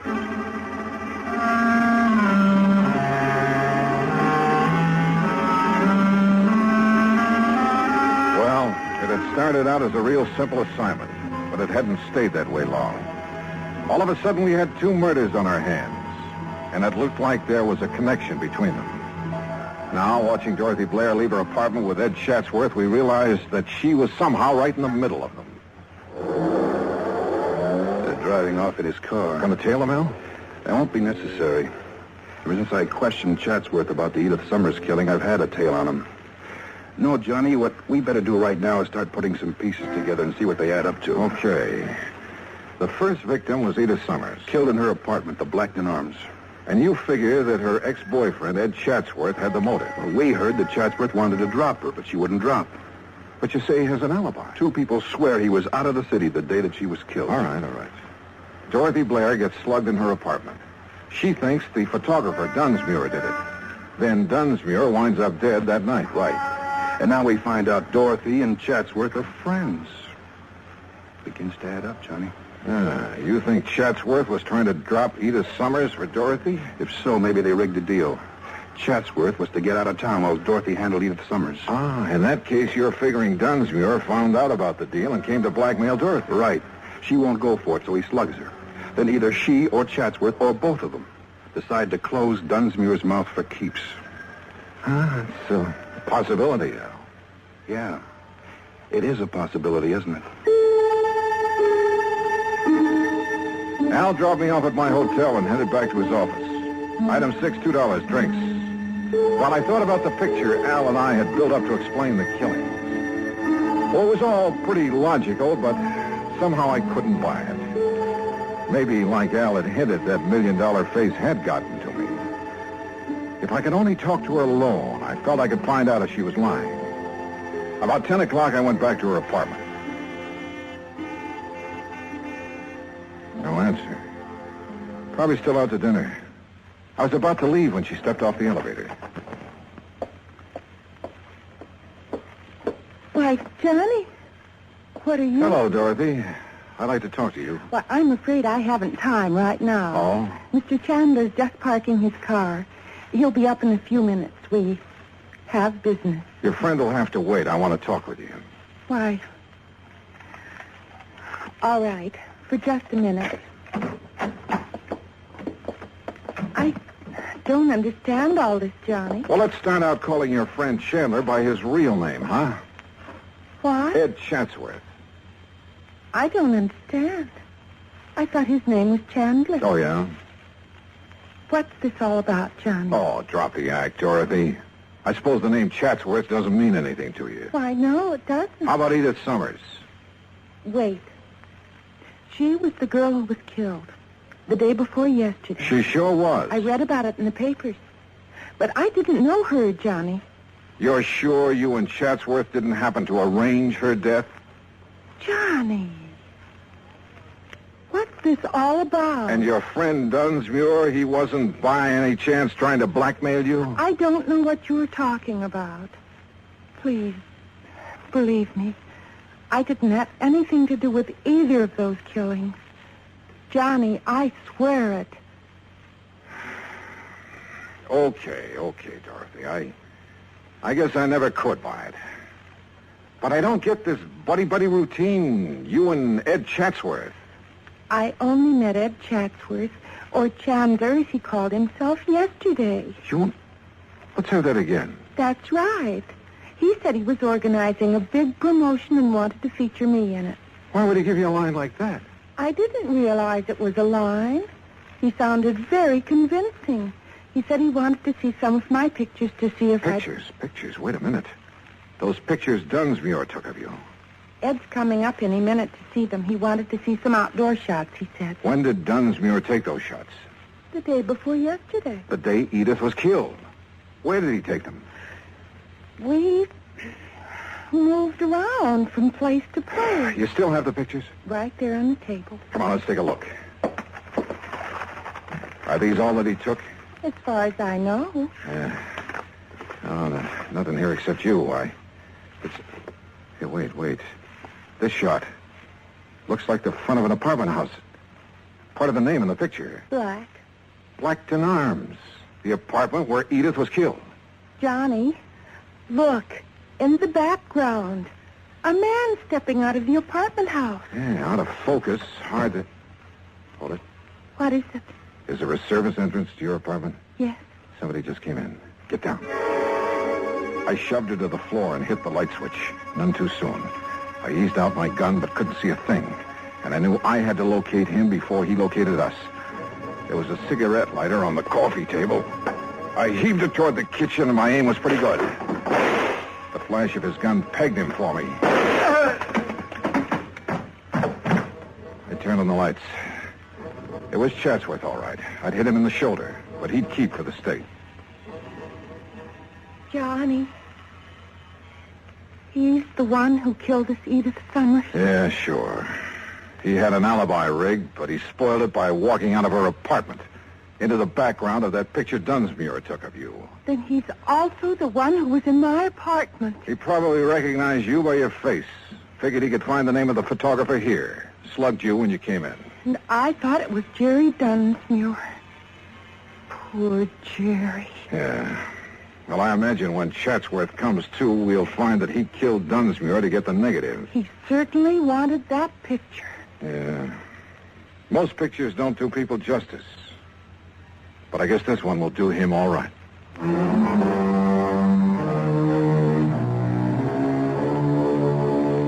Item 8, $36.80 transportation back home. Expense account total, $103 even. Remarks? Well, there's a little snapper to the story, Pat.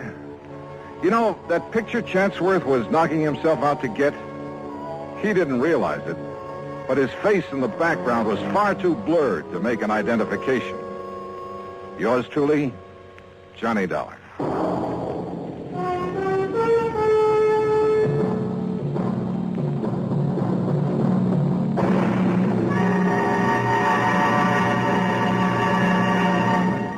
Our star will return in just a moment. Now, here is our star to tell you about next week's story. Next week, well, the darling of me heart comes back to plague me again. My old friend Meg McCarthy. So join us, won't you? Yours truly, Johnny Dollar.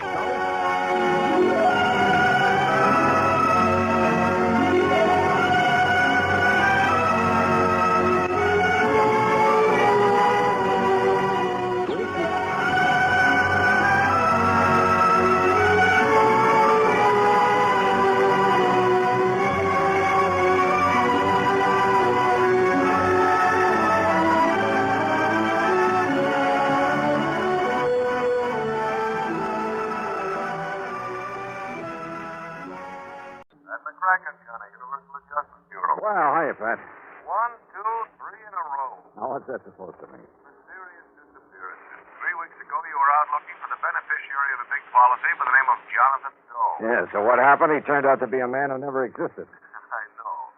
And then last week, it was Elmer Loomis.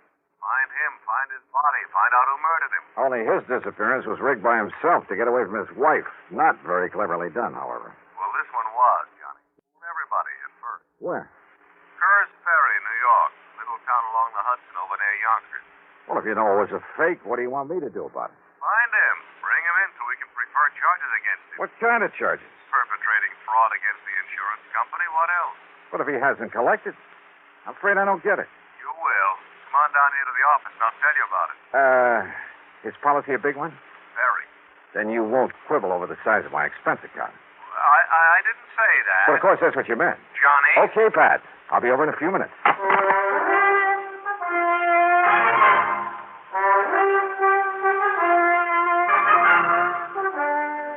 And now, Act One of yours truly, Johnny Dollar.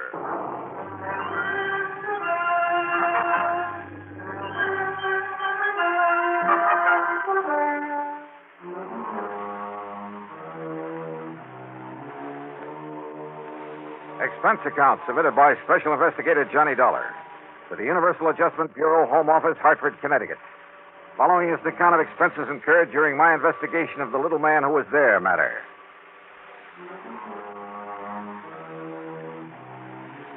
Three mysterious disappearances in a row. I almost wish somebody'd set a fire, rob a bank for a change. But expense account item one, $1.20 for a cab to the office of Universal Adjustment Bureau. As usual, Pat McCracken got straight to the point. Plain as day, Johnny. Howard L. Edwards insured his life for $50,000, double indemnity. So? Beneficiary, his wife, Mary Louise. In other words, if he was accidentally killed, his wife would collect a cool $100,000. But he wasn't. He wasn't. You sure? Oh, the police down there in Curse Ferry thought otherwise at first. You know, when they discovered the way his car had toppled over into the Hudson River just above Sound. Is that the way he staged it? Uh-huh. But when they found out that Edwards and his wife were stony broke and had been for months, that if it wasn't for the finance company that had starved by now, well, that's what wised them up. But, Pat, if they haven't found him or his body... Him, Johnny, him. According to the police, his wife finally broke down and confessed that they had planned a disappearing act for quite some time. Ah. Oh, sure. They figured when his car was found, they'd think his body had washed down the Hudson through the Narrows into the ocean, and the company would pay off. Yeah, I see. Then once she got the money, well, pack up and leave and meet him wherever it was they'd planned to meet. Would the company have paid off without a body, without absolute proof of death? That might depend on the court, on how smart a lawyer she got hold of.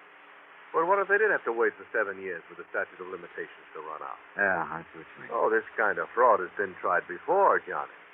And sometimes, I'm afraid, probably it's been got away with.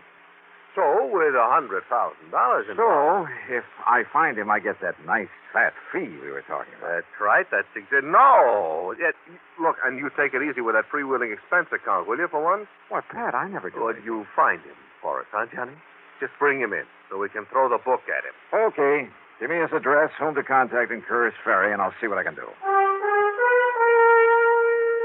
Expense account item 2, $4.85 for a tank full of gas. I decided to use my own car, not to save money for the company, but to save time for myself. My first contact down in Curse Ferry was Police Sergeant Ben Ringler, who had been in charge of the case right from the beginning. Headquarters was the back room of a small brick building that served as City Hall. All right. You know how the highway skirts the edge of the river just about town? Well, it was rainy and wet that night. He missed the curve, skidded over the edge, and rolled down into the river. At least that's what he tried to make it look like. You mean he deliberately ran that car into the river? Sure he did. There wasn't a sign of a skid mark. Sergeant, how long after it happened did you find the car? Wife said he left home after dinner the night before. But after midnight, she called us. Said to please go out and look for him. Like we got nothing to do but go out and look for some guy who was away from home a couple of hours. And you found the car? I'm telling you. Some kid who was fishing down there seen the wheels of the car sticking out of the water early the next morning after the rain. Uh-huh. In other words, it's possible that if there had been skid marks, the rain might have obliterated them. Oh, stop kidding yourself. Him and his wife were so broke they... What did Howard Edwards do for a living? Called himself an inventor. And listen, him and his wife even already had the house up for sale. So? Well, don't you see? As soon as she collected the insurance money, she could leave town and nobody think nothing of it. Mrs. Edwards admit all this to you? Oh, are you kidding? Well? Of course not. But when she let slip about their planning a disappearance, well, Dollar, no matter how you look at it, 2 and 2 makes 4. So don't worry, she'll admit it before I'm through with her. I've tried cracked harder nuts than her in my time. Maybe I'd better see and talk to her. Sure, go ahead. Make her break down and tell you where he's gone. If you can. Now, just what do you mean by that? You young kids think you're pretty smart. But, mister, you just try to get anything out of her. Oh, I can try. Yeah? Good luck, Dollar. You're going to need it.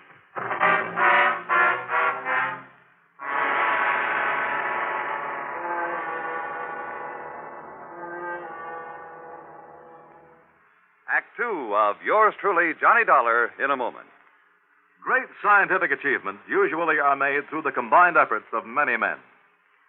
Such is the story of the Atlantic Cable, one of the outstanding milestones of the 19th century. But today, the name of one man remains to remind us of that venture. The organizer and director, Cyrus W. Field, a retired paper merchant who risked his fortune, sanity, and integrity in an awesome adventure that lasted 12 long years. Field first was approached in regard to a short underwater cable to Newfoundland in 1854. After a huge investment of both money and energy, the cable was completed the following summer. Field then went to England to tackle the much larger problem of laying the Atlantic cable. Many futile attempts were made. Cable was broken. Splices were made. Cable was lost. Tempers flew, and ship captains resigned in disgust. Still, Field wouldn't give up. Finally, on August 8, 1858, it appeared that the project had been successfully completed. Cyrus Field went ashore and walked 15 miles to the nearest telegraph station. There he wired his wife, the Associated Press, and President Buchanan. He informed the president that Queen Victoria would telegraph her congratulations over the new cable. But before the Queen's message was completed, the line went dead. The much-hailed project was again a failure. Faulty insulation was blamed. In 1865, the largest steamboat afloat, the Great Eastern, made another attempt. Just 660 miles from Newfoundland, the cable parted. Inadequate hoisting tackle prevented its recovery. Field broke down and wept like a child. And yet, the very next year, he sailed with the Great Eastern for one more try. This time, every failure had been studied, every provision made. On July 27th, 1866, Cyrus Field landed at Heart's Content. After personally cabling the unbelievable news, he immediately boarded the Great Eastern, retrieved the broken cable of the year before, spliced it, and laid the second Atlantic cable. Cyrus W. Field, another American whose driving energy insisted that somehow there must be a way. Let's find it. And now, Act two of yours truly, Johnny Dollar, and the little man who was there matter.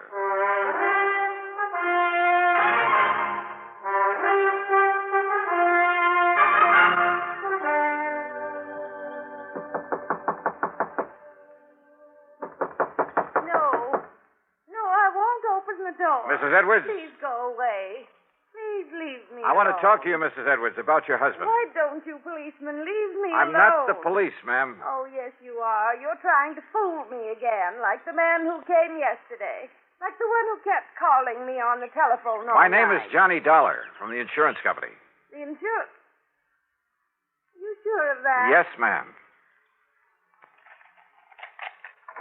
Now, if you put your foot in the door like that Peter Barskin yesterday... No. Here are my credentials, Mrs. Edwards. Johnny Dollar, insurance and... Oh, please come in, Mr. Dollar. I'm so glad you've come. Maybe you can help to find Howard. I just can't believe he's dead. Well, that seems to agree with the police theory, Mrs. Edwards. The police. They've been terrible. They've been trying to drive me out of my mind, make me see a lot of things that aren't so. Day and night, they've been driving me crazy. Then Ringler and that no-good son-in-law, he had them put on the force, coming here, questioning me, calling on the phone in the middle of the night. Well, it's terrible. And if losing Howard wasn't enough, You've been pretty much broken up over his death or disappearance, whichever it is. Well? No, Mr. Dollar. What? Please, sit down, sir. Thanks. past few years, Howard has been so occupied with his invention. What kind of invention? A machine. A device of some kind for molding plastics. I'm afraid I don't know much about it. He wouldn't tell me. Kept to himself all the time. Well, he must have It was at like least... an obsession with him. He was so wrapped up in it that I'm afraid I haven't been much more than a housekeeper for him these past few years. What have you been living on, Mrs. Edwards? When the money I had ran out, we had to borrow, but now that's all gone. You have your home up for sale. I noticed the sign out front. It's all that we have left. Unless, of course, you could collect the insurance on your husband. Yes, the insurance. Then I wouldn't have to worry anymore. It would make up for all the years of struggling along on almost nothing and skimping and... Now, wait a minute, Mrs. Edwards. Yes? You sound as though you'd like to have your husband proven dead. At least it would provide a decent living for me after all these... No. Oh, no. That sounds terrible, doesn't it? Yeah, it sure does. I didn't mean that I wish him dead. I only meant that... Well, if he is... When I first got here, you said you hoped I could find him. Yes. Yes, Mr. Dollar. Sure. So that you and he could continue this sad life of poverty and not really getting along together? No, don't you see? We'd have money. Oh? Because of his invention. He'd finally found someone who would buy it for a lot of money and a lot of royalty when it's used. But now even that is gone. Gone? What do you mean gone? All the plans and drawings. He took them with him that night. And just where was he taking them? To the man, the company, whatever it was he was selling it to. At least I think he was. In the middle of the night? Now they're all gone, somewhere in the Hudson River. You told the police about this? Yes, I told Ben Ringler. He found no sign of them in the car? No. And that son-in-law, that Peter Moskin, he said I was lying about those papers. All right, Mrs. Edwards, listen to me. Yes? Considering the relationship of you and your husband, wouldn't it be logical for him to leave you, sell his invention for whatever he could get, and live happily on the money all by himself? And just leave me with nothing? Yeah. No, in spite of... Oh, no, Mr. Dollar, he wouldn't do that. I didn't say leave you with nothing. All he had to do was make it look as though he'd been killed. Make it look? That's right, in a car accident. Oh, no. Well, that's the way you planned it, isn't it? Then you'd both be taken care of, free of each other and with plenty of money. No, Mr. Dollar. Didn't you admit to the police that you two planned his disappearance? Oh, no. I told him, Ben Ringler and that son-in-law... Told him what? That before Howard knew his invention would work, that he could sell it, Howard did talk of going away so he could work on it undisturbed without me under his feet. That's all I said. Ben told your insurance company. Ben made it sound like... Oh, don't you believe me, Mr. Dollar? I'll see you later. Item 3, $1 even for a bite to eat at the local lunch wagon. Then I went back to headquarters where I found not only Sergeant Ben Ringler, but his son-in-law, Patrolman Peter Barskin. I found him very busy playing checkers. Come on, Pete. Crown me. Yeah, Pop. There you are. And now you can give up, like Dollar is on this case of his. I'll set him up again. Didn't get a thing out of Miss Edwards, did you? Maybe I did. Just like I told you would. Huh? You mean you did get something out of $1?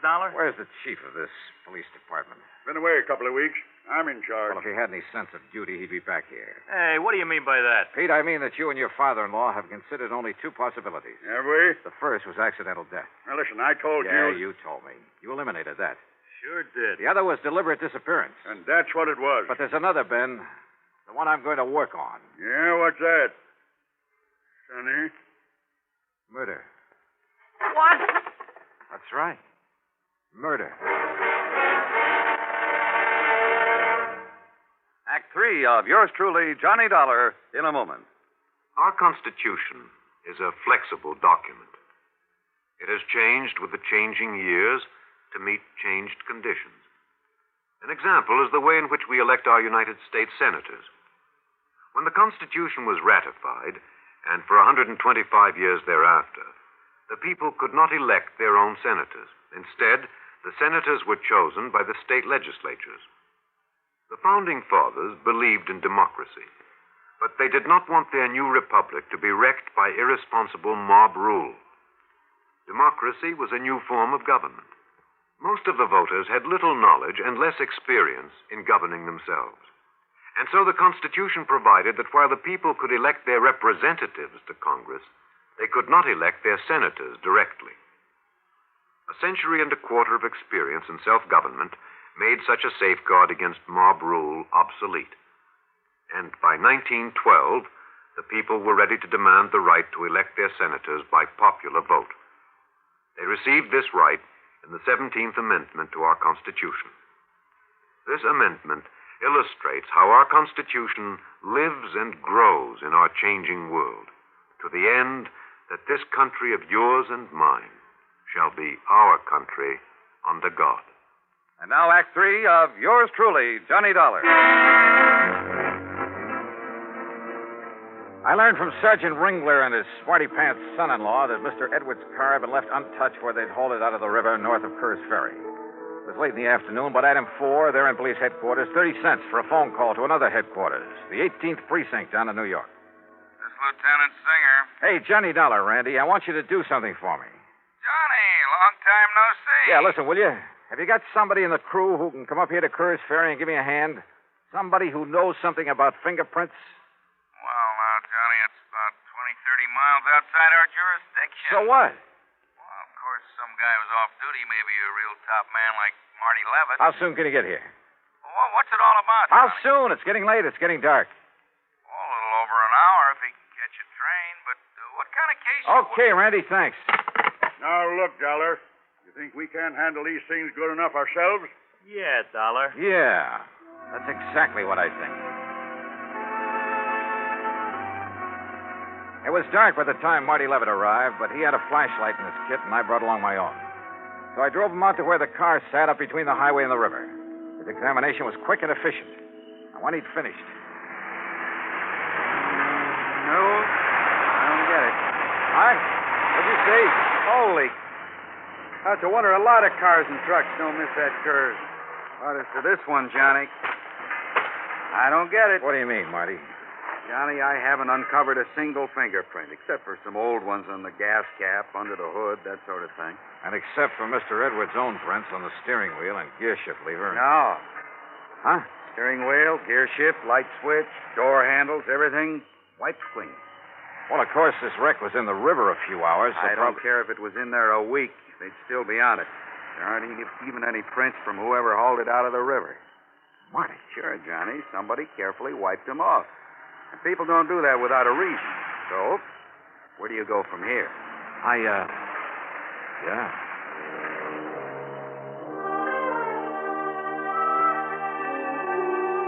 I drove Marty into his train for New York.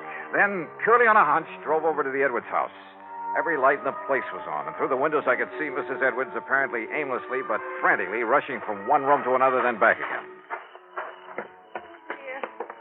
Oh, dear, this is awful. This is terrible. Mrs. Edwards, this is Johnny Dollar. Oh, Mr. Dollar, thank heaven. Oh, Mr. Dollar, look. I was only down to the drugstore a few minutes, not more than 15 minutes, and look what he did to my house. He ransacked it. Who? I don't know. It's so dark out. He ran out the back way when I came in. Have you found anything I missing? don't know. I haven't. Is this your husband's desk? Yes, it is. To me, like this was the target. The rest of the house, and the closets, the bureau. Oh, sure. To keep you from realizing this was what he was after. Wait. Howard kept that locked. Yeah, but it's been broken open. Why, even I was never allowed to look in his desk. Did you call the police? The police. Now, what would they do after the way they've treated me? Cortina Plastics Company, Marino Plastic Molding Corporation, General Eastern. They were the ones that turned him down, I think. Wait a minute. Here's part of a letter. Another scrap caught in this crack here. Apparently overlooked it. Oh. Something Town Plastics Incorporated. Yes, Bridgertown. Huh? I think that was the name of the company that was going to... Wait now. Check through your local authority. Agreed to represent us, these negotiations. There incurs. So suggest you contact Mr. No wonder, Mrs. Edwards.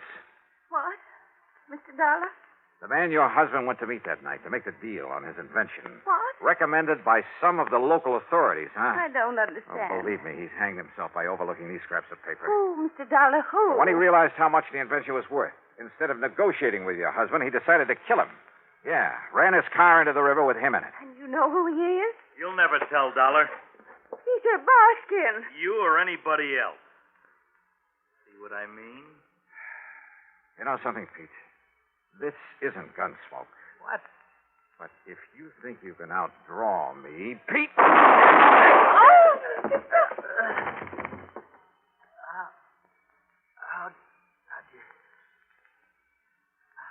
How'd you find out? Matter of fact, Pete, I didn't know it was you until you came in here waving this gun.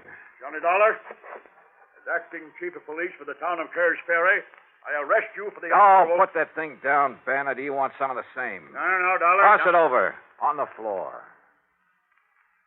Okay. And I not only suspect that Kerr's Ferry is going to have a new police force, but who knows? You and Pete might even share the same electric chair. Sure, it's up to the courts. But when the state police came in and found the papers on the invention hidden away in Pete's house... Oh, that invention, by the way, now belongs to Mrs. Edwards, to say nothing of the insurance money, $50,000. So, Pat, I'll let you off the hook real easy. Expense account total, including some more gas for my car to get me back to Hartford, $12.34. Yours truly, Johnny Dollar.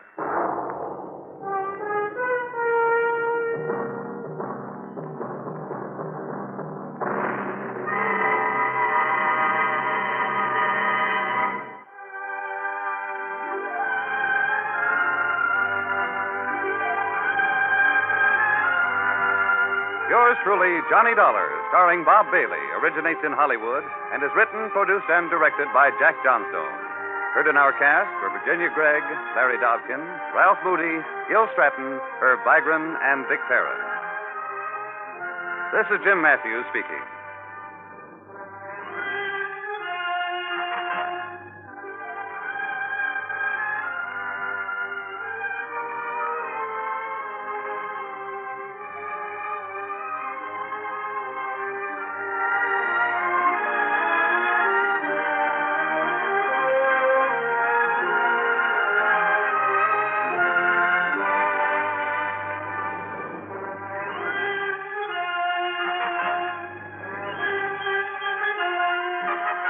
Johnny Dollar has come to you through the worldwide facilities of the United States Armed Forces Radio and Television Service.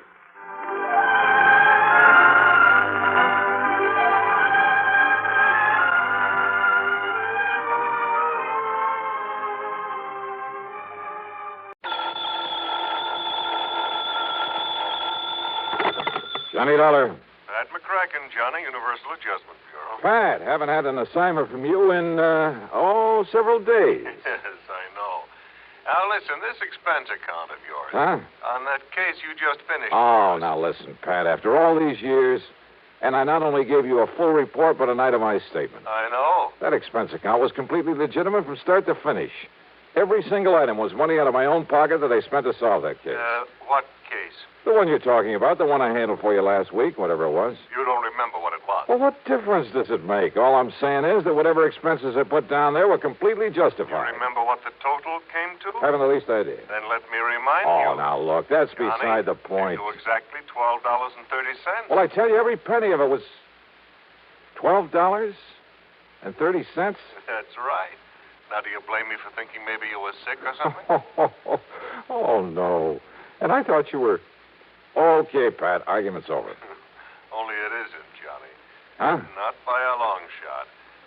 You mean you are going to question that expense account? No, I mean we never discussed a fee on that case. Oh, well... And in view of the fact that you had a pretty rough time of it and almost got yourself killed, well, I persuaded the company to slap on an extra fee of $500. Oh, Pat, you are a doll.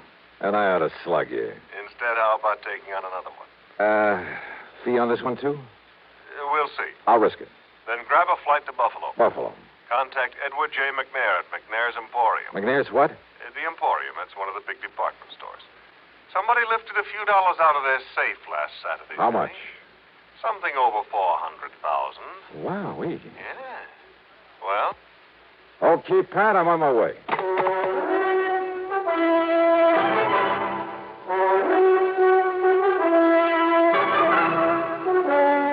CBS Radio brings you Bob Bailey in the exciting adventures of the man with the action-packed expense account. America's fabulous freelance insurance investigator. Yours truly, Johnny Dollar.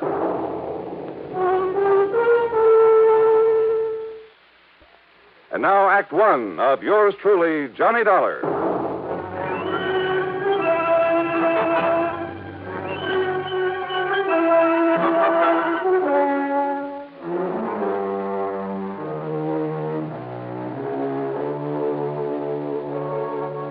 Expense account submitted by Special Investigator Johnny Dollar to the Universal Adjustment Bureau, Home Office, Hartford, Connecticut. Following is an account of expenses incurred during my investigation of the Buffalo matter.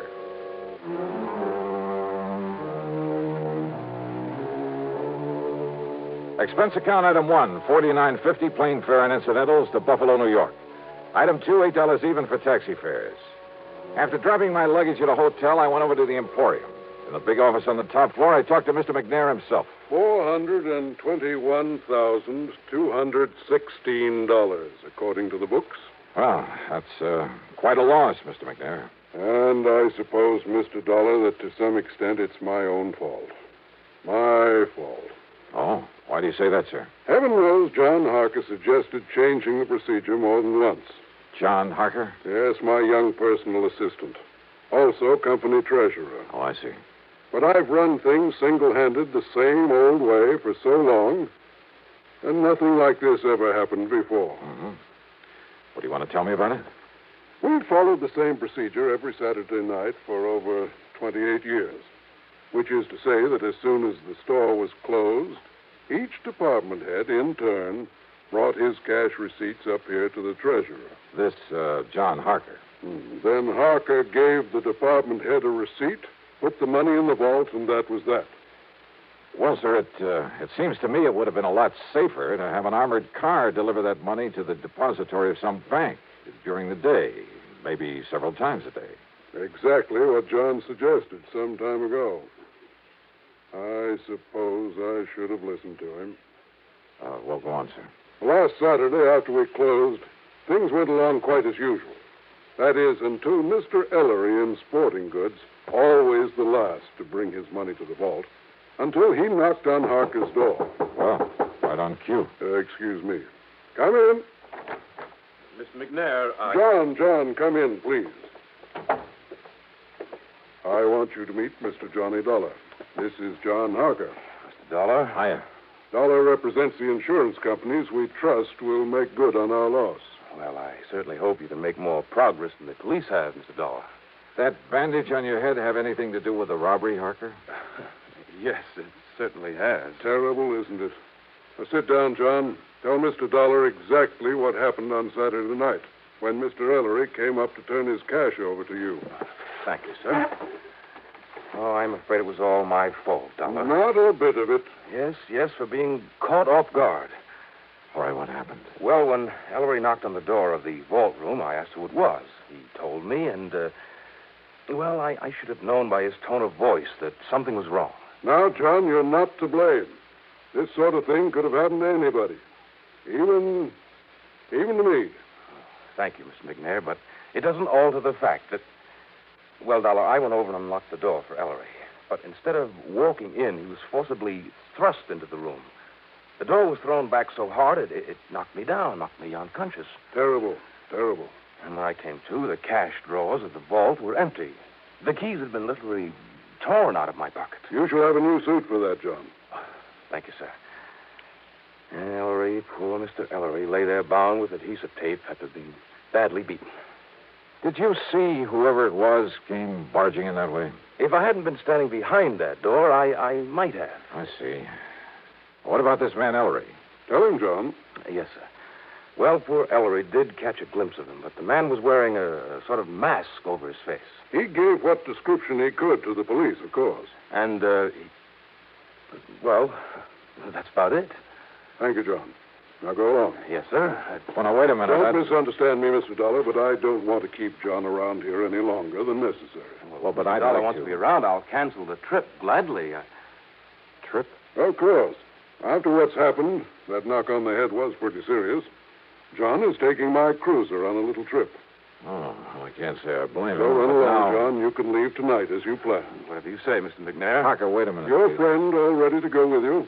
Oh, I hope you don't mind my taking him along, sir. Not a bit. Now run along. Run along. Have a good time. And a good rest. Look, it's customary. Thank you very much, sir. Mr. Dollar, I suppose you'd like to talk to Mr. Ellery now.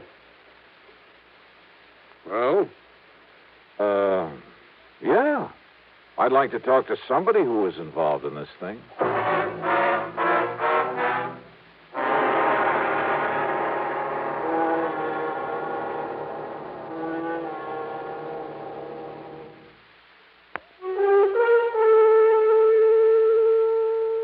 David Ellery, the other victim of the robbery, was still out to lunch, so I grabbed a bite myself. That's item 3, $1.75, and checked with the police. Nothing helpful at all. No leads on the man who got away with over $400,000 from a store there in Buffalo, New York. Then I went over to the Emporium to the sporting goods department. Ellery was back, and I talked with him in a little office in the corner of the stockroom. He was still suffering from the beating he'd taken. Yes, sir, Mr. Dollar. It was awful, terrible. And, yes, sir, it was just like young Mr. Harker told you it was. I understand that you gave the police a description of the man who attacked you. Well, yes, sir, best I could. Had you ever seen him before that you know of? Well, of course, I can't be absolutely sure because of that mask he was wearing, but I don't think so. Was he waiting at the door of the vault room when you got there to put the money in the safe? Well, Mr. Harker always does that, sir. Yeah, I suppose so. I just But what- go up and knock on the door and tell him who I am. Well, you see, he always keeps the door locked when he's taking the company cash that way. Yeah, sure. So I knock on the door and shout my name, and then he opens up and I give him the money. Then he gives me a receipt, and he puts the money in the vault. But you didn't answer my question. When did you first see this man in the mask? Well, only when Mr. Harker was opening the door for me. Yes?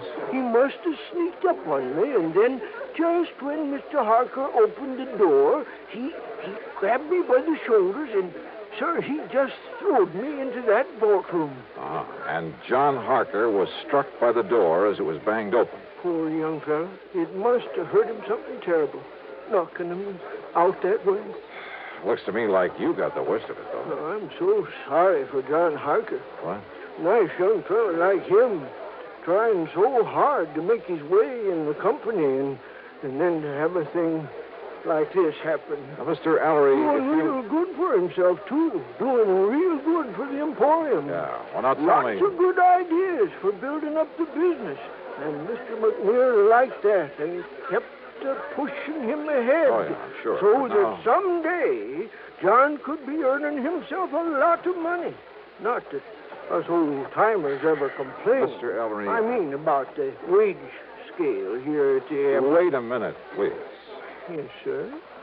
How long has John Harker been with the Emporium? Oh, about a year now, and he's lived up to the recommendations he come with so well. It's just no wonder Mr. McNair... Recommendations?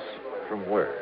Macy's and Gimbel's in New York, and John Wanamaker in Philadelphia. Oh, from lots of big stores.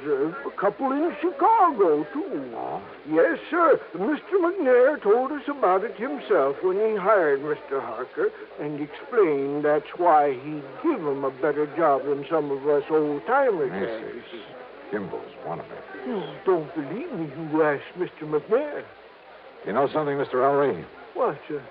That's the one thing I believe I'd better not do. What? Well, thanks a lot. You've been a lot of help. Well, now, Mr. Dollar. I had suddenly begun to wonder About the way Mr. McNair had gotten Harker out of his office before I could thoroughly question him. About the possibility that McNair might have engineered this robbery himself.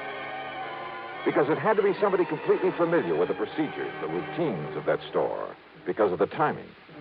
Somebody who knew the place would be virtually empty at that time of day. Who knew that Ellery was always the last to take his money up to the vault. I'd noticed a checkbook on Mr. McNair's desk. It made a mental note of the name of the bank. But it was now after 5 p.m., so rather than push things until I was sure, I went back to my hotel room to clean up, eat some dinner, and get a good night's sleep. But as I started to open my handbag, wondering, by the way, if I'd forgotten to lock it for the first time in my life. Yeah, I'd heard that sound before. I grabbed the bag, made a dash for the open window, and threw it as hard and as far out from the building as I could, out over the empty lot beside the hotel.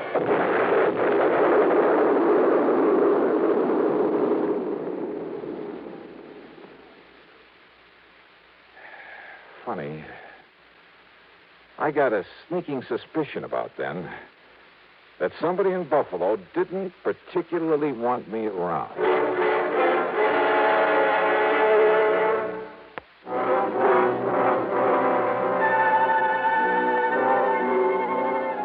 Needless to say, I had to do a bit of explaining to the police about the infernal machine in my handbag that I'd tossed out of my hotel. And the company will have to pay for some broken windows in that neighborhood. And needless to say, their only theory about who might have planted that bomb was the man in the mask, whose identity was still unknown to them. But I had an idea. Besides the police, only 3 people could have known I was there. Mr. Ellery, hardly the type. Young John Harker. No, he was off on a yachting trip. And that left Mr. McNair. But like I said, rather than push things without some proof. Well, item 4 is $7 for drinks and a good dinner, and I hit the sack for some much-needed rest. But first thing in the morning, I was in the cashier's office at the bank. Yes, sir. What can I do? Johnny! Willie Barton. Now, what under the sun are you doing here? I'll have you know that I'm not only cashier of this bank, but a vice president, too. How are you, boy? Congratulations. Well, look, I got to get right to the point. I want to know all I can about the financial condition of not only Mr. Edward J. McNair, but also the store he owns, the Emporium. Oh, now, Johnny, you know that things like that are of a confidential nature between a banker and his client. Oh, I can see you're going to be a lot of help. I'll tell you this, though. McNair is worth millions. Millions, Johnny. Well, how about outstanding debts against the store? McNair's old-fashioned. He pays cash. Cash on the line for everything. That store hasn't owed a penny for, I'd say over 25 years. Nor has McNair himself. So, Johnny, if you're by any chance thinking... $400,000 is still a lot of money, Will. To him, it's only a drop in the bucket. But, of course, he's entitled to recover it, and if one of the companies you represent has to pay it... Wait a minute. Let me use your phone. Why, surely. Here.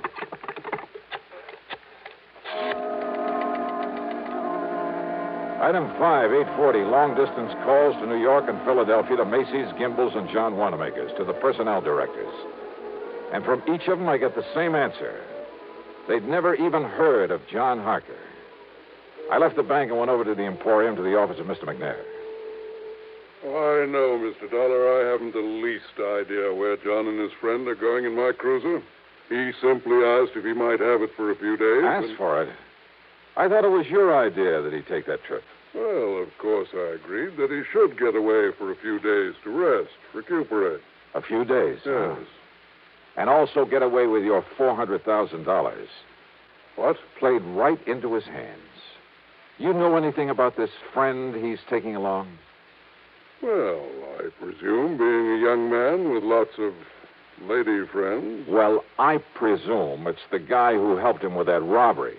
What are you saying, Mr. Dollar? Oh, brother, how nicely things are beginning to add up around here. To begin with, it had to be somebody here in the store. And listen. I'm listening, sir. Harker told me, right here in your office, he told me that when old man Ellery knocked on the door of the vault room, that Harker should have known something was wrong when Ellery called to him and identified himself. Mr. Dollar. I should have known by the tone of his voice that something was wrong. Now, those were the words that Harker used. You heard him say it, too. But he was lying. Lying? Yeah. Because Ellery didn't know the robber was even there until after John had opened the door for him. You're sure of that? I'm sure. Mr. Dollar, are you trying to say that John Harker, that fine young man... I am trying to tell you that you have made an old fool of yourself, that you made your first mistake when you hired that smart young crook. I'll have you know that John came here with the highest possible recommendation. Yeah, well, Macy's and Gimbel's and the rest never even heard of him. What? So in your blind faith, you not only taught him how to stage the robbery, he and his pal, whoever he is, but now with your cruiser, you've helped him get away with it, with your money. But good heavens, Mr. Now, Dollar. if you'll just give me a hand, come up with some bright idea for finding that boat of yours somewhere out in the middle of Lake Erie. Yeah, and probably headed for some remote little port on the Canadian side of the lake. Believe me, if ever I needed a stroke of luck, it's right now.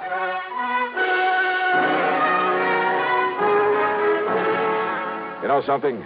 Well, Lady Luck must have been tagging along right at my heels. And don't ever underestimate the United States Coast Guard. A big sou'wester had built up over Lake Erie, so they'd contacted every small boat within 100 miles. The boys aboard McNair's yacht hadn't dared not answering the call. They would only have sent the Coast Guard out looking for them. And where were they? Dollar, they're riding out the blow in the lee of Long Point off the Canadian shore. Here it is in the chart. Or is that just where they say they are? No, radio compass checks have verified their position. Right there. But now, Mr. Dollar... Yeah, no. That puts them in Canadian waters, doesn't it? Yeah, I'm afraid so. Which means we have no jurisdiction, no authority. Of course, our friends across the border will be glad to cooperate any way they can. I'm sure of that. Yeah, but by the time we take whatever legal procedures may be necessary... No, listen. Yes, sir? Now, off the record, unofficially... Suppose I were to go out there after them myself. Oh, now, Mr. Dollar. Well, somebody has to nab them. Suppose I could find a boat and a skipper willing to weather this storm. Huh? How about that? Well, I think maybe... Now, I'm not sure, mind you, but I think I've heard of some chap around here that owns a converted subchaser. Weather out any kind of a storm. Yeah? Now, of course, you understand, I'm hardly in a position to recommend that you attempt any such... Expense account item 6, $585, rental of the subchaser and the skipper to go with it. And while I'd like to give you a thrilling, dramatic ending for this case, well, the trip across Lake Erie in that storm did have its moments. But from there on in, it was just a matter of running down John Harker and his pal, clapping him into chains and hauling him back to Buffalo with the money. So expense account total, including transportation home. Well, now, wait. As it turned out, there's a lot more to this thing. Yeah. I'll tell you all about it in my next report. Yours truly, Johnny Dollar.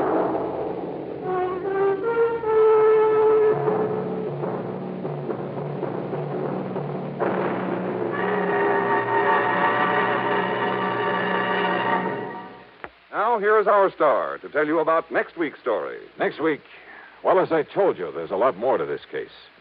As a matter of fact, it turned out to be the most exciting, most dangerous assignment. Well, join us, won't you? Yours truly, Johnny Dollar.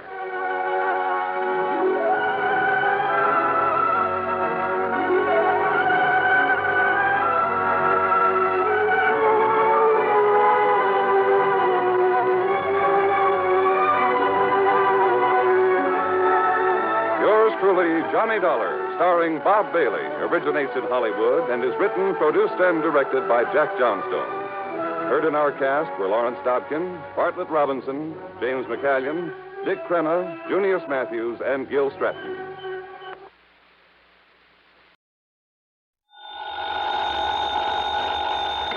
Johnny Dollar. Johnny, this is Jake Kessler. You know, Greater Southwest Insurance Company. Out there in Kingman, Arizona? That's right. Well, hiya, Jake. What's on your mind? One of my clients, Johnny, insured for $30,000. Has a little cattle ranch. Name is Rafe Chisholm. Rafe Chisholm. That's right. Owns a Circle RC layout. Lays over between here and that Lake Mojave resort you're always going What's to. the trouble? He losing some of his cattle? Oh, losing plenty of them. They're being poisoned. Oh? Only it's not them steers I'm worried about. It's Rafe. What do you mean? Oh, Johnny, I just found out that he just found out who's been contaminating them water troughs. Yeah, who, Jake? Well, he won't say, but listen. Yeah? If he really does, well, I know Rafe Chisholm pretty good, Johnny. He's a bad character. I wished I'd never sold him insurance. Yeah? Well, if he does know, well, Johnny, this whole thing is going to end up in a killing. Either whoever's doing this or Rafe himself. The Circle RC. That's right. So, will you come out here and see what you can do about it right away? Sure. Okay, Jake, I'll be there.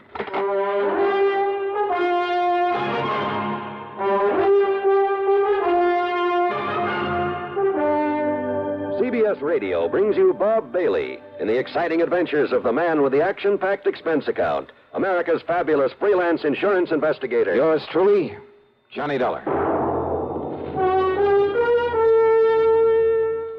Thirsty people everywhere prefer ice-cold Pepsi-Cola. And because it's light, it refreshes without filling. Charlie, be sociable. I am, Kay. Pepsi is a favorite of thirsty people from Maine to Hawaii, from Alaska to Florida. Charlie. It's perfect for parties or picnics, so serve Pepsi to your guests. That's helpful, but... This is the sociable part. Keep plenty of Pepsi ice cold and ready. Remember, it goes fast because everybody likes Pepsi. Singing still sounds more inviting. May I? Be sociable, look smart, keep up to date with Pepsi. Drink light, refreshing Pepsi. Stay young and fair, debonair, be sociable, have a Pepsi. But singing doesn't say, pick up an extra carton of Pepsi today. Better yet, get a case. You do that. And now, Act One of yours truly, Johnny Dollar.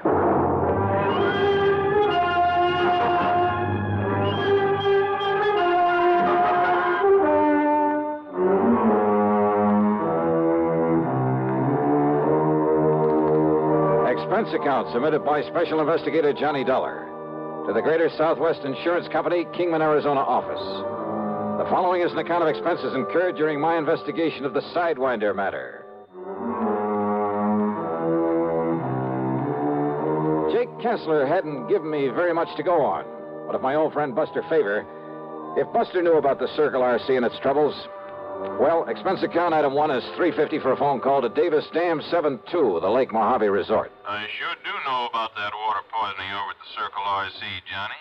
After all, it's only 50 or 60 miles from here. Good. Then, Buster... I hope you can get on out here before somebody gets killed over it. Yeah, that's about the way Jake Kessler put it to me. So how'd you like to meet me at the airport over in Vegas? Be glad to. All right. Now, Buster, the best connection I can make will get me in there at 6 o'clock in the morning, okay? I'll be waiting for you, Johnny. Good. Item 2, 16390 plane fare to Las Vegas, Nevada. True to his word, Buster Favor was there waiting for me. In his car, we headed east on Route 95 to Boulder City, then turned south toward Kingman. And I wondered just how much food there was for a herd of beef cattle out here in this seemingly bare desert country. Well, sure it's a problem, Johnny, but a much bigger one is keeping them supplied with enough water. See those windmills here and there? Yeah, I've noticed them. Well, every one of them has a big water tank and a watering trough at the base of it. Without them, those Herefords all die off. We turn here. All right. Jake Kessler said this Rafe Chisholm is a pretty bad character. You ask me, Johnny, Rafe just soon kill a man as he would talk to him. The Sidewinder, they call him. And good reason, too. He's just as mean as a Sidewinder. Ah? That's why nobody was very happy to see him politic himself into a lease on that good ranch land with all the water it's got on it. Doubt if a single one of his pumps ever goes dry, which is more than you can say for most of the wells out here, believe me. But now somebody's poisoning the water for him. That's right. Any idea who? No doubt about it. Who, Buster? His ex-partner in a gold mine. Another bad character. Name is Jerry McCoy. It was by cheating Mac out of his share of the mine that Chisholm got the money to lease the ranch. I see. And Mac swore if he ever caught up with Chisholm, he'd get even with him. Ask me, Johnny, Mac has caught up with him.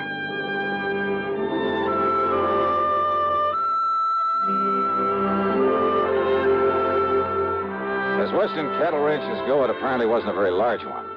But Buster pointed out where the fence line extended nearly 2 miles back into the mountains at the east end of it. As we neared the ranch house, I could see what he'd meant about the water. There were more trees and green than I'd seen anywhere else in this desert country. The ranch house itself was a sprawling, unpainted affair, but there was a flower garden at the side that appeared to be doing quite well. A dozen or so chickens pecking away at the dirt. As we stopped, a woman came running out of the door, came over to meet us. Oh, it's you, Mr. Favor. Howdy, Miss Chisholm. I'd like you to meet Mr. Johnny Dollar. Howdy, Mr. Dollar. Hi. Listen, Johnny's now, a special investigator for your husband's insurance company. Oh, then you gotta do something, Mr. Dollar. Do something about my husband, about Ray. Well, he's the one I came to see. Is he here? No. No, that's the reason you've got to do something about him. You've got to stop him. From what? Oh, it was about an hour ago that my son come in from out on the range. My son, Wayne. Yeah? Wayne had been over along the east fence fixing to repair a broken post, but instead he come on back here and told his pa, told Ray. Told him what, Mrs. Chisholm? Jerry McCoy. McCoy. Wayne had saw McCoy out there fooling around the trough at the windmill, fixing to poison it. He must have been. And it is McCoy. Oh, what did your husband do about it? Oh, he grabbed his pistol, that old .45, and that knapsack of his'n, and he rode out there after him. Rafe will kill him, Mr. Dollar. Oh, he'll get killed himself, Mr. Dollar. Yeah, knapsack, did you say? Oh, yes, sir, that knapsack. Oh, why do you say it that way? What's in it? Well, I don't rightly know, Mr. Dollar. Last few days, ever since he heard that McCoy was in these parts, he wouldn't let anybody touch it. He's kept it hid away. Funny. Miss Chisholm, you think Wayne could show us where it was he saw Jerry McCoy? I don't know where he is. Wayne has gone out somewheres, too, and I'm so worried about him. Why do you say that, Mrs. Chisholm? With Rafe and the kind of temper he's in, anybody got in his way or tried to stop him? Rafe's a dangerous man, Mr. Dollar, and he's got that gun with him. What, his own son? You don't know that Rafe, mister. And we better find him quick. We'll have to track him, Johnny. Miss Chisholm, are there a couple of extra horses we can use? Oh, yes. Help A yourself. lot better than a car out there in that mesquite and sage. Come on. And maybe we'll find Wayne for you, too. Oh, I hope so, Mr. Paver. I hope he's all right. Yes, sir. I hope so, too. But with that crazy man out there with a gun. Yeah, come on, Buster. It looks like we've got our work cut out for us.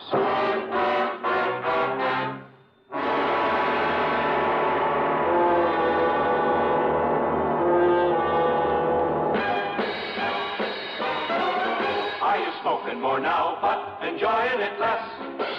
Have a real cigarette, have a Camel. The best tobacco makes the very best smoke. Have a real cigarette, have a Camel. Are you looking for flavor and mildness? Have a real cigarette, have a Camel. The best tobacco makes the very best smoke. Have a real cigarette, a real cigarette, a real cigarette, have a Camel. Again, for the 11th straight year, Camel outsold every other cigarette, filter, king size, and regular. The best tobacco makes the best smoke. So if you're smoking more now but enjoying it less, change to Camels. Get more real satisfaction every time. Start to really enjoy smoking again. Have a real cigarette, a real cigarette, a real cigarette, have a Camel. And now, Act Two of yours truly, Johnny Dollar, and the Sidewinder matter.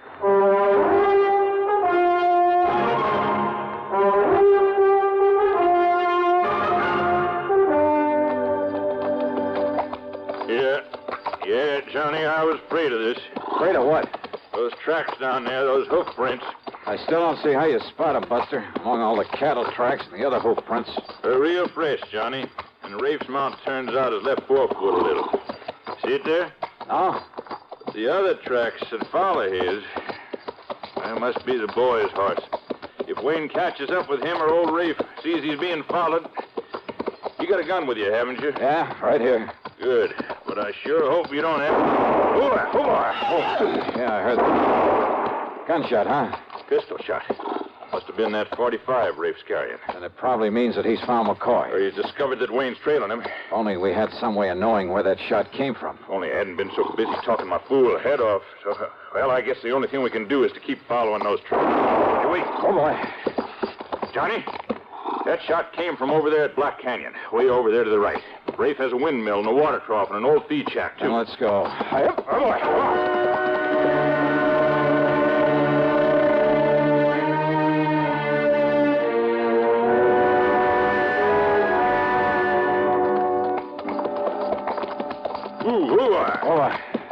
What's the matter?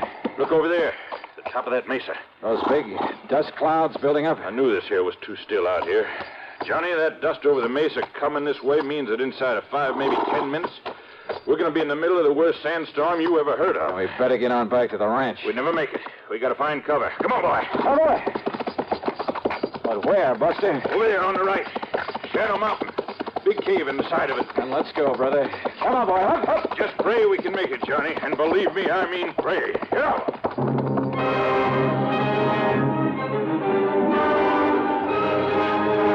It was less than a mile to the cave in the side of Shadow Mountain. But by the time we'd covered half the distance, the sandstorm came roaring in on us. The hot, dry wind pounded and pummeled us at 50 or 60 miles an hour, hurling clouds of blinding, cutting sand ahead of it. How the horses were able to take this, I'll never know. Bent low in the saddle, our hats pulled down with handkerchiefs over our faces. We not only couldn't see, we could hardly breathe. As the storm got worse, we were forced to dismount, to cover the heads of the horses with our coats, to lead them on foot. But we kept on, and I prayed that Buster still knew where he was going. Buster, whom I could track only by hanging onto the tail of the horse that he was leading. Then, finally, the lee of Shadow Mountain, the life-saving protection afforded by the deep cave in the side of it. And there, to keep us company, were other fugitives from the sandstorm. Half a dozen jackrabbits, a couple of coyotes, a fox, and several kinds of rats and mice, huddled together silently, forgetting for the moment all the ancient instinctive enmities in their escape from the peril outside of the cave. And the wind roared with the sound of thunder, as though shrieking its anger, its frustration at having failed to smother us out there, as though now trying to deafen us with its sheer power. As we crouched there, the horses stayed close to us, making strange sounds, little sounds that I'd never heard before. It was almost like the whimpering of a frightened child. Then, after what seemed like ages, but could only have been a couple of hours, the wind subsided, as suddenly as it had come up. I started to rise, but Buster touched my arm and motioned me to wait. And then came the hail. A hailstorm of the kind you may hear about but never quite believe. Right here in the middle of the Mojave Desert. Hailstorms, some of them almost as big as golf balls, dashed against the rocks outside. And some of those hailstones rolled into the cave, then melted at our feet. Finally, it stopped. The little animals who'd been our companions quietly looked at one another, then one at a time departed. Maybe a little chastened by this having shared the comfort of each other's presence for a while. Well, Johnny, kind of gives you a respect for this desert, doesn't it? Yeah. Too bad those animals don't always get along so well. So peacefully, isn't it? I guess you could say that about some of the people in this world, too, couldn't you? Well, we lost our trail, but we know where those shots came. Johnny. Now, what? Half under that rock, the one that blocks the entrance to this. Somebody lying there, Buster. Must have come in during the storm. Wayne. Johnny, it's young Wayne Chisholm. Wayne. Are you all right, boy? Hello, Mr. Favor. You're hurt, Wayne. You've been shot. Who did this? My pa. Your pa? Rafe Chisholm? I'll be all right. What happened? It was terrible. Tell us, boy. Tell us. Terrible. Terrible. Act 3 of yours truly, Johnny Dollar, in a moment. Meet star Stuart Irwin. Nothing's worse for an actor than a nasty cold. To feel better quickly, I take wonderful 4-way cold tablets, the fast way to relieve cold distress. Right. Tests of all the leading cold tablets proved 4-way fastest acting. 4-way starts in minutes to relieve muscular pains, headache, reduce fever, calm upset stomach, also overcomes irregularity. Take my advice. For your next cold, take 4-way cold tablets, the fast way to relieve those cold miseries. 4-way, only 29 cents. And now here's a word about another fine product of Grove Laboratories. To get rid of embarrassing dandruff in 3 minutes, change to Fitch Dandruff Remover Shampoo. 3 minutes with Fitch regularly is guaranteed to keep unsightly dandruff away forever. Apply Fitch before wetting hair. Rub in 1 minute. Add water, lather 1 minute. Then rinse 1 minute. Every trace of dandruff goes down the drain. 3 minutes with Fitch and embarrassing dandruff's gone. At the same time, Fitch can brighten hair up to 35%. Get Fitch Dandruff Remover Shampoo today. And now, Act 3 of yours truly, Johnny Dollar.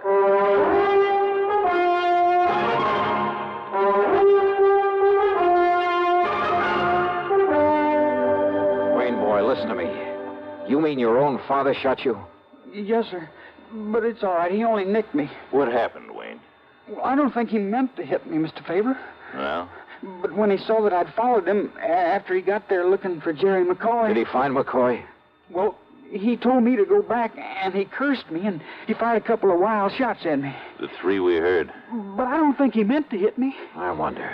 Then I hid behind some deer brush, and then worked my way down again so as I could see what he was doing. Well, what about McCoy? Oh, Pa found him all right. There in the feed shack, there in Black Canyon, where he was skinning out one of our young steers, in there out of the sun.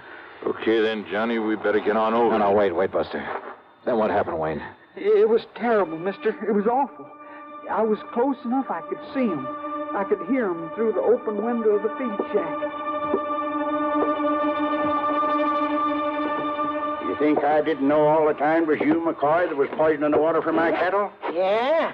Well, I told you I'd get even for what you'd done to me over in that gold mine, Rafe, and now I've got you just... No, put down that gun. Don't kill me, Rafe. Kill you?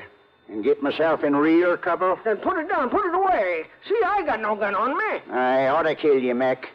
I've been thinking about this a long time, about what I'd do when I caught you. But what's the use? What's the use of killing you? Now, listen, Rafe, I'll make it up to you for the cattle I poisoned. Make it up? Yeah. The insurance takes care of that. So, Mac, I'm going to let you go. Yeah.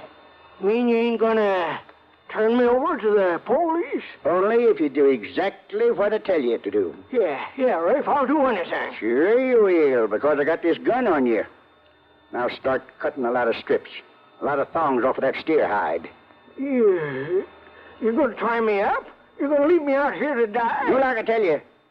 Go ahead, or maybe I will pull this trigger. But you said you'd let me go, Rafe. Hurry up. You're gonna need a lot of them. Me? Well, I don't understand you. You think I'd want anybody to know I let you go? The man that was poisoning my cattle? Keep cutting them strips. I am, Rafe, I am. No, it's got to look like you got the best of me. Tied me up and left. What? You're going to tie me up to this post in here. Tie you up? Go ahead, do like I tell you. Go ahead, Mac. Unless you want a bullet in your head. Go ahead.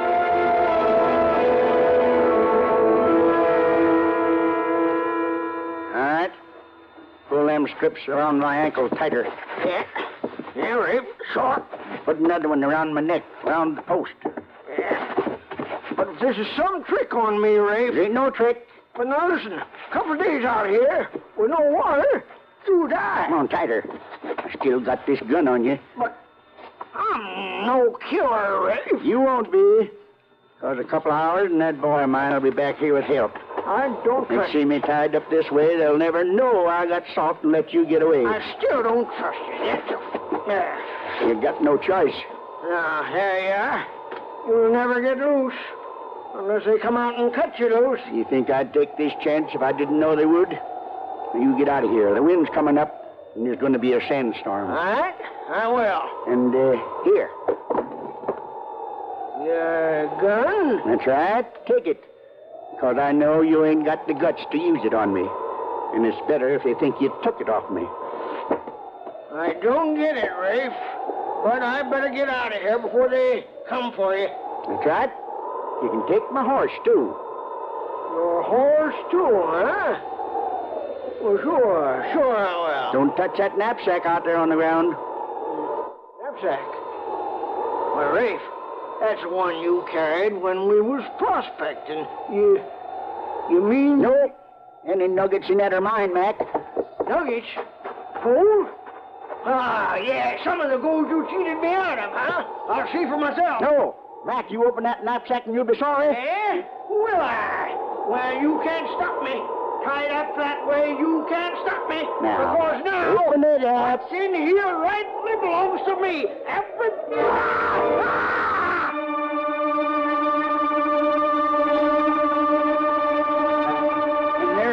And there in that knapsack was 3 sidewinders. Sidewinders? Rattlesnakes? Good Lord. McCoy, he didn't have a chance. Good Lord. There was enough poison in him.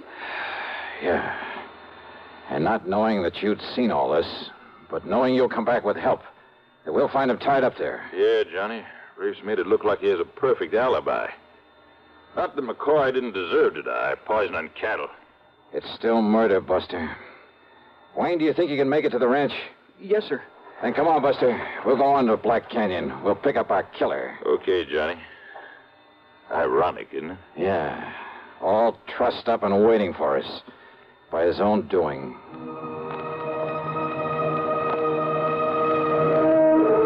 It was late in the afternoon by the time we reached the watering trough in the old feed shack. And the body of Jerry McCoy, already half buried by the sandstorm. And I wondered what sort of punishment could possibly be enough for the man who'd done this to him. Yeah, I wondered until we found Rafe Chisholm tied to that post. Wait a minute.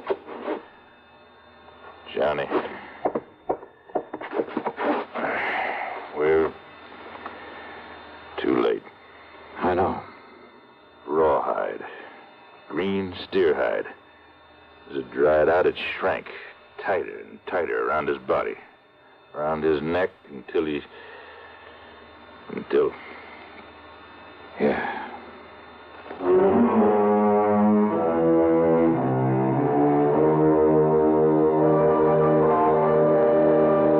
I don't know.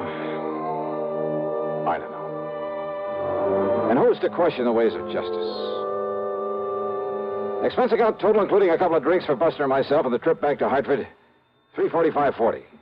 Yours truly, Johnny Dollar.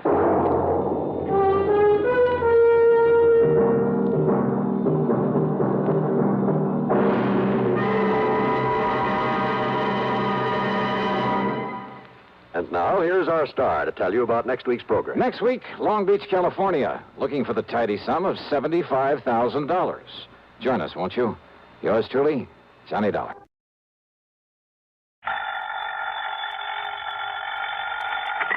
Johnny Dollar. At McCracken, Johnny, Universal Adjustment Bureau. Well, greetings, Master. And now, what's that supposed to mean? Oh, just being polite when I see a nice fat commission about to come my way. You know something? You clear this one up for me, and maybe it could involve a sizable commission. The sound of sweet music wafts to my ears. Who, what, when, where, and why, Patrick? Only answer two of them, Johnny. All right. What? What and where? Ever hear of the Rochemont necklace? I never. Well, you should have. But come on over to my office. I'll tell you about it. Missing? That's right, missing. From where? I'll tell you about it. Oh, what's it worth? I mean, unless it's pretty valuable, What's there's the no difference? Your commission may be a sizable one. How much, Pat? Come on over. How much? Well? Okay. The necklace is insured for exactly $321,000. What? That's right, $321,000. Okay, baby. I'm on my ever-loving way.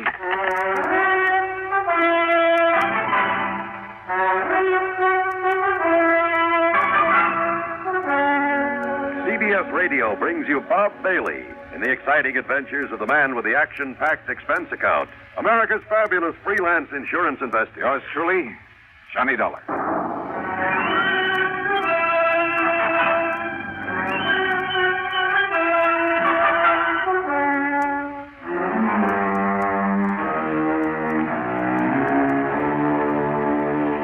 Expense account submitted by Special Investigator Johnny Dollar to the Universal Adjustment Bureau, Home Office, Hartford, Connecticut.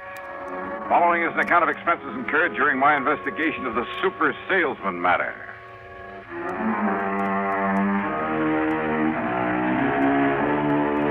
As always, the promise of a big commission did sound like sweet music to me. So, expense account item 1 is $1.25 for a cab to the Office of Universal Adjustment in the Spear Building down on the square where Pat was waiting for me. Oh, come in. Sit down and listen, Johnny. Sure, Pat. Right ahead. Well, the Rochemont necklace, part of some old crown jewels or something, came over from Paris a few years ago. The whole collection was worth a couple of $1 million. Well, various parts of it were sold to various people in various parts of the country, but the ruby and diamond necklace went to Mrs. Liza Rochemont. Now, she's a wealthy widow living out on the edge of town.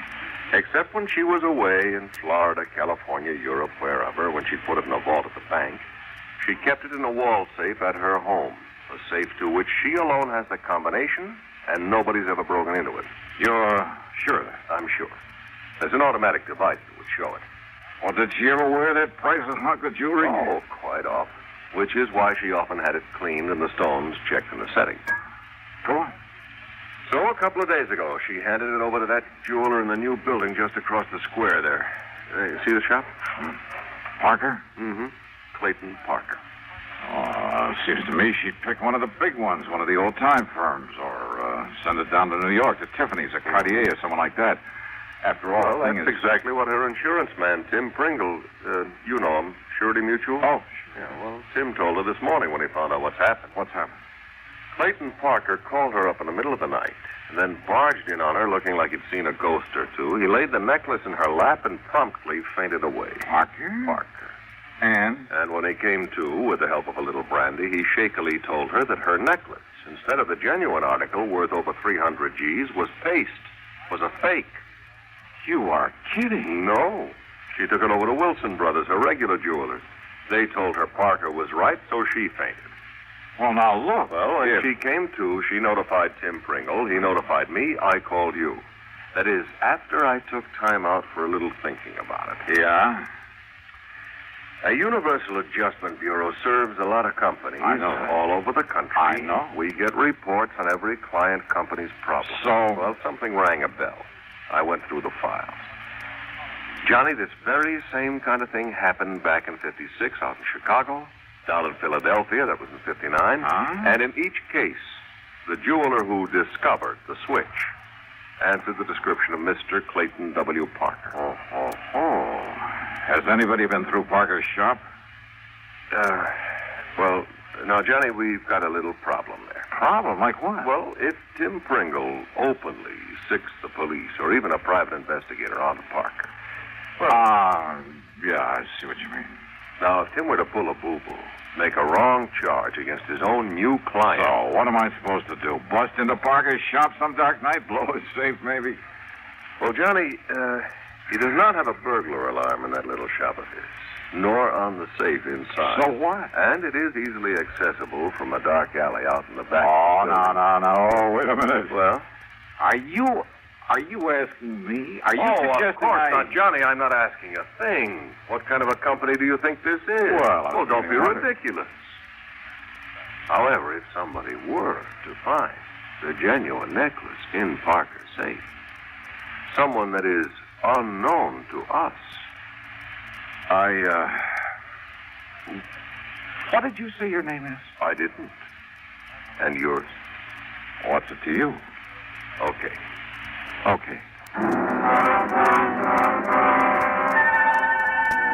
Item 2, $100 to a man named Fingers J. But let's leave his last name out of this. I may have use for his delicate touch again sometime. Well, getting into the back of Parker's store that night was a cinch.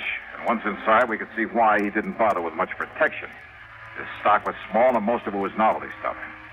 And he must have been a super salesman to get hold of Mrs. Rochemont's valuable necklace. If it was the real one that he took in for cleaning. While Fingers worked on the old-fashioned safe, I went over to the store with a fine-tooth comb, wearing gloves, of course. No sign of the necklace anywhere, including the safe. So I helped Fingers out of the back window we'd opened, sent him on his way, made a careful check to be sure the place looked the same as it had before, then proceeded to hoist myself out of the window. Now, let's see if I can get this closed again. Huh? Oh, now, wait a minute.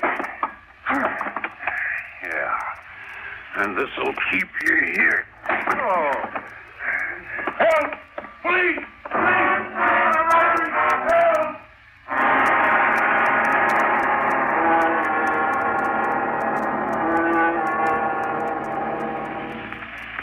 Listen carefully. Get the picture.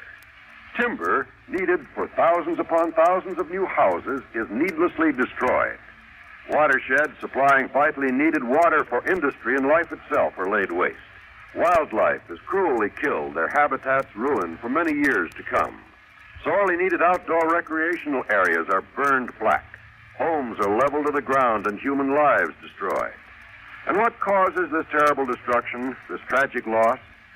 It can be as tiny a thing as one paper match. 90% of our forest fires are caused by people. People who are careless for just one fatal instance with their cigarettes, matches, campfires. Every American, every one of us, man, woman, or child, is a potential firebuck. It takes only a moment's carelessness or thoughtlessness to set fire loose in the forest. Let's all observe the simple common sense rules of forest fire protection. Remember, only you can prevent forest fires. And now, Act 2 of yours truly, Johnny Dollar.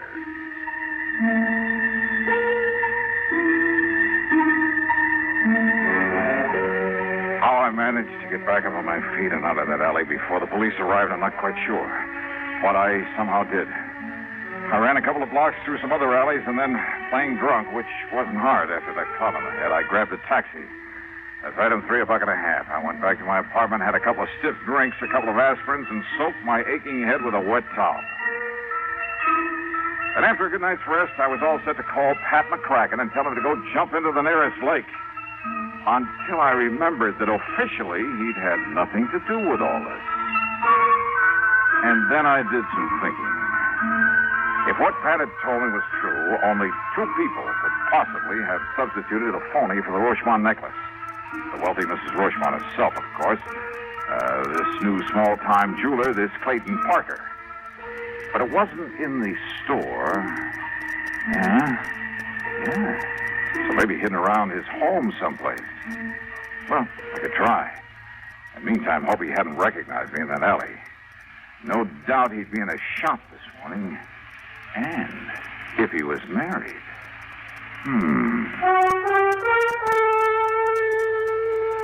Expense account item 4, $5 for a handful of business cards at the shop of a small printer. Item 5, $79.95 for a vacuum cleaner, one of the tank-type jobs with all the accessories. And I managed to grab a stack of literature on it. Item 6, $2 1/4 at a pawn shop for a beat-up fiber suitcase. The business cards went into my pocket. The vacuum cleaner went into the back seat of my car, which luckily was badly in need of a wash job, but kind of poorly. The accessories and literature went into the suitcase, then into the back also. Then I crossed my fingers and took off.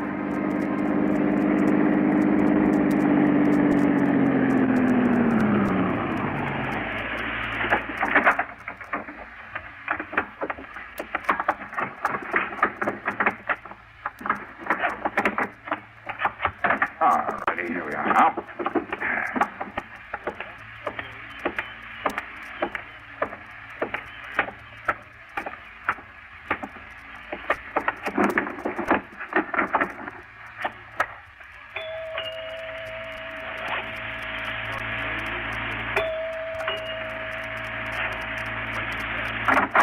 Yeah.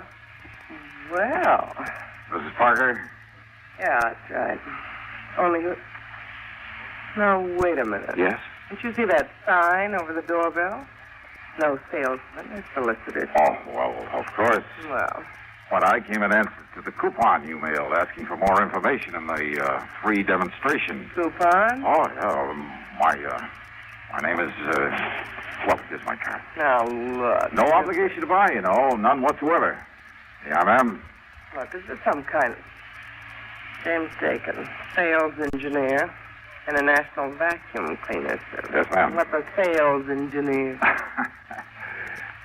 You really want to know? Uh-huh. Well, it's just a glorified name for an ordinary salesman. Well, you're a pretty glorified kind of guy to have to be going around pounding doorbells, Jimmy. Well, gotta make a living. Yes, you do all right, too. A beautiful, lonesome, long-suffering housewife. See a good-looking guy like you at the door and pop off to work somewhere. You probably do all right. Oh, now, wait a minute. You should see some of those lovely, lonely housewives you're talking about. No makeup, hair still up in curlers, a pair of dirty bedroom slippers chewed up by the family pet. What? Yeah, and all decked out in a sloppy house coat with an old apron full of soap suds from the breakfast dishes. Oh, what a picture. Yeah, and maybe even kind of hung over from the night before. You mean that's what you usually run into? Oh, run away from. Oh, you're cute, Jimmy. And that's why it's such a relief to be met by somebody like you. I mean, well, that is. Well? No, I'm sorry. I mean, Well, I mean, I brought the cleaner around to give you the demonstration you asked for when you sent in the coupon. Are you kidding, Jimmy? I didn't send in any coupon. Oh, but you must have. Whoa. Would you like me to go get my list out of the car? Oh, because if you hadn't sent in the coupon, And I I wouldn't... hate to do you out of commission. And I sure don't need to buy another vacuum. I'm sorry. Good luck. But I wasn't going to sell you one. What? Oh, no. No. They're sold only in the stores. I simply get paid for the free home demonstration. Oh? So just let me come in and show you how it works, huh? Then you can fill out the card saying you have had a demonstration and... Listen, Mrs. Parker. Yes, my name's Gloria. Well, look, things have been kind of tough. And if I don't fill my quota this week, well, look, I'll do the whole house for you, and no obligation whatsoever. Well, Mrs. Parker? Oh, look, Jimmy, if my husband should ever know that he doesn't like people in here while he's out, but... Well... Oh, come on in. And after all, if you have to work so hard, maybe you could use a little drink. Come on. Just to make the demonstration. Sure. Come on in.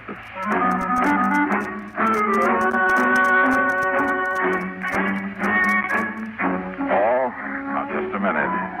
I'm a man of high principles. I had a job to do. Which is to say that as soon as I got inside, I unpacked the equipment, hooked it up, and went to work vacuum cleaning the whole house. And I'll tell you this, I should have studied the directions a little more carefully before trying this crazy stunt, or maybe made a few practice swings through my own apartment. Now, modern appliances notwithstanding, I now have a great deal of sympathy for the American housewife. I mean, that living room was huge, and so was the dining room. But I didn't want to be obvious by heading into the study first. The study where her husband's desk would be, and where, if I were lucky, she wouldn't leave me alone for a second. Oh, come on, Jimmy. Isn't that enough? No, gotta finish the job. I promised I'd clean the whole place, and I'll do it. Why don't you just sit down, relax, and read a book or something? What about that little drink I promised you? We could have it right here in the den. Hey, look, I know. While you're out the bottle and some ice and soda. Yes, this will be fine. Suits me, too. See? We have the same taste. Yeah, well, while you're getting it, I'll finish up the study here, then we can sit down and relax a minute before I start. Relax, What? What did you say? Nothing. So I'll go get the drink. Yeah. Still keeping the vacuum cleaner going, I made a dive for the desk. Top drawer and two on the side had only the usual junk in them. But the third one down had a small lock on it. By stepping on the handle, I was able to spring it. And there inside, in a small black metal box. Yeah, the Rochemont necklace. And even my untrained eyes told me this was no fake. But I couldn't very well leave it there. And what if Gloria Parker knew about them? What if she suspected that my loud job was just an excuse? Phone right there on the desk nearly scared me to use room. It was the only phone. No, it quit in mid-ring. Yeah, she must have picked up an extension. And that gave me time to close the drawer again and finish up my cleaning job before she came back into the study. But when she did, instead of a couple of drinks in her hand, she carried one of those interesting little devices made out of blued steel. Okay, baby, that's enough. Huh? That's right. Now, why don't you just put up your hands over your head? That's right.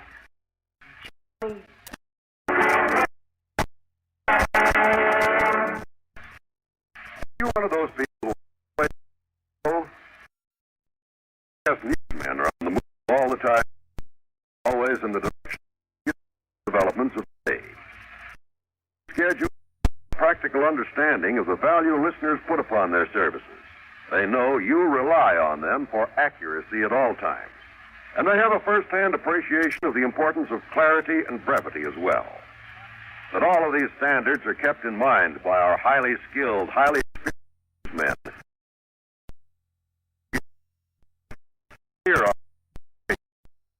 busier you are, the more you'll appreciate the efforts of our CBS News staff.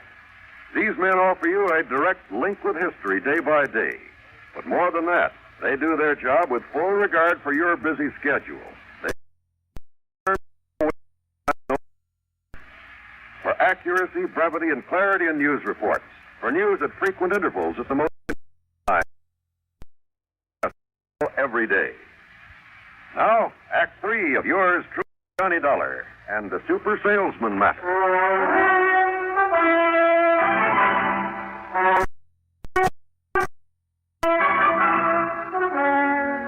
Smart, huh? Making like a famous salesman to get in here. Now, why don't you put that thing down? Oh, no. But you should have been smart.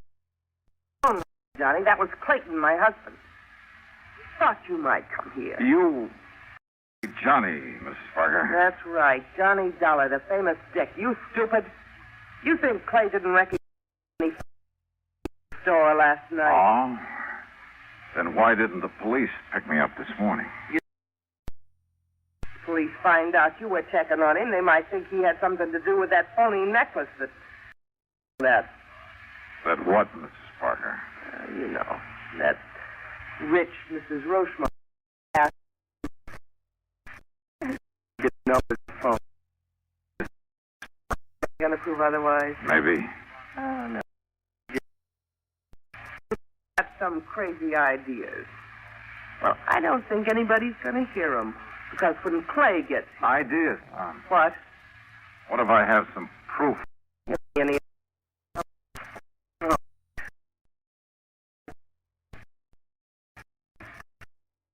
Oh, it's still lot. You've got no proof of anything. All right, now listen. So, you got you my record. Gloria. Shut up!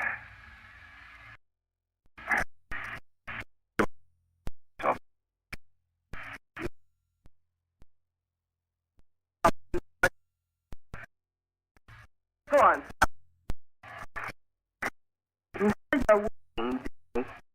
You better pray.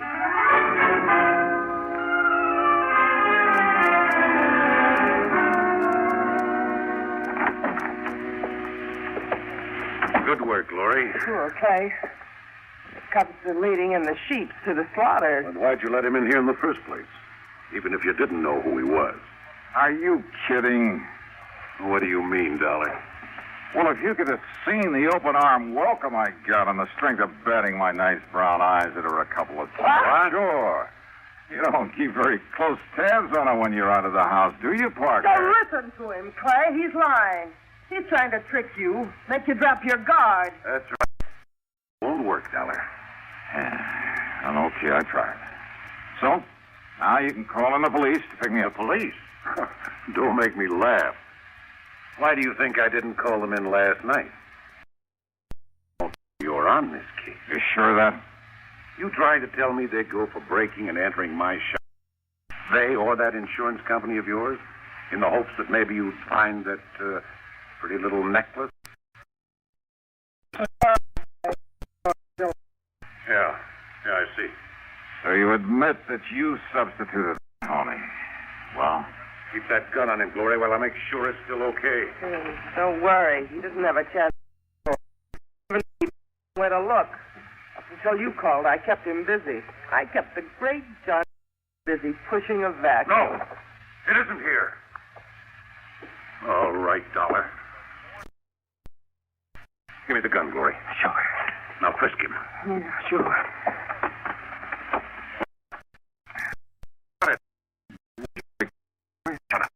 Perfectly willing. Shut up! Not on him. Is anybody else in this house? No, Clay. And I only left him alone in this room Here, for... then. And shoot him down if he makes one move. Worry.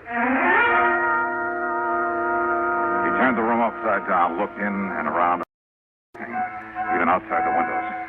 He made me strip to my shorts and went through every inch of my clothes.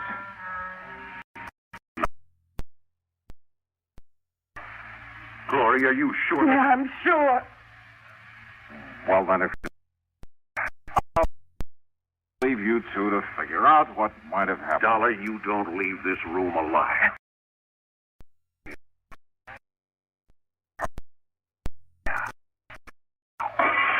Police! Yeah, well, they don't get...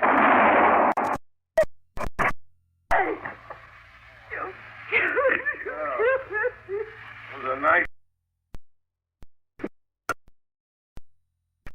You okay? Oh, sure, Pat. Oh, and thank you, Lieutenant. Only Pat. Why? Well, when you didn't report to me that you'd found that thing in his well, when we were last night. Please go on. Yes. Well, when I saw Parker from my office window, I saw him tear out of a shop a few minutes ago and burn rubber heading out in this direction. Obvious. So Thanks. Yeah, thanks, Pat. And would you like to see the necklace? Somewhere inside this vacuum cleaner I didn't sell.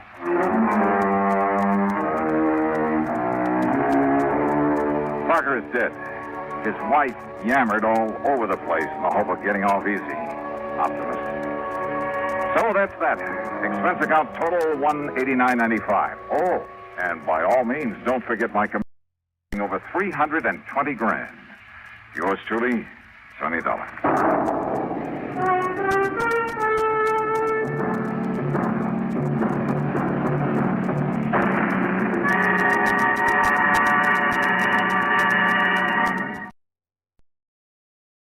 From Hollywood, it's time now for Johnny Dollar. Earl Poorman. Hi, Earl. How are things down in sunny Florida? How soon can you come down here, Johnny? You got troubles? Yes, over a $2,000 insurance claim. Oh, now wait, Earl. How can you justify my fee and expense account on a claim as small as that? Johnny, Yeah? the responsibilities of an insurance company sometimes involve far more than just collecting premiums and paying off on claims. Well, sure. Keeping your clients happy, a little good old public service now and That's then. right, even a little attention to our national security. Sure. But on such a small policy, I still don't see how you can justify national security. Yes, Johnny. I'll grab the first plane.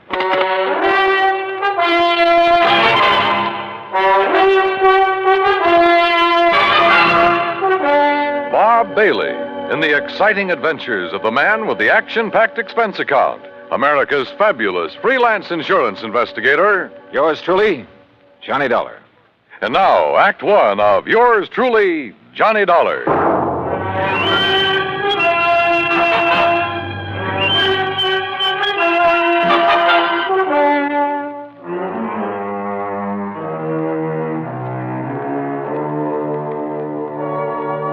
Expense account submitted by Special Investigator Johnny Dollar to Tri-State Life and Casualty Insurance Company, Sarasota, Florida.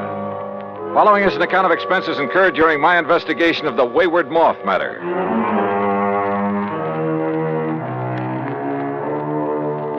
Expense account item 19620, plane fare and incidentals, Hartford, Connecticut to Sarasota, Florida. There I was met at the airport by my old friend and fishing pal, Earl Poorman, and we drove on into town. You, like my new car, Johnny? When aren't you driving a new car? Well, now let's get down to Electric cases. windows, power seat, air conditioning? Yeah, sure. Look, you said something about national security in connection with this insurance claim. Yes, Johnny, I did. Well, explain yourself. Well, that's the trouble. I can't. You mean to say you had me fly all the way down here? Now, wait, Johnny. Or was it just some trick to inveigle me into fishing, huh? Is that it? A crack at some of the great Florida fishing you've been promising me all these years? Well, who knows? Maybe while you're here, we will be able to get in some fishing, too. In addition to what? Sure, Johnny. I just had my boat repainted, the engine overhauled. We'll go out in the Gulf for kings and Look, bluefish. Earl. And in the bay and the bayou back of the house, I promise you redfish and sea trout until you get tired reeling them in. All right. Just tell me why you've had me come all the way down here to investigate a lousy $2,000 claim. I told you, I don't really know. All right, Earl. National security is involved. Yes. Well? Okay, Johnny. I issued a policy covering the chemical plant of Dr. John C. Allworth. What kind of chemicals? Well, you see, I don't know. Huh?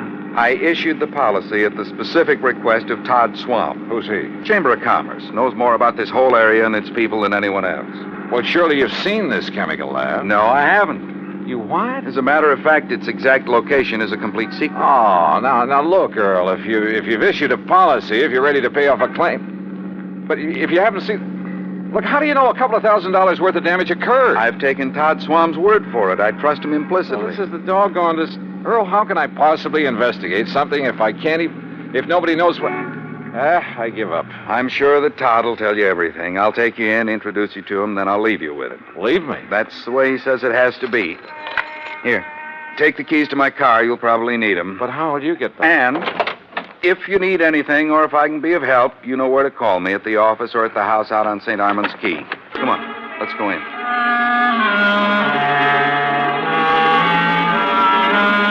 Todd Swam is a young, pleasant, aggressive sort of chap. Serious, alert, perceptive. He thanked Earl for bringing me, then led me alone into his private office.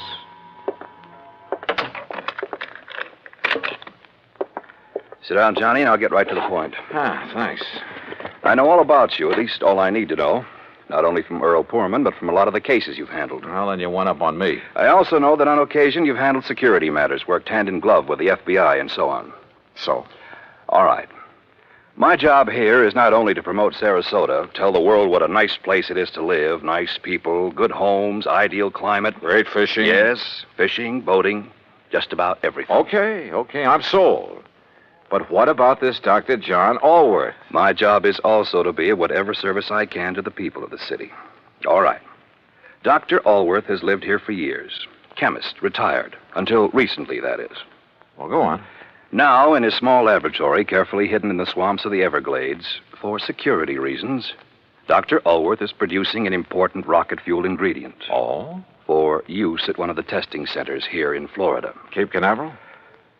He and his assistant work entirely alone, for obvious reasons. Look, Earl says there's been some damage at his place. That's why I asked him to have you come down. But only a couple of $1,000s worth. That is beside the point, Johnny. I think it's a case of sabotage. But if nobody's even permitted to know where the place is... And if you're ready, we'll go out there right away. Okay? Right.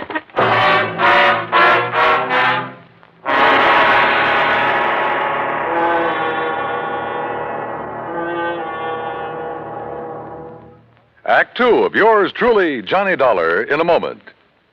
And now, Act Two of yours truly, Johnny Dollar, and the Wayward Moth matter.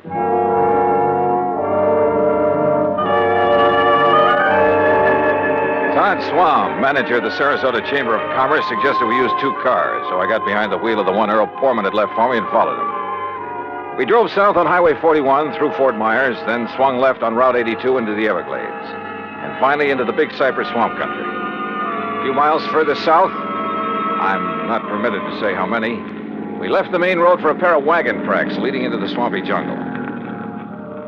We stopped in a little clearing. From a small shack on the edge of a bayou, a tall, husky Indian emerged. He lowered his high-powered rifle as he recognized Todd Swam and walked over to where we'd parked. You bring a man, Mr. Todd. Ben Osceola, this is Mr. Johnny Dollar. Hi, Ben. How do you do, Mr. Johnny? Ben, he's to be let through here anytime he wants. Very well, Mr. Todd. Have you the airboat ready for us? Already. Back of my house. Good. Come on, Johnny.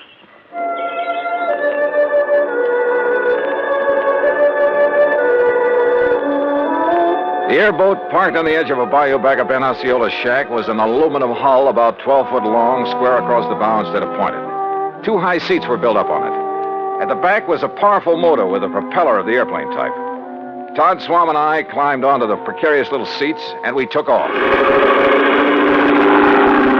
And brother, I mean took off. What a ride. The airboat half planed, half skipped over the shallow water of the bayou.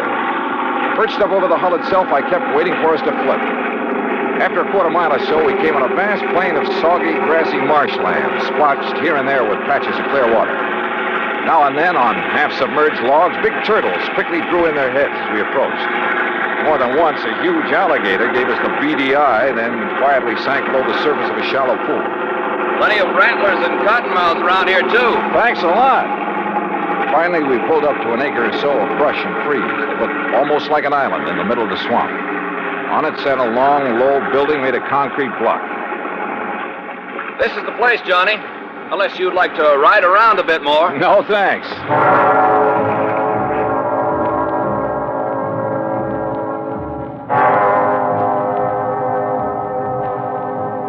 Todd Swam got the introductions over in a hurry. Dr. Allworth, a short, wiry old man with sharp features and a shock of white hair, led us into the laboratory building.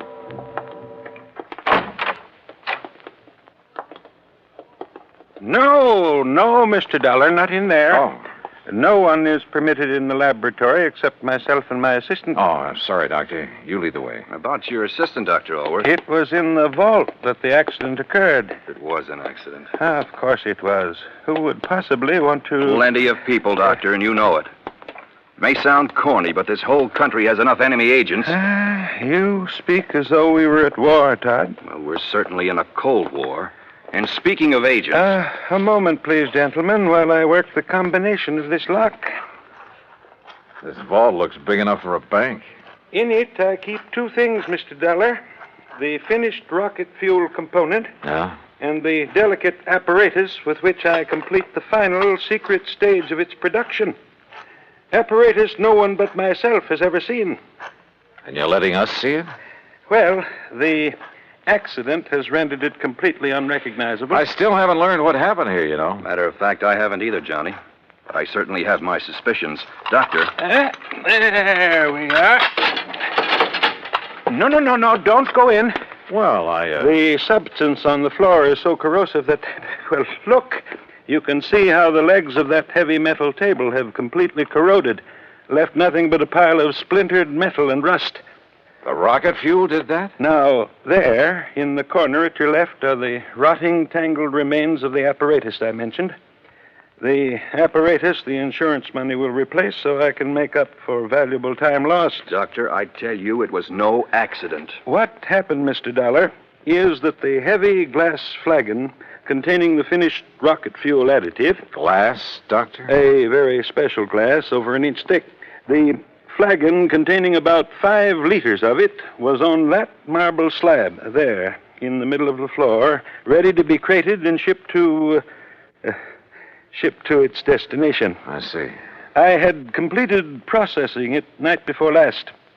Early yesterday morning, for some reason I have not been able to determine, the flagon exploded. Well, I'll bet I can find a reason. Where's that assistant of yours? Leon? Yes, Leon Salkoff. Salkoff? Yes, Johnny. A man doing secret work for the rocket missile project hires an assistant with a name like that. No, Todd. Leon Salkoff.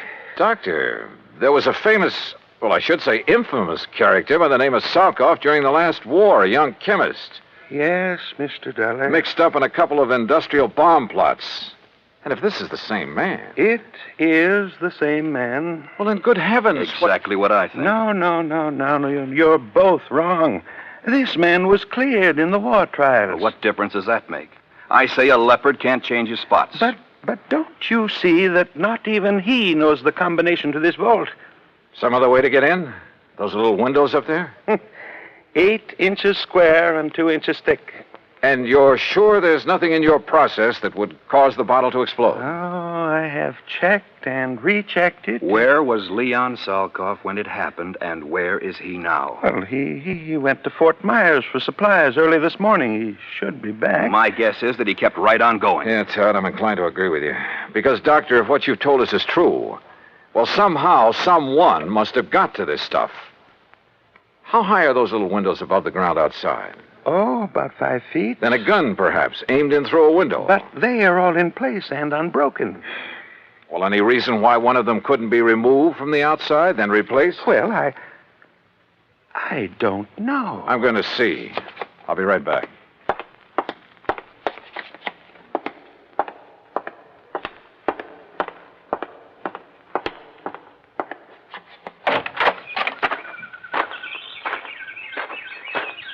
Stop! Don't move! What? Do not move, mister. Or I will shoot you right through the heart. Act 3 of yours truly, Johnny Dollar, in a moment. And now, Act 3 of yours truly, Johnny Dollar and the Wayward Moth Matter.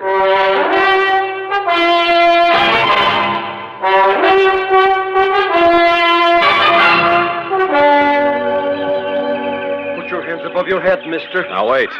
One move and I will pull this trigger. Who are you? I will ask the questions. What are you doing here? Where is Dr. Elworth? Answer me. Or so help me, I will shoot you down. Mr. Dollar! Mr. Dollar, did you find anything? Doctor! Stay there, Doctor. There's a man out here with a gun. What's that? No, don't come out here. Leon, no, that's Mr. Dollar. What? Johnny Dollar, insurance investigator, to arrange the payment of our claim. You're sure, Doctor? Of course I'm sure. Well, I recognized Mr. Swan's car at this shack of the Indian. But when I saw the other car, well, I was worried about you. No, it's all right. He's here to help us. Salko, so you finally decided to come back. Mr. Swan. What took you so long, Leon? All the way into Fort Myers this morning, I puzzled over how the flagon could possibly have exploded in the vault. You found the answer? Or have you known it all along, Salkoff? I do not understand, Mr. Dollar. I think I do, Johnny. I thought so from the first. I've heard about you, Salkoff, about some of your activities during the last war. I pray that heaven will forgive me for what I have forced to do in that conflict, Mr. Dollar. Forced? It is my hope that by serving this wonderful country that has given me refuge, in some way I can make up for the terrible things I was compelled to do for the men who sought to rule the world. Now, that's a very pretty speech. Oh, it's true, Mr. Dollar. You've only to consult the records of the war trials. I may take a look at those records before I'm through with this case. I humbly beg you to do so. You still haven't told us where you've been all day, Leon. I tried to figure out how the explosion could possibly have occurred. So I telephoned one of our contacts. Contacts? The glass company that has furnished us with the heavy flagons. But there is no way the additive could have caused them to disintegrate. Disintegrate? No, Doctor. Where the flagon had stood, we found a pile of granulated glass. The flagon had completely crystallized. Oh, but even so, Wait. Of course. Of course. By some means, a critical... Exactly. A critical... The formula for the glass that I obtained from the glassworks indicated the possibility. Would you gentlemen mind telling us what this is all about? Mr. Dollar, I believe Leon has found the answer. Well, if he has, I'll take back a lot of the things I've said and thought about him. Of course, we can't be sure until we've proved it. It means waiting until morning. Oh, great. Meantime, we have a lot of work to do.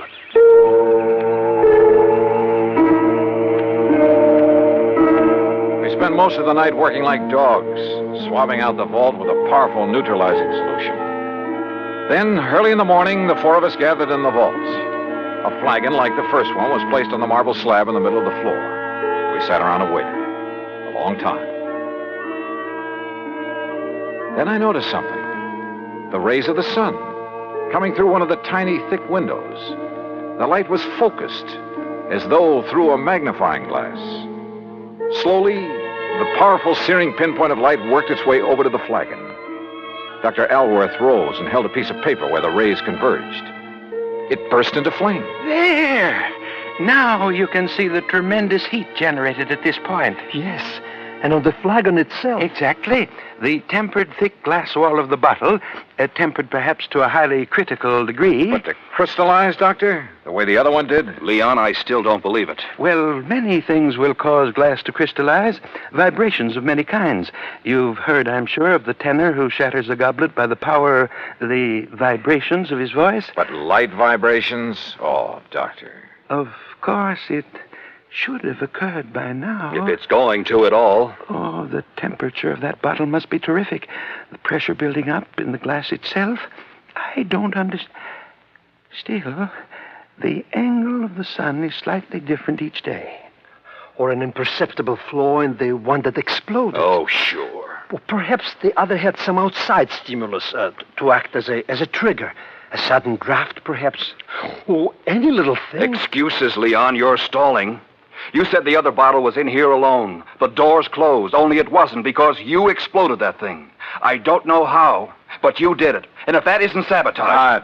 Come on, Johnny. This gag has been carried far enough. Look!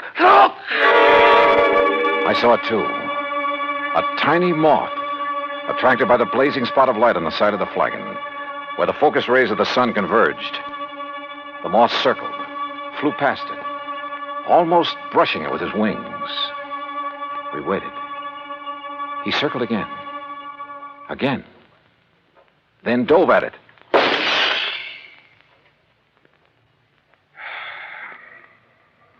Well, Todd. Yes. Leon, I apologize.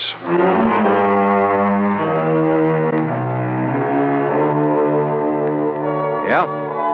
A tiny moth triggered the reaction that disintegrated, that crystallized that bottle into a million tiny grains like sand. And simply because of the difference in temperature of his little body. Seems impossible, but it happened.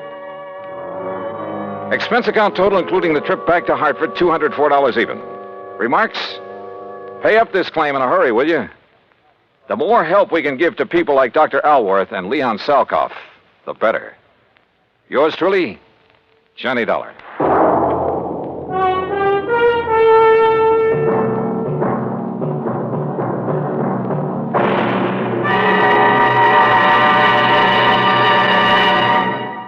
Our star will return in just a moment.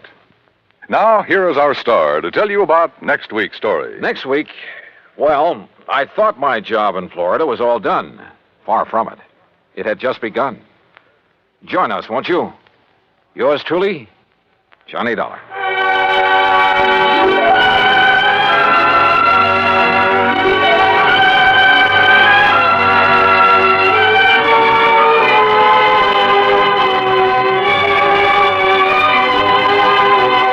Yours truly, Johnny Dollar, starring Bob Bailey, originates in Hollywood and is produced and directed by Jack Johnstone, who also wrote today's story.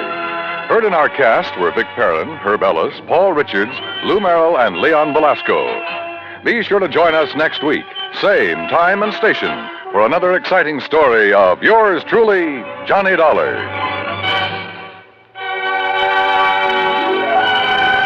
This is Dan Cubberly speaking.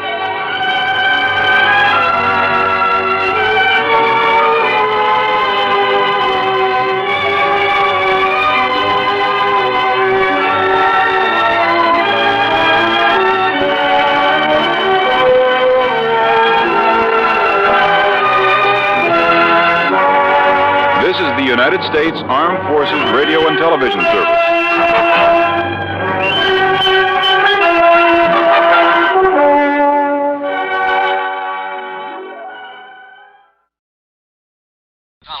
I understand you're probably the best private eye in the business. Well, I try to make a living as an insurance investigator, if that's what you mean. Well, what I have in mind does not exactly come under the heading of insurance investigation. Oh, then if you'd like me to recommend somebody to you. But then again, it might. What? Does the name of Sarah Balderston Barling mean anything to you? Yeah, wait a minute. The old dowager who owns about half of the Southern Connecticut Water and Power Company? That's right. She's a very important client of ours. I thought you said this matter doesn't involve insurance. It doesn't. Yet. I hope you can keep it from doing so. Oh, now look, if this is one of those bodyguard assignments... No, it isn't. And incidentally, in addition to your expense account, there'll be a sizable fee for your services. Oh? Well, why didn't you say so in the first place? How much? $5,000. $5,000? But if you think perhaps I'd better get some... Don't even think of it, Mr. Wakely. I'll be right over.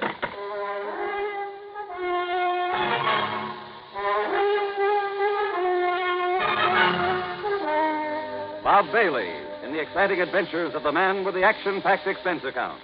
America's fabulous freelance insurance investigator. Yours truly, Johnny Dollar.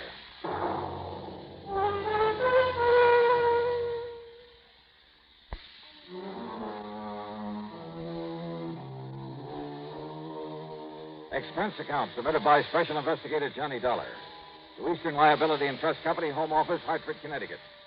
Following is an account of expenses incurred during my investigation of the only one but matter.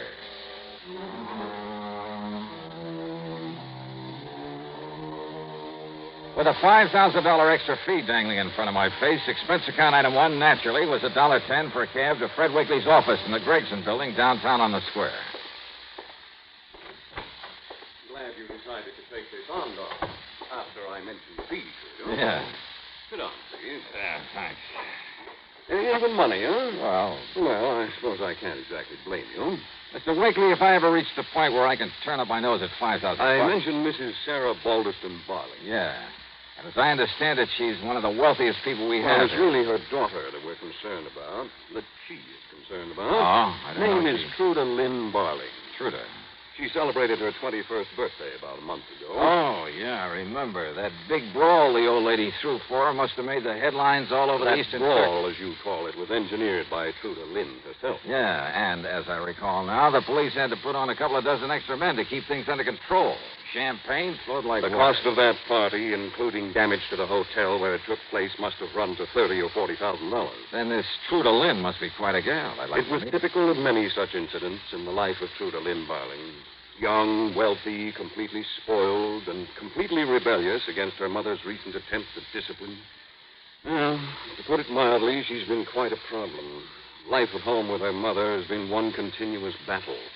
There's been about as much love between them these past few months. And believe me, Dollar, it's been as much her mother's fault as it has been Truda Lynn. You mean for spoiling her so badly in the first Yes. place?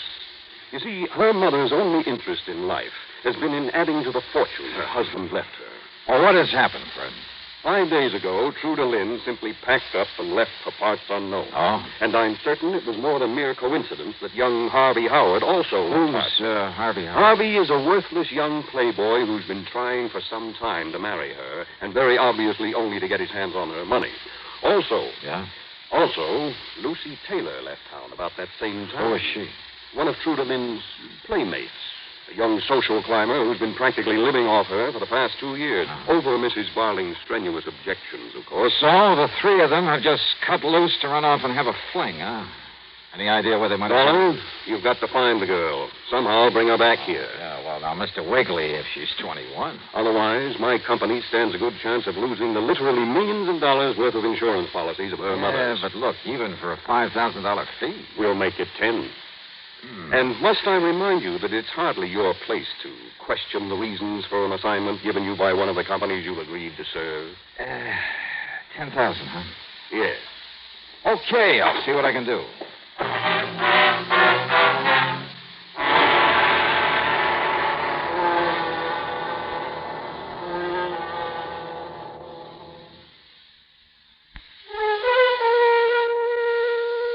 With no trouble at all, I found the taxi driver who'd taken the missing girl down to the railroad station the morning she'd left home.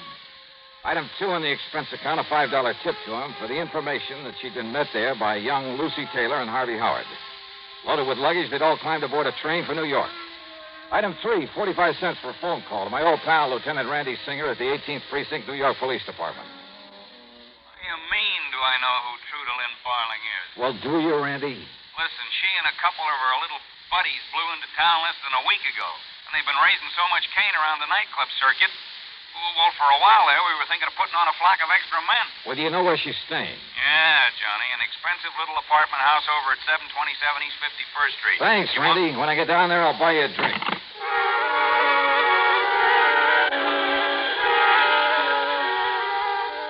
Item 4, $8.75 for a quick lunch, then a train down to New York. Item 5, $1.50 for a cab to 727 East 51st.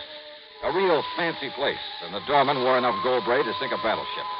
I showed him my credentials, and he had the elevator boy take me up to the single apartment on the whole 7th floor. Straight ahead, sir. Okay, thanks. I see the door's open like it usually is, but maybe you better ring, sir. Yeah, sure.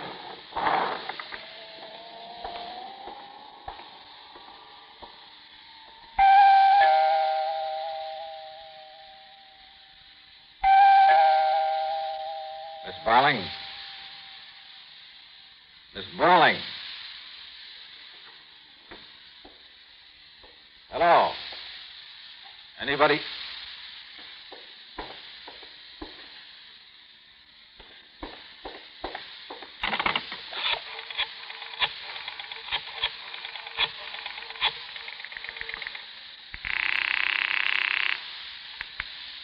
Precinct. Sergeant Give me Lieutenant Randy Singer in homicide.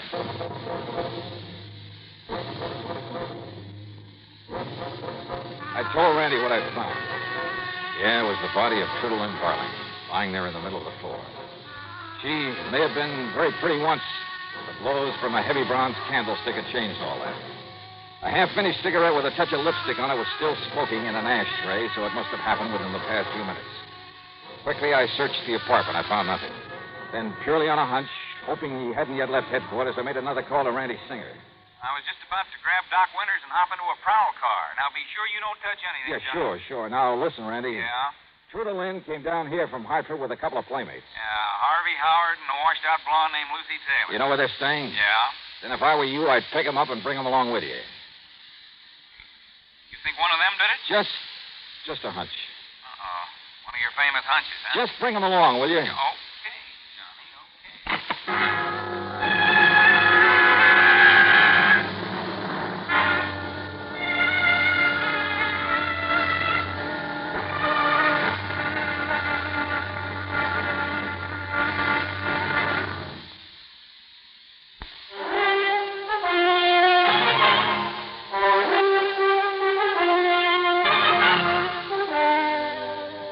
After another careful look around the apartment of the murdered girl, I questioned the elevator operator and doorman. That is, after they calmed down a bit. Well, I still think I better notify the management, Mr. Dollar. And if the cops is coming in... Save it till later. Is there any way to get up to that apartment besides the elevator? Only the service entrance at the back of it. But the only way anybody could get in there is if I let them into the service entrance downstairs here. Ain't that right, Willie? That's right. Did anybody come here to see Miss Barling today? Yes, sir. 2 people. Yes, sir. Who? Well, you see, about 2 hours ago, Miss Barling went over to see a doctor in that building across the street. Ain't that right, Willie? That's right. Dr. Thorson. Been seeing him a couple of times every day. I see. Ain't that right, Willie? That's right. Then she come back here not more than a half hour ago. Said she was going to pack up her stuff and leave. Yeah, Ain't that... Yeah, go on. Well, then her friend Miss Taylor come around to see her. When? Only a little while before you come. Ain't that right, Willie? Yeah, that's right. Not more than maybe 10 or 15 minutes before you come.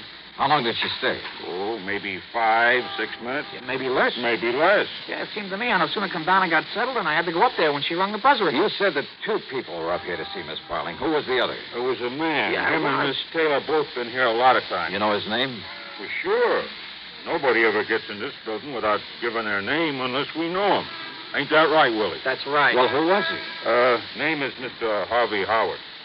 When was this? Right after Miss Taylor left. And they didn't come together? No, sir.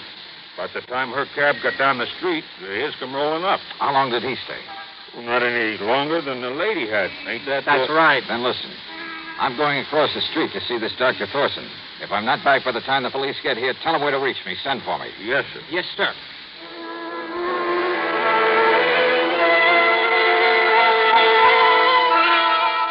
Yes, Mr. Dollar, from the first day that she moved into the apartment across the street. Sometimes a couple of times a day. Well, what was the matter with her, Doctor? Well, physically, she had what might best be described as a mild incipient peptic ulcer. I see. And with all her nightclub drinking and smoking... Strangely enough, despite Miss Barling's party-going proclivities, habits, she was quite the hypochondriac. Oh? Of course, all her tearing around, late hours during her first 3 days and nights here in the city did her no good. Only the first few days? Yes. Hypochondriac, you say? Yes. And as is often the case, Mr. Dollar, to someone like that, the doctor suddenly finds himself a close confidant, even on rather short acquaintance. Go on, Doctor. Well, in spite of telling me it was only to say goodbye and thanks, I think her visit today was more than anything else to boost her morale, self-confidence. Why? She'd suffered a considerable change of heart since running away from her mother. Well, that's all. Apparently, this was the first chance she'd ever had to really be by herself, think things out for herself.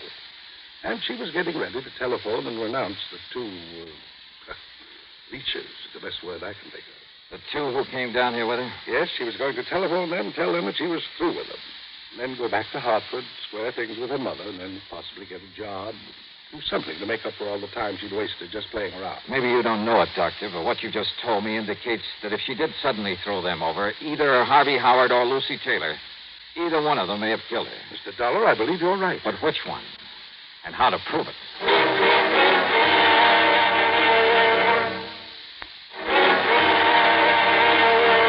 Oh, great. I thought you were going to send over for me when the police got here. Well, I was, Mr. Dollar. Ain't that right, Willie? That's right. But this lieutenant said not to bother. That's right, Johnny. Hiya, boy. Did you get hold of the Taylor girl and Harvey Howard? Yeah, they're inside, locked up in a couple of bedrooms. Okay. You two can go on back downstairs now. Yes, sir. Yes, sir. Well, have you found out anything? Well, as for your hunch that this Taylor broad or this fishy-eyed Howard did it, well, it's probably a pretty good one, Johnny, but I'd like to see some proof. Yeah, I thought you were bringing over a medical. Well, the doc and one of the boys from the lab just left. Meat wagon will be along in a little while to take this to the morgue. Did they find anything? Any prints? Well, whoever did it must have worn gloves. Where'd you find these two kids? Well, it's Miss Taylor. Say, she's quite a dish, Johnny. Oh? Yeah, the kind you'd expect to pick up at the back door of a cheap stripper joint. Why a girl with money like Truda Lynn Barling would ever let somebody like that get their hooks Where did into you her? find it? In her hotel room at the Lex, packing up and getting ready to leave. To go back to Hartford, she said. And Harvey Howard? In his room there at the Lex, also packing to leave. They're the only ones known to have been up here today. Yeah, I checked it out real good with that dumb doorman and the elevator boy. And I'm sure that nobody could have gotten up here without their knowing about it. So we've got to show up the one of these two that murdered Truda Lynn. It proves they both did it. When they came up here separately? Oh? I didn't know that. Yeah, let's talk to them. Yeah. Just unlock that door beside you. Right. Oh, no police? All right, Well, I'd baby, like to come see on. you prove I killed Maybe Truda I will, Lynn. Harvey. You think you are keeping me cooped up like this? Why don't you do something with the body of poor Truda Lynn lying there? Your, dearest friend, huh? Yes, of course you... Who are you? This is Johnny Dollar, you two. He's a special investigator. Oh? Well, go ahead and investigate, Mr. Dollar. Just keep me out of it. All right, Harvey. Aren't you going to serve cocktails? It's cocktail time, I you know. said all right.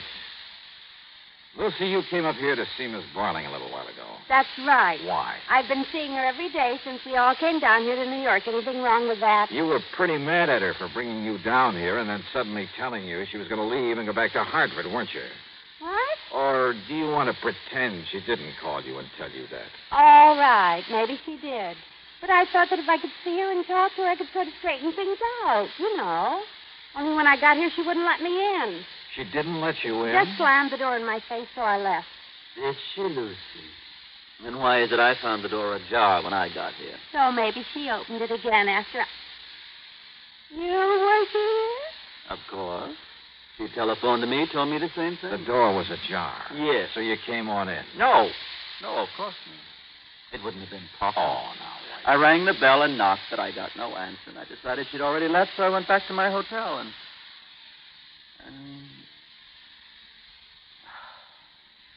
why lie about it? Yeah, that's why, Harvey. Well, Harvey. I did come in. I found her body lying here. I knew I'd be suspected of killing her. The only thing I could think of was getting away. That's a lie. You came in here and killed her. No. You found her sitting here in the chair, and you sneaked up No. on her and... You know something? I think she's right. Got a pair of gloves on you, Harvey? Why, yes. I always carry gloves. Even in the summer? Of course. So you put them on to avoid leaving fingerprints. Miss Barling was sitting here in the chair, her back to the door, quietly smoking a cigarette. Yeah, I found the ashes, and the ashtray was still warm. No, please, listen. Wait a minute. Huh, Johnny? Brother, how stupid can I get? Well, what do you mean by that? Lucy, you swear you didn't come in here? Yeah, I'd be struck down if I did. Maybe you will. I told you. Truda Lynn slammed the door in my face when I came here to talk to her. She wouldn't let me in. Okay. Randy, that cigarette. Yeah, what about it? It was still burning when I got here. It had lipstick on it. And you didn't save it, Johnny? No, but it turns out I didn't need to. Don't you see? What the lieutenant said was true. She was sitting right here with her back to the door. That lipstick was yours, Lucy. The cigarette was yours. I tell you, I swear I didn't come in here. Not Miss Barling's, Johnny? Suffering from an ulcer, seeing a doctor a couple of times a day about it. Smoking. No, you're right. She didn't smoke. Yeah. Want to let the lieutenant have your gloves, Lucy? No, why? And, Randy, you want to bet the lab will find microscopic traces of bronze on them from that candlestick she used to kill Truda Lynn? All right, Miss Taylor. Hand them over.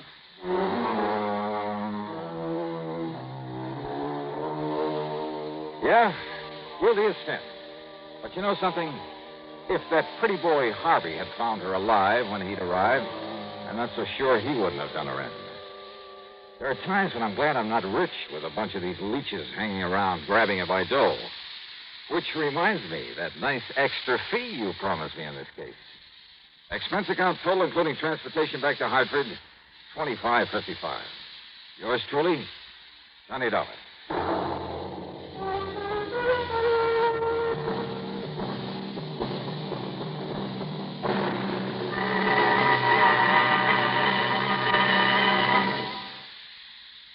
Here's our star to tell you about next week's story. Next week, a frantic fisherman who proves to be the key to a murder.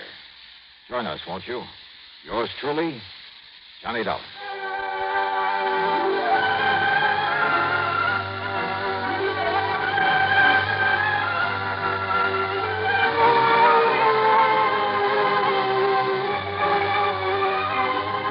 Yours truly, Johnny Dollar, starring Bob Bailey, originates in Hollywood and is written, produced, and directed by Jack Johnstone.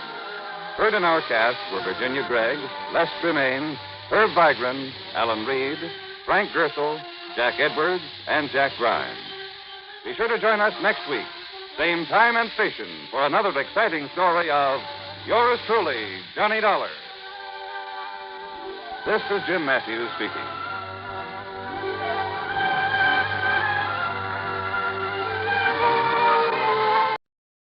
I wish you to investigate the death of one of our clients. All right. Have you ever heard of J. Lamont Schofield? The theatrical producer? Yes. Sure. World famous for the beautiful girls he employed in his reviews on Yeah, Broadway. well, do I remember. Now, what about him? Well, if you've seen the papers, you know that he died yesterday. No, I didn't know. As natural causes, the medical report stated. But you think otherwise. I do. Why, sir? Because of the beneficiary named in his $750,000 insurance policy. $750,000? Yes. So I think you'd better come over here and see me. Yeah, Mr. Westbury. I think I'd better.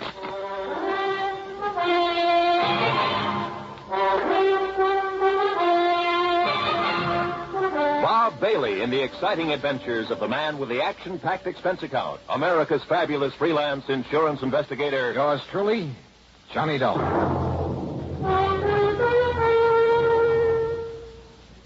And now, Act One of yours truly, Johnny Dollar.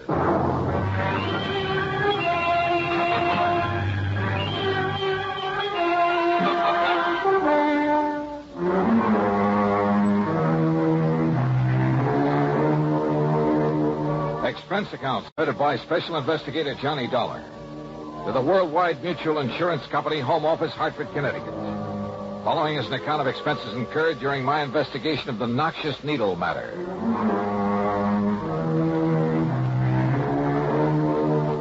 Expense account item 1, 85 cents for a taxi to the office of Worldwide. When I got there, I had to go through a receptionist and 2 secretaries to get into Mr. Waldo R. Westbury's private office.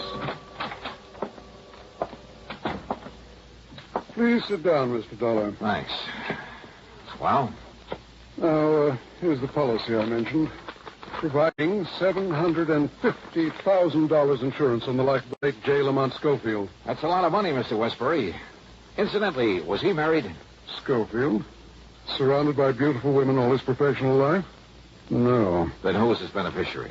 This policy has been in effect only 13 years, but... Now, look here. Look at these writers. Changing the beneficiaries. Goldie LaFern. Sounds like a burlesque queen. She was. After his money, of course. Toodles Tempest. Wow. Horrid name. Baby Boodles Baker. That's worse. Bubbles Jones. Holy smoke. Pepper Caprice Carstairs. Cupcake DeLon. And... Hey, what's this doing here? Mary T. Smith. She is the present beneficiary. Well, that's quite a come down from all those babes. Yeah. Mr. Dollar, the initial T stands for torso. The stage designation she used. Oh, and you think she bumped him off to collect the insurance? Bumped him? Oh, yes, I do. But if a medical report says the old man died of natural causes... At the time of his death, Mary Smith, Mary T. Smith, was his private nurse, responsible for his care, the medication he received, and so forth. Ah, I see. I'm glad you do. Because if you can prove she murdered him... In spite of the doctor's report? Yes. You can save our company a great deal of money. I don't often say this, Mr. Dollar, but in view of the amount involved, there'll be no questioning any necessary items on your expense account, no matter how high. Necessary items? Well, surely you wouldn't think of listing any unnecessary expenditure? Dream on, Mr. Waterbury. Hmm? Well, what? Nothing. You say that Schofield died yesterday? Yes, today afternoon. Where? At his home in Cranford, New Jersey. Do you know who his doctor was? Yes, Dr. Leonard Foote. Good. Now, I wonder where this nurse is. Anybody keeping an eye on her? Yes, you'll find her there at Schofield's home. Obviously, she's a very smart woman. You mean smart enough not to run? I'd put it the other way, Mr. Dollar. Smart enough to have made him name her in his policy and to stay around to collect. You know anything about her? Only that she was a showgirl before making this pretense of being a nurse. Yeah, but if a doctor was willing to have her take care of him, you know anything about him?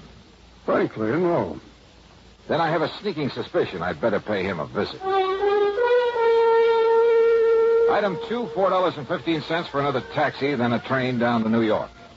At Grand Central, I ran up item 3, $50 deposit on the drive your own car. Item 4, 50 cents to get through the tunnel to Jersey. From the city of Elizabeth, I headed west on Route 28 to the pretty little town of Cranford. Then directly to the combination home and office of Dr. Leonard Foote, where I cooled my heels for a half hour in the reception room. Bye, Doctor. Goodbye, Jimmy. Come in, please, Mr. Dollar.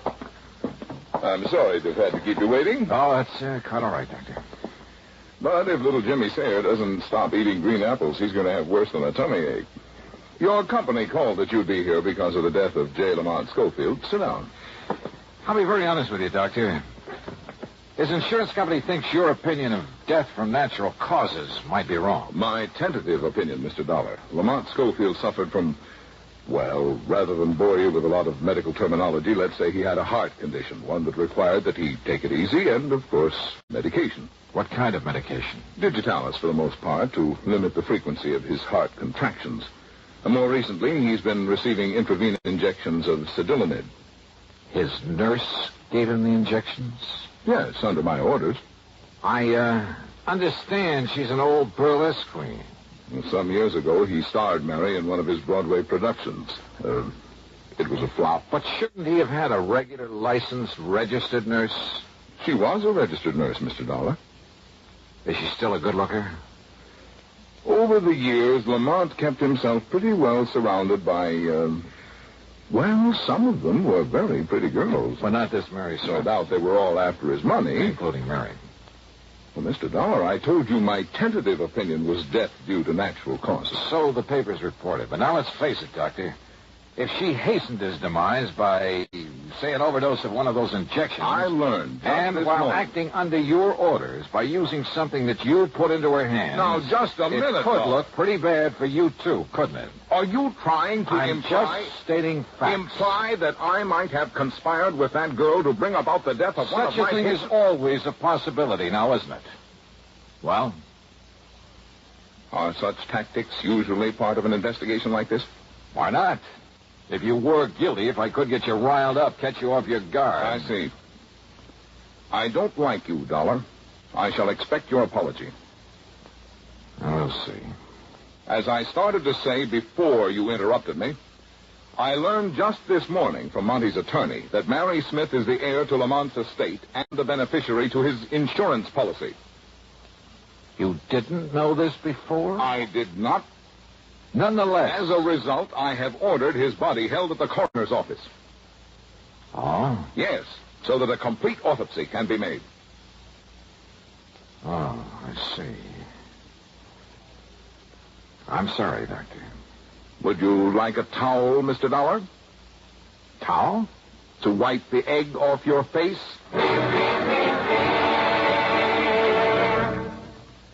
Act 2 of yours truly, Johnny Dollar, in a moment.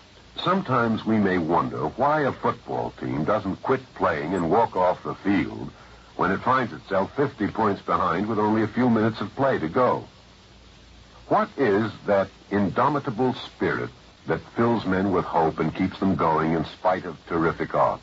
Keeps them going just to play the game according to the rules, just to get the job done as well as they know how. This kind of spirit pervaded the feelings of heavy bomber crews of the 9th Air Force on that day of glory, August 1st, 1943, the day of one of the most secretly planned surprise bombing missions of World War II. The day of the low-level attack on the Romanian oil refineries at Ploiești. More than 170 B-24 heavily loaded bombers took off in a swirl of red dust from Benghazi, Libya, to bomb a highly defended priority target. The element of surprise in the low-level attack was to be one of their greatest weapons. But things went wrong from the start. 3 planes exploded during takeoff operations. 11 more aborted due to engine trouble. Of those that reached the target area, less than 1/3 returned to home base. The leaders of the mission encountered navigation difficulties and difficulty in identifying the specific targets. And due to the loss of that elemental hope, surprise, they also encountered devastating enemy firepower from flak and fighters. The mission was partially successful, but a horrifying experience. 5 medals of honor were awarded to the heroes of the Ploiești raid for valorous action above and beyond the call of duty. At any time, the men would have been justified in turning back, but they had a code of conduct that made them want to see the unequal game through to the end. It was a job that had to be done. A charge of the Light Brigade in the air as they flew down the valley of death to glory. And now, Act 2 of yours truly, Johnny Dollar, and the Noxious Needle Matter.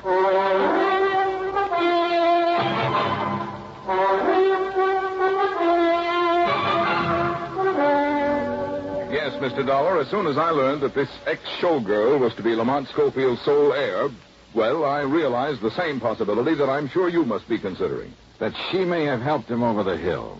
Precisely. I know, all things being equal, Doc, do you feel that he should have lived on a while?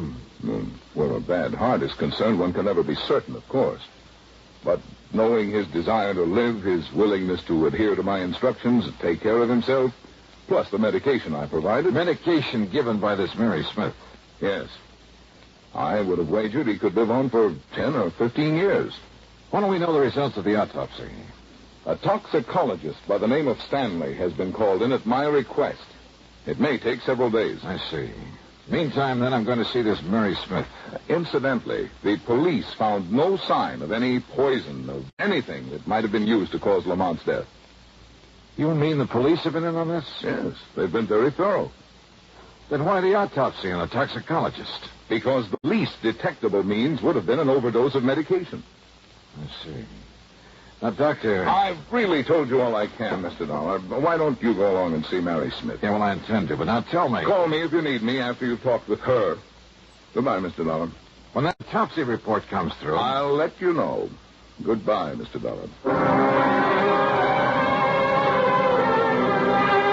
And that was all I could get out of him. The home of the late J. Lamont Schofield turned out to be a small place on 3rd Street, nestled in among some fine old oak trees that gave it a quiet sort of isolation. A far cry from the bright lights of Broadway. Apparently, he had taken his doctor's advice. I wondered about the ex-Burley Queen turned nurse who'd managed to save enough of her looks and figure to charm him into leaving her his all. Matter of fact, I've often wondered how a lot of those old war horses... Yes? Oh, how do you do? That is, I'm looking for a Miss Mary Smith. I'm Mary Smith.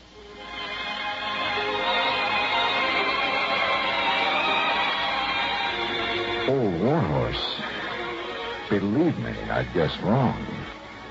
Because when it comes to describing Mary Smith, well, there's only one word that does justice to her. Wow. She was in her mid-20s, tall, blonde, and beautiful. Yeah, she looked as though she'd just stepped out of Charles of the Ritz. And I say it again. Wow. Don't just stand there. Who are you? Oh, Johnny Dollar. I'm an insurance investigator. Oh, gee, I've heard of you, Johnny. Do you know something? You're even better looking than I thought you'd be. Won't you come in? Yeah, thanks. But why did they send you here? There's no question about my getting Monty's insurance, is there? Well, it's just that the company always demands a routine investigation where such a large sum is involved. No kidding. Sit down, huh? Yeah, thanks. Can I pour you a drink? No, thank you. Oh, come on. Have one with me. Been so glum around here since Monty died, and nobody here except a lot of crepe hangers. A little one? Okay. Okay. Gal can't just sit around and look grief-stricken. Have you been grief-stricken, Mary? You want the truth? No. What good was it doing Monty living that way, not able to tear around like he used to, putting on shows and having a big time? Here, Johnny, here's to life, love, and the pursuit of happiness. Scope. Oh, that's better. I really needed that. You got a lot of money, Johnny. I? Well, no, not much. No, I never had any either, but I will now. Plenty. Then you know you're Lamont Schofield's heir. Oh, you bet your life I do. I had to work for it long enough, feeding him and nursing him, taking care of him, and fending off a lot of old biddies from the old days who were trying to get their claws on him. But you managed to get your claws on him. Well, wouldn't you have done the same thing? See? Now it's paid off. Took him a long time to die, though, didn't it? Johnny, I've been on 24-hour duty here for 2 years, for 2 solid years, and I make no bones about it. There were times when I thought he was going to live forever. There were times when I wished I could help him out of this world. So finally you did? Johnny. Here, let me freshen your drink. Mary, I think you killed Lamont Schofield. Well, I'd like to see you prove. I don't think I'll have to. Oh? Why not? Isn't that why you came here? No, I came to make sure you don't try to slip out when the autopsy report comes in. Oh. Does that scare you? No, of course not. Let's face it, Mary. When somebody shows an attitude like yours, it means you're completely innocent Sure. or guilty as the devil. But at least it makes it very confusing for you. And for the police, doesn't it? So you're having a ball. Of course I am. Listen, Johnny, I don't blame you a bit for thinking I killed Monty. I wanted him dead. I wanted his money. I did what I had to do to get it, and then I'm going to get it. Yeah, did what you had to do. So if the autopsy shows he was given poison... Don't worry, it won't. Or that he was given an overdose of digitalis or whatever it is he was getting. Now, that would be stupid with nobody here but me. Nobody but you? There hadn't been a soul in this house except me for over a week. Since the last time Dr. Foote came to see You're us. sure of that? Well, of course I am. Then if somebody did kill him, it would have to be you, Yes. nobody else. Yes, sure. Remember that, Mary. Would you like me to put it down on paper for you and sign it? Yeah. Would you? Sure. I'll do anything, Johnny. If it'll confuse you. All right. Then start writing. Why not? Now, let's see. I, Mary T. Smith. Is that all right for a start? Oh, excuse me. No. Keep writing. I'll take it. All right. I, Mary T. Smith. Hello? Oh, yes, Doctor. Yes. Oh, I see. Not even the possibility of too much of... I see. And you're sure? Of course he's sure. Okay, Doctor. You disappointed, Johnny? Because they found no poison? No overdose of Filet? I guess you know the answer, don't you? Yeah, of course I do. The autopsy showed nothing. You can't build a case out of thin air. So here. Here's your little paper, all signed and sealed. Well, gee, Johnny, I don't want it, and you said you did. You're far too smug, Mary. I have a right to be. You're barking up the wrong tree. You cannot build a case on nothing but thin air. Yeah, I know. So what do I do, Johnny? Just sit here and wait until your company pays me the Can't money? build a case. Until the estate is settled, or can I collect it? Yeah, Mary. You stay right here. And thanks for saying that. Huh? Johnny, what do you mean?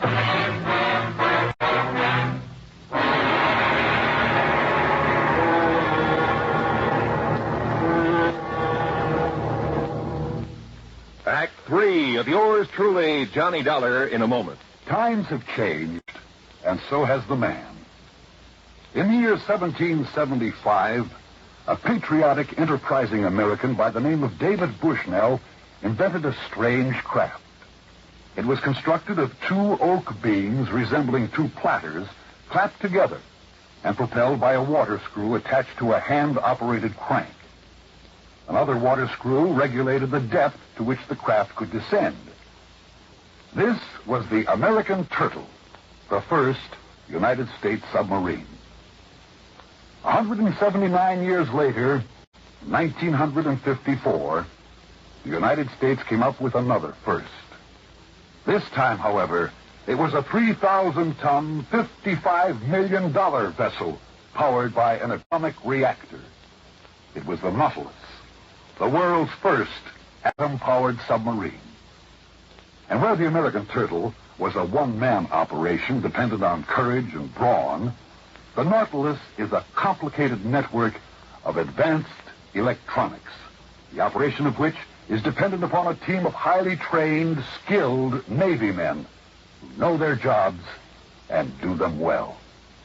Yes, times have changed, and so has the man. And now, Act 3 of yours truly, Johnny Dollar and the Noxious Needle Matter. Expense account item 4370 for a phone call to my own doctor back in Hartford. A man very much interested in criminal medicine. I asked him about a couple of ideas I suddenly had for committing the so-called perfect crime. I got some enlightening answers.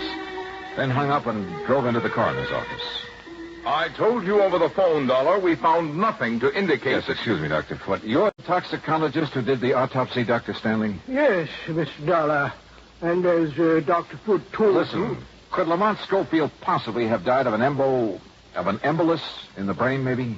Well, yes, I suppose so. Can you find out by further examination? Well, of course. Then go to it. What is this, Dollar? Are you trying to play doctor now? I told you in the beginning I don't like your tactics, and I like them.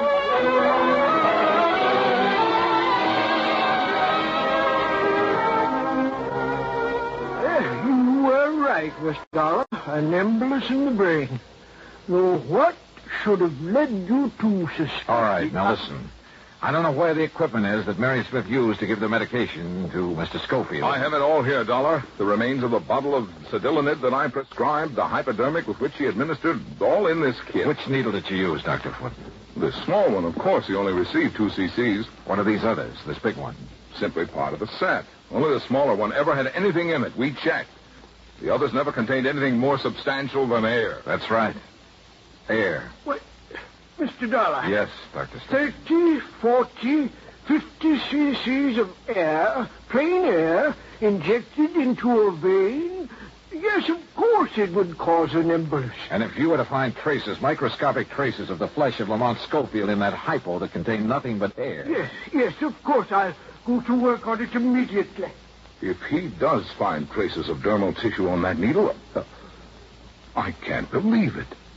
A case built on nothing but thin air. Yeah. And the ironic part of it is, the tip-off came from Mary T. Smith.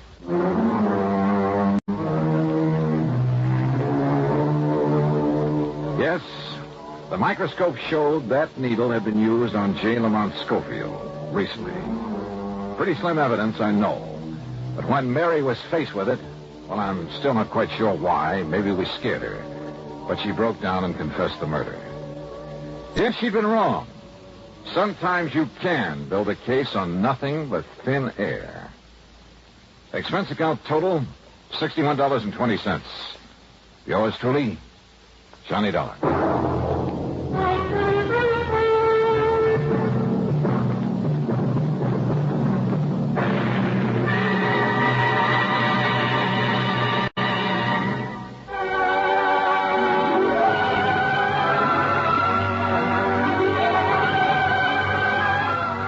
Truly, Johnny Dollar, starring Bob Bailey, originates in Hollywood and is written, produced, and directed by Jack Johnstone. Heard in our cast were Virginia Gregg, Bartlett Robinson, Marvin Miller, and Junius Matthews. Be sure to join us next week, same time and station, for another exciting story of yours truly, Johnny Dollar. This is Roy Rowan speaking.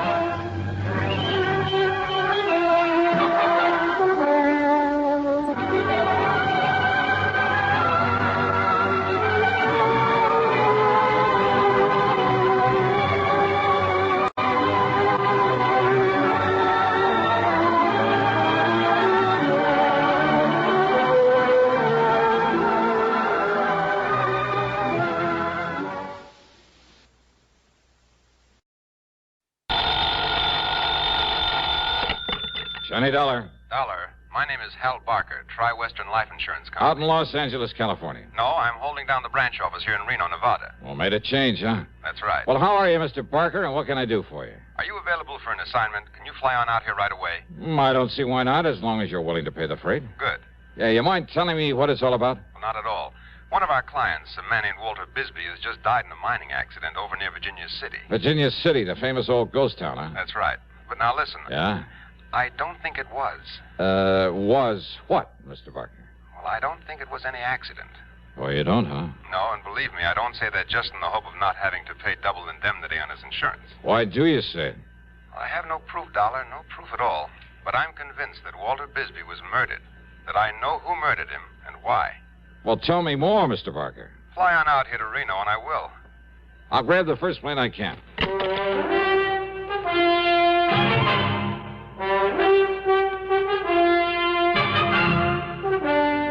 CBS Radio brings you Bob Bailey in the exciting adventures of the man with the action-packed expense account, America's fabulous freelance insurance investigator. Yours truly, Johnny Dollar.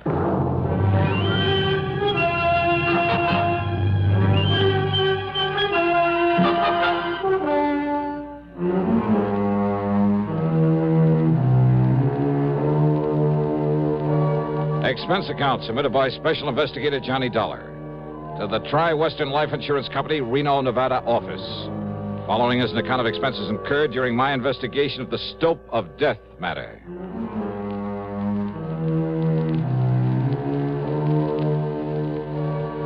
Expense account, item 1, $176.25, a jet to Los Angeles. Item 2, $32.70 for the flight to Reno, Nevada. Hal Barker met me at the airport, and we headed south on 395, then southeast on 17 toward Virginia City. Virginia City, by far the largest and most famous of the old mining towns of the West, with its quaint, colorful streets and fascinating buildings left over from the days when the Comstock Lode was the richest silver strike the world had ever known. Where it didn't take much imagination to visualize the grizzled old characters with burrow and pick and shovel who roamed the desert hills in a stubborn search for gold-bearing quartz, who worked and fought and often died violently to keep others from getting their hands on the precious yellow metal, and who finally realized that the heavy blue mud they'd been discarding was the real bonanza, was loaded with rich silver ore. Yeah, you can almost see their ghosts walking the streets or stopping for a drink at the fabulous Crystal Bar or the lowly Bucket of Blood Saloon, depending on their luck.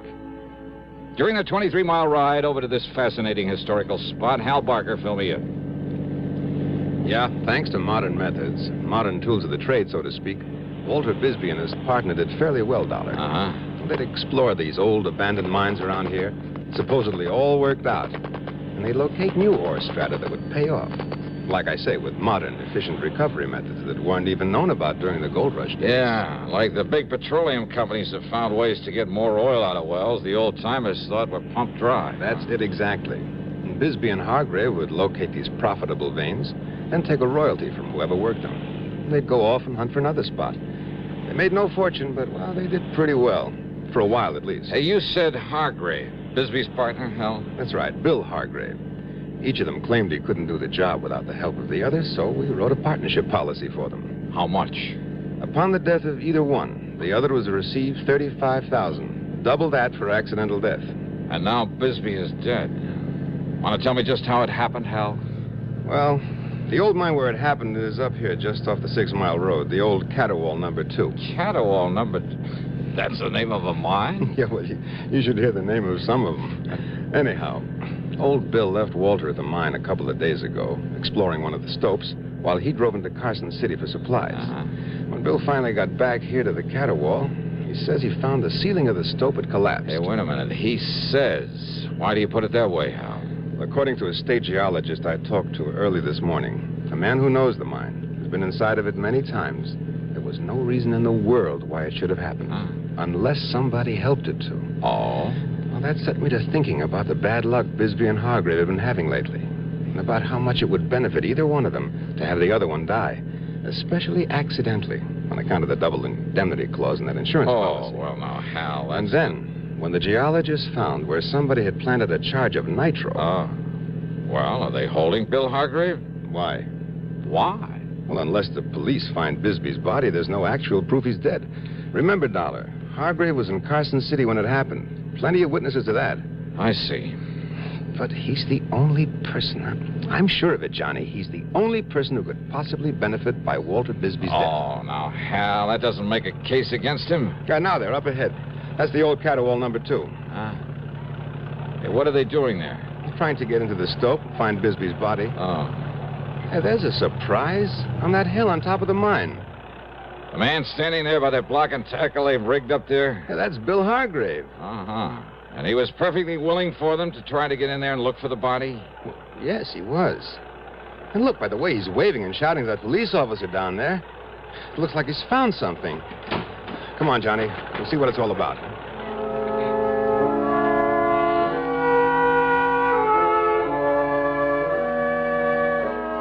On top of the small hill was a vertical ventilation shaft driven down into the mine. Hargrave had rigged up a support, a kind of tripod with a block and tackle on it, then lowered himself to the Stope where Bisbee had been trapped, or to what was left of it. When Hal and I and the police officer got up there to him, Hargrave looked like a ghost, or as if he'd seen one. There was a strange expression in his eyes, his mouth half open, and his weather-beaten face so pale it was almost gray. When we questioned him, he simply stared at us until the police officer took him by the arm and shook him. Well, come on, Hargrave. Did you get down there all right, down to the Stope? Yeah. Yeah, I got down there. There's a clear space where Walter was working. Did you find him? Well, come on, Hargrave. Yeah. Yeah, I found him. And listen. Well? He was murdered in there. Walter was murdered. Well, the political conventions are long gone. Is it all over but the voting? Hardly. From now to November, we're in for some hard campaigning. Details, of course, from CBS News. And your candidate, whoever he may be, is in for tough sledding before he gets into office, if at all. Your responsibility to your candidate is, of course, to give him your vote. Your voice will help, too. But there's something else that helps put across a campaign. It's money. The best candidate in the world can't get elected without incurring expenses. If you believe in your man enough to vote for him, believe in him enough to get out and work for him, then put some money on the line, too. That's the real test of your interest. We haven't covered the subject of whom to vote for, whom to support, whom to help with a contribution. That's strictly your own business. But if the people who like the other man dig in for him, and you don't do likewise for your man, well, that could be the difference right there. So think it over and make sure you vote. And now, Act 2 of yours truly, Johnny Dollar, and the Stope of Death Matter.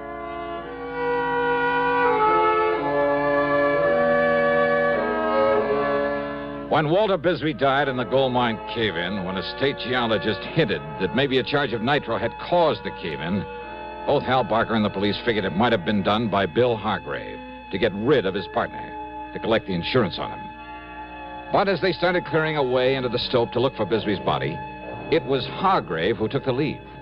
He rigged a kind of makeshift hoist above an air shaft, lowered himself into the mine. And down below, in a small space cluttered with the rocks and shoring and other debris piled up from the collapse of the ceiling of the Stope, he'd found what was left of his partner. Beaten to death. Walter, my partner, beaten to death down there. By somebody knowed we'd made another find down there. Easy, and Mr. then they Hargrave. blowed in the mine on top of him. They murdered him. Don't you understand? Somebody murdered Walter down there. Okay, Bill, okay. Now, just take it easy. Well, you're the law. Now you go and find out who killed him. Who killed my partner? We'll try, Bill. You try. Sure. Dollar, You said you want to go down there with me and help me recover the body? Yes, sure. I'll have some of the men working on the slope come up here and give us a hand, lower us down this ventilating shaft. Okay. And Bill, you go on back to town. We'll bring the body in so you can give him a decent funeral. Funeral? That's right. No, officer. What? Why not, Hargrave? Because Walter'd want to be buried here in the mine. The same as I would if this had happened to me. But if you made a valuable find down there... What are you talking about, Dollar? You think all the dirty yellow dust in the world would ever make up for a man like Walter Wisby? He was my partner. He was my friend. 20 years together, like brothers we were. Always together. Always share and share alike. When I found something, it was his, too. When he found something, it was mine as much as his.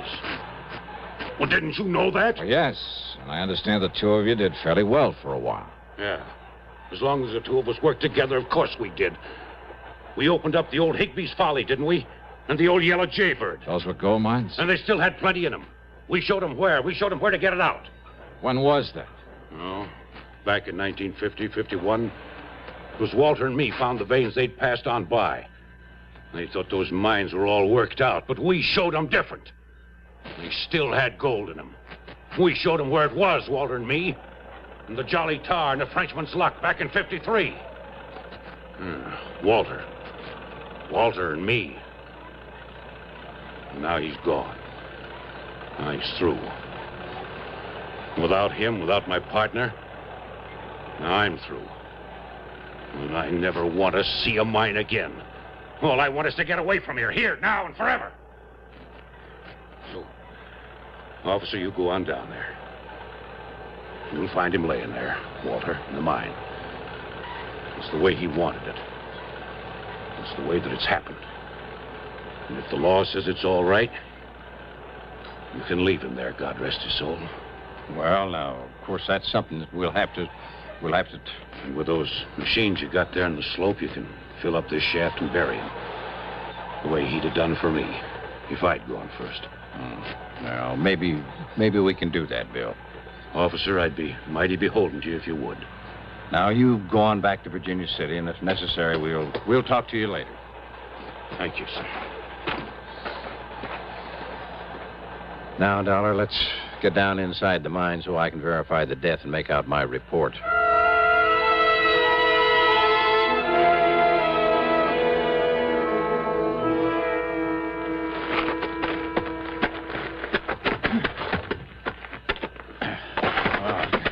I'm afraid I'm not used to one of these miner's lamps, Dollar. Yeah, I know what you mean. But I think we can see enough with them to just... Yeah, wait. Look. There he is. Yeah, I see. Good Lord. What a beating he took. Beating? Yeah, look at him. Look at his face. It's... Hey, officer. This man was knocked down, then kicked to death. Yeah, these marks on him, on his face. Hobnails. Yeah, you're right, Dollar. Whoever did this to him stood right here. You see? Yeah, I see. And you see the print of his right foot deep in the dust? Where he stood while he kicked and kicked with the other one? And he is Walter Bisbee. Yeah. Maybe we're going to have to leave him down here. What do you mean? Oh, 240, maybe 50 pounds. Up through that air shaft? Oh, yeah. Maybe you got something there. You and I, a couple of skinny guys, we barely made it. Only there was something around here could tell us who did this to him. That footprint. Hey, Dollar, there isn't a hard rock miner in this whole area doesn't wear shoes like that. Here, look, you see here? These other footprints, huh? Yeah, well, those are probably Hargrave's from when he came down here through the air shaft to look for Bisbee. Yep, that's right. Same kind of shoes, but newer. Uh-huh. You can tell by the nail marks. Yeah, but does it prove that Hargrave came down here only after his partner was killed? Oh, now, wait a minute, Dollar. You're forgetting that Bill was in Carson City when this happened. Yeah? When what happened? The murder? Or the caving in of the Stope? Now, what do you mean by that? Murder him, then try to cover it up with a cave-in. Now, look, Dollar. Hal Barker says that a state geologist told him he found signs that a small nitro charge may have been used near the entrance to this mine. But if Bill... You mean you think Bill killed him down here and then had somebody else start the cave in while he was over in Carson City? Let somebody else in on it? No. If Bill killed him, he probably set off that charge, too. But don't you see, if he was over... Didn't you ever hear of an explosion being set off with some kind of a timer? Well, yeah, sure, of course I have. But that still doesn't give us any proof that Bill did this. The fact remains that Bill Hargrave is the only one who can possibly profit by his partner's death, right? Sure. I'll go along with that, all right. But unless you can find some proof that he did this, well... Well, I don't know. But while you're poking around in the dark down here, I'm going to pay a little visit to Bill Hargrave. Go ahead. But why? Well, I told you, officer. I don't know.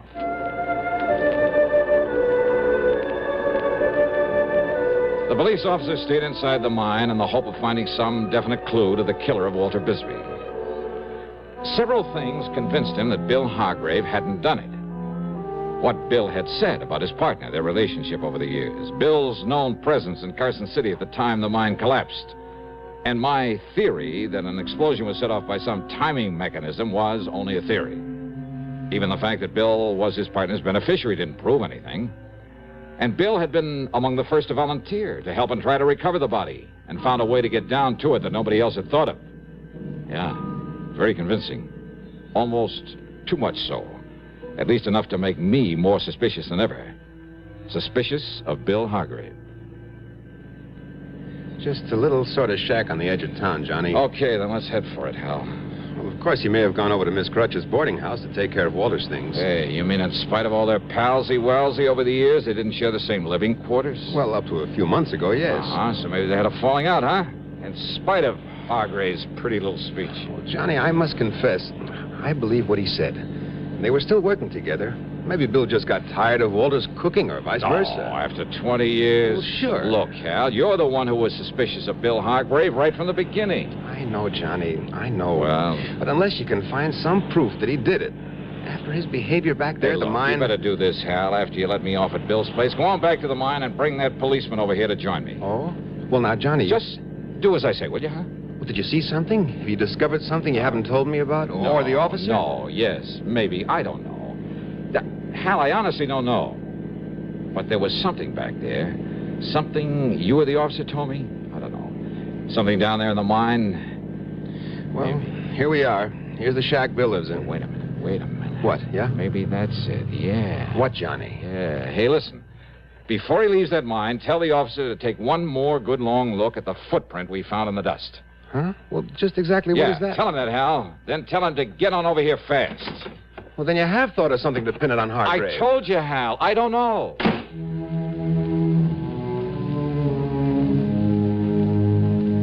Hargrave wasn't there. Maybe he had gone over to the boarding house to look after his partner's belongings. Maybe. Well, with the help of my pocket knife, I managed to slip the catch in the front door of the shack. I closed it after me and took a look around. Well, it was pretty obvious things hadn't been going good for Bill, and for quite some time. I looked first for the pair of shoes, one of which could have made the print on the floor of the mine. But I didn't really care, and a pair of shoes could easily be gotten rid of. Oh, no. I was looking for something else, but just what I wasn't sure. That is, until I found it, hanging on the wall above the cot where he slept, just to one side of the door. Yeah, it was an old lever-action rifle. Unusual in this part of the country? Hardly. There were thousands of these old 30-30s around here. Guns of this make and type had been part of the history of the Old West. Still were a part of it. Oh, no. There wasn't a thing unusual about finding this kind of a gun hanging on the wall of a miner's shack. But about this particular one, there was something unusual. And as I laid it down on the bed and looked at it, as I thought about that footprint back in the mine... Hey! Oh, why, Mr. Dollar. Yeah, come in, Hargrave. Sure. Yeah, what are you doing here? Oh, just, looking around. You mind?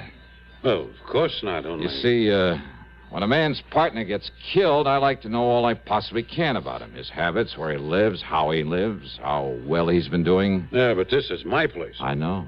Walter was living over at Miss Crutcher's boarding house. I was just over there taking care of his...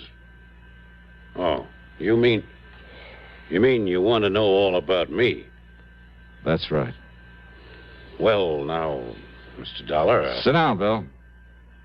And tell me just what kind of a timer you used to set off an explosion in that gold mine. What? Or do we have to tear that hill apart in the hopes of finding bits and pieces of it? What are you talking about, Mr. Dollar? Too bad the blast didn't fill up that stope completely, though, isn't it? What? Yeah, then the rocks would have pounded Walter's body enough to hide any sign of the way that he was kicked to death. Well, now, look, sir, So when you came back from Carson City and found the police were going to clear a way into that stope, you played it smart. Dollar, you don't You played along with them. You found a way into the mine through the ventilating shaft. You found the body. You told us that Bisbee had been murdered. Well, it really fooled him, Bill. It convinced him you were clean. But you overlook one thing. You don't know what you're saying. That footprint down there in the dust. Oh, you changed shoes after you killed him. And no doubt you got rid of those old ones where no one would ever find them. And you left new prints with the new shoes you're wearing now to show they're different. But that one footprint, Bill. What about it, Dollar? When you stood there and kicked him, stood on your right foot and kicked him with your left. So what? What about it? And then when I came here a few minutes ago and found that rifle there on the bed, found the shiny spot on the right-hand side of the stock. Yeah, look, there. See how shiny it is? Do you see it, Bill? Well, what about it? What about it? Only a left-handed man polishes the right side of a gun stock when he rests his cheek against it. All right, The Dollar. same as he stands on his right foot and uses the left one to kick his partner to death. Well? All right, so I killed him, but you won't live to tell anybody Oh, that. you're a fool, Hargrave. You're going to be a dead one. You think I would have left that gun on the bed with the shells in it? You mean... I mean this! Phew. Son of a gun. I guess I really should have thought to take the shells out of that thing.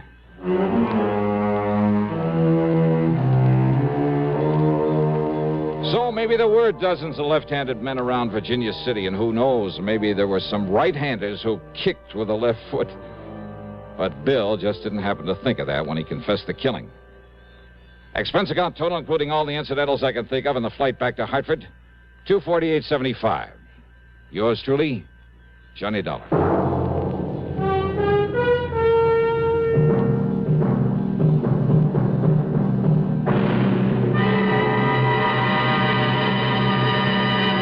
Constipation is something people don't talk about much, but it can be a problem for anyone, even doctors. And when constipation occurs, it's interesting to see just what doctors consider important about a laxative they might use or recommend. Well, a majority of the doctors we heard from had this to say. A laxative should be effective, gentle, close to natural acting. A medicine that can be used with complete confidence. Now, X-Lax has been popular with many doctors and millions of people over the years because pleasant-tasting chocolated X-Lax is effective.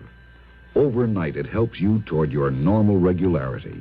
X-Lax is so gentle, so close to natural acting, there's no upset. That's why many doctors and millions of people use X-Lax with complete confidence. X-Lax, the laxative that helps you toward your normal regularity gently, overnight. Now, here's our star to tell you about next week's story. Next week, a most unusual case where murder isn't murder at all. Where the whole thing is based on the confession of a dying man to something he did some years before. Oh, his confession is true. It's backed up by all the facts in the case. There can be no question of them or the confession itself.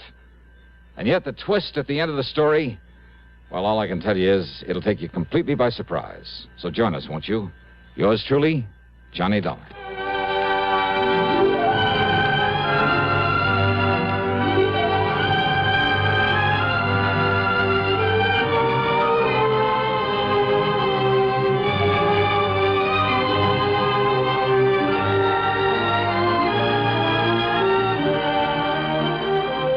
Yours truly, Johnny Dollar, starring Bob Bailey, originates in Hollywood and is written, produced, and directed by Jack Johnstone. Heard in our cast were Herschel Bernardi, Russell Thorson, and Forrest Lewis. Be sure to join us next week, same time and station, for another exciting story of yours truly, Johnny Dollar.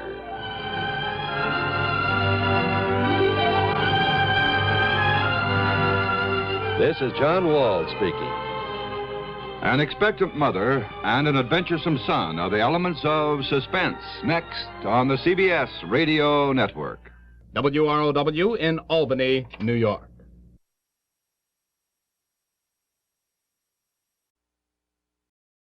From Hollywood, it's time now for...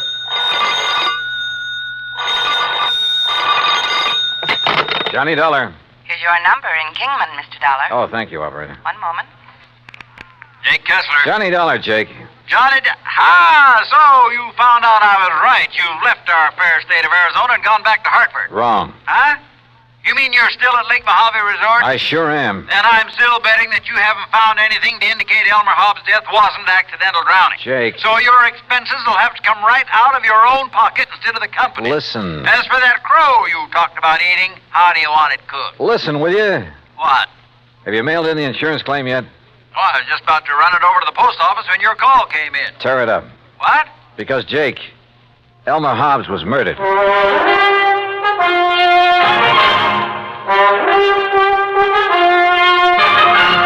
Bob Bailey in the exciting adventures of the man with the action-packed expense account, America's fabulous freelance insurance investigator. Yours truly, Johnny Dollar.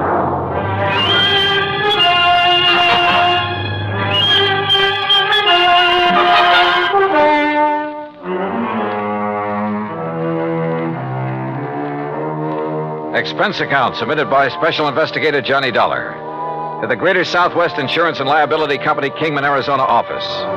Following is an account of expenses incurred during my further investigation of the Mojave Red matter.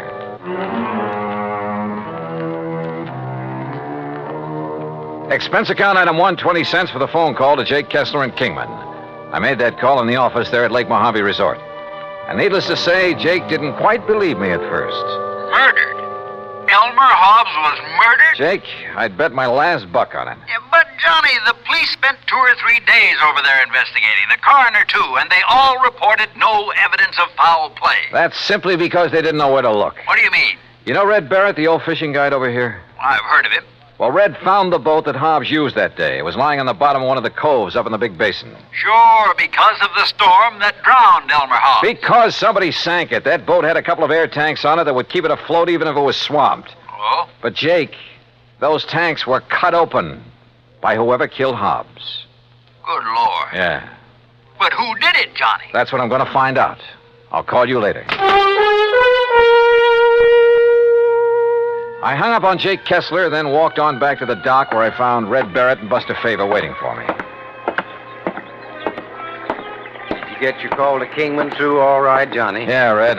Jake Kessler's holding up the claim on Elmer Hobbs' insurance. Good. That's good. Did you, tell Buster what we found up the lake? Yes, sir. Yeah, Johnny, he did. It's like I said in the beginning, I just didn't see how a man like Mr. Hobbs could ever get himself capsized up in the big basin, no matter how bad a wind came up. Buster was the only one that agreed with me, Johnny. Well, quite frankly, I don't see why everybody wasn't suspicious when Hobbs' boat wasn't found after the storm. Right, Johnny. But now that you and Red found it, sunk in the bottom of that cove and with the flotation tanks cut open, yeah, it sure looks like murder. Oh, that's what I thought from the first, Buster. That's why I telephoned all the way to Hartford to get Johnny out here. But who could have wanted to kill him? Any ideas, Buster? No, sir, Johnny, I certainly haven't. You sure there was nobody here at the resort who might have wanted him out of the way? Johnny, the other folks who were here at the time it happened, why, they didn't even know Mr. Hobbs. You're sure of that? Absolutely. See, he wasn't much of a mixer. He stayed by himself all the time. That's right, Johnny. Elmer used to go out fishing first thing in the morning, and he'd be the last to come in at night. He'd go to his room, cook his supper, and then go to bed. All right, listen. He was killed just before or during the big storm you had. That's right.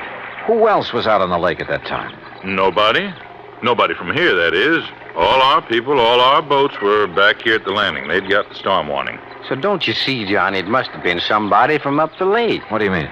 From one of the other landings. What other landings? Cottonwood, Emery's, any one of them. Yes, sir. Somebody sank his boat and tried to sink his body with it. But we found his body washed up on the Nevada shore. You found it, Red. Yes, I did. My best friend. I dove down to that boat, Buster. And I found not only the bashed-in flotation tanks, but where the anchor line had apparently been lashed around the body to hold it there. And you remember, Buster, the rope marks we found on Elmer's body? Yeah, but the police, sheriff, and coroner, and the rest... What did they say? He probably just got tangled up in that rope when he was fighting the storm. But they were wrong. Yeah, apparently. Well, why do you say that, Johnny? Well, because so far this evidence of murder is, well, it's all circumstantial. As for motive... Motive? Well, I hadn't thought of that. Red... Well, the main thing is that cutting open the flotation tanks was done with some kind of an axe. I was asking about motive. And I know that Elmer didn't have any axe on that boat. Did you find the axe, Johnny? No. Now, Red. I'll tell you what he had in his boat, besides his clothes, I mean. Well, let's cover this motive thing. He had the anchor, of course. That went with the boat. Red. He had a nice new Silaflex rod with a Mitchell 300 on it. Yeah, but now look. He had a long-handled net that he'd picked up somewhere in L.A., and an old beat-up McKinney tackle box full of plugs and spoons and a fish stringer. And that was all, Johnny. No axe. That was all he had. Red, that bush you're beating around is getting pretty big. Well, Johnny, I don't know what you mean. Well, I asked you about possible motive, and so far all you've done is evade the question. Now, why should I do that? Well, that's what I want to find out. Well, now, Johnny... Do you know of anyone who might have wanted Mr. Hobbs dead? You say you knew him pretty well. And I did, yes, sir. Well? No, sir. No, sir, I certainly don't. You're sure? Why, Elmer... Well, nobody could want to kill a fine man like him, Johnny. He was one of my best friends. Yeah. At least while ever he was here, I mean. I never knew anything about him in L.A., I mean. He was in business back there, I understand. That's right, with a man he called Stu Manley. Wait a minute. What is it, Johnny? I'm going back to the office and call Jake Kessler again. Yes, sir. Elmer was my best friend. Come on. Come on up to the office with me, Buster. Well, you can use the phone here on the dock, Johnny. No. Come on. Red, we'll see you later. I'll be here, sir. You look like you just got hit with an idea, Johnny. Yeah, and I'm afraid it isn't a very pretty one. Oh? Morning, What is it, Buster. Johnny? Any of the early fishermen come in yet? Oh, yes, sir, Mr. Carson, and they picked up some nice bass up above the power line crossing. Good. I was thinking of going up that way myself. Yeah, well, good luck. Now, what were you going to say, Johnny? Were Red and Mr. Hobbs such really good friends? Well, they were always together when he came here. Of course, they were always fighting like cats and dogs over some silly thing or other, but didn't mean it. Oh, now, wait a minute, Johnny. Was Red alone when he found Hobbs' body? Yeah, he was, and he brought it back here. But now, look. There weren't any other boats up the lake? Yeah, there were, but Red was searching that particular part of the shore alone. But surely you don't Jake think... Kessler told me something about Hobbs' insurance policy, but not quite enough. Johnny, listen. Come on, let's get to that phone.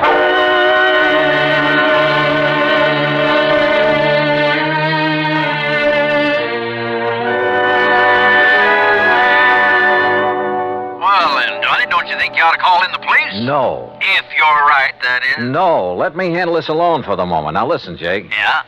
Didn't you tell me that the insurance claim was filed by one of Hobbs' beneficiaries, plural? That's right, by his business partner in L.A. Who were the others? Just one other. If you'd taken time to listen to me. Who is it? You were so all fired up when I drove you down Who there. is this other beneficiary, Jake? You're still sure Hobbs was murdered, huh? I'll bet on it. So now you're looking for somebody with a motive, huh? The beneficiary, Jake. Like I told you. One of them was his business partner, J. Stuart Manley. And the other? Red. Red. Yeah, Red Barrett. Act 2 of yours truly, Johnny Dollar, in a moment.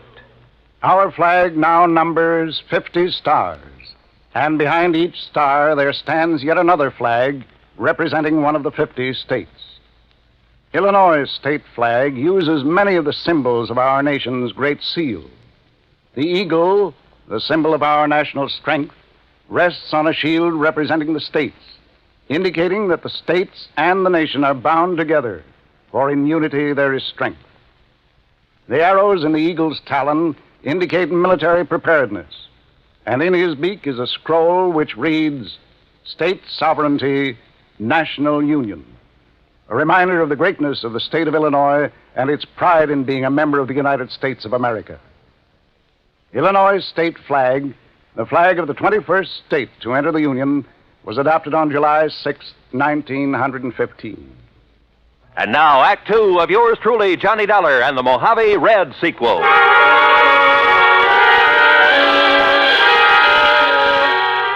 Two people who I knew stood to gain by the death of Elmer Hobbs. One, his business partner, J. Stuart Manley in Los Angeles. The other, Red Barrett, fishing guide at Lake Mojave Resort, who said he'd found his body, who professed to have been his best friend. I wondered. I said as much to Buster Favors, who sat there in the office of the resort. Red do a thing like that, I won't believe it, Johnny. But he's the one person who could have engineered the whole thing, Buster. But why, then, would he lead us to the place where Mr. Hobbs' boat was sunk? And point up the fact it was deliberately sunk, and an attempt made to sink Hobbs' body with it? Oh, there's a cover-up?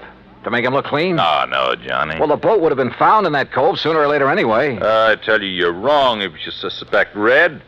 Look, if Hobbs' business partner is a beneficiary, too, why don't you look him up? I fully intend to, unless Red did do it. No. And I can prove it. No, Johnny. Let's go back to the dock so I can talk to him again and see... Buster, Oh, hello, Johnny.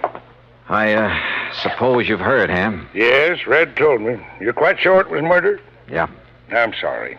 Listen, Buster. Yeah. Look, Ham, as manager of this resort, you know Red pretty well. I sometimes wonder. That's what I came up here to ask you about, Buster. Huh? Did you send him skiting out of here? What? We just left him down at the dock. You mean you didn't see him tearing out of here in the pickup truck a few minutes ago? What? Ham. Red? Where'd he go? I don't know, but he certainly left in a hurry. Johnny. Yeah. No, I still can't believe it. What are you boys talking about? Nothing. Ham, is there a car around here I can use? Oh, sure. Take mine. There are the keys. Thanks. Now, look. Incidentally, Buster, I was poking around where Red kept his fishing tackle trying to find that rig he borrowed from me last week. What did you find, Ham? Well, I thought Buster might know where the old coot got hold of that new spinning outfit. Silaflex rod. What? Yeah, and a brand spanking new. Mitchell Reel. Oh, yes. Oh, no. All right, Ham, Buster, you just sit tight. If Red comes back here before I do... Comes back? Yeah, say nothing to him about what we've learned. Just keep him here and tell him I'll return to talk with him later. Nothing else. But, Johnny... No, do as I say. Look, boys, what's going on I'll here? see you later. Well, now, Johnny... Red was one of Elmer Hobbs' beneficiaries. He was the one who'd found the body. He had the fishing tackle that had belonged to Hobbs. And when it was discovered by Ham Pratt, he'd left in a hurry. All pretty incriminating. Which is not why I took off in Ham's car. West on 77, south on 95, and west again on 66. Item 4, a buck even for a sandwich and a Coke and Barstow. Item 5, $4.80 for a tank full of gas at the sign of the Flying Red Horse. Then westward again. And always with an eye out for Red and the old pickup truck. Finally, as the sun was disappearing over the edge of the Pacific, I pulled into Los Angeles. The real estate office of Manley and Hobbs was closed. A directory at the nearest phone booth gave me J. Stewart Manley's home address. 1308 Pandora Avenue in the residential section called Westwood. The neat white stucco house was dark, the garage empty. I let myself in through a back door by slipping the lock with the aid of one of my business cards. It was hard to see inside, but I didn't want to turn on any lights. And that was a mistake. Because as I quietly rounded a corner and started toward the den, I'd guessed wrong. Somebody was at home, was in that den behind the now closed door. And that somebody knew that I was in the house. Well, there's only one thing to do, try to bull my way through. Well, Mr. Manley, you're just... Oh, you killer! Wait a minute, Mr. Oh.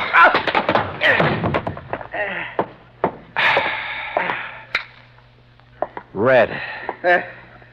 Johnny Dollar. Well, it kind of looks like I made a mistake, doesn't it? Yeah, Red. The biggest mistake of your life.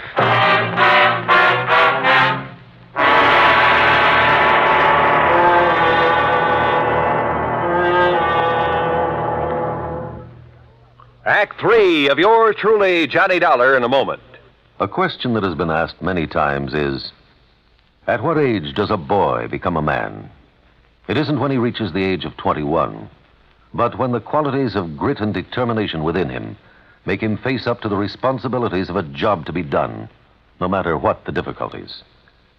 On May 21st, 1862, during the Civil War battle at Corinth, Mississippi, William H. Horsfall was serving as a drummer with Company G of the 1st Kentucky Infantry. During the furious and deadly engagement, he saw his captain fall wounded between the lines. Although, as a non-combatant, Horsfall was supposed to stay out of the range of fire, he rushed bravely forward at the risk of his own life to aid his wounded captain. Ignoring the fact that they were in the midst of a continuing and deadly hail of fire from both sides, the courageous drummer dragged the wounded officer to a place of safety, thereby saving his life. Later on, Horsfall grabbed a gun and some ammunition and went into the fight. But his commanding officer finally sent him to the rear, recommended him for the Medal of Honor, and gave him a furlough. Gallant as the drummer's valorous actions were, the officer felt that 14-year-old William Horsfall was still too young for battle. But Horsfall's personal code had already proved him a man. And now, Act 3 of yours truly, Johnny Dollar, and the Mojave Red sequel.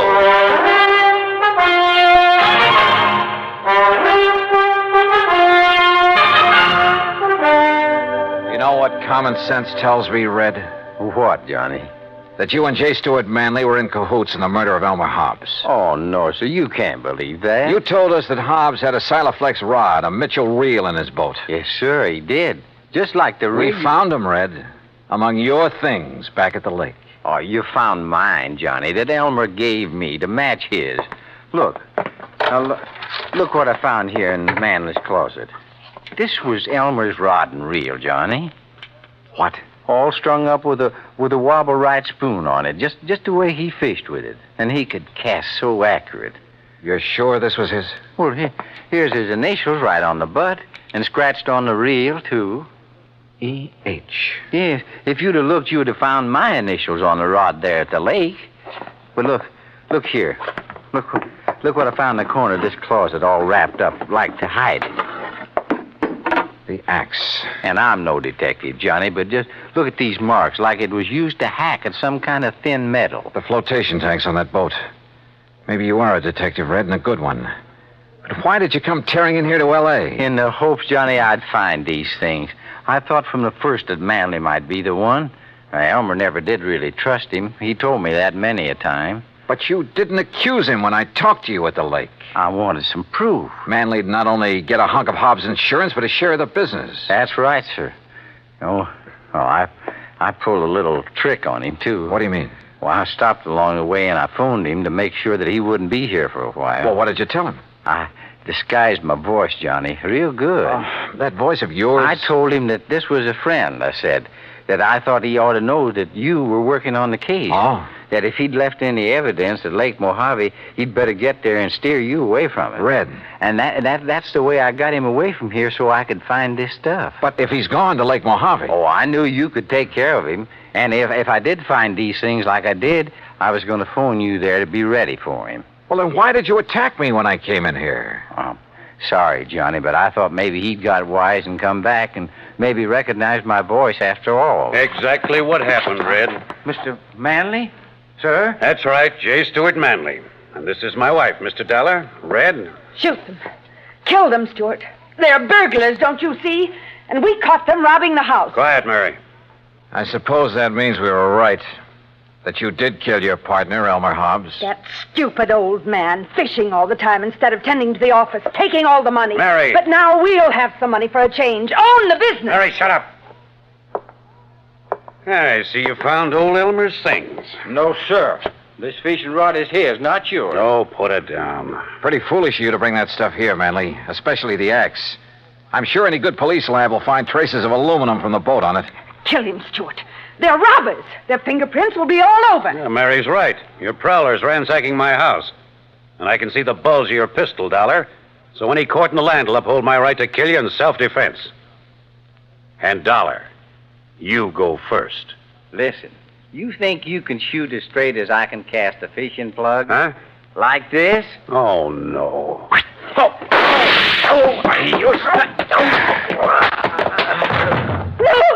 No! Oh, get back, Mrs. Manley. I'd hate to have to sock a woman. But you hurt him. Yeah, as badly as he hurt Elmer Hobbs. And look, that horrible fishing plug. The hooks have ripped his hand open. It's bleeding.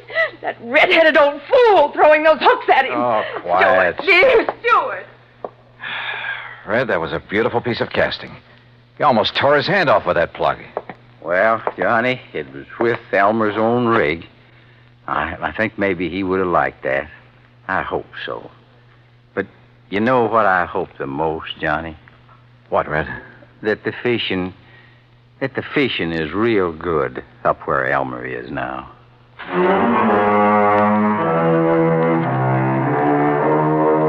Manley and his wife. Yeah, Red had figured right. The morning of the day that Hobbs was killed, they'd rented a boat out of Cottonwood Landing, a few miles up the lake, then ambushed him there in the big basin. Bob Cole at Cottonwood had noticed the new rod and reel when they'd come back off the lake, just before the big storm. Had noticed the axe, too, when he'd wondered about it. Now he knows. So, from here on in, it's up to the sheriff's office and the courts. Expense account total, including return of Ham's car, a few days of fishing, and the trip back to Hartford, $307 even. Yours truly, Johnny Dollar.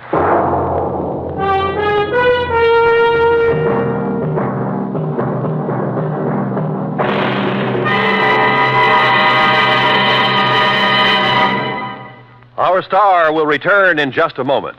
Our flag now numbers 50 stars, and behind each star there stands yet another flag for each of the 50 states. New Mexico's flag is an ancient Zia sun symbol, a red circle on a field of yellow, radiating from 4 points, which we might indicate as north, east, south, and west, are 4 parallel lines. 4 was a sacred number of Zia, the number most often used by the giver of all good gifts.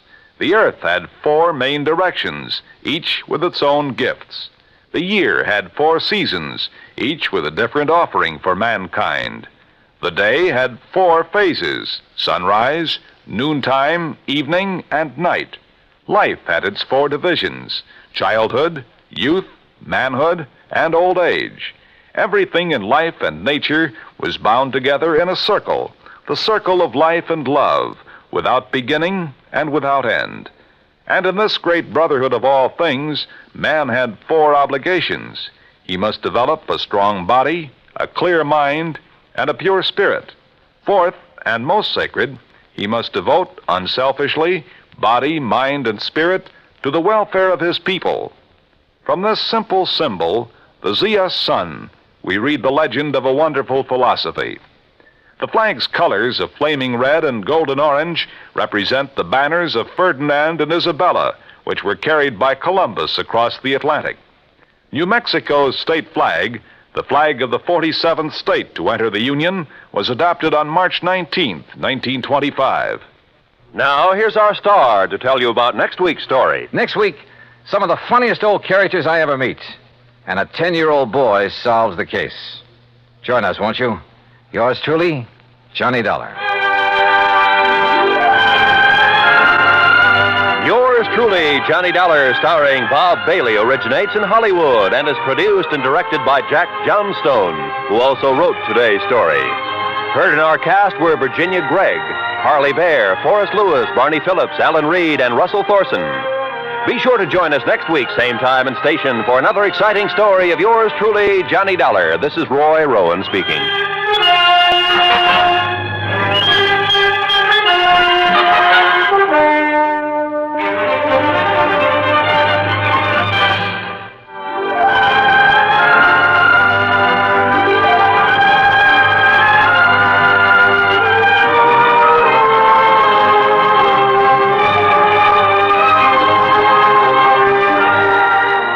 This is the United States Armed Forces Radio and Television Service.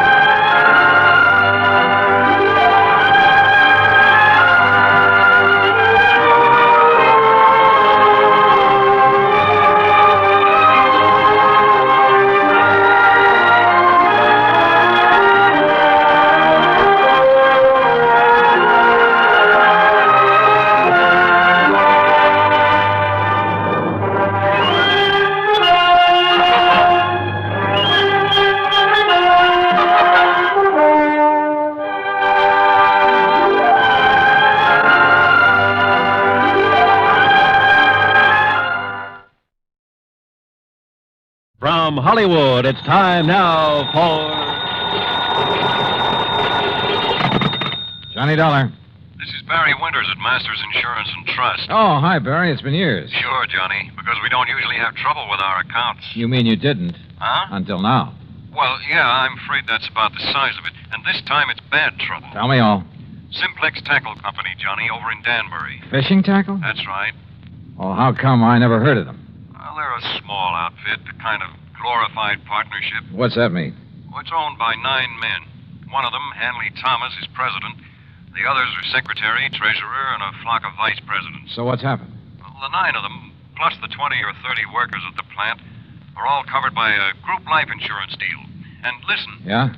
We've just had to pay off on 3 policies in a row. Well, that's too bad, but why call on me? Because, Johnny. Why? Those 3 deaths were all murders.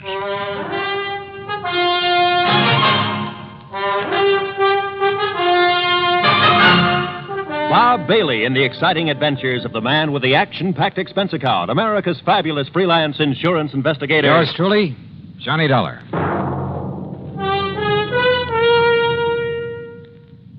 And now, Act One of yours truly, Johnny Dollar.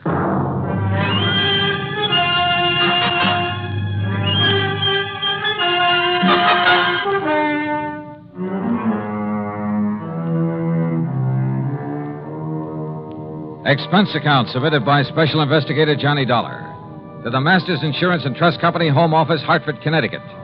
Following is an account of expenses incurred during my investigation of the ugly pattern matter.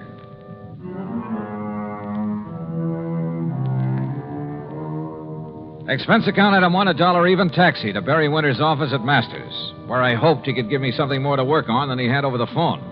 And you know something? As it turned out, he gave me a lot more than he thought he did. The police? Sure, they've been working on these murders, Johnny, but they haven't come up with anything, except a theory that one man is behind them all. Why, Barry? Because the victims have all been members of the Simplex Tackle Company. Well, but I don't... Because they've all occurred within a month. Because each of them occurred on a Wednesday. Pattern, huh? That's right. And also, Johnny, because there's been no apparent reason for any of them. Have the police found anything? Nothing. Same kind of weapon used in each case? No. The first was a VP named Adams, run over by a car. Sure it wasn't accidental? The police say no. The second, John Bowers, was strangled, and Frank Dalvers was shot in his own home. No pattern there. I mean, in the way they occurred. Apparently not. But Hanley Thomas and the police don't agree. Thomas is president of Simplex, you said. And a real financial wizard. Used to be a promoter. Not much ethics, but a sharp businessman. As a friend or partner, I imagine he's a fine man. Here.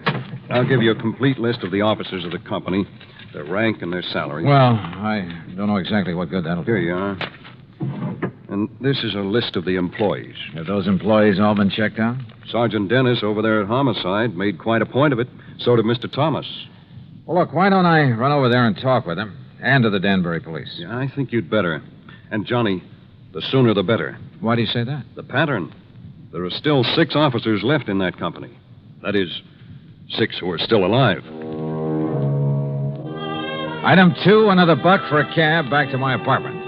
There I picked up my own car, and from here on in, the charge will be for mileage. Except for item 3, $4 1/4 for a tank of mobile gas. It was almost noon by the time I'd covered the 60-odd miles to the Simplex factory on the far edge of Danbury. To my surprise, it was quite a plant, new and modern in every way. A receptionist took my card, and a few minutes later, I was ushered into the office of Hanley Thomas, president. Oh, this is a terrible thing. Adams, Bowers, Frank Dalvers, all within a few weeks. Barry Winters back in Hartford seems to think these murders have all been the work of one man. Police and I concur in that theory.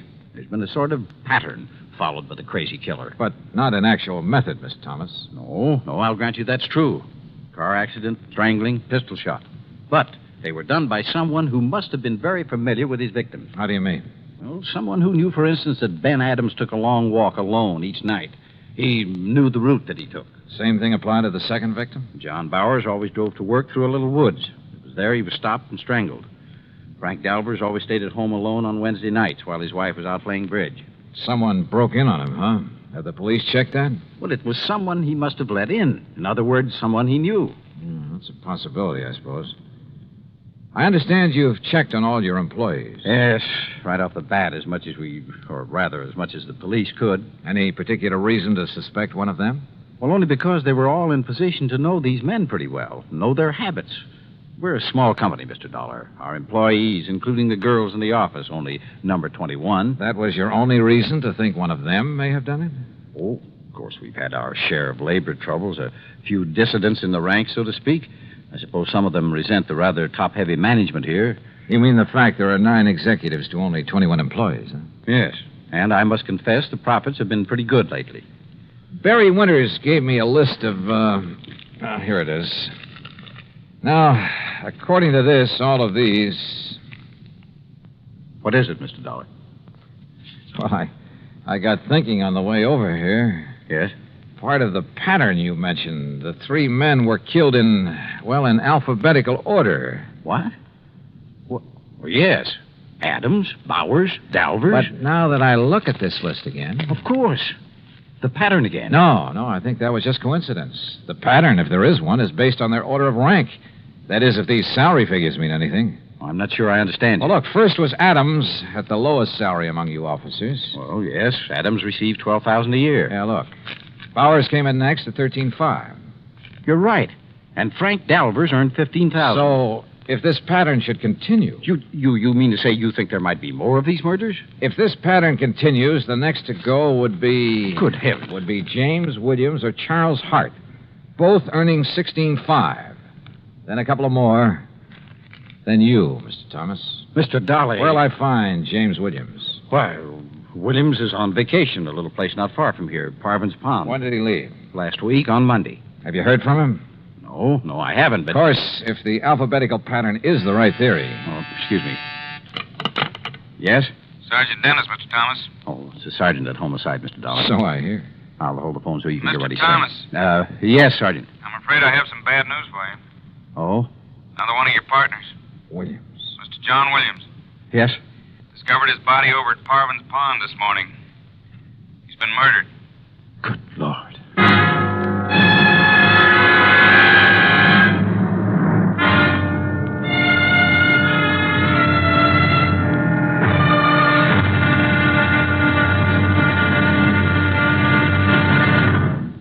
Act 2 of yours truly, Johnny Dollar, in a moment. And now, Act 2 of yours truly, Johnny Dollar, and the ugly pattern matter.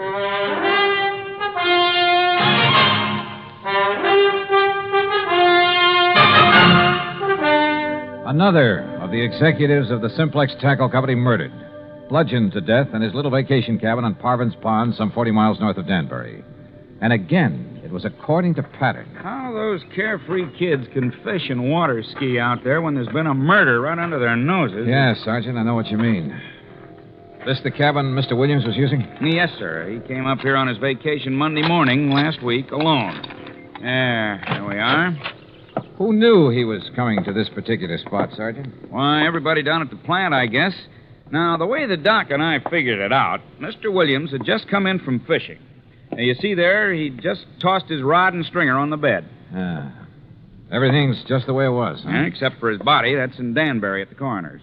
You said he was bludgeoned to death. Yeah, with that oar from his rowboat. You see it laying there on the floor? Yeah, I see. Who found his body? Little old lady from the cabin next door. She'd stopped by this morning to bring him some cookies. Knocked on the door swung open, and there he was. And the doc says the body was lying there ever since. Have you checked that oar for prints? The killer must have used gloves. What about footprints? Well, if there were any, the vacation crowd tramped them out long before we got here. Now, the way we figure is that he came in here Wednesday night off the lake. Wednesday? Yes, Mr. Dollar, just like the other ones. It happened on Wednesday, a week ago tomorrow. The pattern again. Yes, sir. And if you ask me, it's the pattern of a madman. And this being a Tuesday again. But what possible motive could there be for it? When you ask me, it's one of the employees there at the plant. After all, for such a small company, 9 big money-making officers, at least there was 9. Yeah, I know what you mean. Are those 21 employees paid pretty well? No. In spite of the company making a lot of money. What with this recession we're in? in. Read the signs, man. Most of this so-called recession's a lot of bunk. Yeah, I agree with you. Everybody get out and dig instead of sitting around hoarding their money. Well, what I was going to say is that those executives took advantage and held down wages in spite of all the money they're making. So just let one crazy hothead find out how good they're doing. How well have you checked those employees? The best we could. I talked with every one of them myself. How about the officers of the company? There's not one of them would do a thing like that. They're all fine men. Ask Mr. Thomas. Sure, they're hard-headed businessmen, everyone looking out for himself, but they're all fine men, and they're all making plenty of money. Oh, which reminds me. What's that, Mr. Dollar? A list of the officers and their salaries. And according to this, if there's to be another victim... Another? Oh, no. I worked out another step in the pattern of these murders, based on the earnings of these men. Then, Mr. Dollar, who will it be? It won't be anybody if I can help it. But, Sergeant, I may have to ask you to put a 24-hour watch over an officer of that company named Mr. Charles Hart.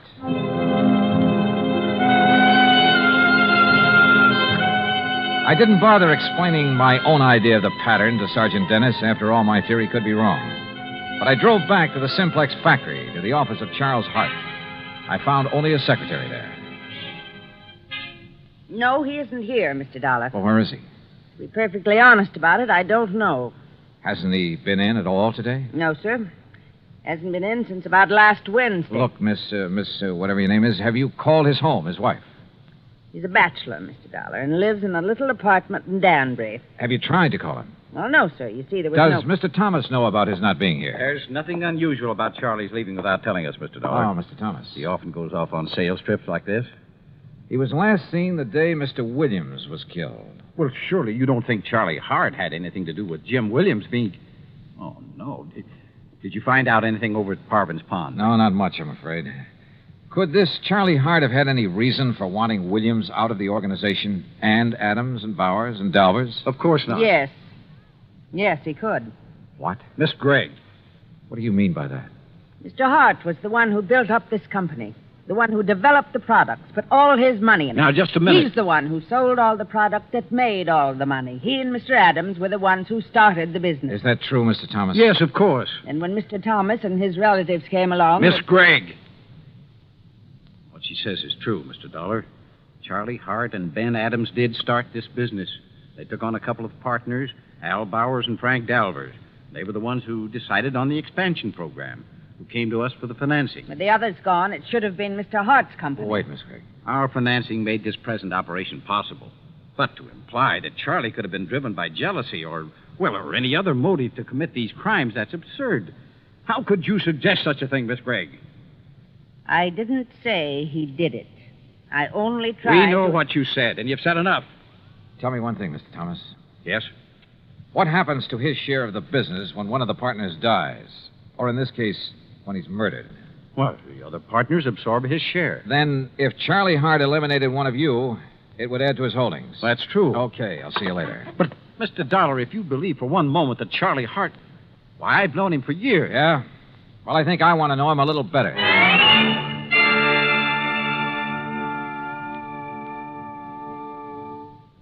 Act 3 of yours truly, Johnny Dollar, in a moment.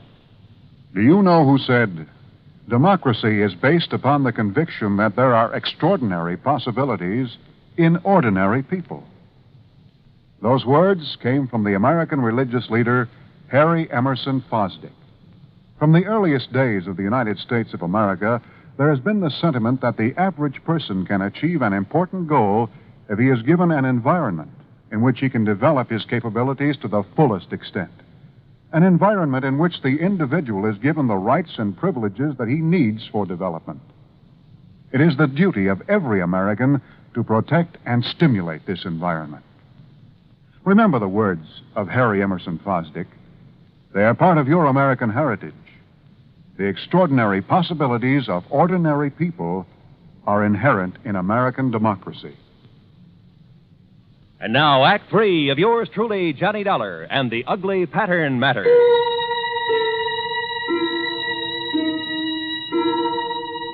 It was pretty plain that Charlie Hart, supposedly next on the list of victims, had plenty of motive for eliminating some of his partners in the Simplex Tackle Company. I guess the same applied to any other member of the company. But he, having started the business, knew all about the others, their plans, their habits. And he'd been last seen just prior to the murder of James Williams. I got his address, hopped into my car, and drove back to Danbury. But ringing his bell and pounding on his door got me nothing. Here, young man. You want Mr. Hart, you'll probably find him at the factory. Are you the building superintendent? That's right. Then I want you to let me into Mr. Hart's apartment. Well, now. All right, just a here minute. are my credentials. I'm an insurance investigator. Investigation. Yeah, here, see? Johnny Dollar, special. And if that isn't enough, here's a 5 spot for your trouble. 10. Well. But now don't you let on that Okay, Dad, thanks.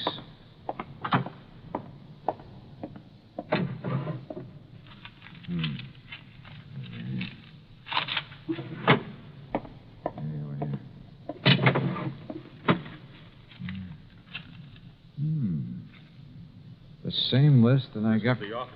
Huh? The offices of our company. Mr. Hart. That's right, Charlie Hart. Should have looked behind the door when you barged in here. Yeah, well, look, would you like to point that thing the other way, please? I'm sorry, Mr. Dollar, of course. Well, you know who I am. Yes, I heard you through the door. All right, is that the gun that killed one of your partners? That killed one of my... No. But listen. Tomorrow's another Wednesday. Wednesday, Mr. Dollar. I know. And look at that list you're holding. I finally realized the progression in which these murders are happening. Oh? On the basis of our salaries at the company. Adams, Bowers, Dolvers, and Williams or me. Yes, you've circled Williams' name. Yes, because he got it last week. That's why I'm staying in here, locked in. Because tomorrow, if the killer strikes again, that crazy maniac killer... Maybe. Or maybe that's what he'd like everyone to think. Charlie, a couple of questions. Anything if I can help you stop this. That company was once yours. Yes, that's right. You were the boss, the head man, until Hanley Thomas came along. Yes, Hanley and his brothers and his brother-in-law. And they took over as first in rank. Well, they were entitled to, Dollar. What? It was their money made the company what it is. I'm not an administrator, a man who knows and plays all the angles. I'm just a worker and a salesman. Now, wait a minute. You mean you're content with the present setup? Yes, of course. In spite of the prodding of a sweet old secretary who thinks that Wait a minute. But these murders, Mr. Dollar. You stay put. Keep that gun and don't move out of this apartment until I tell you to, no matter who comes to the door, to save your life. You think you know... Charlie, it's been right under my nose. The obvious. Almost too obvious. But I had no proof of anything. Only a hunch, but a potent one. So how to prove it out? Bluff? It might work, if I was right. I drove into police headquarters and picked up Sergeant Dennis, then out to the Simplex Tackle Company. But when I walked in, it was after hours, no secretaries about. When I walked into the office, I borrowed the sergeant's handcuffs and made him wait outside, his ear glued to the door. Well, Mr. Dollar, I didn't expect you back. What do the handcuffs mean? They mean arrest for the murder of your partners. That's a very bad joke. You and your brothers and brother-in-law, the whole company yours, once you got rid of the men who started it, who made it possible for your capital to make it pay off. But tell me, were you going to kill off your relatives, too, one by one? This is the most absurd thing. You covered your tracks pretty well. Perfect crimes. Except for that ore you used to kill Williams. Fingerprints as big as life all over it. Impossible. I figured the gloves you wore must have had holes in them, or have been worn very thin. What? That you just didn't notice in the excitement of the moment. And when I finally found those gloves... You've been out to my home, ransacking my home. And when your wife confessed that you weren't at home at the time of any of the murders... That's a lie. She helped me plan the whole thing. Oh. Then you admit the murders. After my bluff about the fingerprints. I see. But now that you know, you haven't had time to tell anyone, there's no one around to hear the shot, Mr. Dollar. No, but I heard a real clean confession, Mr. Thomas. Sergeant, No, that was just to protect myself from this... I'm afraid that kind of talk's a little late. No, it is. Look out!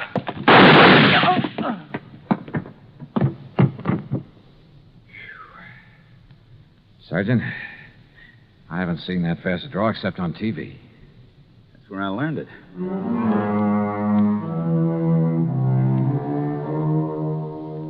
There'll be a lot for the courts to work on about who else was involved with Thomas. The sergeant's bullet killed him, by the way, and I'd call it good riddance.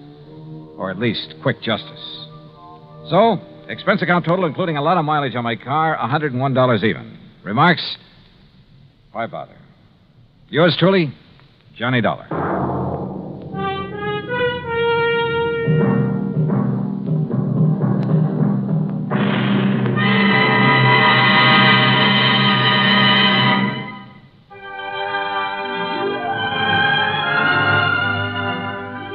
Truly, Johnny Dollar, starring Bob Bailey, originates in Hollywood and is produced and directed by Jack Johnstone, who also wrote today's story. Heard in our cast were Virginia Gregg, Les Tremaine, Forrest Lewis, Herb Vigran, Junius Matthews, and Frank Gerstle. Be sure to join us next week for another exciting story of yours truly, Johnny Dollar. This is Roy Rowan speaking.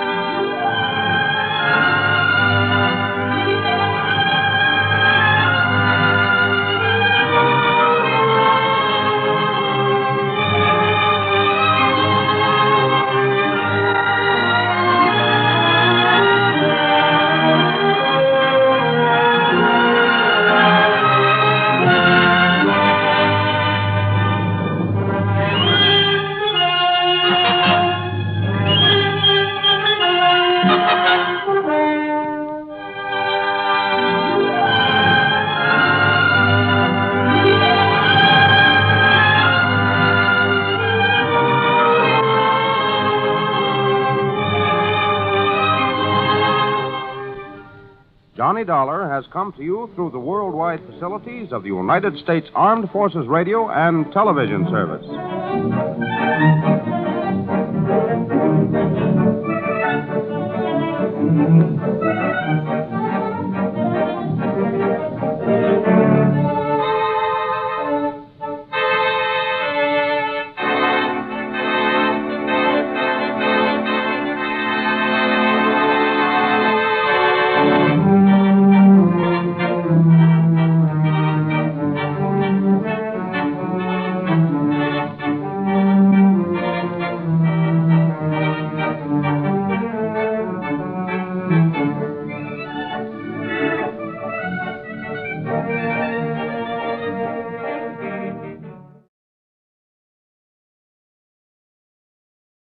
From Hollywood, it's time now for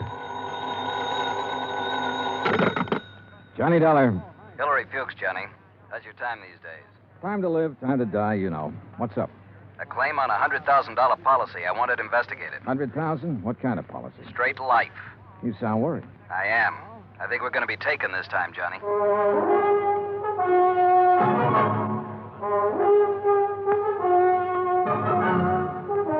Bob Bailey in the exciting adventures of the man with the action-packed expense account, America's fabulous freelance insurance investigator. Yours truly, Johnny Dollar.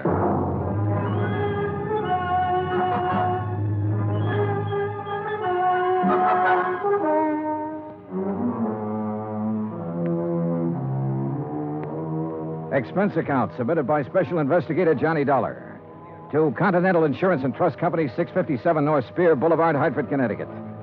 The following is an account of expenses incurred during my investigation of the Desalles matter. I'd heard of Dave Desalles. I guess everybody in this country's heard of him at one time or another. Desalles Television, Desalles Radio, Desalles Electronics, Desalles Appliances, racetracks, theaters, Desalles this and that. But up until the time I talked to Hillary Fuchs about the case, I had never put a man behind the name. Expense account item 1, $2, 2 drinks for Hillary Fuchs and myself. We had them in his office out of my bottle over his desk. Just plain worn out with it. Stuck. Ooh, have some water. Oh. But I'll tell you this. I'm not going to make a present of $100,000 of stockholders' money to anybody. I wouldn't do that either. Drink your drink. Here's to war. Salute. Now, while that's settling, maybe you'll settle down and tell me what it's all about. Dave Desalles. Know him? I've heard the name, yeah. Well, he's dead. Drowned 4 days ago out on the coast. So? Did you ever see our K policy series? I've heard of it. Well, the premium's about triple a normal life policy. It's designed only for people with big money. Sure. But it's got a feature that makes those people with money look at it a long time. Uh-huh. This clause isn't anything more or less than the old accident clause paying double indemnity. Broken down, we aren't taking much of a chance. The incident statistics are with us. All right, I'll look it up if I need it. Okay. 3 months ago, we insured Dave Desalles on one of those K policies. 4 days ago, he fell off the back of a yacht and drowned, and we're hooked for $100,000. Well, accidents happen. You betcha, all the time. But I'm not sure it was an accident. At least there's not enough proof in this coroner's report to convince me. You say it happened 4 days ago? Yes. Has a claim been filed yet? Yes, and the beneficiary is the deceased's widow. Inquest? Inquest, burial, everything. Was there an autopsy? No, there was not. Investigation? Yes, it was handled by the local police in San Ladillo. San what? Oh. San Ladillo, a little place about 30 miles south of Los Angeles. 4 days ago. Why didn't you put someone on it then? I did. Bert Kenyon. Here's his last report. No evidence available to dispute coroner's verdict of accidental drowning. Recommend claim be honored. Kenyon. Sounds like cold turkey to me. It may sound that way to you, but I still don't like it. I want it warmed up. Now, look, Bert Kenyon knows his way around. And he can miss like anyone else. I want you to go out there and work with him. Cover it all again. Get at Desalles' widow. She stands to gain most by his death. Maybe the two of you can come up with something. Well, what do you do about the claim? Deny liability on the grounds that the accident is not proven. Hillary, you will be sued. I'll take that chance. Fuchs was an old chance taker who had been raised in the insurance business. The kind of man who gave a claim every kind of test, and if it still passed, he sat down and smelled the paper it was written on. And if he didn't like that, he'd take his chance. Expense account item 2, $138, plane fare to Los Angeles. Item 3, $3. A telegram to Bert Kenyon advising him of my arrival, which turned out to be at 1 o'clock in the morning, 10 minutes ahead of a fog that blanked out the whole area at the airport. Johnny! Johnny Dollar! What? Oh, hey, Bert. How are you? Johnny, good to see you. Good to see you. Come on, I got a car. Well, have you got a cigarette? I ran out 2 hours ago. Sure, man. Here you go. Good to see you. Good to see you, boy. The last time I saw Bert Kenyon was July, a year ago, in Dayton, Ohio. He was there working on an arson claim for the National Underwriters. Before that, I'd run into him in Denver, Portland, and Chicago. And we'd worked together for 2 weeks in New Orleans on the San Antonio case. He sent me a Christmas card every year. I sent him one. We were as close and as far apart as two friends can be. When I saw him this time, he looked tired and thinner. And he lit one cigarette after the other. You'll like San Ladillo, Johnny. Yeah? How's the hotel? Oh, old Spanish job. Big rooms, fireplaces, smells kind of damp all the time. You get used to it. Are you tired? Yeah. Well, tell me about the claim, Bert. Nothing to tell. Routine so far. Oh, Fuchs was pretty worried about it. He doesn't like the coroner's report. You know, Fuchs, worry. That's what he gets paid for. Oh, that's what we get paid for, too. Okay. On the face of it, I'd question the claim right away. Just on the 3 months period alone, I'd question it. You still think it was an accident? I think we should pay up and shut up. I'd like to have met this Desalles guy, Johnny. Stocks and bonds and pretty blondes. He sure had them all. Wait till you meet Mrs. Desalles. Wait till you see the layup. Boy. And Fuchs worrying about a $100,000 claim. Do you know how much Desalles' widow is worth? $8 million. $100,000 means about that much to her. Not that much. Peanuts. You want to hear something funny? Real funny? Go on. Desalles bought that policy one day at the racetrack at Del Mar. Yeah, because an insurance broker gave him a tip on a horse. Yeah. I can just see Fuchs worrying about his $100,000 and finding out about that part. How did you find out about it? Mrs. Desalles, she told me the story. What about her? Now, what about her? She's the beneficiary. Well, I told you, $100,000 doesn't mean a thing to her. Why would she kill him for $100,000? Why not? Fuchs sent you out here to take over because he thinks I lost Stope, didn't he, Johnny? He sent me out to see if I could give you a hand. He wants us to cover the whole thing again. Wouldn't kid an old pal, would you? I'd never try, Bert. I bet you wouldn't. I just bet you wouldn't. In another 10 minutes, we were in San Ladillo, a sprawling little town built around a natural harbor. The houses looked expensive, the boats even more expensive. Kenyon pointed out one house on a hill, a 3-story affair with an acre or so of lawns around it. He explained it was the Desalles home. I checked into the San Ladillo Hotel and got a good night's sleep. Next morning, Bert Kenyon and I went over to the statements of everyone who had been on the yacht the night Desalles went overboard. Then we went out and interviewed everybody again, including Mrs. Desalles. This is getting awfully dull. You understand we have to do this. All right. Dave and I were having drinks with a few friends. He said he felt like getting a little air. He went up on deck. A few minutes later, someone was looking for him. Mr. Burke. It might have been. Well, that's what's on your statement. All right. Mr. Burke. We couldn't find Dave, and then I remembered he was on deck. We went up there and saw his hat floating on the water. We looked around. We didn't see him. I sent one of the crew to call for help. They fished him out an hour or so later. You were never on deck until then? No, I wasn't. Who were they? You said they fished him out. The police. Someone. I don't know. We're a lot of men. They tried to give him artificial respiration. Well, what did you do? I watched. What else was there to do? Hard thing to watch, Mrs. Desalles. Your husband just drowned. Yes. Yes, it was. Is that all? Yeah. That's all.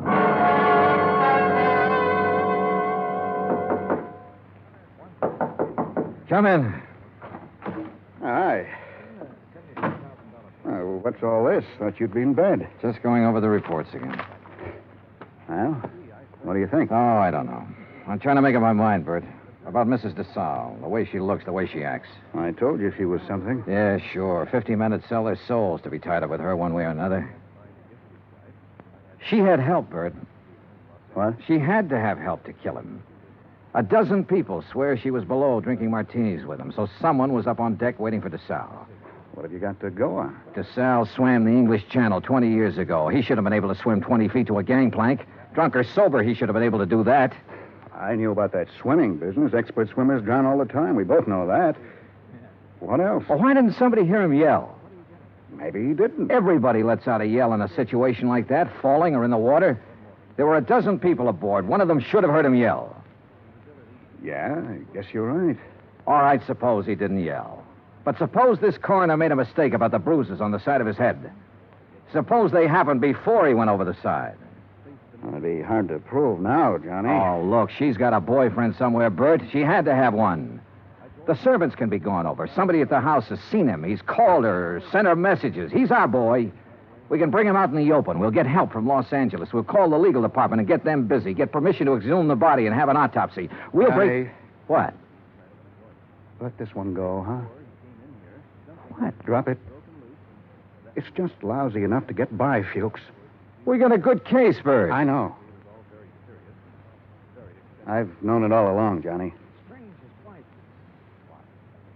A sellout? Mrs. Desalles offered me the whole 100,000. The whole 100,000, Johnny, to let it get by. Who helped you do it? I don't know. I wasn't interested anymore when she came up with the offer. Look, what does Desalles mean to you and me? Nothing. He had a whole life, the best it could give him. We can't bring him back. I'll split the 100,000 with you, Johnny. We'd have a little chance for some things, too. Johnny? Bert. No deal? No deal. You're a good dick, Johnny. Stand up. Oh, put that thing away. I've been looking a long time for a mark like this. Now you've lost it up, and I have to beat it.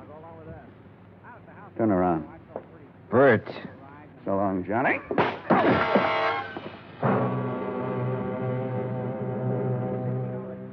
I went down to my knees trying to hold onto the desk. I saw him stand there a minute, like he might want to help me. And then he was gone. I did everything I could to make my feet, but my legs wouldn't work. And then it was all over.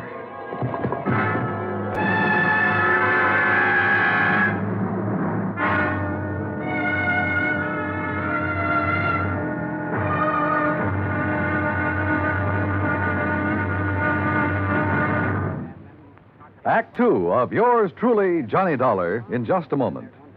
Democracy. What does it mean? The word itself is of Greek origin. Demos meaning the people, and kratos meaning authority. Thus, in a democracy, the people have the authority to rule themselves. But where does the authority come from? The authority comes from the people themselves. They put it in their Constitution, and the Constitution can't be changed by anyone except the people.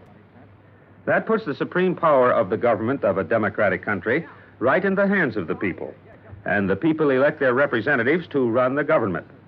In that manner, democracy gives everyone equal representation in the government. Democracy provides mankind with its greatest legacy of freedom. Now, Act Two of yours truly, Johnny Dollar, and the Desalles matter.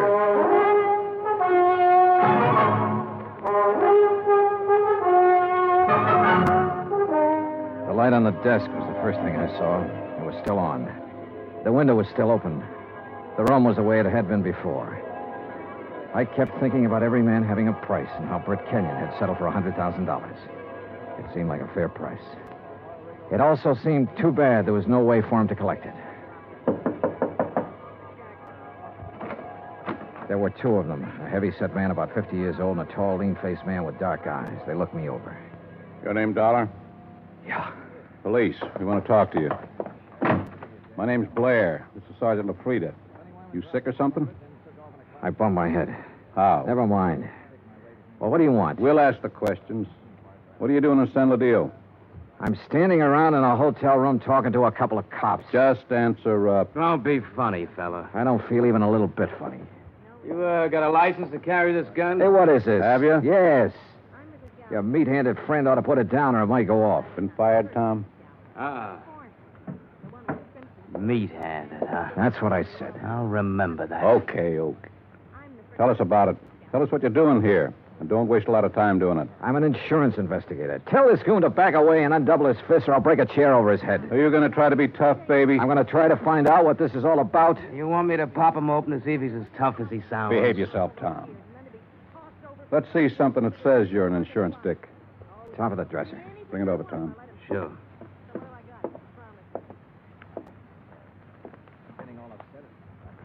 Here. Yeah. Okay. Now tell us what you're doing in town. The Desalles case. Now you tell me You know what Bert Kenyon? I know him. I've been working with him. Well, he's been around town 4 or 5 days. We haven't seen you. I only got here this morning. You could prove all that, could you? Oh, sure. With a plane ticket, with a hotel clerk downstairs, with a bellhop who brought up my luggage, with a dozen people or more I've talked to today. And tonight? What about tonight? Right here. You could prove that, too? Try the clerk downstairs. Ask Kenyon. Where is Kenyon? I don't know. You ought to know. Why don't you sit down, Tom? Okay. Now, when did you see Kenyon last? A couple of hours ago. Now, tell us what you talked about, and don't forget anything. We talked about the Desalles case. Kenyon have something new on it? No. Don't hold out on me, boy. This is police business. Tom here's pretty edgy for a cop, but I'll turn him loose on you if I have to, because I haven't got a whole lot of time to waste being sweet. Tom worries me to death. One more minute. Just one more minute is all I'm going to take off this guy. Oh, shut up. I'll ask you again, Dollar. What's new on the Desalles case? What did Kenyon tell you?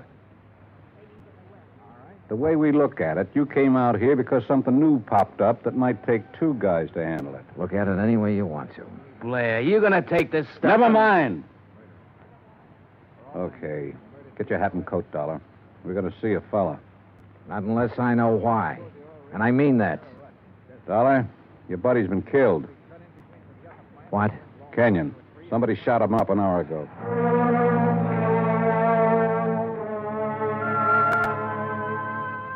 I put on my clothes and we went downstairs and climbed into a battered-looking police car. Tom LaFrida drove. I sat with Blair in the back seat. No one said anything. A half a mile out of San Ladillo, we turned onto the main highway and drove to a spot about 2 miles away, all-night filling station. There were a couple of highway patrol cars there, an ambulance, and men in dark suits who looked the way policemen always look. Wait here.